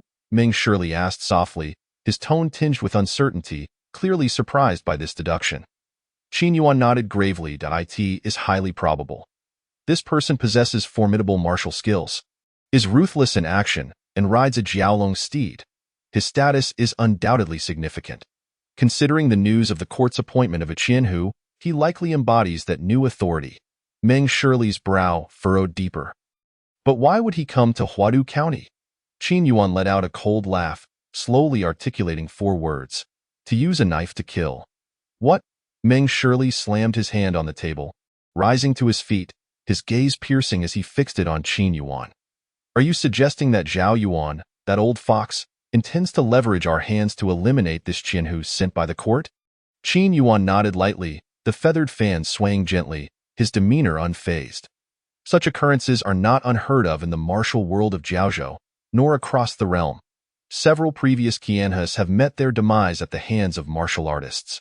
Upon hearing this, Meng Shirley's expression darkened, unease flickering in his eyes. What do you believe we should do? Chapter 65. Driving the tiger and swallowing the wolf. The martial world of Jiaozhou is a tangled web of various factions, and any reckless action could invite dire consequences. This awareness has always guided Meng Shirley's cautious approach, avoiding the creation of enemies. It is precisely because he understands this that he has entrusted this seemingly ineffectual scholar as his military advisor. Seeking his counsel, eliminate him, but we must not act rashly. We must employ strategy. Qin Yuan's gaze turned sharp, as if he had discerned Zhao Xiao's ulterior motives. He spoke in a low tone. We have already agreed to the conditions of the demon cult. Should we breach this agreement, we would undoubtedly be pursued by them, destined for an unending nightmare. Therefore, we must capture Huadu County. This is an unchangeable fact. However, we cannot take matters into our own hands to kill that person. His identity is special, having been granted a Jiaolong steed, and should the court investigate, we would be in grave peril, facing irrevocable consequences. Meng Shirley's heart surged with tumult at these words, and he hastily pressed on. So what exactly should we do? We cannot remain idle. We can exploit the discord between Zhao Yuan and that individual, subtly sowing seeds of discord and inciting them to annihilate each other. This is the superior strategy. Qin Yuan smiled slightly, that smile concealing a ruthless cunning. Zhao Xiao seeks to use us to eliminate the newly arrived Qianhu. Does he? Then we shall turn the tables on him, providing Zhao Xiao with an irresistible reason to take action against this person. He gently caressed the feathered fan in his hand, a glint of cleverness flashing in his eyes. Over the years, Zhao Xiao has wreaked havoc in Jiaozhou, committing numerous atrocities. His crimes are beyond count. We shall present these incriminating evidences to the new Qianhu, so he may be aware of Zhao Xiao's deeds. That new official, upon taking office, will surely seek to establish his authority by targeting Zhao Xiao. As for Zhao Xiao, he will not sit idly by. He will never allow someone who holds his fate in their hands to exist in this world. At that time, the two of them would undoubtedly engage in a fierce battle to the death, while we could merely sit back and watch the tigers fight, patiently awaiting the opportune moment. Meng Shirley's eyes brightened, as if he had glimpsed the dawn of victory. He suddenly clapped his hands and laughed heartily, exclaiming, "What a splendid idea! Truly a splendid idea! This way, I shall possess another piece of leverage against Zhao Xiu in the future. Should he dare to threaten me again, he will have to tread cautiously, lest he oversteps." "Your insight is commendable," Qin Yuan interjected, pausing briefly before continuing. "After all, we still have ample time before the deadline set by the demon sect. There is no need for us to rush into conquering Huadu County." Upon hearing this, Meng Shirley nodded, his expression growing ever more resolute. "The strategist speaks wisely. We must not act in haste." "Summon someone." A trusted aide stood respectfully before Meng Shirley. "What orders do you have?" "Chieftain," Meng Shirley replied solemnly, "proceed as the strategist advised. Have our informants hidden within Huadu County send me evidence of Zhao Xiao's transgressions over the years. Remember, it must be executed with utmost precision, leaving no trace behind." "Understood," the aide acknowledged, turning to depart. The following morning, Jiang Qian strolled leisurely out of his abode, the morning light casting a gentle glow upon him, adding an air of warmth to his presence. His pace was neither hurried nor slow, as if he were savoring the tranquility and freshness of the morning. Just as he stepped outside, his gaze caught sight of a figure lingering at the entrance, seemingly hesitating whether to enter. Jiang Qian had already heard the faint sound of footsteps outside, but seeing that the individual did not intrude uninvited, he paid little heed. However, to his surprise, the person continued to hover at the threshold. "Do you require something?" Jiang Qian halted, fixing his gaze on the individual at the door, and directly inquired.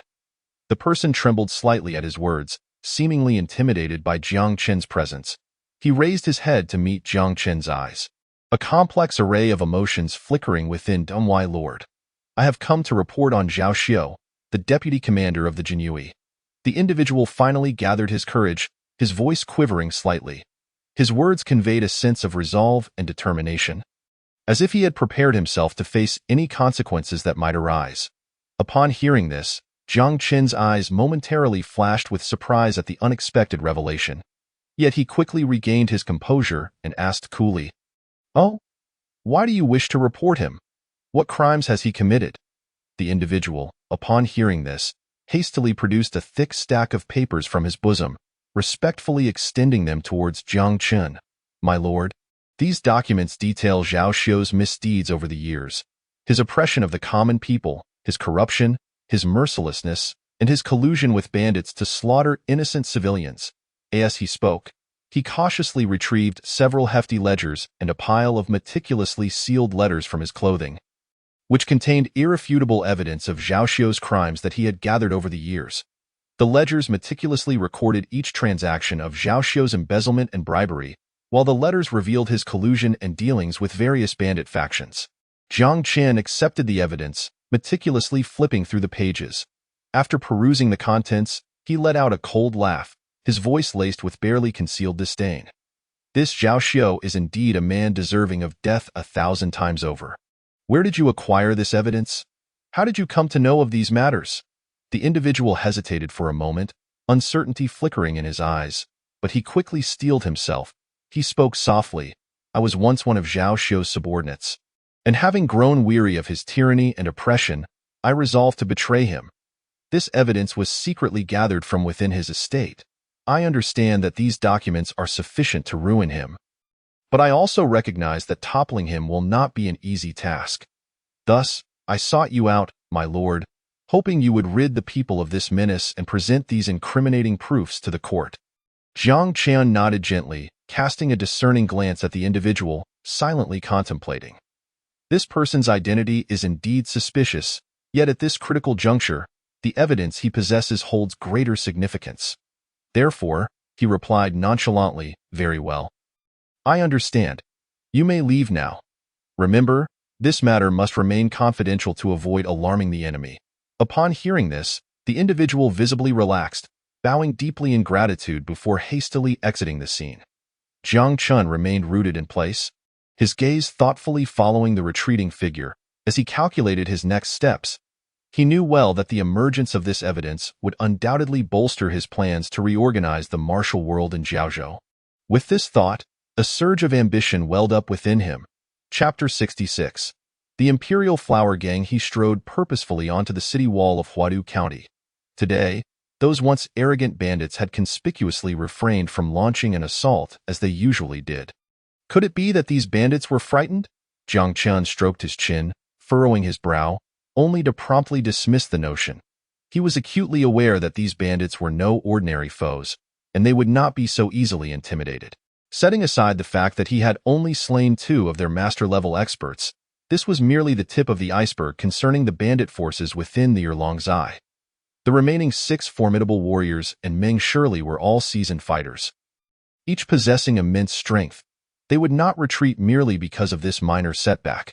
Moreover, with the formidable presence of the Grand Master Jiang Kui, if the bandits were truly cowed into abandoning their siege, how could Jiang Kui remain idle? As this thought crossed his mind, Jiang Chun suddenly recalled the evidence that had recently come into his possession. Were the bandits attempting to utilize Zhao Xiu to eliminate me directly? After pondering for a moment, he deemed this possibility quite plausible. After all, why would the bandits so benevolently deliver evidence to him? However, given the circumstances, he intended to allow these individuals to witness firsthand the principle of striking first. With this thought in mind, Jiang Chun unhesitatingly summoned his steed, Chidian, and galloped toward the encampment of the bandits at Erlongzai. Erlongzai, notorious in the martial world as a den of thieves, was, in fact, situated quite a distance from Huadu County.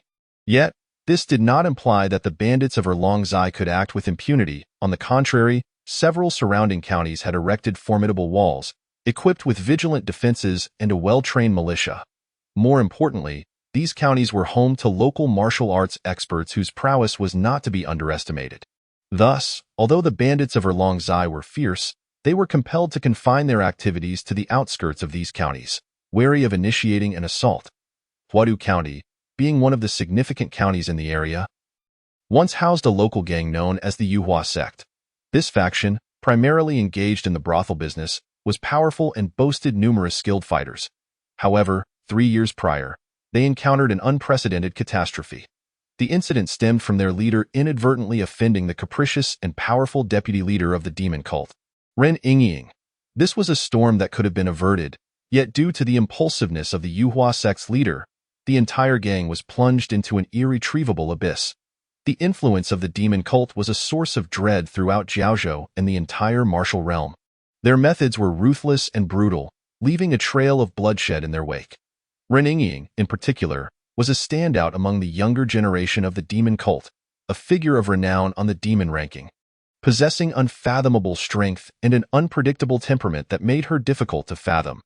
Upon the news of the Yuhua sect leader's offense reaching the ears of Ren Yingying, the entire gang was thrown into a state of alarm. Urgently seeking aid, however, they received no reprieve, only to be met with a full-scale assault from the demon cult. That day, Huadu County was engulfed in flames, and the sounds of slaughter echoed through the air. Although the members of the Yuhua sect fought valiantly, they ultimately succumbed to the overwhelming assault of the demon cult experts. In the end, all 533 members of the gang met a gruesome fate at the hands of the demon cult. That night, the streets of Huadu County ran red with blood. A lamentation echoed through the land, and the entire county seemed shrouded in a thick aura of carnage. The fall of the Yuhua sect was undoubtedly a heavy blow to Huadu County. They had lost a formidable protector, leaving them weakened and vulnerable. In the aftermath, various other factions within the martial world of Jiaozhou began to stir, eager to seize opportunities amidst the chaos. In no time, Huadu County was engulfed in turmoil, with factions intertwining in relentless conflict, committing acts of arson, murder, and pillaging, threatening to reduce the county to a ghost town. This was also the reason why the bandits of Erlangzai dared to attack Huadu County. With a sharp whistle, Jiang Qian tightened the reins, and his steed, Chidian, came to a steady halt near the gathering place of the Erlangzai bandits. His gaze, sharp as a hawk's, swept over the chaotic and boisterous scene before him. While his mind remained composed, the bandits of Erlangzai were indeed as dissolute and unruly as the rumors suggested. They lounged about in groups, some engaged in jovial banter, others gambling and drinking, while a few lay sprawled on the ground. Sound asleep. It seemed these bandits were utterly oblivious to the impending danger. Jiang Qian estimated their numbers to be around 5,000. While not overly large, their strength was not to be underestimated. Any warrior below the celestial realm who intruded upon them might find themselves overwhelmed and slain. Observing from a hillside, Jiang Qian contemplated a strategy to eradicate them entirely. Just as he furrowed his brow in deep thought, a gentle breeze brushed past, carrying with it an unusual aura. A man clad in a gray robe, exuding an ethereal grace, emerged from the most opulent tent at the center of the bandit camp. His steps were steady, and each movement radiated an extraordinary demeanor, as if he were out of place amidst the surrounding clamor.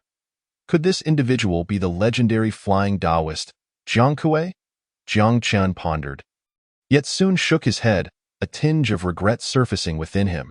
Alas, the distance was too great. Otherwise, he could ascertain the man's identity. The name Flying Taoist Jiang Kui resonated like thunder throughout the martial world of Jiaozhou. Not only was he a deeply skilled martial artist, but he was also a master of esoteric arts, medicine, and alchemy. It was said that he possessed the ability to traverse the skies and earth. A figure of mythic proportions in the hearts of many within the martial community. If he truly were Jiang Kui, it would necessitate a reconsideration of the risks involved in taking action. Nevertheless, Jiang Qian remained undaunted. He swiftly adjusted his mindset, redirecting his focus back to the situation at hand. He understood that regardless of whether the man was indeed the flying Taoist, he could not afford to be complacent. Though the bandits appeared disorganized, their sheer number and formidable strength warranted caution. He needed to maintain his composure and devise a flawless strategy.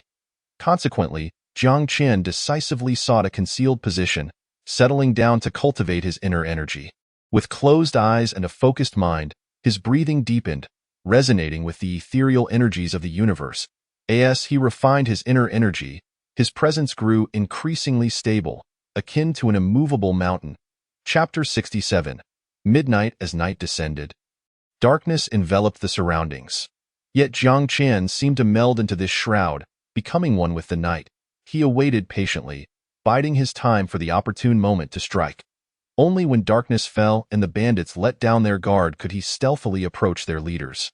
Once they fell, the remaining bandits would pose little threat. The day slipped away like water through fingers, and soon, the tranquil night blanketed the vast land. The moon ascended silently into the sky, casting a silvery glow that added a touch of serenity to the stillness of the night. Throughout the day, the bandits of Erlangzai appeared to have tempered their previous bravado, engaging in no significant activities. They gathered around the brightly burning braziers, savoring the rare moments of peace. The flames danced in the night, flickering in and out, resembling some mystical signal or whispering secrets unknown. However, this tranquility was short-lived. A chilling wind howled across the open plains, fierce as a wild beast, carrying a biting coldness and relentless fury that ravaged the land. The winds, sharp as ice blades, sliced through the air and the skin of the bandits alike. They shivered, huddling closer together, seeking warmth from one another against the howling storm. "Damn it, I'm freezing," exclaimed a burly bandit, his face lined with fat, as he stomped his feet in frustration. "I thought we'd be in Huadu County in a couple of days, enjoying good food and drink, but instead, we're stuck here in this godforsaken place, freezing and eating nothing but the cold wind. What a stroke of bad luck!" Amidst the gathering of bandits huddling by the brazier, such complaints echoed repeatedly.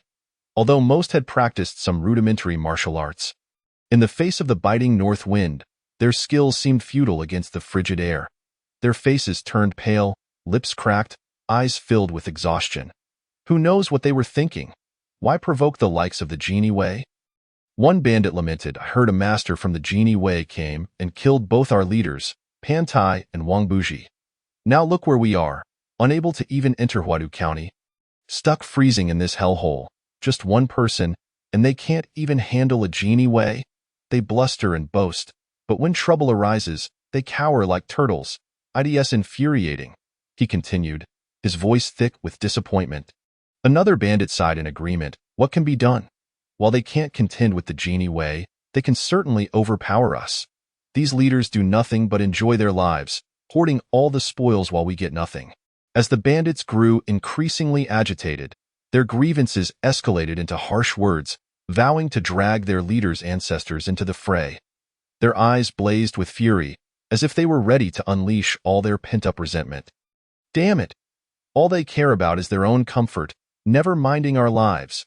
One bandit spat, his tone laced with indignation. The treasures they pillage have all gone into their pockets. We don't even get a sip of soup. Another bandit echoed in agreement, his face etched with resentment.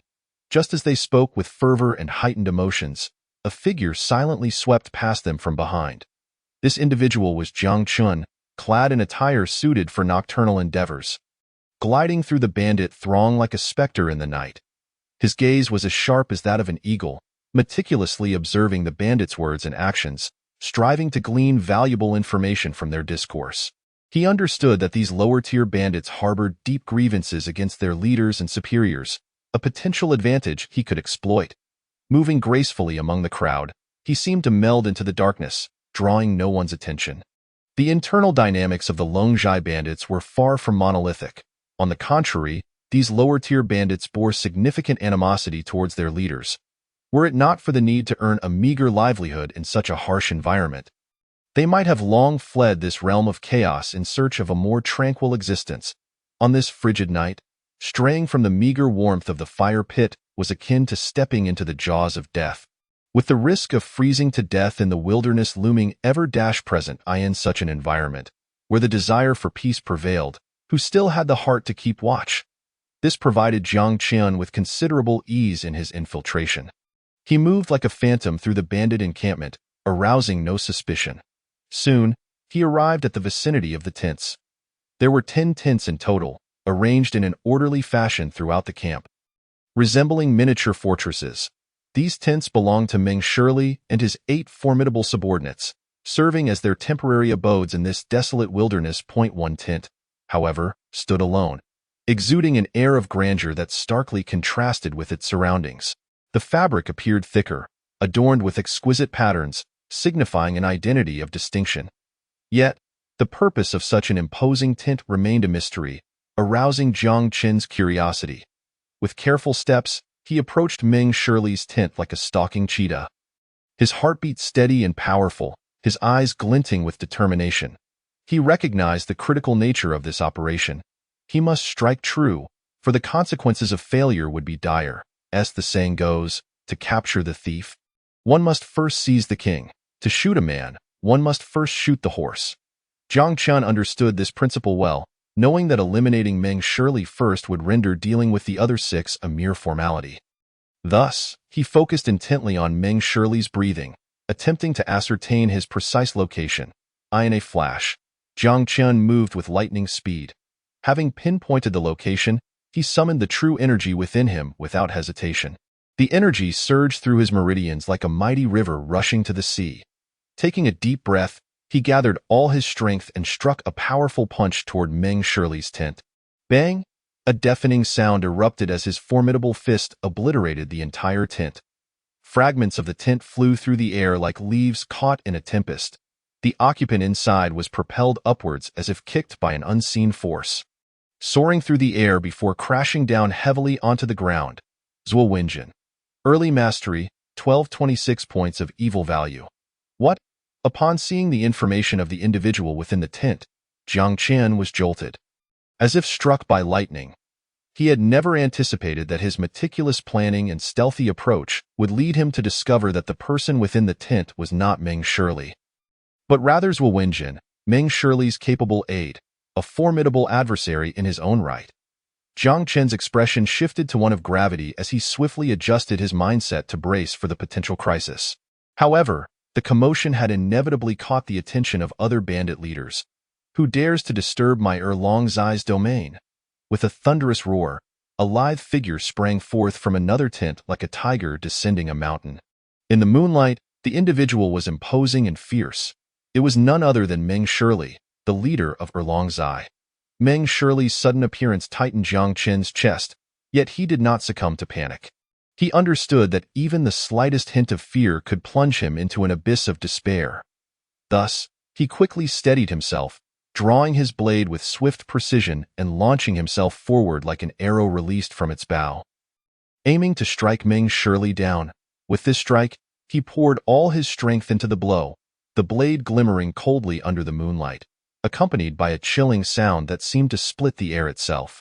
Blood-fiend golden body, Meng Shirley bellowed, his voice reverberating like thunder across the night sky. In an instant, a semicircular blood-red shield materialized around him, resembling a thick layer of crimson armor, shielding him securely. Boom! Jiang Qin's blade energy collided with the blood-red shield, producing a deafening explosion. The force of the blow rendered the blood-fiend shield 3 parts weaker. Its swirling crimson glow dimmed considerably, yet it remained unbroken. Meng Shirley's expression shifted slightly, clearly taken aback by the ferocity of Jiang Qin's attack. Simultaneously, the other 5 formidable subordinates emerged from their respective tents, each one robust and menacing, brandishing various weapons as they surrounded Jiang Qin. Their eyes gleamed with murderous intent, as if they sought to devour him whole. Amidst this encirclement, Jiang Qin stood undaunted. He was acutely aware that he had found himself in a perilous predicament. However, it was precisely in such moments that one must maintain composure. Drawing a deep breath, he channeled his true energy to its utmost limit, realizing that he must swiftly resolve the situation before the bandit leaders became fully alert. As any future attempts to strike would only become increasingly difficult, potentially leading to irrevocable doom. Ancient demon suppressing fist? Jiang Qin roared, his true energy seemingly boiling over at that moment. He clenched his fists tightly, their surfaces radiating a faint golden glow, as if containing boundless power. Then, like an arrow released from its bow, he charged forward, a massive fist shadow hurtling towards Meng Shirley. Meng Shirley's complexion paled in response. He understood the sheer force of this punch.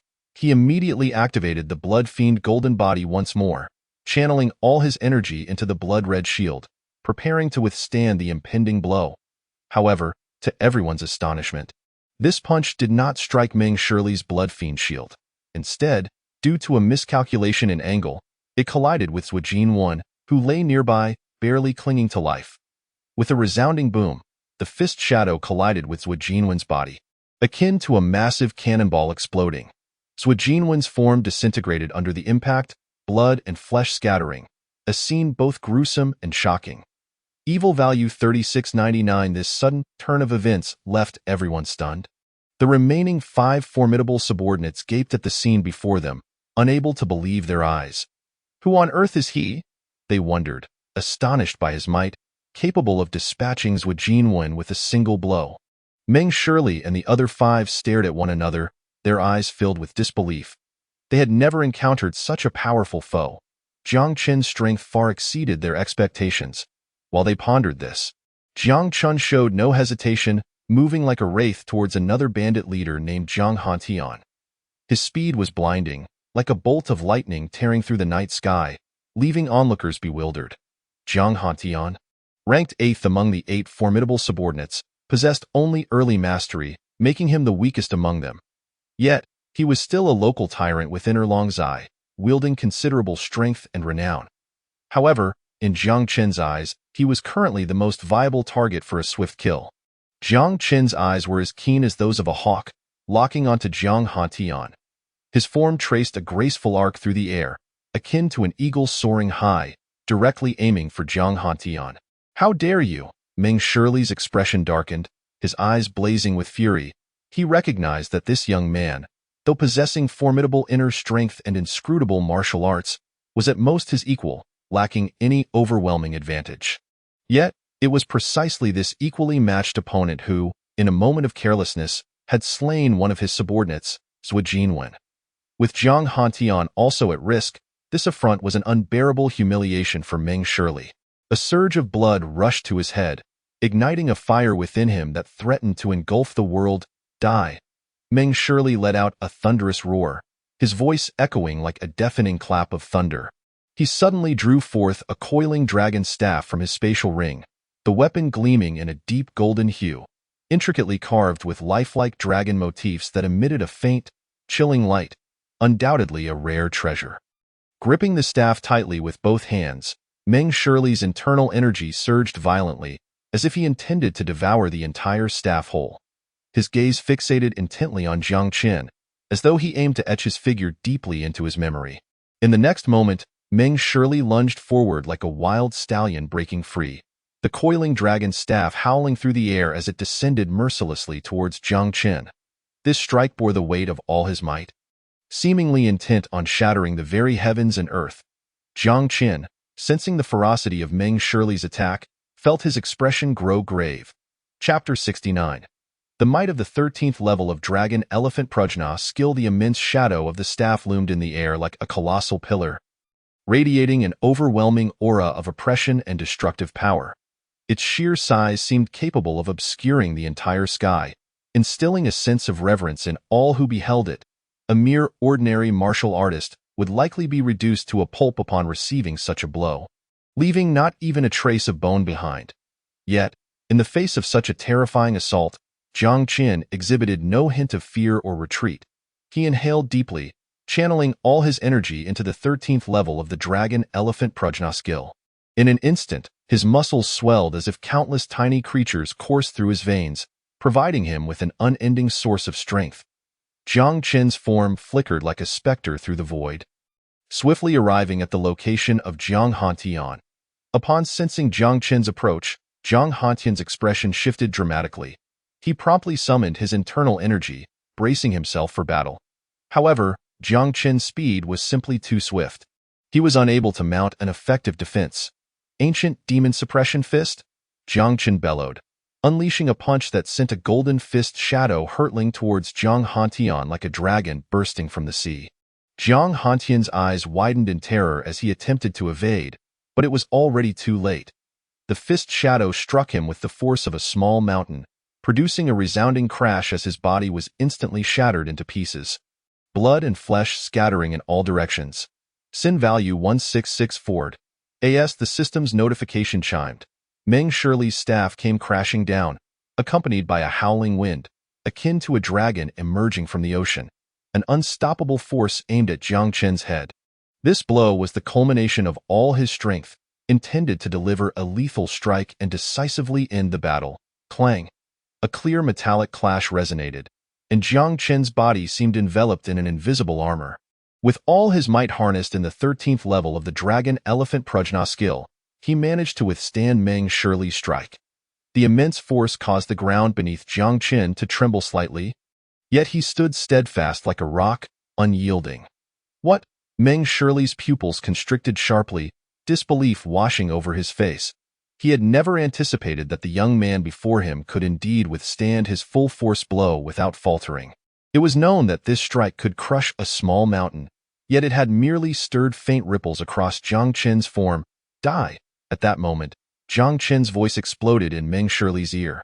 Seizing the opportunity created by blocking Meng Shirley's strike, Jiang Qin surged forward like a phantom, his eyes glinting with icy resolve, as if he could already envision Meng Shirley sprawled upon the ground. The earlier clash had clarified Meng Shirley's strength to Jiang Qin. Though Meng Shirley was indeed a formidable opponent, in Jiang Qin's eyes, he was far from his match. Jiang Qin was confident that, given a moment's time, he could utterly defeat Meng Shirley and bring this battle to a close. After all, how could an ordinary master-level martial artist possibly cultivate the Dragon Elephant Prajna skill to the 13th level? Such a notion was utterly preposterous, almost beyond belief. Yet, Jiang Qin had accomplished this feat, mastering the Dragon Elephant Prajna skill and elevating it to the pinnacle of its 13th level. Though Meng Shirley was unaware of the precise nature of Jiang Qin's cultivation, he could sense something extraordinary about him. Gritting his teeth, his eyes aflame with fury, he shouted, "This kid is quite peculiar. Everyone, attack together! Kill him!" He understood that he was no match for Jiang Chen alone. Thus he called upon his companions without hesitation, seeking to overwhelm Jiang Chen through sheer numbers. Clang! In that critical moment, Jiang Chen's form flickered, and he appeared before Meng Shirley. Clenching his fists, he unleashed the ancient demon suppression fist with all his might. His fist seemingly gathering the power of the heavens and earth, carrying an overwhelming momentum to strike fiercely against Meng Shirley's coiling dragon staff. With this punch, Jiang Chen poured forth every ounce of his strength. Holding nothing back, he was acutely aware that in the face of a combined assault, he must give it his all to seize any chance of survival. The staff, meticulously forged from dark iron, bent slightly under the sheer force of Jiang Chen's thunderous punch, as if it had borne unimaginable pressure. Despite Meng Shirley being a master at the pinnacle of his realm, he now appeared pale and distressed. The searing pain in his arm nearly causing him to drop his long-time weapon. His eyes widened in shock, blood splattering from the corner of his mouth, the price he paid for resisting Jiang Chen's onslaught. He felt as though he were facing not a mere man, but a colossal beast that had traversed from the primordial era, possessing the power to annihilate everything. Quick! Kill him! Meng Shirley roared, urgency lacing his voice. He knew all too well that alone he could not withstand Jiang Chen's relentless assault. He needed the strength of his comrades to have even the slightest chance of survival, at that moment. The attacks of the other four had reached Jiang Chen's rear. Their gazes were cold, radiating a chilling intent to kill, akin to four predatory beasts poised to deliver a lethal strike. Ha!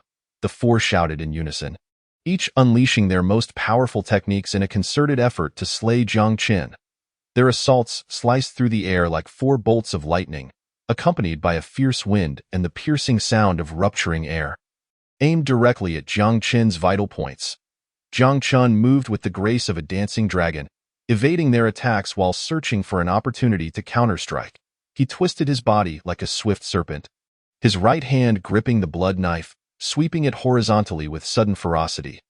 This strike channeled all his strength and will, the blade tracing a brilliant crimson arc through the air, releasing an overwhelming wave of cutting energy that surged towards the four attackers. The four felt an intensely sharp blade energy rushing towards them, their hearts seized with alarm as they hastily summoned their full power to defend. However, Jiang Chen's strike was too formidable, even combined. They could not withstand it, and they were sent staggering back several paces, their faces pale. Seeing this, Meng Shirley let out a furious roar, propelling himself forward like an arrow released from its bow. The coiling dragon staff in his hand traced silver arcs through the air, its shadows multiplying like a dragon surging from the sea. Imbued with boundless might and murderous intent, aimed directly at Jiang Chen's vital points. This strike was the culmination of Meng Shirley's strength. He understood that if he could not end this in one blow, he would likely never have another opportunity. Chapter 70. Slaying Meng Shirley, however. Jiang Chen seemed to have already discerned Meng Shirley's intentions. He shifted slightly, effortlessly dodging Meng Shirley's assault like a wraith at the same time. He clenched his left fist and unleashed the ancient demon suppression fist. This punch bore the weight of a mountain, infused with an inexorable pressure, hurtling towards Meng Shirley. Meng Shirley felt an irresistible force barreling towards him, his heart racing with alarm as he hurriedly retracted his coiling dragon staff, summoning all his internal energy to resist. Yet, the power of Jiang Chen's punch was staggering. He felt as though he had been struck by a mountain, his body involuntarily propelled backward, crashing heavily to the ground. The coiling dragon staff collided with the ancient demon suppression fist in midair, producing a deafening roar akin to thunder, reverberating through the surroundings and causing the very space to tremble. Where their forces met, the air seemed to tear apart, erupting in blinding light that made it impossible to gaze directly as the two forces clashed. Surrounding sand and gravel were whipped into a frenzy, forming miniature dust storms. The wind howling and yellow dust swirling chaotically. These particles flew through the air like razor-sharp blades, slicing through everything in their path, emitting a piercing shriek. The four formidable warriors felt a chill creeping into their hearts.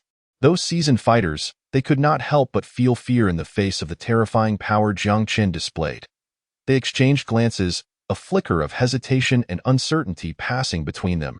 Should they step forward to assist? One of the individuals whispered softly, his voice tinged with uncertainty. After all, although the four of them combined possessed considerable strength, facing a formidable opponent like Jiang Chun left none of them confident in their ability to emerge unscathed. However, Ming Laoda, the leader, hesitated to speak. Yet, before he could finish his thought, he was interrupted by a third party. Humph, what is there to uphold? Loyalty is but a farce. Only survival holds true significance, Deng Ming retorted with a cold sneer. His tone laced with indifference. He was acutely aware that in this chaotic world, the only path to pursue wealth, power, and influence lay in remaining alive. Death rendered all aspirations null and void.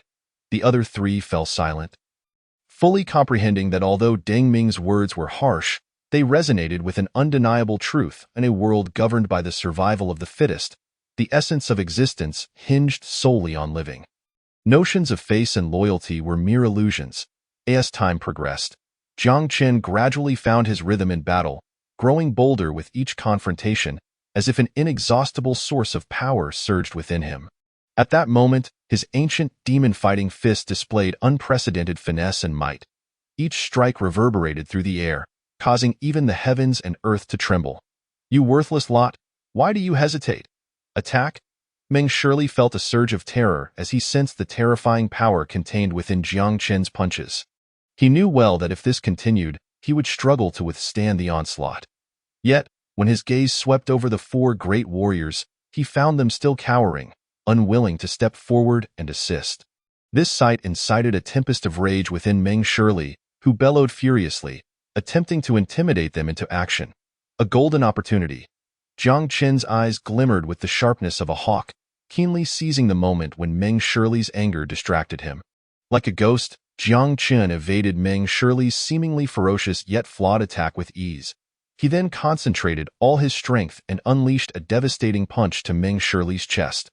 This strike encapsulated all of Jiang Chen's power, as if it sought to obliterate Meng Shirley entirely. With a deafening crash, Meng Shirley's body was hurled away like a rag doll caught in a tempest. His resistance utterly futile, he traced a long, arcing trajectory before crashing heavily to the ground, a cloud of dust erupting around him. His chest caved in under the immense force, creating a ghastly indentation, while blood gushed forth like a spring, staining both his garments and the earth beneath him. In his eyes, a mixture of unwillingness and despair brewed. He could scarcely fathom that he would fall to a seemingly youthful adversary like Jiang Chen. He struggled to rise, yet the excruciating pain rendered him powerless, forcing him to watch helplessly as Jiang Chen drew closer with each step. The remaining four, witnessing this spectacle, were engulfed by dread. They understood Meng Shirley's capabilities. Yet now he lay lifeless on the ground like a kite severed from its string. Exchanging silent glances, they comprehended each other's thoughts without uttering a word and promptly turned to flee. They recognized that Jiang Chen had transformed into an entity far beyond their capacity to challenge, with Meng Shirley's grim defeat serving as undeniable evidence. Thus, the four scattered like frightened rabbits, hastily fleeing the scene. Think you can escape? It's not that simple. Jiang Chen's voice echoed through the vast night, his gaze as frigid as ice, fixated on the four bandit leaders of Erlong-Zhai, as if he intended to freeze their very souls in that moment. These four were prey worth thousands of points in evil value, and Jiang Chen would not let them slip away so easily. He slowly retrieved the bloodied blade embedded in the ground, which gleamed ominously in the moonlight, quivering like a bloodthirsty demon. Steadily, Jiang Chen gripped the hilt and swung the blade with precision, executing the motion with a clean decisiveness, devoid of hesitation. Meng Shirley's lifeless head, refusing to close its eyes in death, was severed from his body with the swing of the bloodied blade, rolling onto the ground. Those once vibrant eyes, now filled with terror, had lost all glimmer, leaving behind only an abyss of emptiness and silence. Evil value 5369. After confirming Meng Shirley's demise, a cold glint flickered in Jiang Chen's eyes as he advanced, meticulously inspecting Meng Shirley's body to ensure no valuable items were overlooked. His gaze then fell upon a shimmering spatial ring adorning Meng Shirley's finger, capable of storing numerous rare treasures.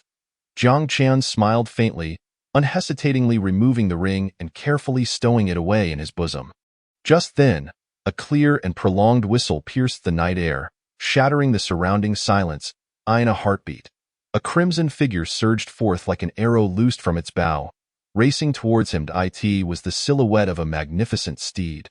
Its fiery coat glowing vibrantly within the darkness, as it galloped, its hooves kicked up clouds of dust, resembling a tempest of crimson fury unleashed upon the night. Chapter 71. The Celestial Taoist, Jiang Kuei. The horse's eyes glowed like two burning specters in the dark, radiating an unsettling light. It charged forward, plowing through any bandits attempting to obstruct its path, sending them sprawling in disarray, bones snapping, and anguished cries filling the air. Jiang Qian seized the saddle of the crimson stallion with agility, deftly mounting it. Once settled, his gaze sharpened, scanning the surroundings until it settled on the fleeing quartet, as the four fled in disparate directions. Jiang Qian swiftly analyzed the situation and locked onto the one among them with the most substantial evil value as his target for pursuit. In the midst of his flight, Deng Ming inadvertently caught sight of Jiang Qian riding a blood-red steed, rapidly closing in on him, and was instantly paralyzed with fear, his complexion turning ashen. Internally lamenting his misfortune, he recognized he was no match for Jiang Qian. Should he fall into his clutches, death would surely follow. Thus, he exerted every ounce of strength to flee, as if pursued not by a man, but by a raging beast. At that moment, several bandits who had been scattered around, drawn by the commotion, began converging toward the source of the noise. Eager to uncover the truth, Deng Ming's heart soared with hope as he seized a passing bandit and, with no regard for human life, hurled him toward Jiang Qian's advancing direction, hoping to use the bandit as a stepping stone for his own escape. The unsuspecting bandits, caught off guard by Deng Ming's sudden shove, lost their balance and tumbled to the ground, some even suffering severe injuries, their cries of pain echoing in the air. Whoosh! A series of sharp, slicing sounds pierced the atmosphere, accompanied by glimmers of cold light, as Jiang Qian's long blade transformed into a harbinger of death, each swing imbued with a chilling intent to kill. The bandits Deng Ming had used as shields stood no chance against the fierce blade's arc. Before they could react, they were cleaved in two by Jiang Qian's lethal strikes, blood splattering and staining the earth. Witnessing this scene, the surrounding bandits were seized by terror, having never before encountered such a brutal display of violence. Fear spread like a plague, driven solely by the instinct to survive. They scattered in all directions, desperate to avoid becoming the next victim of the blade's wrath. Whoosh! In a mere 4 or 5 breaths, Jiang Qian's figure appeared like a specter behind Deng Ming.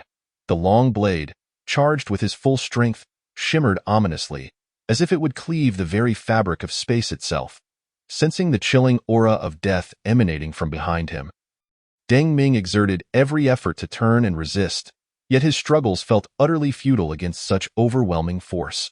Crack! With a resounding snap, Jiang Qian's blade struck true, severing Deng Ming's neck, blood gushing forth like a fountain. Staining his garments crimson, Deng Ming's eyes brimmed with disbelief. He could scarcely comprehend that he had fallen so easily to this young man's blade. Evil value 3112.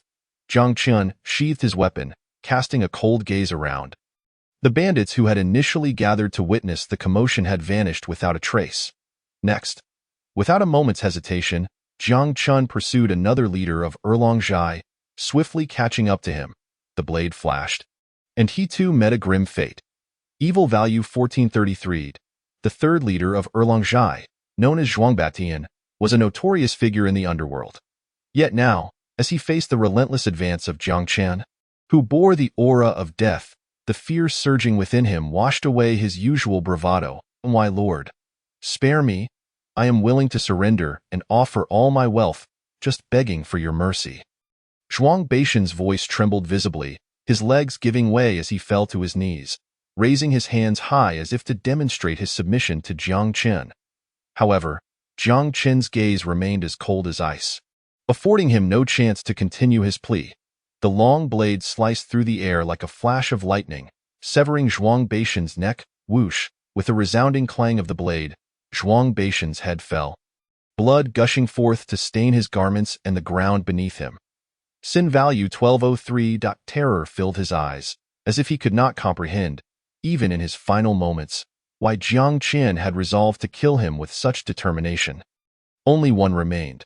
Upon hearing Jiang Qin's words, Chidian let out an excited roar, seemingly invigorated by his master's resolve, its fur bristling with exuberance. It strode forward, pursuing the last bandit leader with great strides. The final bandit chief of Erlong Zai, known as Iron Hand Zhangfang, had gained a modest reputation in the Greenwood for his ruthless methods and exceptional martial skills. However, he was most renowned for being the nephew of the flying Taoist, Jiang Kuei. Yet at this moment, facing Jiang Qin's relentless advance, he resembled a wild beast trapped in a cage, his eyes filled with dread. Just as Jiang Qin was about to close in for the final blow, Zhang Fong suddenly changed his expression, joy illuminating his face as he cried out, "Uncle, save me!" At these words, Jiang Qin's heart jolted. He quickly reined in the reins, bringing his galloping steed to an abrupt halt. He gazed ahead with vigilance, his eyes sharp, attempting to discern any potential threats amidst the night.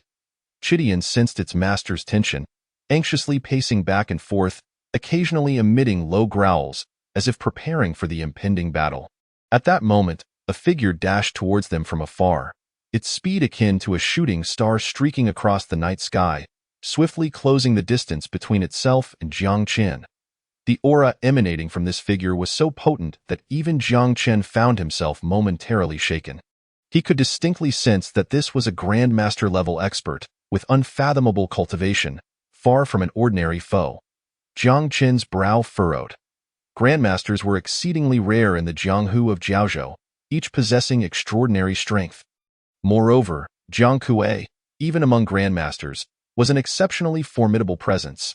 Flying Taoist, Jiang Kuei, I never anticipated his arrival would be so swift, Jiang Qian murmured to himself, a hint of gravity underscoring his tone. Jiang Kuei was not only Zhang Fang's uncle but also the true master of Erlong Zai. Having attained the pinnacle of grandmaster-level cultivation, making him an unfathomable opponent, Jiang Qian felt acutely aware that he was far from being his match. Chapter 72. Taiji Jiang Qin's brow tightened as he swiftly retrieved 3 thunder pearls from his storage ring, each capable of threatening a master-level warrior. At the same moment he produced the thunder pearls, Jiang Kuei's silhouette, like a specter, instantaneously appeared beside Zhang Fang, clad in a light blue Taoist robe that billowed like the garments of an immortal. His goat-bearded visage bore a chilling glint of murderous intent, as if he wished to shred Jiang Qin into pieces.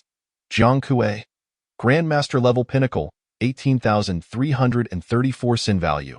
Zhang Fang, trembling as if he had found a lifeline, cowered behind Jiang Kuei's broad and sturdy figure, his voice quivering with a hint of sobbing and boundless fear.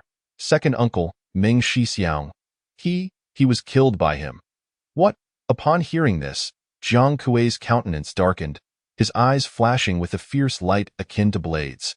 He abruptly turned his gaze towards Jiang Qin, his voice as frigid as ice, capable of freezing the very air. You shall pay for this. Before his words had fully escaped his lips, Jiang Kuei erupted like an enraged tiger, unleashing an astonishing aura as he lunged toward Jiang Qin. His speed was breathtaking, rendering even Zhao Xiu, who had previously clashed with Jiang Qin, seemingly inferior by comparison. However, Jiang Qin did not appear flustered in the face of this sudden onslaught.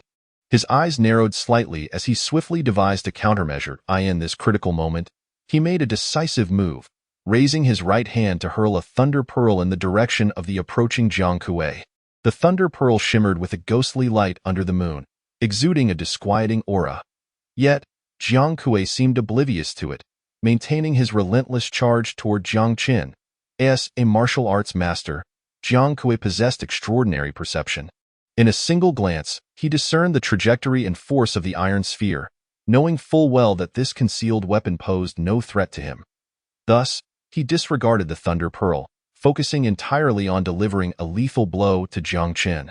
However, to Jiang Qin's utter astonishment, the moment the thunder pearl struck the ground, it detonated with a tremendous explosion, unleashing a shocking wave of energy, boom, accompanied by a deafening roar. a powerful shockwave surged forth like a tempest, mingled with countless razor-sharp fragments that shot toward Jiang Kuei like blades. This unexpected assault momentarily halted Jiang Kuei's advance. He was compelled to muster all his strength to withstand the overwhelming barrage. Boom, boom. Seizing the opportunity while Jiang Kuei staggered, Jiang Qin's eyes flashed with determination as he relentlessly hurled the remaining thunder pearls into the fray. Each thunder pearl traced an elegant arc through the air before erupting with even greater ferocity. Releasing a violent wave of energy in an instant, the entire space seemed engulfed by this tumultuous force, dust swirling and smoke billowing, rendering the scene nearly indistinguishable.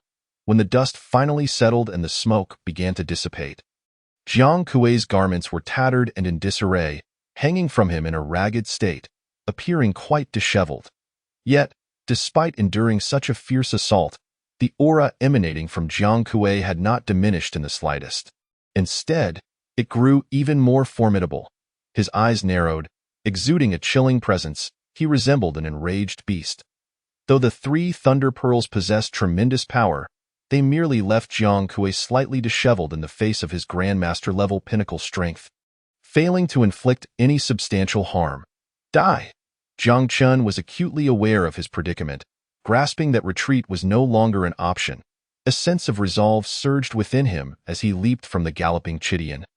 Akin to a meteor streaking across the sky, hurtling towards Jiang Kui in midair, he channeled his true energy, consolidating it into an overwhelming force, unleashing the ancient demon-subduing fist with catastrophic intent aimed squarely at Jiang Kuei. This punch represented Jiang Qin's utmost effort, his final hope. He understood that Jiang Kuei's prowess was formidable. Even with Chidian's full-speed escape, its velocity could not compare to Jiang Kuei's. Choosing to flee would be tantamount to seeking death. Only by fighting with every ounce of strength could he hope for a glimmer of survival. Jiang Kuei, momentarily dazed by the explosive force of the earlier Thunder Pearl, felt a tempestuous energy rampaging within him, as if it would tear his very organs apart. Fortunately, he reacted promptly, swiftly channeling his internal true energy to erect a sturdy shield for defense. This shield functioned as an invisible barrier, absorbing the majority of the energy unleashed by the Thunder Pearl's explosion. Otherwise, relying solely on his physical form, he would have surely been reduced to a bloody pulp. Even so, the residual shockwave left him feeling disoriented, his complexion growing increasingly grim. However, just as Jiang Kuei steadied himself and sought to regulate his breath, Jiang Chen was already upon him, shadowing his every move, delivering the ancient demon-subduing fist with unparalleled force directly aimed at his chest. This punch encapsulated all of Jiang Chen's true energy and will, as if he sought to shatter the very heavens.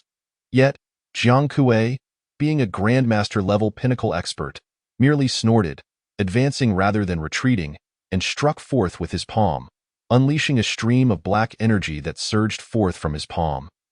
Directly meeting Jiang Chen's ancient demon-subduing fist, boom! The 2 formidable forces collided in midair, resulting in a cataclysmic explosion. The black energy surged forth like a frenzied dragon, ruthlessly tearing at the true energy of Jiang Chen's fist. To the astonishment of the onlookers, Jiang Chen's ancient demon-subduing fist's true energy was forcefully shattered by this black stream. With a rustle, Jiang Chen was sent reeling backward, akin to a leaf caught in a tempest. Retreating several dozen steps before barely stabilizing himself, his complexion had turned pale, a trace of blood lingering at the corner of his mouth, clearly indicating that the recent clash with Jiang Kuei had inflicted substantial internal injuries. He raised his gaze to Jiang Kuei, the gravity of the situation becoming increasingly evident on his face, his eyes flickering with complex emotions. This individual's strength far exceeded my expectations. Jiang Chun had originally believed that even if he could not defeat Jiang Kuei, he would at least be able to engage him in a contest. However, reality imparted a cruel lesson, allowing him to deeply comprehend the terrifying prowess of this consummate grandmaster. Chapter 73. The fearsome Jiang Kuei appeared remarkably calm and unperturbed. He gently brushed the dust from his clothes, as if the fierce battle that had just transpired was nothing more than an inconsequential matter to him. He did not rush to attack.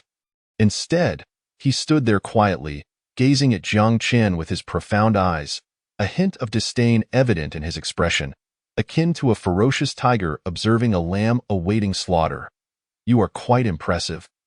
Jiang Kui finally spoke, his voice deep and resonant, imbued with a sense of mysterious power. "Even within the Wudong sect, individuals as young as you possessing such profound martial skills are exceedingly rare. Alas, it is unfortunate that you have encountered me today at this juncture." A flicker of ruthlessness flashed in Jiang Kuei's eyes as he slowly raised his right hand, palm facing upwards, a surge of formidable true energy beginning to churn within him. "Damn it, Taijiquan. He truly is from Wudong." Jiang Chen gasped inwardly, disbelief and shock flaring in his eyes. He had never anticipated encountering a disciple of Wudong here, let alone one whose Taijiquan had reached such an extraordinary level of mastery. Faced with Jiang Kuei's Taijiquan, Jiang Chen dared not hold back or grow complacent. He inhaled deeply, channeling all his strength, and suddenly launched a powerful punch at Jiang Kui. This strike encompassed all his true energy and will, as if he aimed to rend the very fabric of space itself. Yet, Jiang Kui remained unfazed. With a mere motion of his hands, the black true energy flowed like a phantom in the night, silently intercepting Jiang Chen's blow. Immediately thereafter, the white true energy radiated like the first light of dawn, effortlessly rebounding Jiang Chen's attack back at him. Bang! A tremendous sound reverberated through the air, leaving Jiang Chen aghast. He had not expected his full force strike to be so easily neutralized and subsequently reflected back. He hurriedly adjusted his stance, narrowly evading the counterattack. However, the crisis was far from over. Before Jiang Chen could react, Jiang Kui had already left behind a fleeting shadow in midair, slicing through space like a bolt of lightning. His figure, ghostly and elusive, appeared before Jiang Chen in the blink of an eye. Jiang Chen felt an overwhelming aura bearing down on him, causing him to gasp for breath. He swiftly summoned the true energy within him, preparing to face Jiang Kuei's next strike. Yet, Jiang Kuei's movements surpassed his expectations. As his fists descended like a torrential rain, each blow imbued with tremendous force. "Damn it!" Jiang Chen roared inwardly, an indomitable fighting spirit igniting within him. Recognizing that continuing to engage in a long-range contest of true energy would only render him more passive against Jiang Kuei's adept Taijiquan, he resolved to leverage the formidable physical prowess bestowed upon him by the 13-fold dragon elephant prajna skill for close-quarters combat, seeking an opening to defeat Jiang Kui. With a flash, Jiang Chen darted forward like a leopard, his eyes blazing with fervor as he locked onto Jiang Kuei's figure. He then concentrated all his strength, delivering a fierce punch aimed at Jiang Kuei's chest. However, Jiang Kui seemed to have anticipated his intent. With a gentle flick of his hands, he effortlessly redirected Jiang Chen's fist as if plucking a string on a musical instrument. Jiang Chen's fist narrowly grazed Jiang Kui, stirring only a slight breeze. Bang! At that moment, Jiang Kui suddenly struck out, his palm crashing into Jiang Chen's chest like a lightning bolt. Jiang Chen felt an immense force surge through him, propelling him backward uncontrollably until he landed heavily on the ground. A sharp pain radiated from his chest, his true energy spiraling into chaos, as if disrupted by an invisible force. Undeterred, Jiang Chen clenched his teeth, enduring the agony in his chest, and unleashed a flurry of punches towards Jiang Kui. Each blow was imbued with immense power, as if he sought to tear apart the very space around him. Yet, Jiang Kui moved with the grace of a specter, skillfully evading each of Jiang Chen's strikes. Jiang Chen's fists left trails of afterimages in the air, but he could never land a hit on Jiang Kui. Bang! With a deafening sound, Jiang Kui delivered another heavy palm strike against Jiang Chen. The force was so great that it sent Jiang Chen flying over several dozen feet, akin to a leaf caught in a tempest, tracing a long arc through the air. When Jiang Chen crashed to the ground, the earth trembled as if shaken by his fall. A deep gash was carved into the ground upon his impact, dust swirling and stones scattering. Jiang Chen's body slid across the ground for a distance before finally coming to a halt. Puff! Struggling, Jiang Chen rose from the ground, his complexion pale as death, with traces of blood at the corners of his mouth. He gasped for breath, each inhale seeming a Herculean effort. The force of that palm strike had evidently inflicted severe injury. as if his internal organs had been violently struck, causing unbearable pain.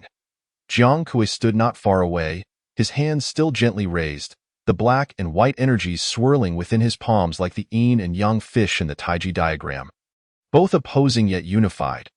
His gaze was as tranquil as water, as if the previous strike had been nothing more than an inconsequential act. What formidable power, what a resilient physique. If you were to break through to the Grandmaster realm, I might not stand a chance against you, Jiang Kui remarked, genuine admiration lacing his words as he slowly approached Jiang Qin, each step exuding calm assurance, as if everything were well within his grasp. At that moment, Qi Dian furiously positioned itself in front of Jiang Kui, its large, bell-like eyes fixated on him, emitting a low growl as if warning him to keep his distance from its master. Qi Dian's muscles tensed, poised to launch an attack, ready to protect Jiang Qin's safety. Jiang Kui regarded the obstructive Qi Dian with a glimmer of surprise in his eyes. A Jiao Longju? How remarkable! What manner of person are you to have been granted a Jiao Longju by the Ming Emperor? Such an honor is not something just anyone can possess. At this juncture, Zhang Feng hurried over and said, "Uncle, I heard that a Qianhu from the Jinyue has recently arrived in Jiaozhou. Could it be this person?" Upon hearing this, Jiang Kui's gaze once more fell upon Jiang Qian. Scrutinizing him carefully, he could not help but ponder. This young man not only possesses formidable strength, but also rides such a rare steed as the Jiao Longju, and is a Qianhu of the Jinyue. Clearly, his background is not to be trifled with. It seems that after eliminating him, we must hasten our departure from Jiaozhou. Otherwise, should the Ming Emperor pursue the matter, it could spell disaster for us. Chapter 74. Peacock Feather System. Begin the lottery, utilizing the blue roulette. Jiang Qian, having risen from the ground, fixed his blood-red eyes upon the approaching Jiang Kui, and without hesitation, addressed the system. He could only hope to draw a treasure capable of contending with Jiang Kui. Else, this time next year would mark his demise. Ding! The lottery commences. A blue roulette materialized before him. He currently possessed over 18,000 points of sin value, affording him but a single opportunity to spin the blue roulette. If this time he failed to draw something capable of dealing with Jiang Kui, it was unlikely that the green roulette would offer anything of worth. The Thunder Pearl, under Jiang Kui's vigilance, would be wholly incapable of harming him. Before his eyes, the blue roulette began to spin slowly, soon coming to a halt. Upon seeing the reward from this lottery, Jiang Qian could not help but erupt into laughter. Heaven has not forsaken me, bang! Accompanied by a dull thud, Jiang Kui delivered a gentle kick, as if effortlessly sending a withered leaf flying, directly propelling Qi Dian away. Qi Dian's massive form arced through the air before crashing heavily to the ground.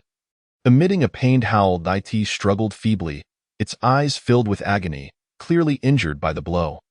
Jiang Kui, akin to a merciless harbinger of death, slowly approached Jiang Qin. He towered over him, casting a disdainful gaze, as if looking upon a lifeless corpse. "Boy, what is your name?" Jiang Kui coldly inquired, his voice laced with mockery. Jiang Kui, do not slay nameless ghosts. Tell me your name, so I may know whose life ends at my hands." Jiang Qian met his gaze, a bone-chilling coldness emanating from his eyes, a grim smile curving his lips. "Your grandfather's name is Jiang Qian. When you descend to hell, do not forget to inform the king of hell who it was that sent you there." His voice was deep and resonant, each word seeming to be squeezed from between his teeth, imbued with an undeniable resolve. As his words fell, Jiang Qian's right hand abruptly emerged from his sleeve, firmly grasping a pure gold cylinder that shimmered with a golden hue. This cylinder, ancient in design, was intricately engraved with complex and mysterious patterns, as if it contained some unfathomable power. Jiang Kui's gaze was instantly captivated by the golden cylinder, and an unprecedented sense of crisis surged within him. This feeling was so intense that he could almost perceive the breath of death enveloping his heart, as if an invisible hand had seized his heart, leaving him cold and breathless. His eyes widened in terror as he stared at the golden cylinder in Jiang Qian's hand, the threat of death growing ever more pronounced. "No," with a crisp sound, Jiang Qian unhesitatingly activated the enigmatic weapon in his grasp. A dazzling array of radiant colors burst forth, as splendid as a peacock's plume and reminiscent of a rainbow slicing through the sky, adding an indescribable brilliance to the tranquil night. The kaleidoscopic light blossomed, enveloping everything in its vicinity. Jiang Kuei, eyes wide in astonishment, stood motionless, entranced by the beautiful illumination. In that moment, his life flashed before his eyes like a revolving lantern. The helplessness following his parents' death from plague during his childhood, his reliance on his brother, the confusion when his master found him and took him back to Wudong, the arrogance he felt after his successful cultivation, believing himself invincible, the pride that turned to defiance when punished for the wrongful death of innocent civilians, the pain of losing his beloved woman to another, culminating in the agony of his own hand in their demise, the desperation of fleeing from the relentless pursuit of his sect, the numbness of indiscriminate slaughter, all of it gradually unfurled before him, only to fade away in due course. His parents, brother, master, Ling heir, and senior brother, those who had once left indelible marks on his life, seemed to transcend the boundaries of time and space. Beckoning him gently, their faces were serene, as if they had forgiven his past transgressions, inviting him to a place far removed from the clamor of the world, devoid of pain and regret, where only happiness resided. Bang! Jiang Kuei collapsed, yet his face bore no trace of anguish, only an infinite tranquility. Though he had already lost all semblance of life, he fell before Jiang Chen, irrevocably transformed into a lifeless corpse. Sin value 18334. The peacock feather in Jiang Chen's hand, once aglow with vibrant splendor, now appeared to have lost all vitality, gradually dimming until it lay quietly in his palm, an ordinary dart die in the distance. Jiang Fong witnessed this scene, as if struck by lightning, rooted to the spot, his eyes wide with disbelief. In his heart, Uncle Jiang Kuei had always been the omnipotent, invincible figure, the one who could shield him from harm. Yet now, his uncle lay lifeless in a pool of blood, the flame of life extinguished without warning. A terrified scream shattered the tranquility of the night, and Jiang Fong finally snapped back to reality. Turning to flee without a moment's hesitation, he understood that remaining here would only lead to his own demise. He must escape this terrifying place to preserve his life. Jiang Chen gazed at Jiang Fong's frantic retreating figure, his heart betraying not a single ripple of emotion. At this moment, he had exhausted all his strength. Even lifting his arm felt like an insurmountable effort. He looked at the now dull peacock feather in his hand, feeling an immense sense of relief.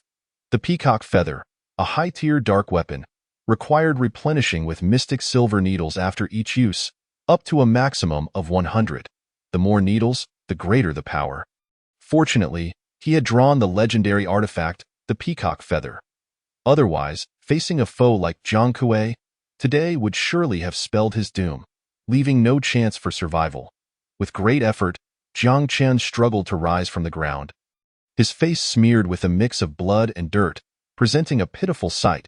He staggered to Jiang Kuei's corpse, beginning to search through his belongings. Jiang Chen knew that as a consummate master, Jiang Kuei must possess numerous treasures and secrets, all of which were crucial to him at this moment. In the course of his search, Jiang Chen unexpectedly discovered that Jiang Kuei was clad in a soft armor made of an unknown material. This armor appeared exceptionally lightweight, emanating a faint chill under the moonlight, clearly not an ordinary item. Chapter 75. 10 deaths without survival. He gently touched it, feeling an indescribable resilience and softness, as if it could withstand all forms of attack in the world. Alas, it could not withstand the peacock feather. Jiang Chen scoffed coldly, forcefully stripping the armor from Jiang Kuei's body. However, he had no intention of donning the garment that had been pierced by the peacock feather. He was uncertain whether it harbored lethal toxins, and a careless mistake could lead to unnecessary troubles. Yet, he did not feel disappointment, for even if he did not wear it, the armor would surely fetch a handsome price. After all, if death were to come, it would be for others. Having completed this task, Jiang Chen's gaze turned steely once more. He slowly approached Jiang Kuei's corpse, the blade in his hand flashing as he cleanly severed Jiang Kuei's head.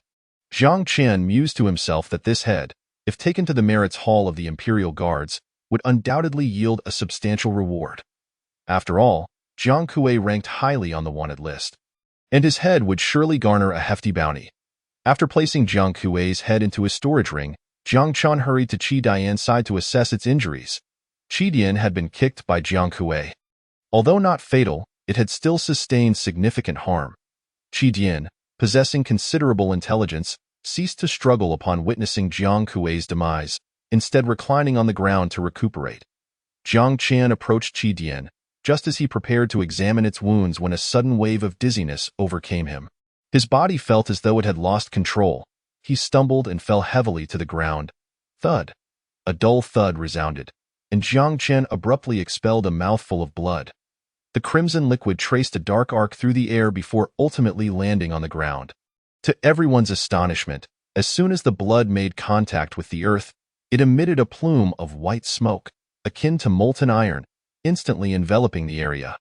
This smoke carried an indescribable, searing aura, evoking an involuntary chill in those who inhaled it.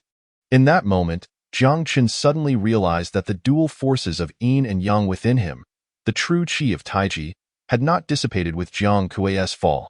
Rather, they were stirred by some invisible force. Surging with greater intensity, these two streams of Taiji true qi rampaged within him like untamed stallions, completely beyond his control. A deep sense of dread gripped Jiang Chen's heart, for he was acutely aware that the nature of Taiji true qi was to possess formidable aftereffects, once unleashed. It surged like a tidal wave, nearly impossible to quell that moment. He felt as though he were engulfed in tumultuous waves, at any moment on the brink of being consumed by this overwhelming power.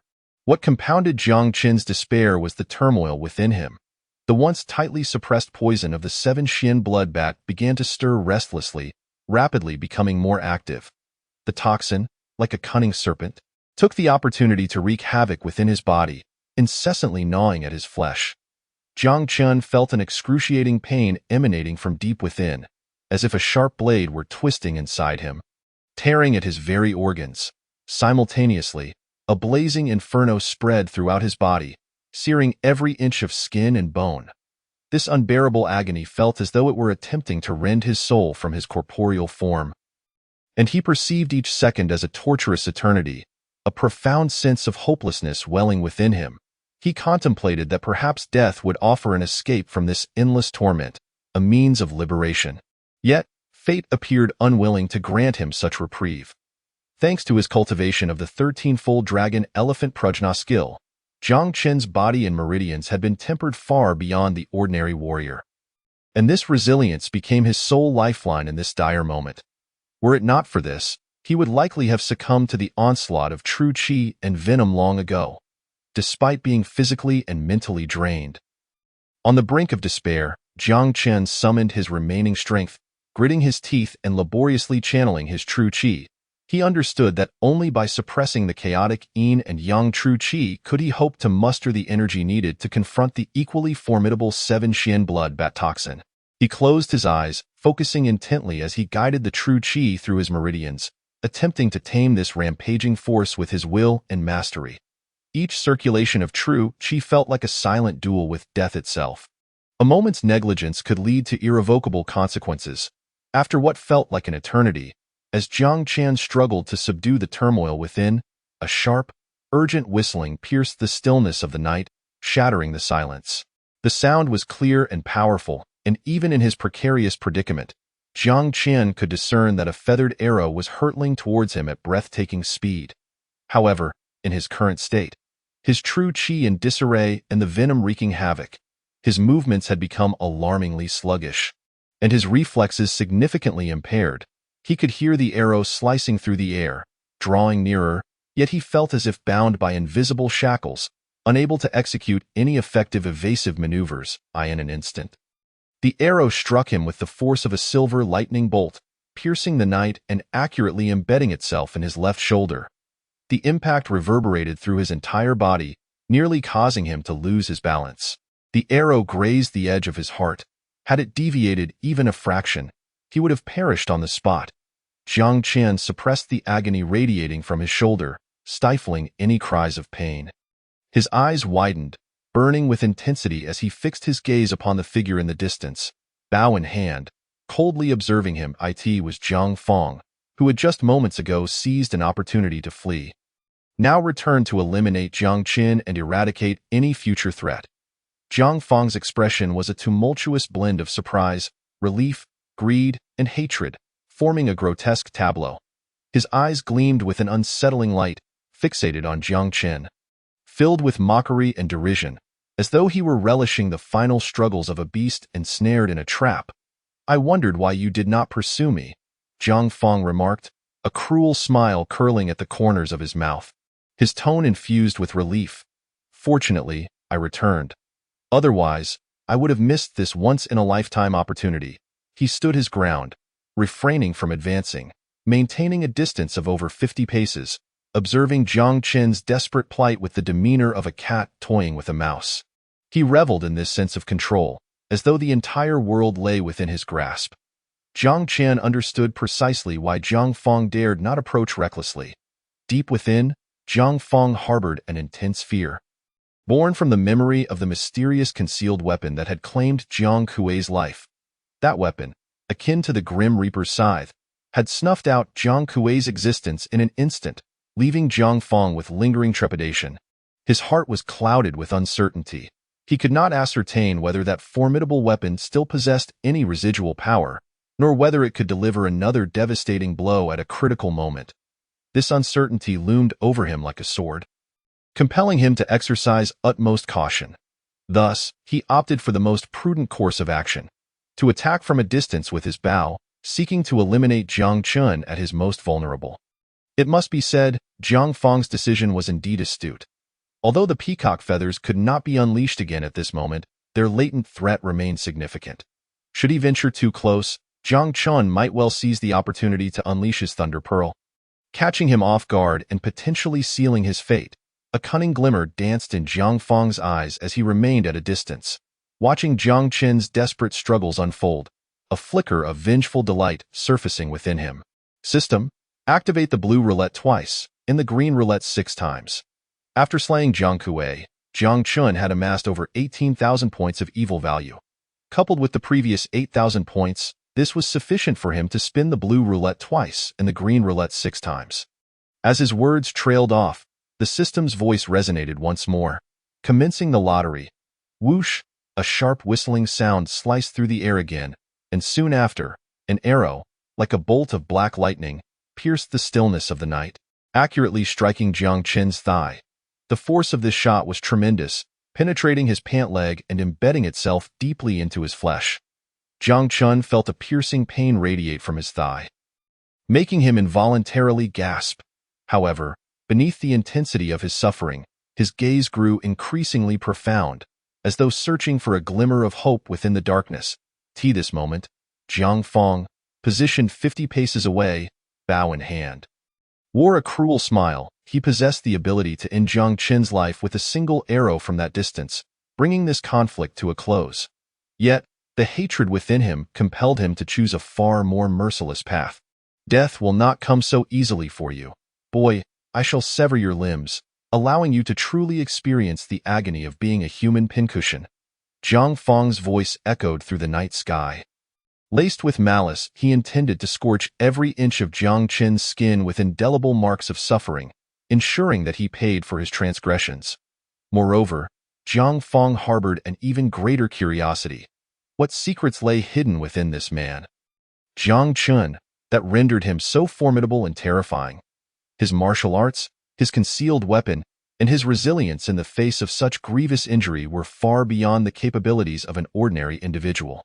Thus, Jiang Fang had made up his mind. Once Jiang Qin was utterly incapacitated, he would capture him, subject him to torment, and extract the secrets of his martial arts.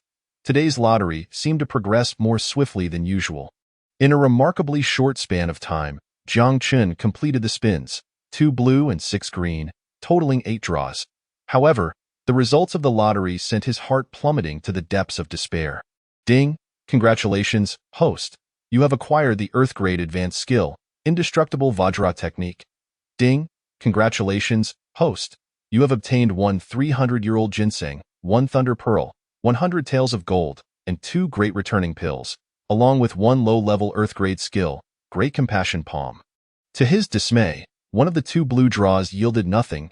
a mere 10% chance had inexplicably fallen in Jiang Chen's favor. Although the indestructible Vajra technique was indeed a powerful Earth-grade skill, it held little value for him in his current predicament. Nevertheless, Jiang Chen refused to give in. Claim rewards. In the next moment, these items appeared before him. Jiang Chen showed no hesitation, swiftly seizing the two great rejuvenation pills. With a gentle flick of his fingers, one of the pills, glimmering with a golden sheen, accurately landed in his mouth. Simultaneously, his other hand was not idle, as he pushed the second pill into the mouth of the nearby red lightning beast. The great rejuvenation pill, renowned as a miraculous healing elixir, proved its efficacy with remarkable speed. Jiang Chen felt a warm current swiftly glide down his throat, rapidly spreading throughout his limbs and bones. This stream of warmth seemed to possess magical properties, alleviating his pain and restoring a measure of his mobility in an instant. Whoosh! At that moment, a sharp sound sliced through the air once more. Jiang Fong evidently sought to deny Jiang Chen any respite, launching another feathered arrow imbued with lethal intent towards Jiang Chen's left leg. Jiang Chen's gaze sharpened instantaneously, leveraging the brief restoration provided by the great rejuvenation pill. He reacted with remarkable swiftness. He rolled to the side, narrowly evading the strike. After dodging the arrow, Jiang Chen did not linger. He quickly grasped the Thunder Pearl and, with a surge of power, hurled it towards Jiang Fong's position. The Thunder Pearl traced a graceful arc through the air, racing towards Jiang Fong. Despite the multiple wounds adorning his body and the unbearable pain, Jiang Chen expertly controlled the Thunder Pearl, which, under his guidance, sliced through the night sky like a bolt of lightning, ultimately landing precisely beside Jiang Fong, 50 zhang away. Boom! With a deafening explosion, a powerful shockwave surged outward, stirring up dust and scattering debris. Jiang Fong, startled by the sudden blast, instinctively collapsed to the ground, shielding his head with his hands, curling up into a ball. Meanwhile, after consuming the great rejuvenation pill, the red lightning beast seemed to be reborn. Its injuries visibly healed at an astonishing rate, and its previously exhausted body regained vitality. Adi clamped down on Jiang Chen's clothing with its mouth, gently tossing him onto its broad back, then immediately lifted its hooves. Galloping away like an arrow released from a bow. At this moment, Jiang Fong, consumed by rage, felt his vision turn blood-red, as if blood might drip from his eyes. He seized his bow and arrow, aiming at the fleeing Jiang Chen in the distance, and without hesitation, released a deadly shot. Chapter 77. The only hope, the 9 calamity life and death pill. However, the red lightning beast was incredibly swift. Darting through the night like a streak of black lightning in the blink of an eye, it had carried Jiang Chen several dozen zhang away, coupled with the dim night and sparse moonlight. Visibility was hindered, causing Jiang Fong's arrow to narrowly graze Jiang Chen's body, leaving a deep scratch but failing to inflict any critical harm. Seeing this, Jiang Fong gritted his teeth in fury, once again aiming at Jiang Chen.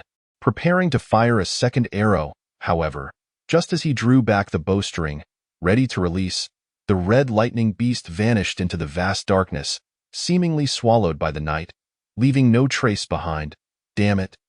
In a fit of rage, Jiang Fong snapped his sturdy longbow, which had once been a beautifully crafted weapon, now crumbling in his grasp like paper. His eyes burned with a blood-red fury.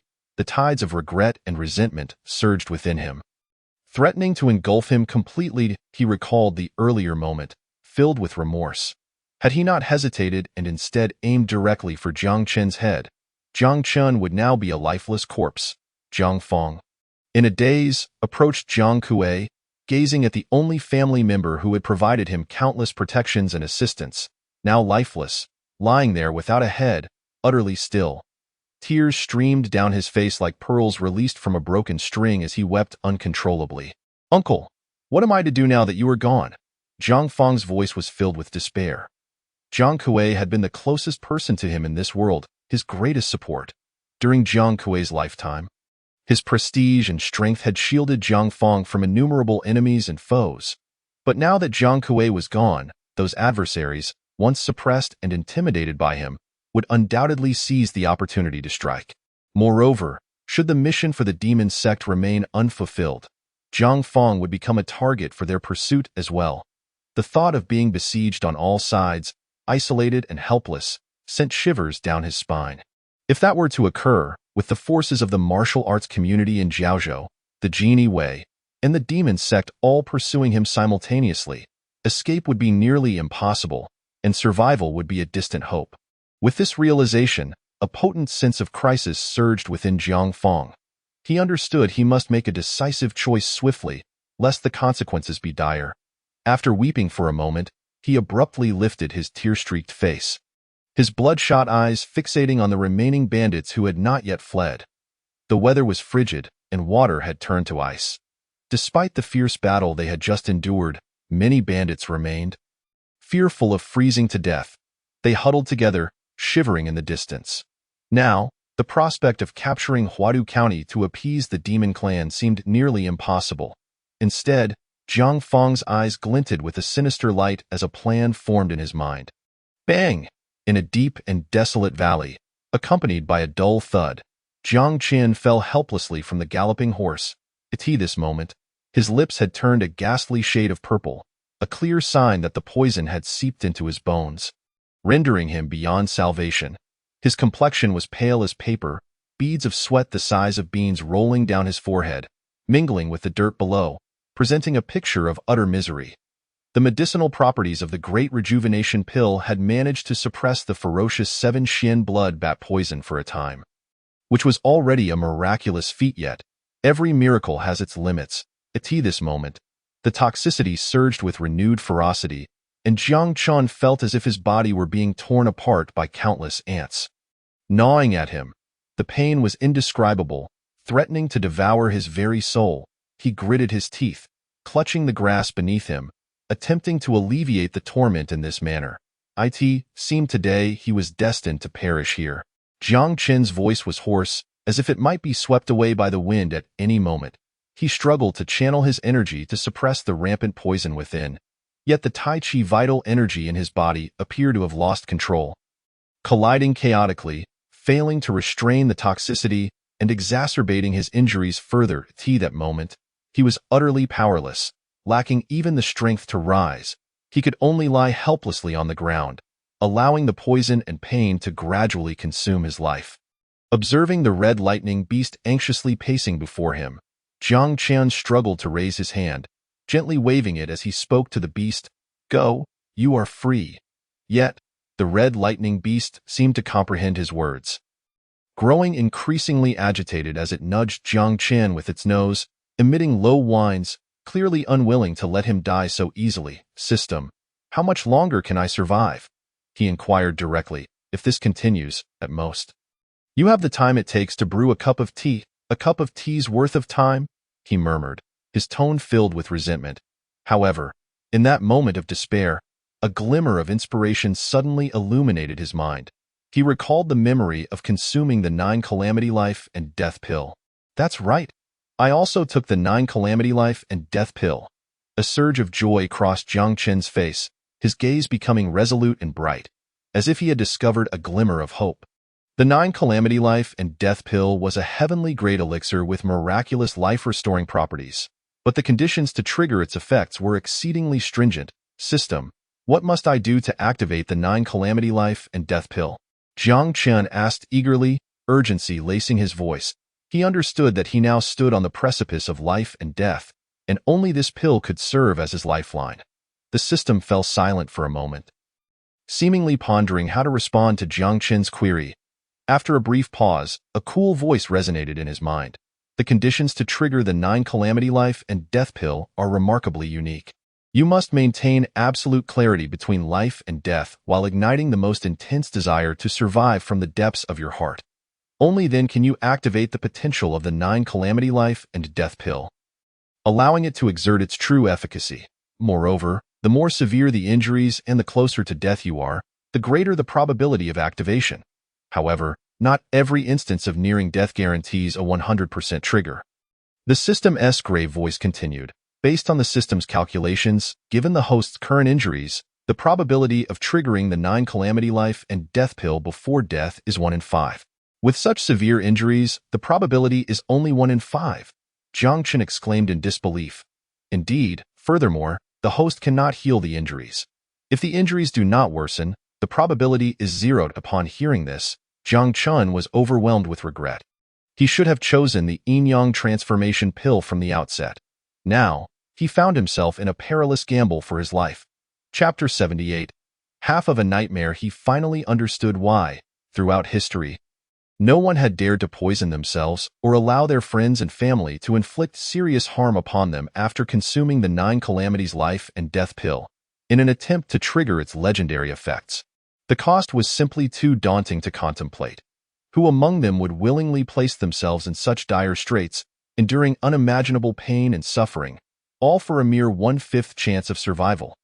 It was likely that the vast majority would retreat at the first hint of danger, opting to abandon this reckless endeavor. After all, life is singular. Who would willingly wager their existence on an uncertain future? Cough, cough, coughed. As these thoughts raced through his mind, a sudden wave of intense pain surged through Jiang Chen's chest. Accompanied by a few sharp coughs, he expelled several mouthfuls of blood laced with toxins. Please, host, endure as long as you can. The longer you hold on, the greater the chance the 9 calamities life and death pill will take effect. At that moment, the system's voice echoed in Jiang Chen's mind, seemingly both a source of encouragement and a reminder. Taking a deep breath, he gritted his teeth against the discomfort and continued to persevere. Time seemed to slow to a crawl. Each second stretched out like an eternity. Jiang Chen's gaze burned with an unquenchable thirst for life. I cannot die. I have traversed realms and awakened the system. I cannot simply fade away. The excruciating pain crashed over him like a relentless tide, gradually igniting a flame of hatred in his eyes. He clenched his jaw, his voice low and resolute. Han Qingkong, you treacherous villain, should I survive this ordeal, I shall ensure the complete destruction of your 5-poison sect. The specter of death hung over Jiang Chen like a chilling sword, its presence growing ever more oppressive. As if it were poised to strike him down at any moment, he swiftly accessed his spatial ring, a precious treasure acquired after his arrival in this world, containing everything he had extracted from the system. Without hesitation, he retrieved all the 100-year-old ginseng and 300-year-old wild ginseng. These roots exuded a potent life force, as though they embodied the purest essence of nature. Jiang Chen was aware that ginseng could sustain life. Yet he remained uncertain whether it would suffice in his current predicament. However, at the brink of death, he could not afford to hesitate. He understood that he was teetering on the edge of a precipice, and a moment of carelessness could plunge him into an irretrievable abyss. Yet, even a glimmer of hope was worth clinging to. Crack!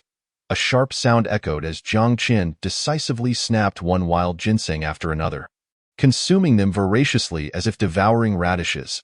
Each piece contained astonishing medicinal power, a gift from nature, now serving as his lifeline. As the wild ginseng filled his stomach, powerful medicinal energies erupted within him, transforming into pure vitality that surged through his limbs and bones.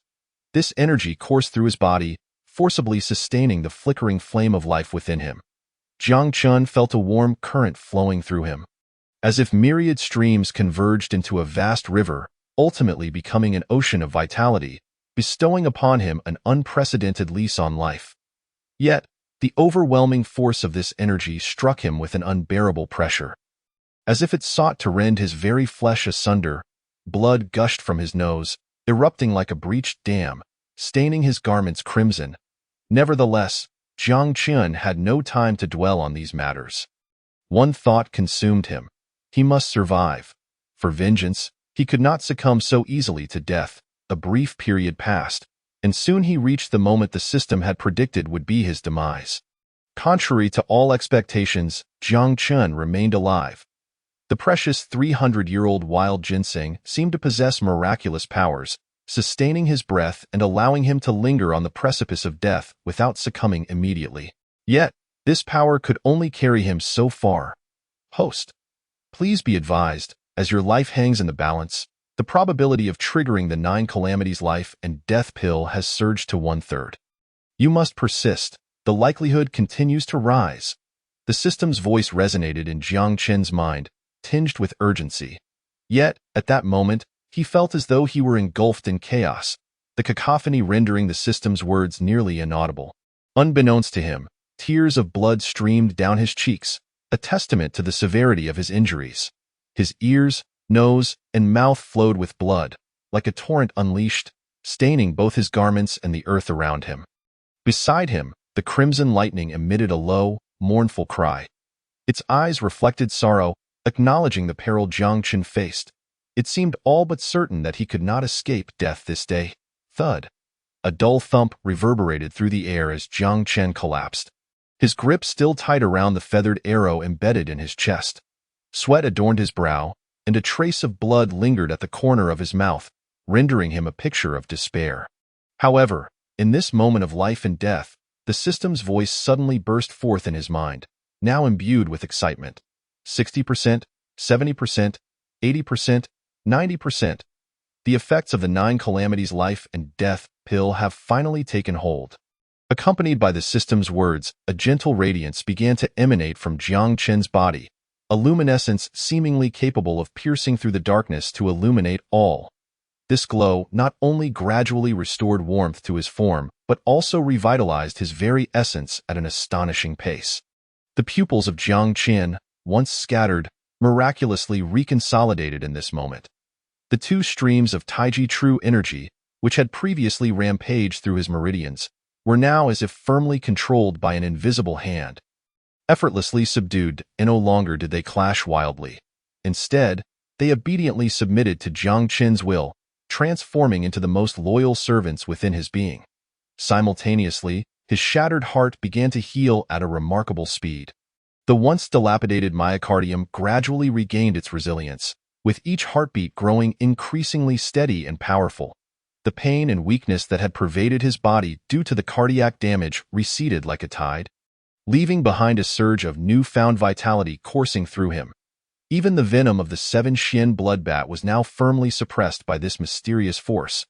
The toxins that had wreaked havoc within him were seemingly bound by invisible chains, unable to stir up any further tempest. Every meridian and acupoint in Jiang Chen's body glowed like bright lamps, radiating a soft, milky luminescence. This light not only illuminated his physical form but also brightened his inner self, granting him an unprecedented sense of tranquility. Beside him, Qi Dian watched this miraculous scene, nearly bursting with excitement.